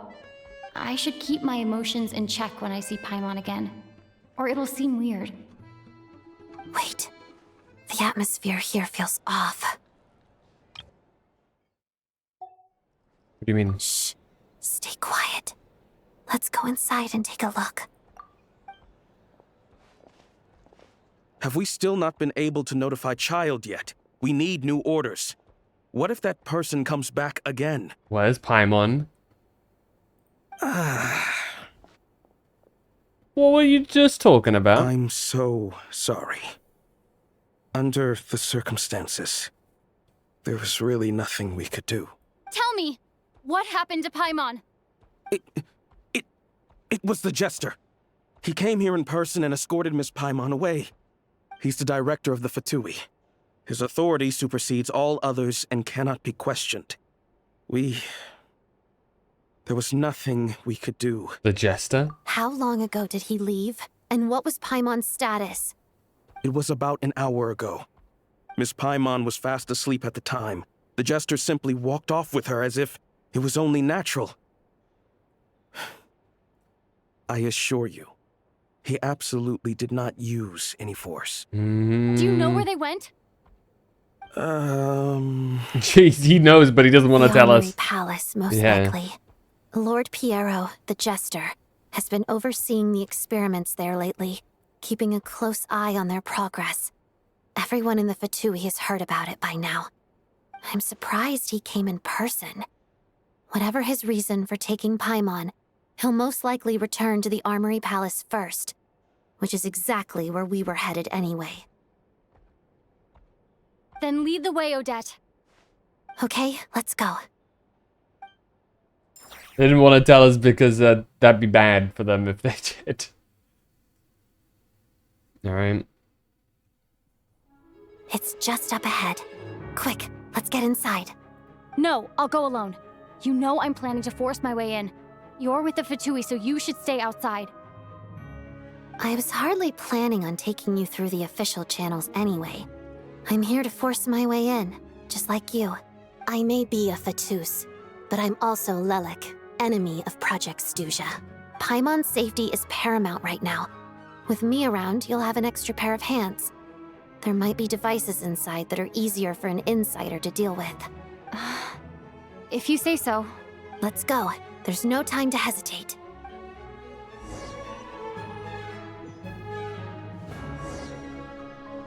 Oh my god, look at the team.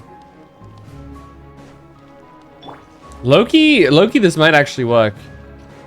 Hey, who are you? This part of the Armory Palace is under restricted access. What do you think you're doing? No questions, please. We're short on time.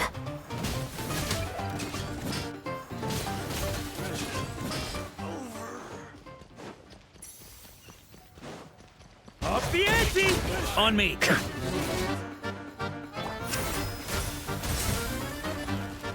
Freeze!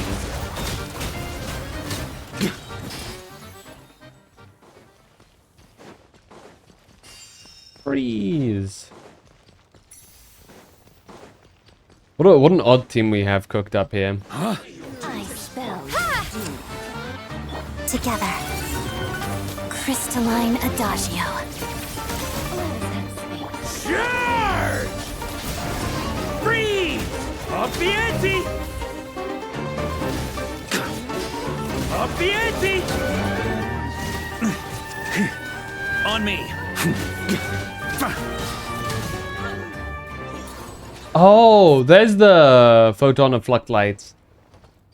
Dun dun dun dun dun. Yeah, are you also awake? No? Yeah. Okay. We need to get the Sitlali shield up. Oh, what the fuck did we just phase through there?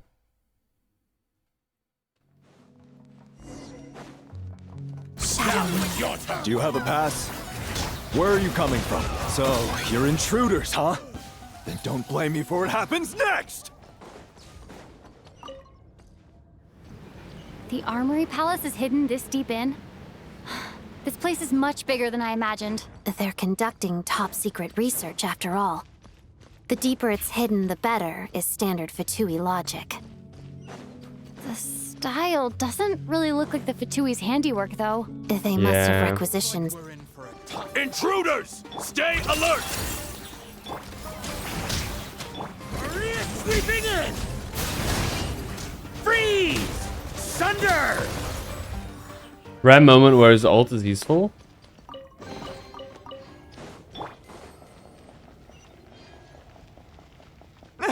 Intruders? Don't come any closer! Just what are you guys trying to do here? I'm gonna fix your skull! Storm! Laline! East Papa! Get him! Hammer it home! Gotcha! My turn! Freeze! Up the ante! No one interferes with a jester's work!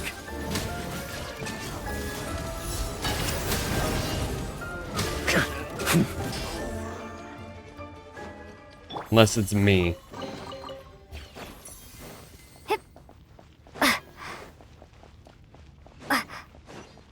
Come on, you didn't expect me to retaliate, did you?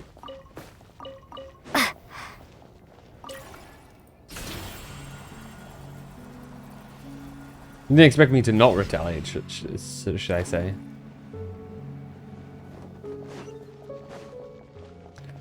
This is definitely Hyperborean in nature.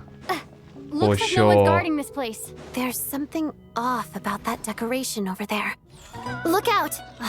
Let's deal with these before we move on.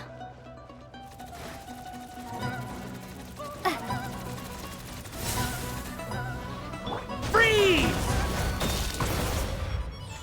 On me. Fighting Frost!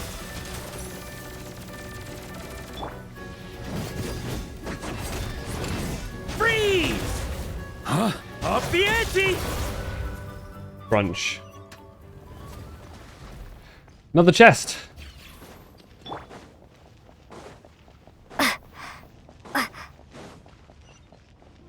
God, could you imagine how much 5 teammates would break Genshin Impact? Jeez. Amount of shit you could get away with. Amount of off-field shit you could get away with. The researchers here probably don't know that we're uninvited guests. Let's try not to hurt them. What's the big star from the theater doing here? That's Miss Odette. She's a member of the Fatui. Don't tell me you didn't know that.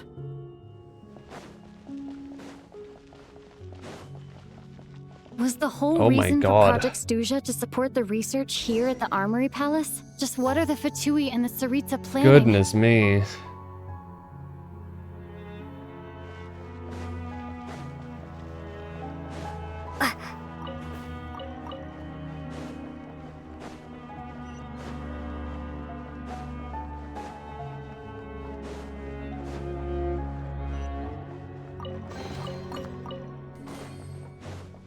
What the fuck is that? Whoa!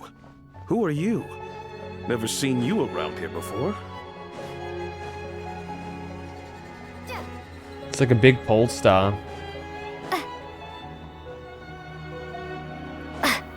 Looks like there's no way through here. Maybe using the power of this prism could help?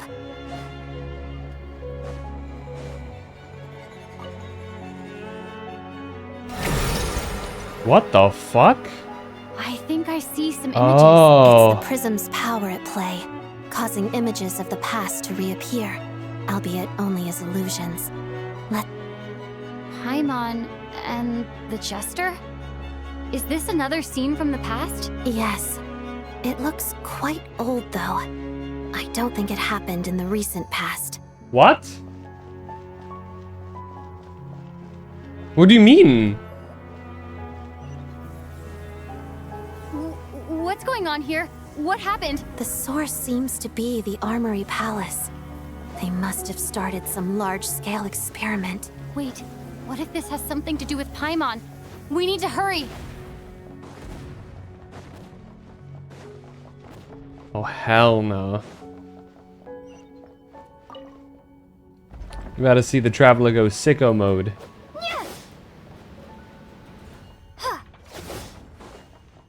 We're almost there. The Armory Palace is just up ahead. Paimon, please be okay.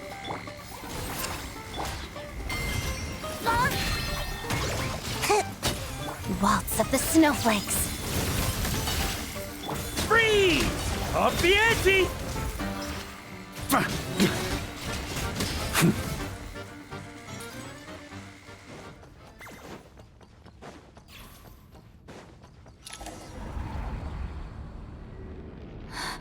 What's going on? Wait, I remember this feeling. Runova. It's the curse of death. No, no, not now. Why is the curse of death striking again already? Odette?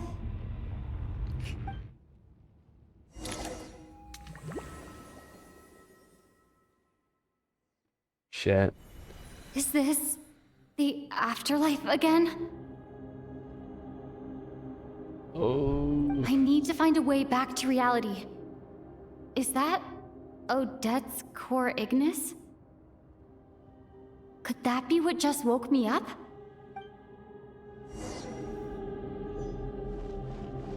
Okay, we are in... I think we are just straight in the domain of death right now. Fucking hell. Oh, no. Damn, you don't gotta be a bitch, Runova. What the hell? What's the point in that?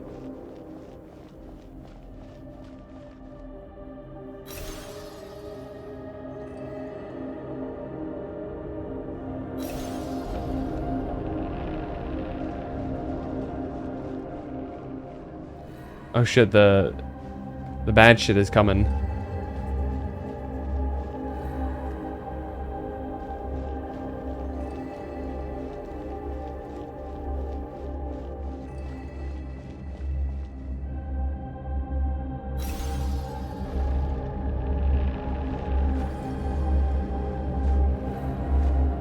Some perception shit's going on here.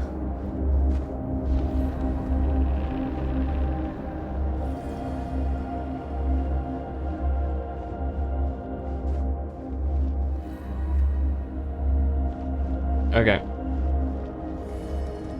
Escape the afterlife and return to reality. Well, we've got an ad starting in just a second, which might as well. I gotta go pee real quick. This is all very tense. I'm gonna leave the camera here because this is a very cool shot. So I will be right back as the ad starts and does its shit. BRB.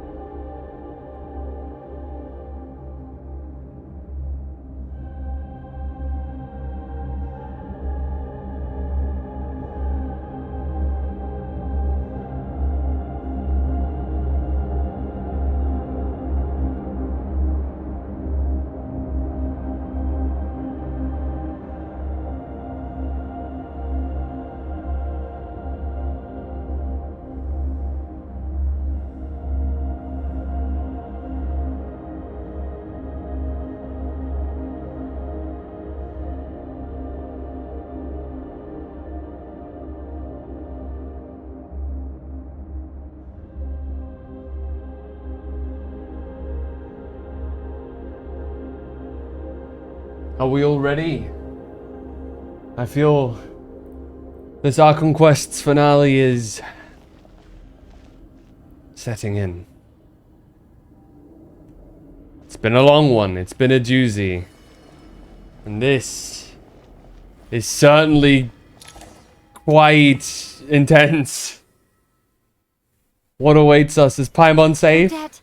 Odette! No signs of life, but past experience says that she should be resurrected before too long. Right? Did Odette intentionally use her core Ignis to guide my soul? Yeah. I feel like something similar happened in a dream I had before. Thank you, Odette. If not for you, my soul wouldn't have found its way back to my body so quickly, and I might not have woken up so soon. But I'm sorry. I don't have time to protect you. I have to use the time you bought me to get Paimon back.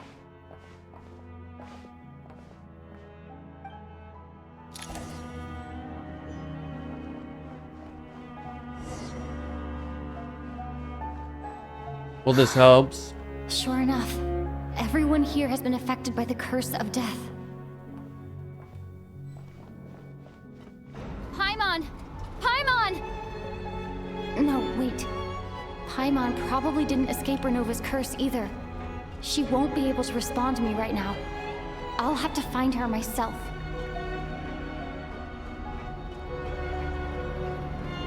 Oh boy. Oh, there's a meteor on the floor. Hey, bud. Mitya! Is this the laboratory he works in? What happened here to trigger the curse of death again so soon? I'll have to ask him when he wakes up. I see Paimon. Finding Paimon has to take priority now. I see her. I found her! Paimon really is here!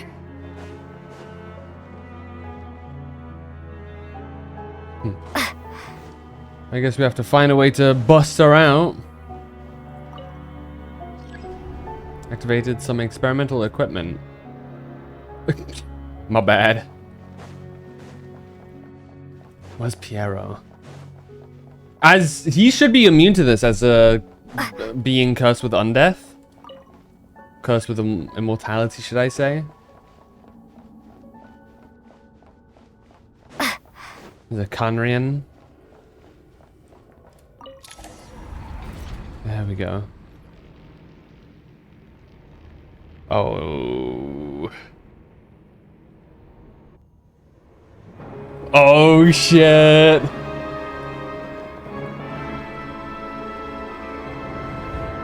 We get to see her in her full glory in game. Oh my lord. Ruler of Death. Holy shit. What an introduction. Fuck. You don't learn, do you? Ronova is the ruler of death, one of the four shades of the heavenly principles. In carrying out their will, she fulfills the duty appointed to her. For what reason does death come? Only because the destined hour has arrived. Ronova! You've already been involved in one mass death, and now you show up at the scene of another. This might have passed for a coincidence the first time, but a second time? Am I to assume you are intentionally interfering in Snezhnaya's affairs? Look at her, dude. Judging by your expression, it seems that you understand little of what is going on here. In that case, a word to the wise. She's so ominous, dude. Do not interfere in Snezhnaya's affairs. A civilization that fails to learn its lesson constantly depletes its own worth. It will one day lose any reason for its existence. Dude, her and pose. as a descender, you are perfectly suited to be the lifeline to which a dying civilization might desperately cling. Consider your position carefully. No advice needed. I'll make my own judgments. Suit yourself. When the day of reckoning arrives, not even a descender can hope to escape unscathed. The time for resurrection fast approaches. The mortals here are not yet worthy to behold my form. So that will be all for today.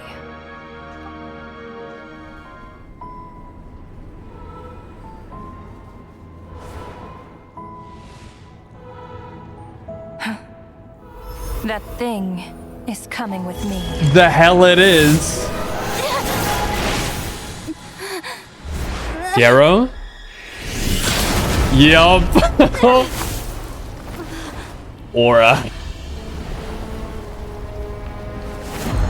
Piero the Jester, director of the Fatui Harbingers. You awoke sooner than I thought. The curse of immortality is stubborn, unable to enter the ley lines, yet not content to remain a spirit. Ruler of Death, what do you want? You perplex me. Both you and you. Why is she pointing at us? That thing may be a creation of Celestia, but it possesses none of Celestia's power, Huh. let alone authority. Your obsession with it baffles me. No matter. The resurrection will soon begin. It's worthless anyway. I'll reclaim it next time. That's a pissed off traveler, dude. Holy shit. Oh Hey. my god. Who says there'll be a next time?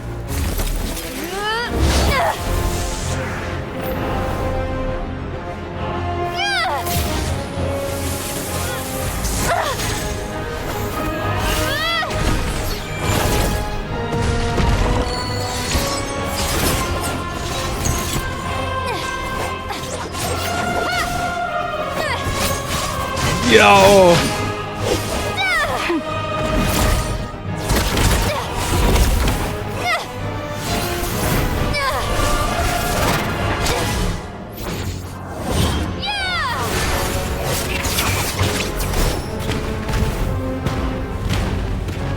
Jesus Christ. A cut!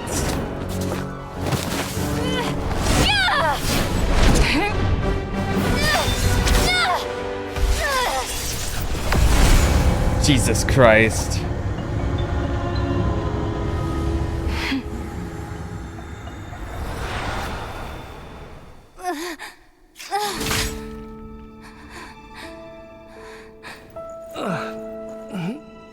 Holy shit, dude. Huh?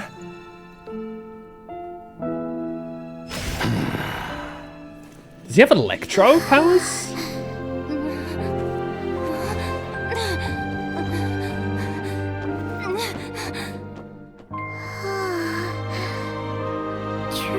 Seven element traveler.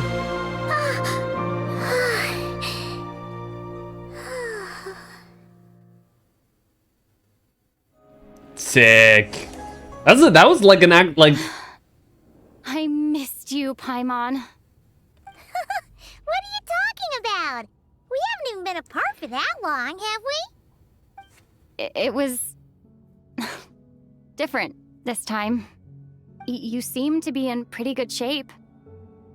Yeah, Paimon's back in tip-top condition. It's the weirdest thing. Paimon fell asleep earlier, and when she woke up, she found herself here. The jester and that guy talking to him used some kind of energy on Paimon, and she could kind of feel it canceling out that other thing that was making her feel unwell. So, Mitya helped too? Apologies for leaving in such a hurry at the theater earlier. I was in a rush to verify some theories. Rest assured that your companion is perfectly safe. We reversed the effects that the experimental energy had on her. The jester specifically instructed me to do so.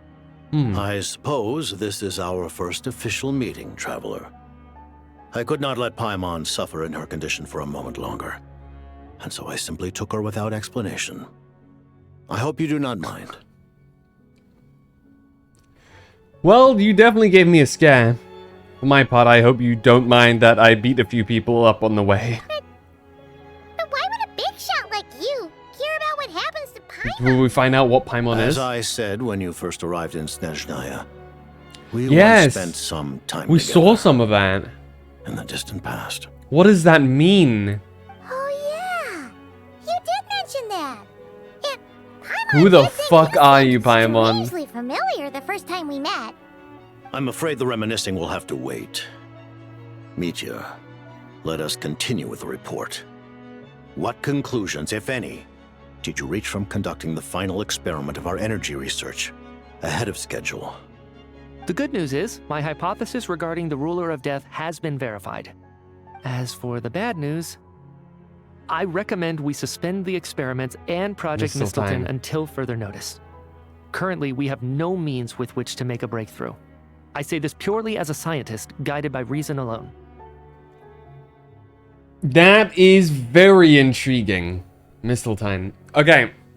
For context, as some people probably know, mistletoe is a way of saying mistletoe, which might be a very odd thing, but in Norse mythology, it was I believe there's different variations, but for one, Balder, the god of light in Norse mythology, was completely invulnerable to anything and everything. But the one thing that was able to pierce his divine protection was mistletoe. I think there's probably more to it. This is just off the top of my head.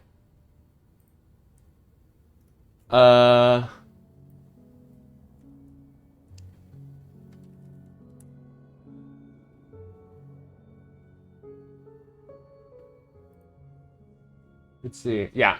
God Balder was slain by an arrow fashioned from mistletoe, the only plant that had not sworn an oath to protect him from harm. Yeah, it was. I think it's some. There's lots of different versions of it as it goes with old mythology, but essentially Freya made everything in nature and whatever swear an oath to not harm Balder. Mistletoe did not swear this oath. Therefore, it was the only thing capable of injuring him, and it actually killed him. The important thing to gather from that is that it is associated with killing gods. In a lot of fantasy games like to take it that direction. So, the assumption here is Project Mistletoe probably is some sort of weapon. Well, I guess arrow. You reckon it's an arrow? Aimed at Celestia? Very intriguing. I will trust your judgment. We shall put the project on hold until the ruler of death has been eliminated. Wait, what are you guys talking about? Though it could be metaphorical. You want to get rid of Renova? Like, how? By killing her? By whatever means necessary, so long as it removes the threat she poses to us. Until then, everything we do will be in vain. After what just happened, I've ascertained Renova's goal. Or rather, the trigger condition for the Curse of Death. Oh yeah? Okay, let's hear it. What she's doing is blocking Snezhnaya's technological progress, preventing us from possessing any means with which to threaten the heavenly principles. Just like the little lapdog she is. So, any ideas, research, or experiments that lead to technological progress can trigger the curse. Which is why right as you were about to write something down, it triggered earlier in the... Just now, for instance, I was set to launch a final phase energy experiment ahead of schedule. If the experiment was successful, we could have achieved a crucial breakthrough. As expected, though, the moment the experiment began, all the researchers, technicians, and witnesses died from the curse. All that effort, not to mention the energy and materials we relied on Project Stuzha to gather for us, went to waste. In the end, nothing was gained. Does that mean something similar happened when we were at the theater? Yeah, just when you had That's the right. idea. During the performance, I thought of an important breakthrough regarding the experiment, and wound up dragging everyone into this. So the nature of the curse seems to be something like, when moments of technological progress occur, all life in the vicinity is taken away. What a violent method. Of course, that meant the curse was normally limited to the Armory Palace. Right. Since outsiders are forbidden from entering, this mass death phenomenon went unnoticed. Until Odette came along. I believe she was the first witness. The Curse of Death was triggered just before she infiltrated the Armory Palace that day. But you mentioned something about a final stage experiment. Doesn't that mean you've actually made some progress? That's right. Even with the gods locking certain key components out of reach, humanity can still advance technology in incremental steps accumulated over time. But, as I'm sure Renova anticipated, even incremental progress has its limits, a point where the truth you're seeking must be put to the test in an experiment. You mean the experiment you were just about to do? Yes, we were at a critical juncture, a moment where the quantitative was about to translate into fundamental qualitative change. With this single experiment, we could have brought everything we've worked for to fruition. But now, after already being forced to fumble around in the dark all this time, it feels like we've truly hit an impenetrable wall. As long as Renova's curse of death persists, we won't be able to advance the experiment or obtain any results. And with Project Stuja having been in effect all this time, at our nation's current strength, repeated trial and error is simply unsustainable. Only by eliminating Renova first will it be possible to continue advancing our plans. But she's the ruler of death! She can just kill whoever she wants, right? That's gotta be the scariest power ever! Is it even possible to beat her? We'll see. But one thing's for sure. She definitely can't just do whatever she wants. The best proof of that is me, standing here, very much alive. You're saying... Wouldn't it be easier to just kill all of us researchers for good? Why resurrect us over and over again? Why let us advance our technology to this point? So, you're saying even the ruler of death has limitations we don't know about? Exactly. And I think that's where the key to our breakthrough lies. Regardless, the ruler of death has always been an obstacle we must overcome. Indeed, we must face life, death, time, and space. After all, our goal is the heavenly principles. The Fatui want to challenge the heavenly principles? For a long time, I've had a vague suspicion the Fatui and the Tsaritsa were targeting the heavenly principles. But hearing the Jester admit it is still a shock. No wonder that Tsaritsa's goal has always been kept a secret from the people. What kind of road will that lead Snezhnaya down? In that case... Lord Jester, I would like to request some leave. I'd like some time to organize my thoughts and go over the data. Granted. Get some rest, put the experiment out of your mind, and take care that the curse of death doesn't affect any civilians. Too late.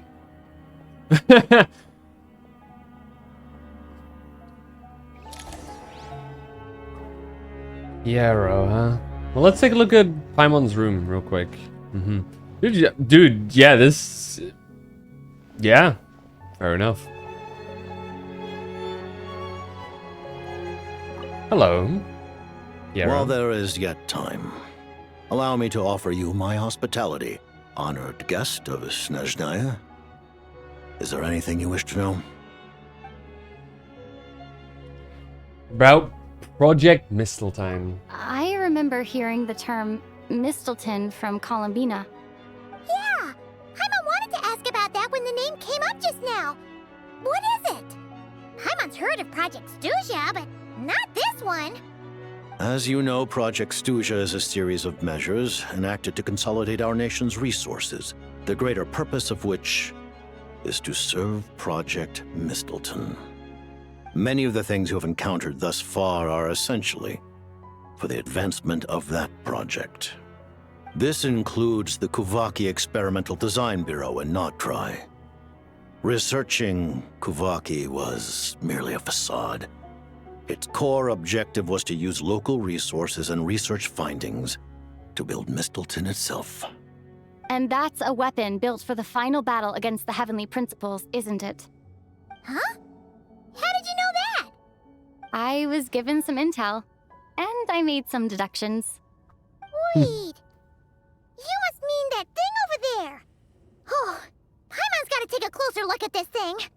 Especially after you guys sent so many people to Notcry to work on it. I'm surprised I didn't break anything. Kuvaki alone will That crash not out. break through Celestia's defenses, let alone challenge the Heavenly Principles. The Heavenly Principles are no doubt accustomed to combating the power of the Light Realm, and elemental energy is simply the power of the human realm, converted to that form by the Heavenly Principles themselves. Any attempt to use this power against its creator would be a futile endeavor. For now, therefore, we have set our sights on the form of energy associated with the Third Descender and the Stellar Linchpins. This may hold the potential to allow Mistleton to contend with the heavenly principles. You could say that by reverse engineering the stellar linchpins to extract the energy within, we have obtained a source of anti-Celestia energy. This is the energy research that Mitias is in charge of. Never imagined it was such a major project. The Kulagi Experimental Design Bureau, Project Stuja, and the new energy experiments. Huh. So, Project Mistleton is what ties it all together. And it looks like your plan is almost complete. No wonder the Ruler of Death came after you. Yeah, what was that? About the Tsaritsa of Snezhnaya. Her Majesty the Tsaritsa has embarked upon an expedition to vanquish a monster. Were it not for this, I imagine she would have been delighted to grant you an audience. Really? Seems like the powers that be in Snezhnaya don't intend to hold my past conflicts with the Fatui against me. The Harbingers have been granted significant autonomy in retrieving the Gnosis. But by the same token, they do not completely represent Snezhnaya's official stance. You read my mind.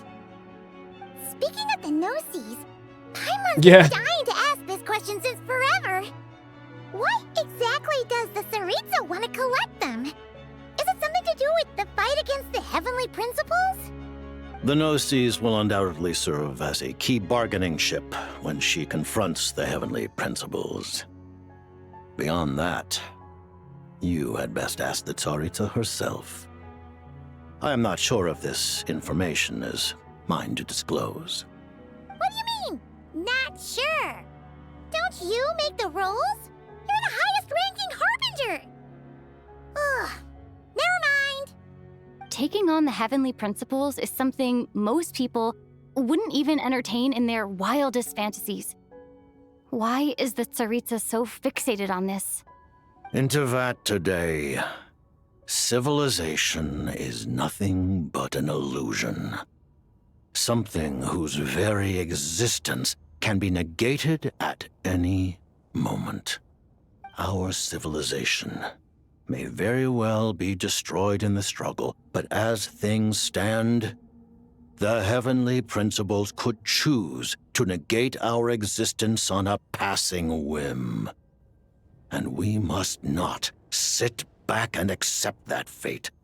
Only by changing the state of affairs, only by overthrowing the heavenly principles, can our civilization truly be said to have taken root. Otherwise, the fate of the people of Conria and Hyperborea is a cycle doomed to repeat itself. Accepting potential destruction in return for getting to control your own fate. Furthermore, perhaps this is still somewhat difficult for you to understand. Are you aware that all the rules of this world are made up of curses? Huh? All of them? Paimon knows about the curse of death you mentioned, and the curse of immortality that you and Dainsleif have. Then, the birth of the Hilly Churls, the rules of Natlan's Ode of Resurrection, those are curses too? Farina's long life seems to stem from a curse placed on her by Focalor as well. Yes. Even a god's love for humanity is a curse the heavenly principles inflicted upon the gods. What? The Tsaritsa has always had ample reason to hate the heavenly principles. If she can seize their authority, she will reconstruct the entire world, and when that time comes, humanity will be completely liberated from curses and lies.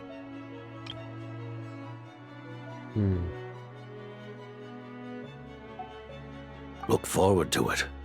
It will be a world beyond your imagination.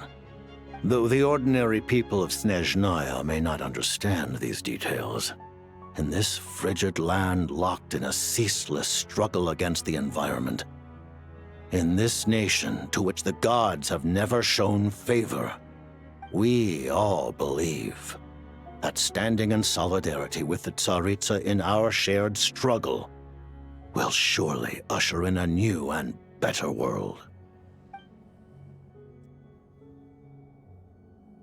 You know, there's something off about it, you know what I mean? There's something off. Paimon really doesn't remember. He's basically a stranger. You've got to believe Paimon. Relax, you're freaking out over nothing. Allow me to explain. The reason Paimon Okay, here we reacted go. to the anti-Celestia energy developed by the Armory Palace is because she comes from Celestia herself. One of its creations. More specifically, she is one of its creations. What does that mean? Creation? I mean, look at you, Paimon. Oh, right. I was blinded by anger earlier, but thinking back on it, Renova also said that Paimon is a creation of Celestia, but she lacks Celestia's power or authority. Yeah. As you know, the lunar fragments in Nodcry were pulled down from the sky using Fatui technology. But the first application of this technology was in Conria over 500 years ago. I used this technology upon the heavens, and the response I received was none other than Paimon, descending from Celestia. I presented her to the Vinster King, but he took no interest in this gift, nor did it satisfy him. Paimon then took up temporary residence in my palace until, of course, the arrival of the Cataclysm. Wait, Paimon's a little confused. You're talking about things that happened in Conria 500 years ago. You're saying Paimon was there for that? That means Paimon's at least 500 years old. But Paimon doesn't remember any of that. Falling from the sky, being given away as a gift, none of it. Having I'll lived think more on through that the later. Cataclysm, perhaps you too were burdened with some manner of curse. Although, losing your memories would indeed be the smallest price I've ever seen paid. But it's not just her memories from Conria. Paimon doesn't even know how she spent the last 500 years. She only has memories from the past few years. No matter how hard she tries to remember. What was Paimon like back in Conria? Did she know a whole lot because she came from Celestia? Was she super smart? Unfortunately, when you arrived in Conria, your consciousness was like that of a newborn infant. None could say what kind Literal of being baby. you once were in Celestia. During the time you lived in Conria, your personality was no different from how it is now. I'm surprised the Vinster King wasn't exactly taken by your charm. At least it sounds like you were able to fly under the radar. Aw, man! Paimon's plan to get her memories back and become super smart is ruined before it could even start. You know, even though Paimon lost her memories, she still feels weirdly close to you for some reason. That must mean you took pretty good care of Paimon back then, huh? On the contrary, I completely ignored your existence. I was entirely focused on my struggle against Hroptatyr the Wise. But now, as I see it, it is as if you are the only sane thing that survived that era of insanity. And thus, are worthy of protection. Noted. Man, Paimon's gotta stop projecting friendship on everyone she meets. But, Traveler? Even though you know Paimon's some creation of Celestia now, you still want her, right? You're not going to abandon her? Just still Paimon to me, Paimon. As long as you're not the Heavenly Principals, we're good. Oh, phew! That's a relief. Paimon's just learning about this, too. She's barely even processed it.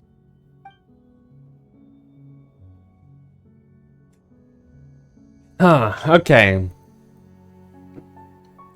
That's really intriguing. We've got an ad coming up, so this is going to take a few minutes. We're going to let it fly. Man, what a long patch as well. What a long Archon quest. Well, let's think.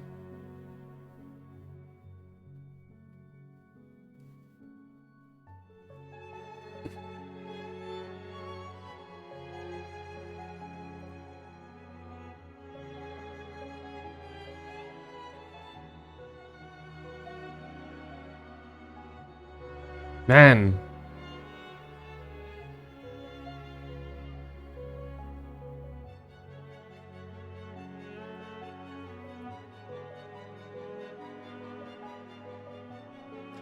The reason Paimon reacted to the anti is because she comes from Celestia herself. More specifically, she's one of its creations.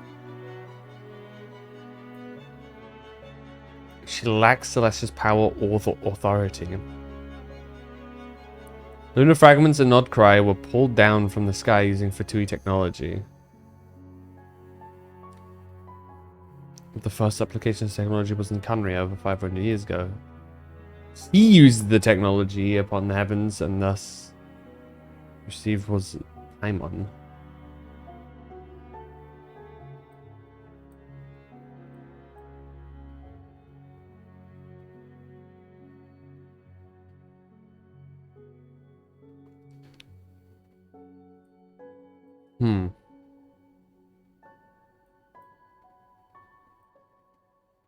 This is all very intriguing. We're finally starting to touch upon whatever the fuck Paimon is. So full confirmation. We now know Paimon is from Celestia.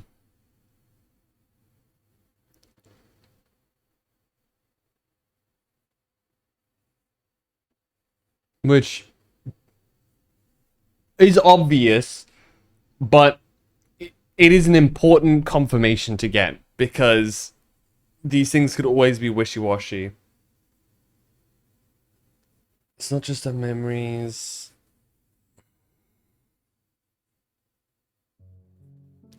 You arrived, your consciousness was like that of a newborn infant. During the time you lived in Khaenri'ah, your personality was no different than how it is now. I mean, the question is, how long was she in Khaenri'ah?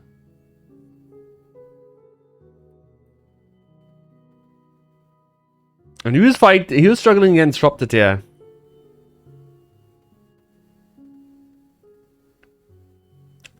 Man, okay. Yeah, I guess that's all there is to it. Paimon is from Celestia and was basically plucked from Celestia. That brings a couple of ideas to mind.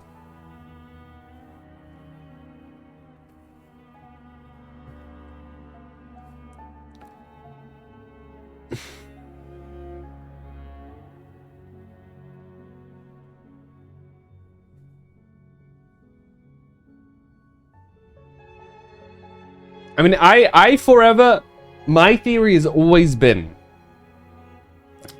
there are 4 shades: life, death, time, and space. They're represented by the different artifacts. And then we have, of course, the circlet, which seemingly represents reason. So my theory has always kind of been that Paimon is supposed to represent reason.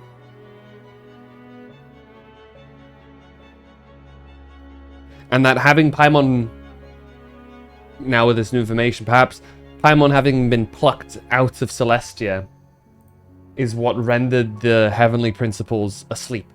Because without reason, one is not conscious. There's always you need some form of reason. But I don't know. Because it seems like not even the shades know why the heavenly principles are, like, unresponsive. Right?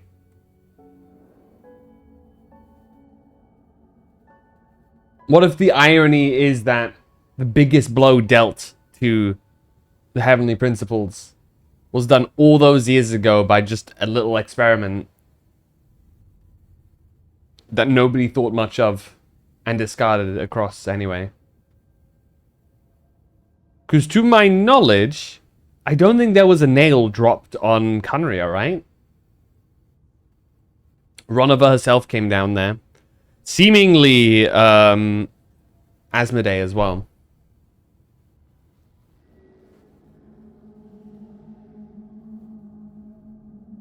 But do we know if the Heavenly Principles directly intervened?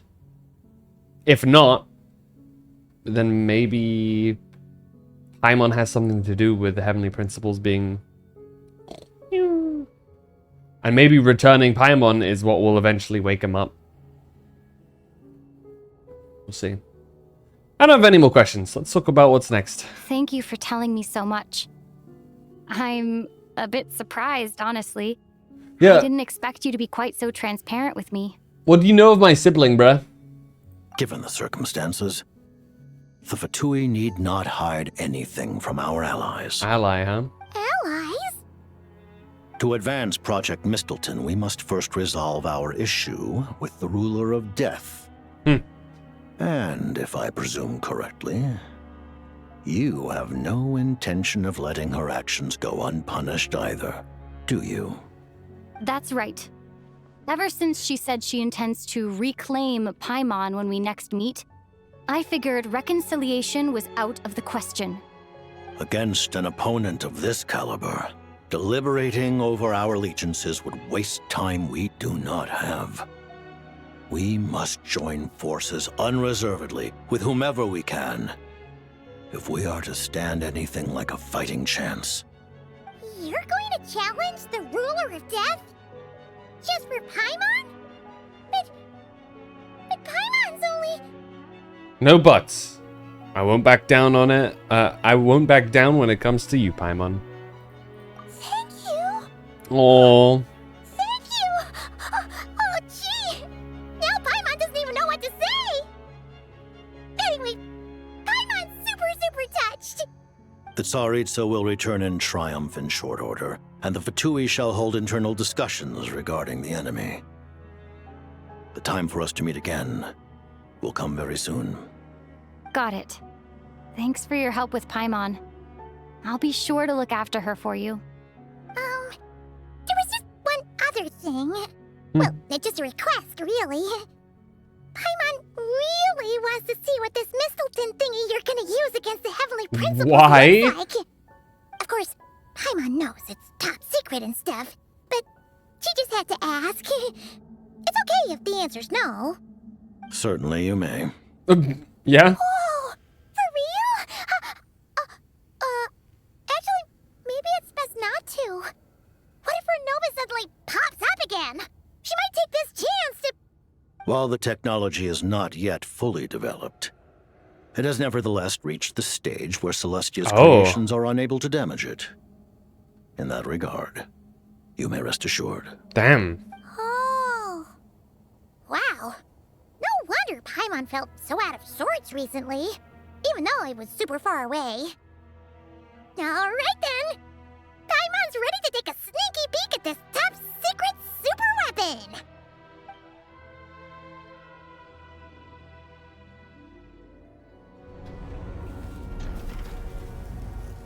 Oh, it is. Oh my god, that does look like an arrow. Fucking hell. Or a spear? Or a lance? Look at it, dude.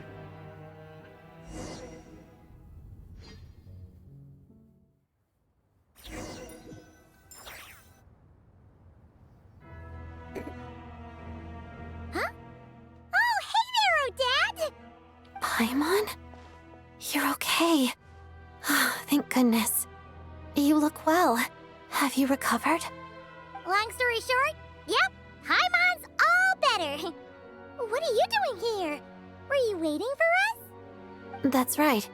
When I woke up, I wanted to go in after you, but the guards had woken up as well.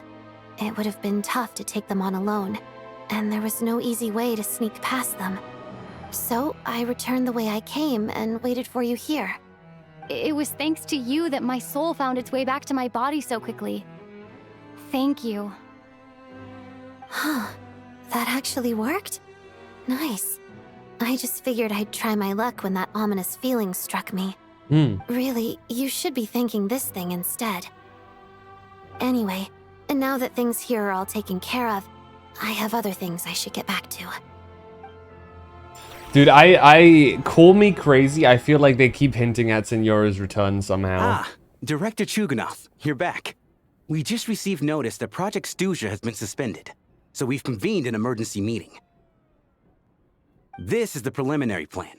In addition to expanding production capacity, we've also discussed feasible layoff plans to optimize revenue and expenditure. Not the layoff plans. Our calculations indicate that the factory's profits will increase by at least 30%. Just give the word, Director. Alright. That won't be necessary. Leave the energy for those who need it. Whether they use it just to get by or to run a business, that's up to them. Start preparing to halt production and lay off the staff. Make sure the workers are able to land on their feet and that they are duly compensated. Thank you all for your hard work during this time. Am I hearing you right? Why? After all the tough times we made it through, now is exactly when we should start to turn a profit. I just suddenly don't want to do this anymore.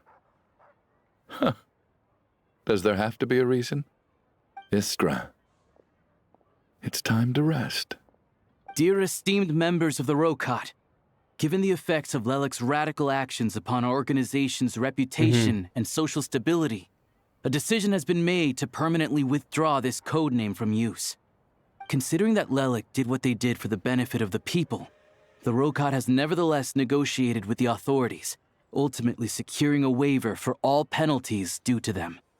Lelik will be suspended for a period of time. Depending on their future performance, they may be allowed to adopt a new codename and continue acting as part of the Rokot. The purpose of this notice is to remind everyone once again that motives and methods are equally important when one operates in the shadows. Even with Project Stuzha's suspension and our interim operational victory, we must guard against complacency and rashness and work to consolidate the progress we have made so far. Okay. We act only for the greater glory and solidarity of our nation. May the aurora shine ever on, and the tundra always stand firm. We act only for the greater glory and solidarity of our nation. May the aurora shine ever on, and the tundra always stand firm. The funniest plot twist would be if Pulcinella was also the leader of Rokot. In fact, it would kind of make sense, because that would concentrate all of the anti-Project Stuzha efforts into one organization that he can also control. Having control of both the formal government and the quote-unquote rebellious side, concentrating all of the sentiment into a singular organization that he himself has the puppeteering strings to, would mean that he could keep everything under control and focus his everything into specific things. Main reason why I say that is also because the may the aurora shine ever on and the tundra always stand firm. This is a sentence he always uses too. Looks like it's finally over.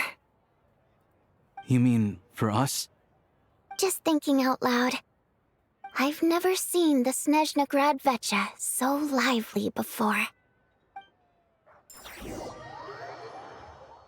I never once thought I'd come here. But I understand everything now, Rosaline. Go to Signora's tomb. Damn. Damn.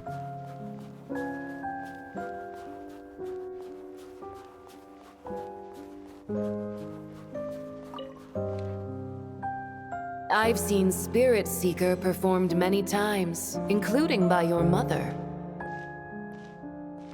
Why do you bring that up all of a sudden? Even though the choreography is always identical, every dancer finds a way to make it her own.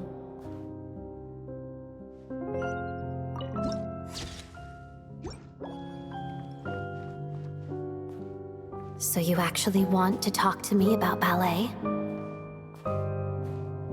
I just think it would be a pity if the dance was lost to history. She didn't teach it to you, did she? That was an unusually subtle taunt for you.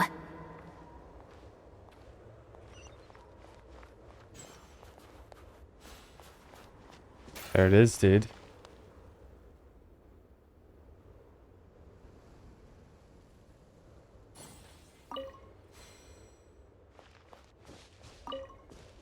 We embraced one another on the snow-swept plains, melting the ruthlessness of time. But when our bodies, in pieces, are cast to the winds, what of our love will remain behind?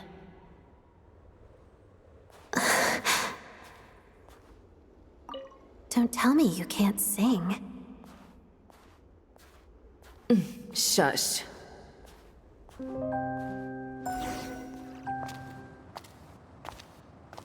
Oh shit.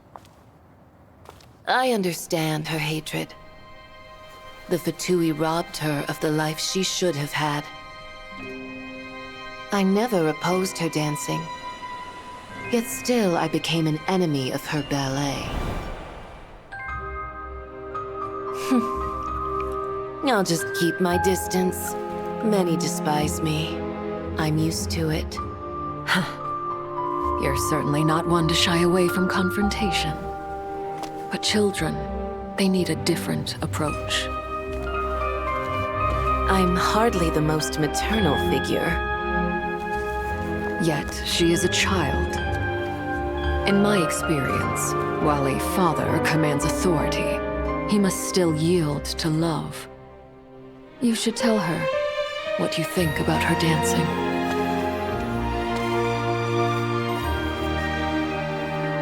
Odette will soon take the stage at the Koralyevsky Theater. This could be your chance. Geonosis secured. It went smoothly. I'll be there. Have them send me an invitation.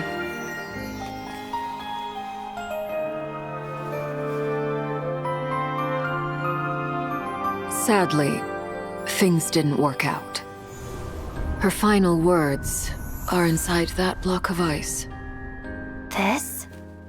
Aren't these for monitoring her subordinates? Not yours. This one isn't her witch's flame, but my two worlds' flames. Oh. The two worlds' flames can burn away memories. It was my parting gift to Rosaline.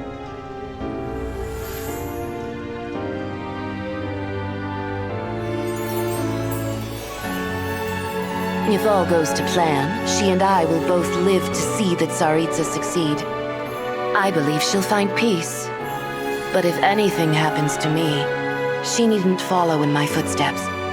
The cryo-energy will fade away in time. Then the two worlds' flames will burn away all memories of the Fatui. She'll be free to dance. She deserves this. I will handle the aftermath. The choice is yours, child.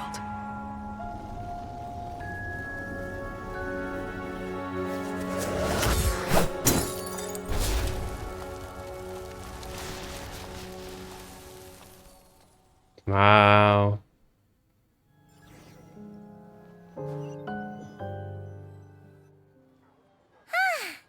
Fresh air at last! Paimon's head isn't spinning anymore, and the fever's all gone. Paimon's finally free to fly again!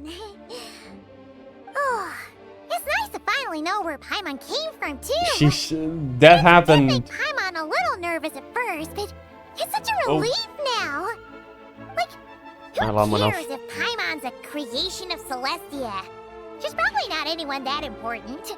Probably just the fairy of food and fun or something. And like you said, this doesn't have to change anything between us. You're not gonna just... Hey! Hurry up! Why are you walking so slowly? You've spent the last few days lying in bed and stuffing your face. I didn't think you'd be able to fly this fast. Says who? Paimon's as agile as ever. They don't call her White Floaty for nothing. Paimon originally wanted to check out the bookstores in Snezhnograd, but she's more in the mood for flying around right now, so let's save that for later. Alright. Wait! They've got light novels from Yai Publishing House here, too! Huh? And this is Paimon's favorite mystery story from Fontaine! Wow! It got a sequel! The local Snezhnaya books look pretty interesting, too, but also kinda heavy. Not the easiest things to look around.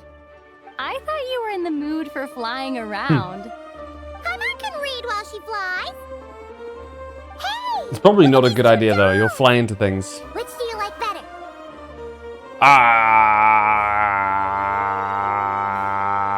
I can't make this decision. I'm just gonna press F. Alright. Boss, we'll take both. Paimon will have the other one. Oh. I I thought we were only getting one. All right, fine. I'll pay. There you are. Thanks for visiting. About like something that there's no right answer to. Oh.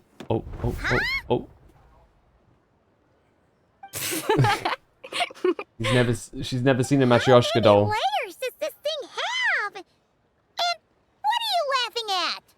Huh. You knew all along, didn't you? A whole Hey, bunch guys. of people are gathered over by the plaza. Hey! Oh, look! That looks like Tartaglia! Hey, Tartaglia! I know that voice. Of course. And there she if it is. isn't Paimon and my old comrade. You're looking well, Paimon. All better? Yeah! The jester knew what was wrong and fixed Paimon right up! Thanks for sending someone to keep Paimon safe, too. Oh, yeah. About that. That was kind of embarrassing. Who could have known that our director would go looking for you in person? So sorry for the misunderstanding. Oh, right. Let me introduce you. This is my little sister, Tonya. There she is. Hello, Tonya. Hello. Firstly, I'm really sorry about my brother. Sounds like he's caused you no end of trouble. Hey now, why'd you have to start with that? Not that it isn't true, of course. Once a frail and sickly child, Tartaglia's younger sister is now in somewhat better health and is eager as ever to experience all manner of performances. So she's the real Tonya. She said you two didn't manage to meet up at the theater. She waited ages for me, and when I didn't show, she got a little worried and went outside. Wait. You mean you didn't even tell Tonya I'd be going in your place? I know, right? He didn't bother to say a word to me. I searched up and down the city for him, and he only told me about it when I finally caught him at the gates of Glupov. I've been rushed off my feet lately, so I didn't get the chance to go home. I just figured the Traveler would fill you in when she got there. Probably for the best. Well, the snow was bad, and you're never late. So I was really worried about you. How was I supposed to know that you'd stood me up? I'm sorry, Tonya. I really am. I'll make it up to you somehow. Just please don't tell Mom and Dad. Although the mix-up led to a series of misunderstandings, Yeah. it's probably for the best that the real Tonya didn't get caught up in that mess.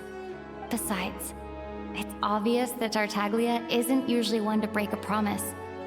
He only gave his ticket to me because he had to look into Lelek.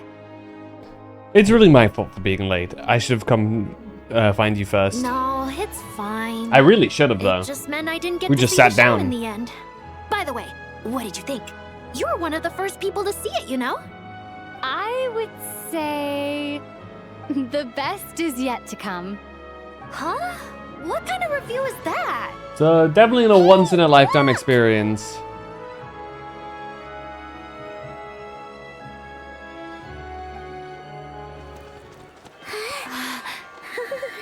Are they back? There she is.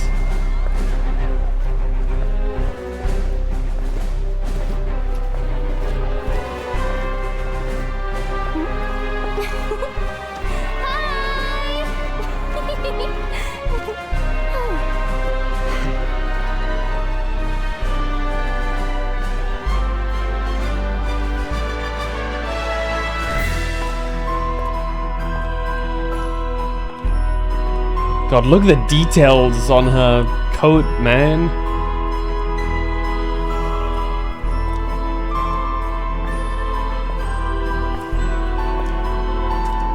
Damn, Booba.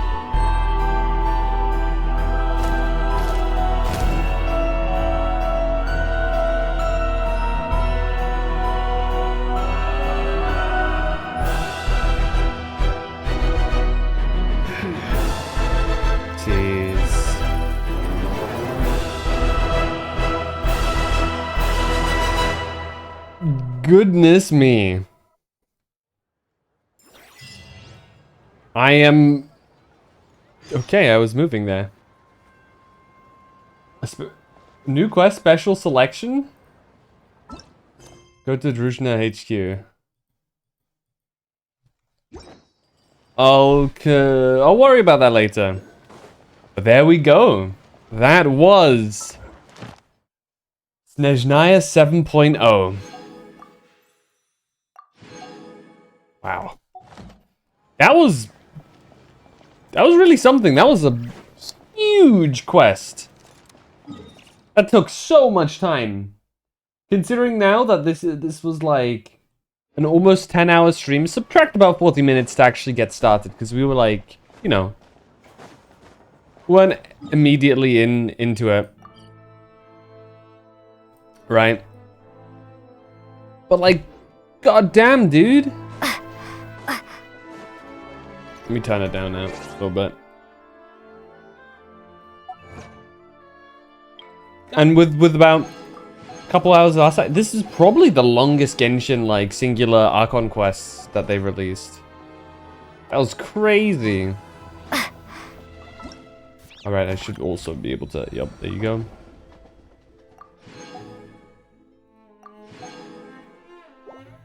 Wraith's Nocturne. This is a pretty strong start, I think. Obviously, I still am riding that, like, immediate release high that you get initially. So, everything we feel right now is... Oh, it got rid of my food. How could you? Everything we feel right now, I still need to digest it. Essentially, right? For lack of a better term, I need to, you know, have some time, think about it. Really let the story settle. But, yeah, it was good. It was... Oh.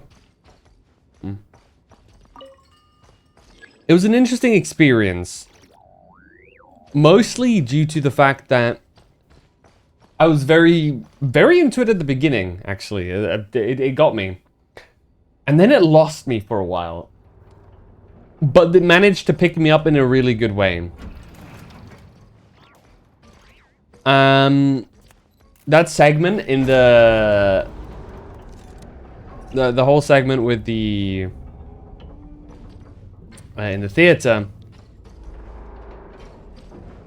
What... Kresnik's Burning Heart? What the hell? I think it's very clear that that was used as not only a general plot point to explain to us the whole like run of a death thing and whatnot, but obviously it also served mainly as a way to introduce each of the characters of Snezhnaya to us, right? You know, with Valeri, with oh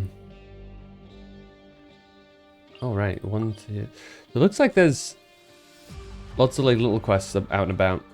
But yeah, mainly, you know, the whole thing with Valeri, the whole thing with Yanitsa.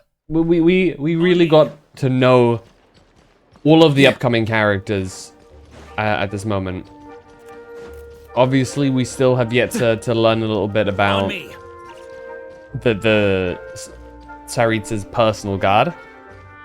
But I think it's I'm trying to think back on the Mitya, a big one too. Thinking back on the trailer, I think that quest itself introduced practically all of the characters to us. Right, with the exception of, what's her name, Danica? Vesna, of course. The Tsaritsa herself as well. But we have better insight as to what she's like. We still don't have a full understanding of, you know. Seeing the snowfall always Her reminds as me an of places individual I've character. been through on past expeditions. Beyond that, what else was there?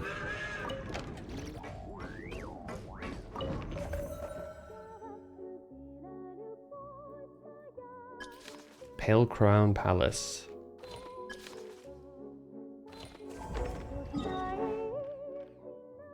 Oh, that would be Pale Crown Palace. I guess we have no choice but to kind of walk there awkwardly. Yeah. Very interesting. There's a lot to the story as a whole that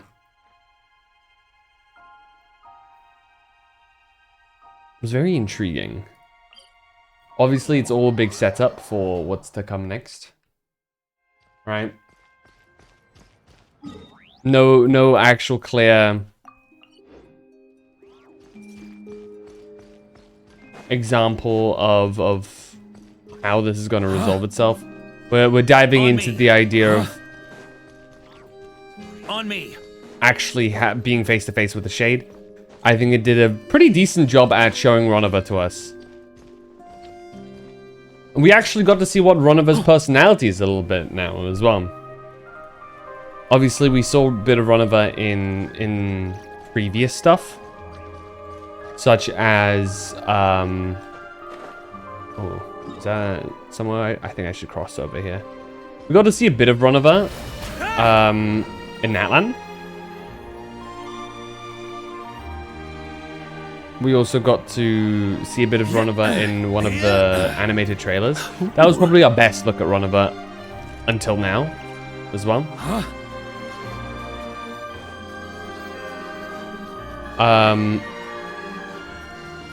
So obviously that was pretty interesting as well. To finally get to meet her, they did her justice, I feel.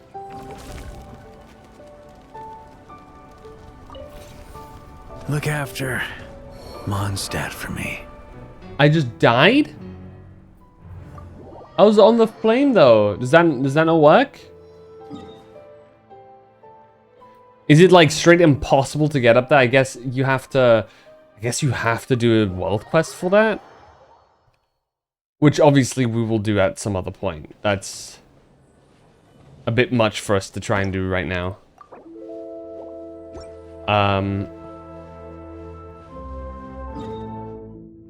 So rewards available for claiming.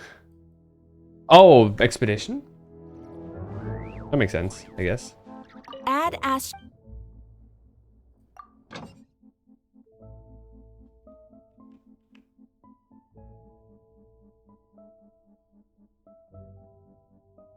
Oh, no wonder it's been feeling hot. My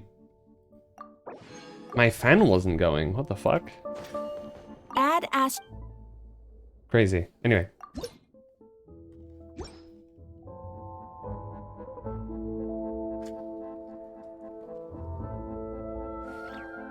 I enjoyed that. There were parts where it kind of lost me. I see, just thinking on it right off the top of my head, I see the reason why that segment was as long and drawn out as it was. Whether or not that's okay, to me, will heavily depend on what the next segments of the story are like. What I mean by this is they spend a lot of time explaining the characters to us. This is a very nod-cry approach to the story so far. Insofar as that the main character, you know, obviously there was a bit of a focus on Odette, but it wasn't overpowering. she was a focus, but not the sole focus. And to that end, the main climax did not involve her either. If this were another gacha game, say like Wuthering Waves, she would have taken part in that big final fight there as well, or that little brawl against Ronaba, for example. Not to shit on Wuthering Waves, it's just that a lot of the gachas make that, to my mind, mistake. Because I believe there's lots of instances where they should let the main character be the main character and not have the shiny new character be the goal.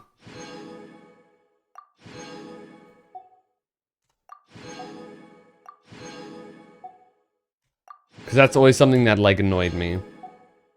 There it is, Mistletoe.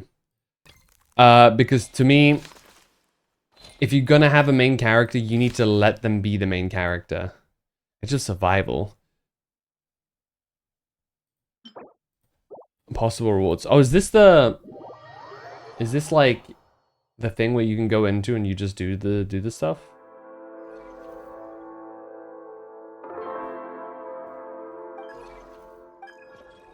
Shadows has been set up a shooting range once upon a time and simulate the environment of the Shadow Realm so we can like practice.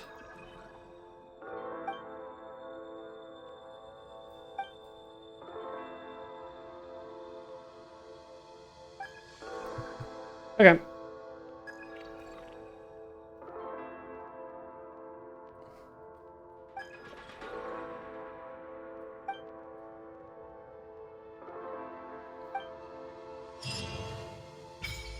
Cool. Edge of Survivable. Sounds like something you can kind of like just grind out.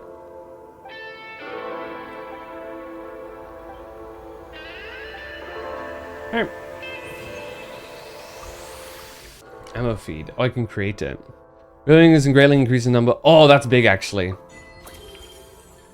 And you can upgrade them this way. Sick. So what we see right now is like its base version. Let's go in one time. I'm curious now. Might as well. I'm not gonna stream tomorrow. I mean, maybe I will. This was a really big stream. Right. Is this... Oh. Let's just try this. But no, it's a really long stream. Technically, we did stream yesterday for a few hours too, so I don't want to like overdo it. Oh, it's the thing that we've already been through here. Sick. So I think I will probably take it easy tomorrow. I'm still trying to think on how I want to go about. Oh.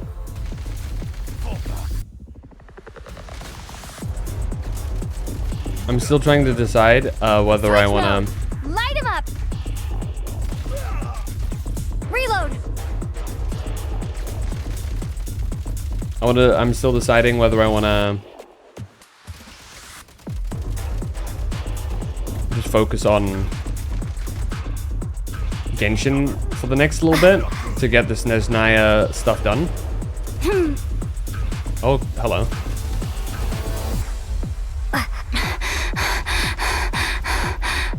Oh, they're just coming.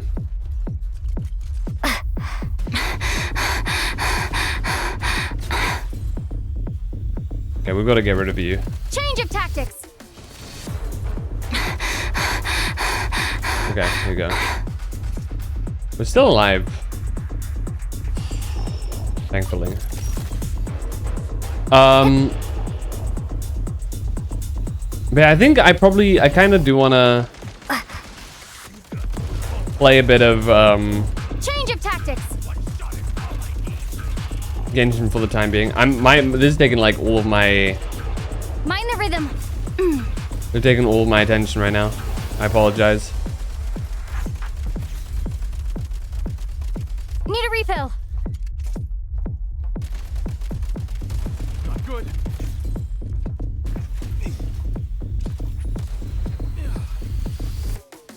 Reload.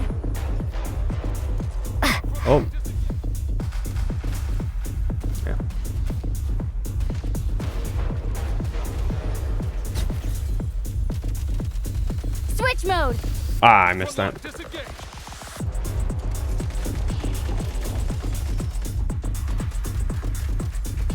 I do have a time limit. Okay, noted. Gotta recharge. We're obviously not doing anywhere near enough damage to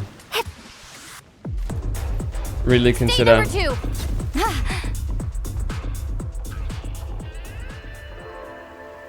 Actually clearing this right now. I'm just more curious to see if there's any rewards we get for getting, you know, points and stuff.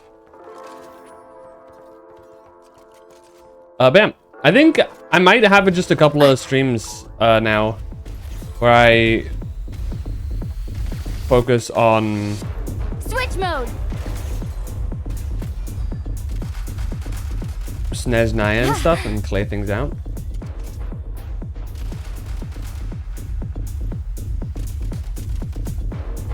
State number 2.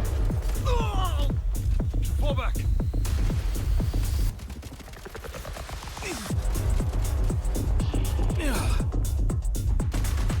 Oh.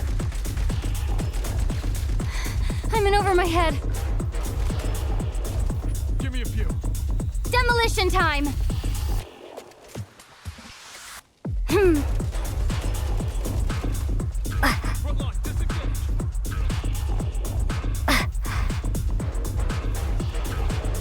Switch mode.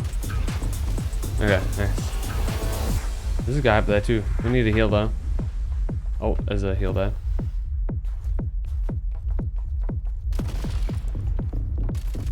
Nice. Back in business. Okay, we've still got 2 minutes left. Okay.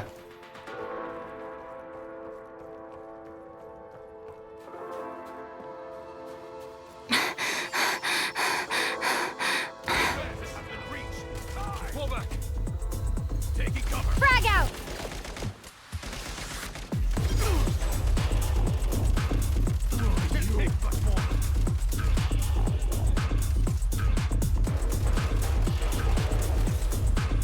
Light him up. Ah, shit. Dodged. Time to catch my breath. Oh.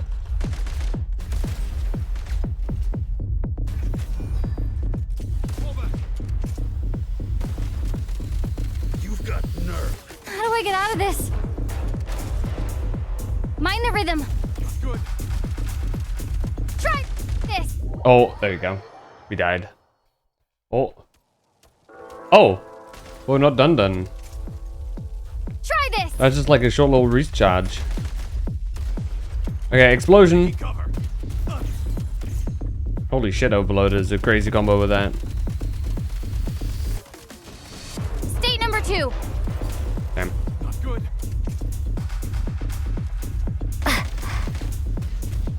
State number 2. Front line, disengage. Time to catch my breath. There you go. Reload. Uh-oh. There you go. Here, you get away from that real quick. Ow! Damn, that's a big explosion. Okay, we've got a bit of regen here. Charge. Okay, we should have used that for the sniper. That's my mistake. We should be able to generate it back in time, fortunately. Change of tactics. Mind the rhythm. Gotta There you go. recharge. Wait! Hold on. Switch mode.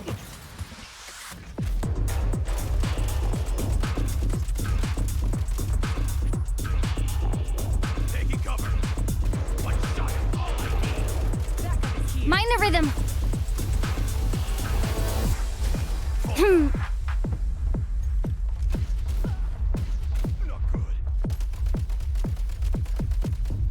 Reload. Change of tactics. You just aimed at me. Mind the rhythm.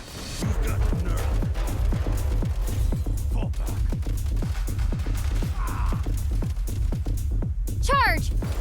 I missed. Gotta recharge. Can't take much more. Not good.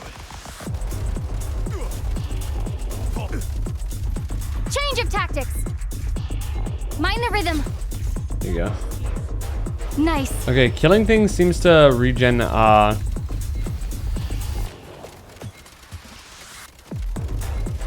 Frag out. Need a refill. give us a little bit of time back. Okay, peek please, peek please. He's just not peeking, he's just hiding. There you go. Not much else we can do. I'd say it was a decent score. For the first run through. You get anything?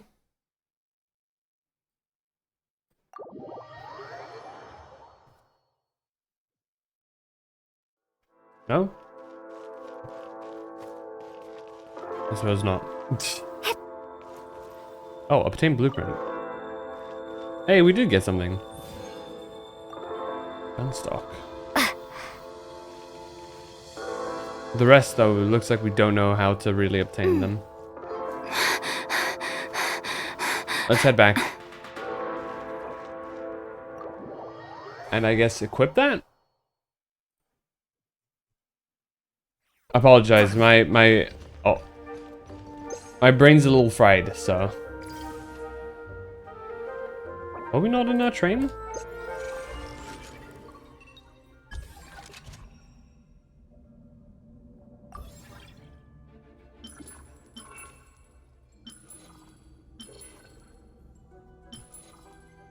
Gunstock. Isn't that what we got? Or is the gunstock for this? Could be. Blame for the valley and explore tunnel. No, we didn't. I don't know. I thought we unlocked something. Edge of Survival challenge. I thought we got that. Full loadout effect. Oh. And as you get more stuff, you get... This weapon triggers an element around you on an opponent or after you reload it next. Ah, okay. Charge for longer to consume 3 attempts at once. Okay. Interesting. I'll dive deeper into that in my own time, though. So, I might actually dedicate some time to this a little bit off stream, but I want to see if the world quests are voiced in this. Since we're pivoting content a little bit more into this, into like Genshin and whatnot. I do think a couple of streams exploring Snezhnaya and stuff would be a good idea.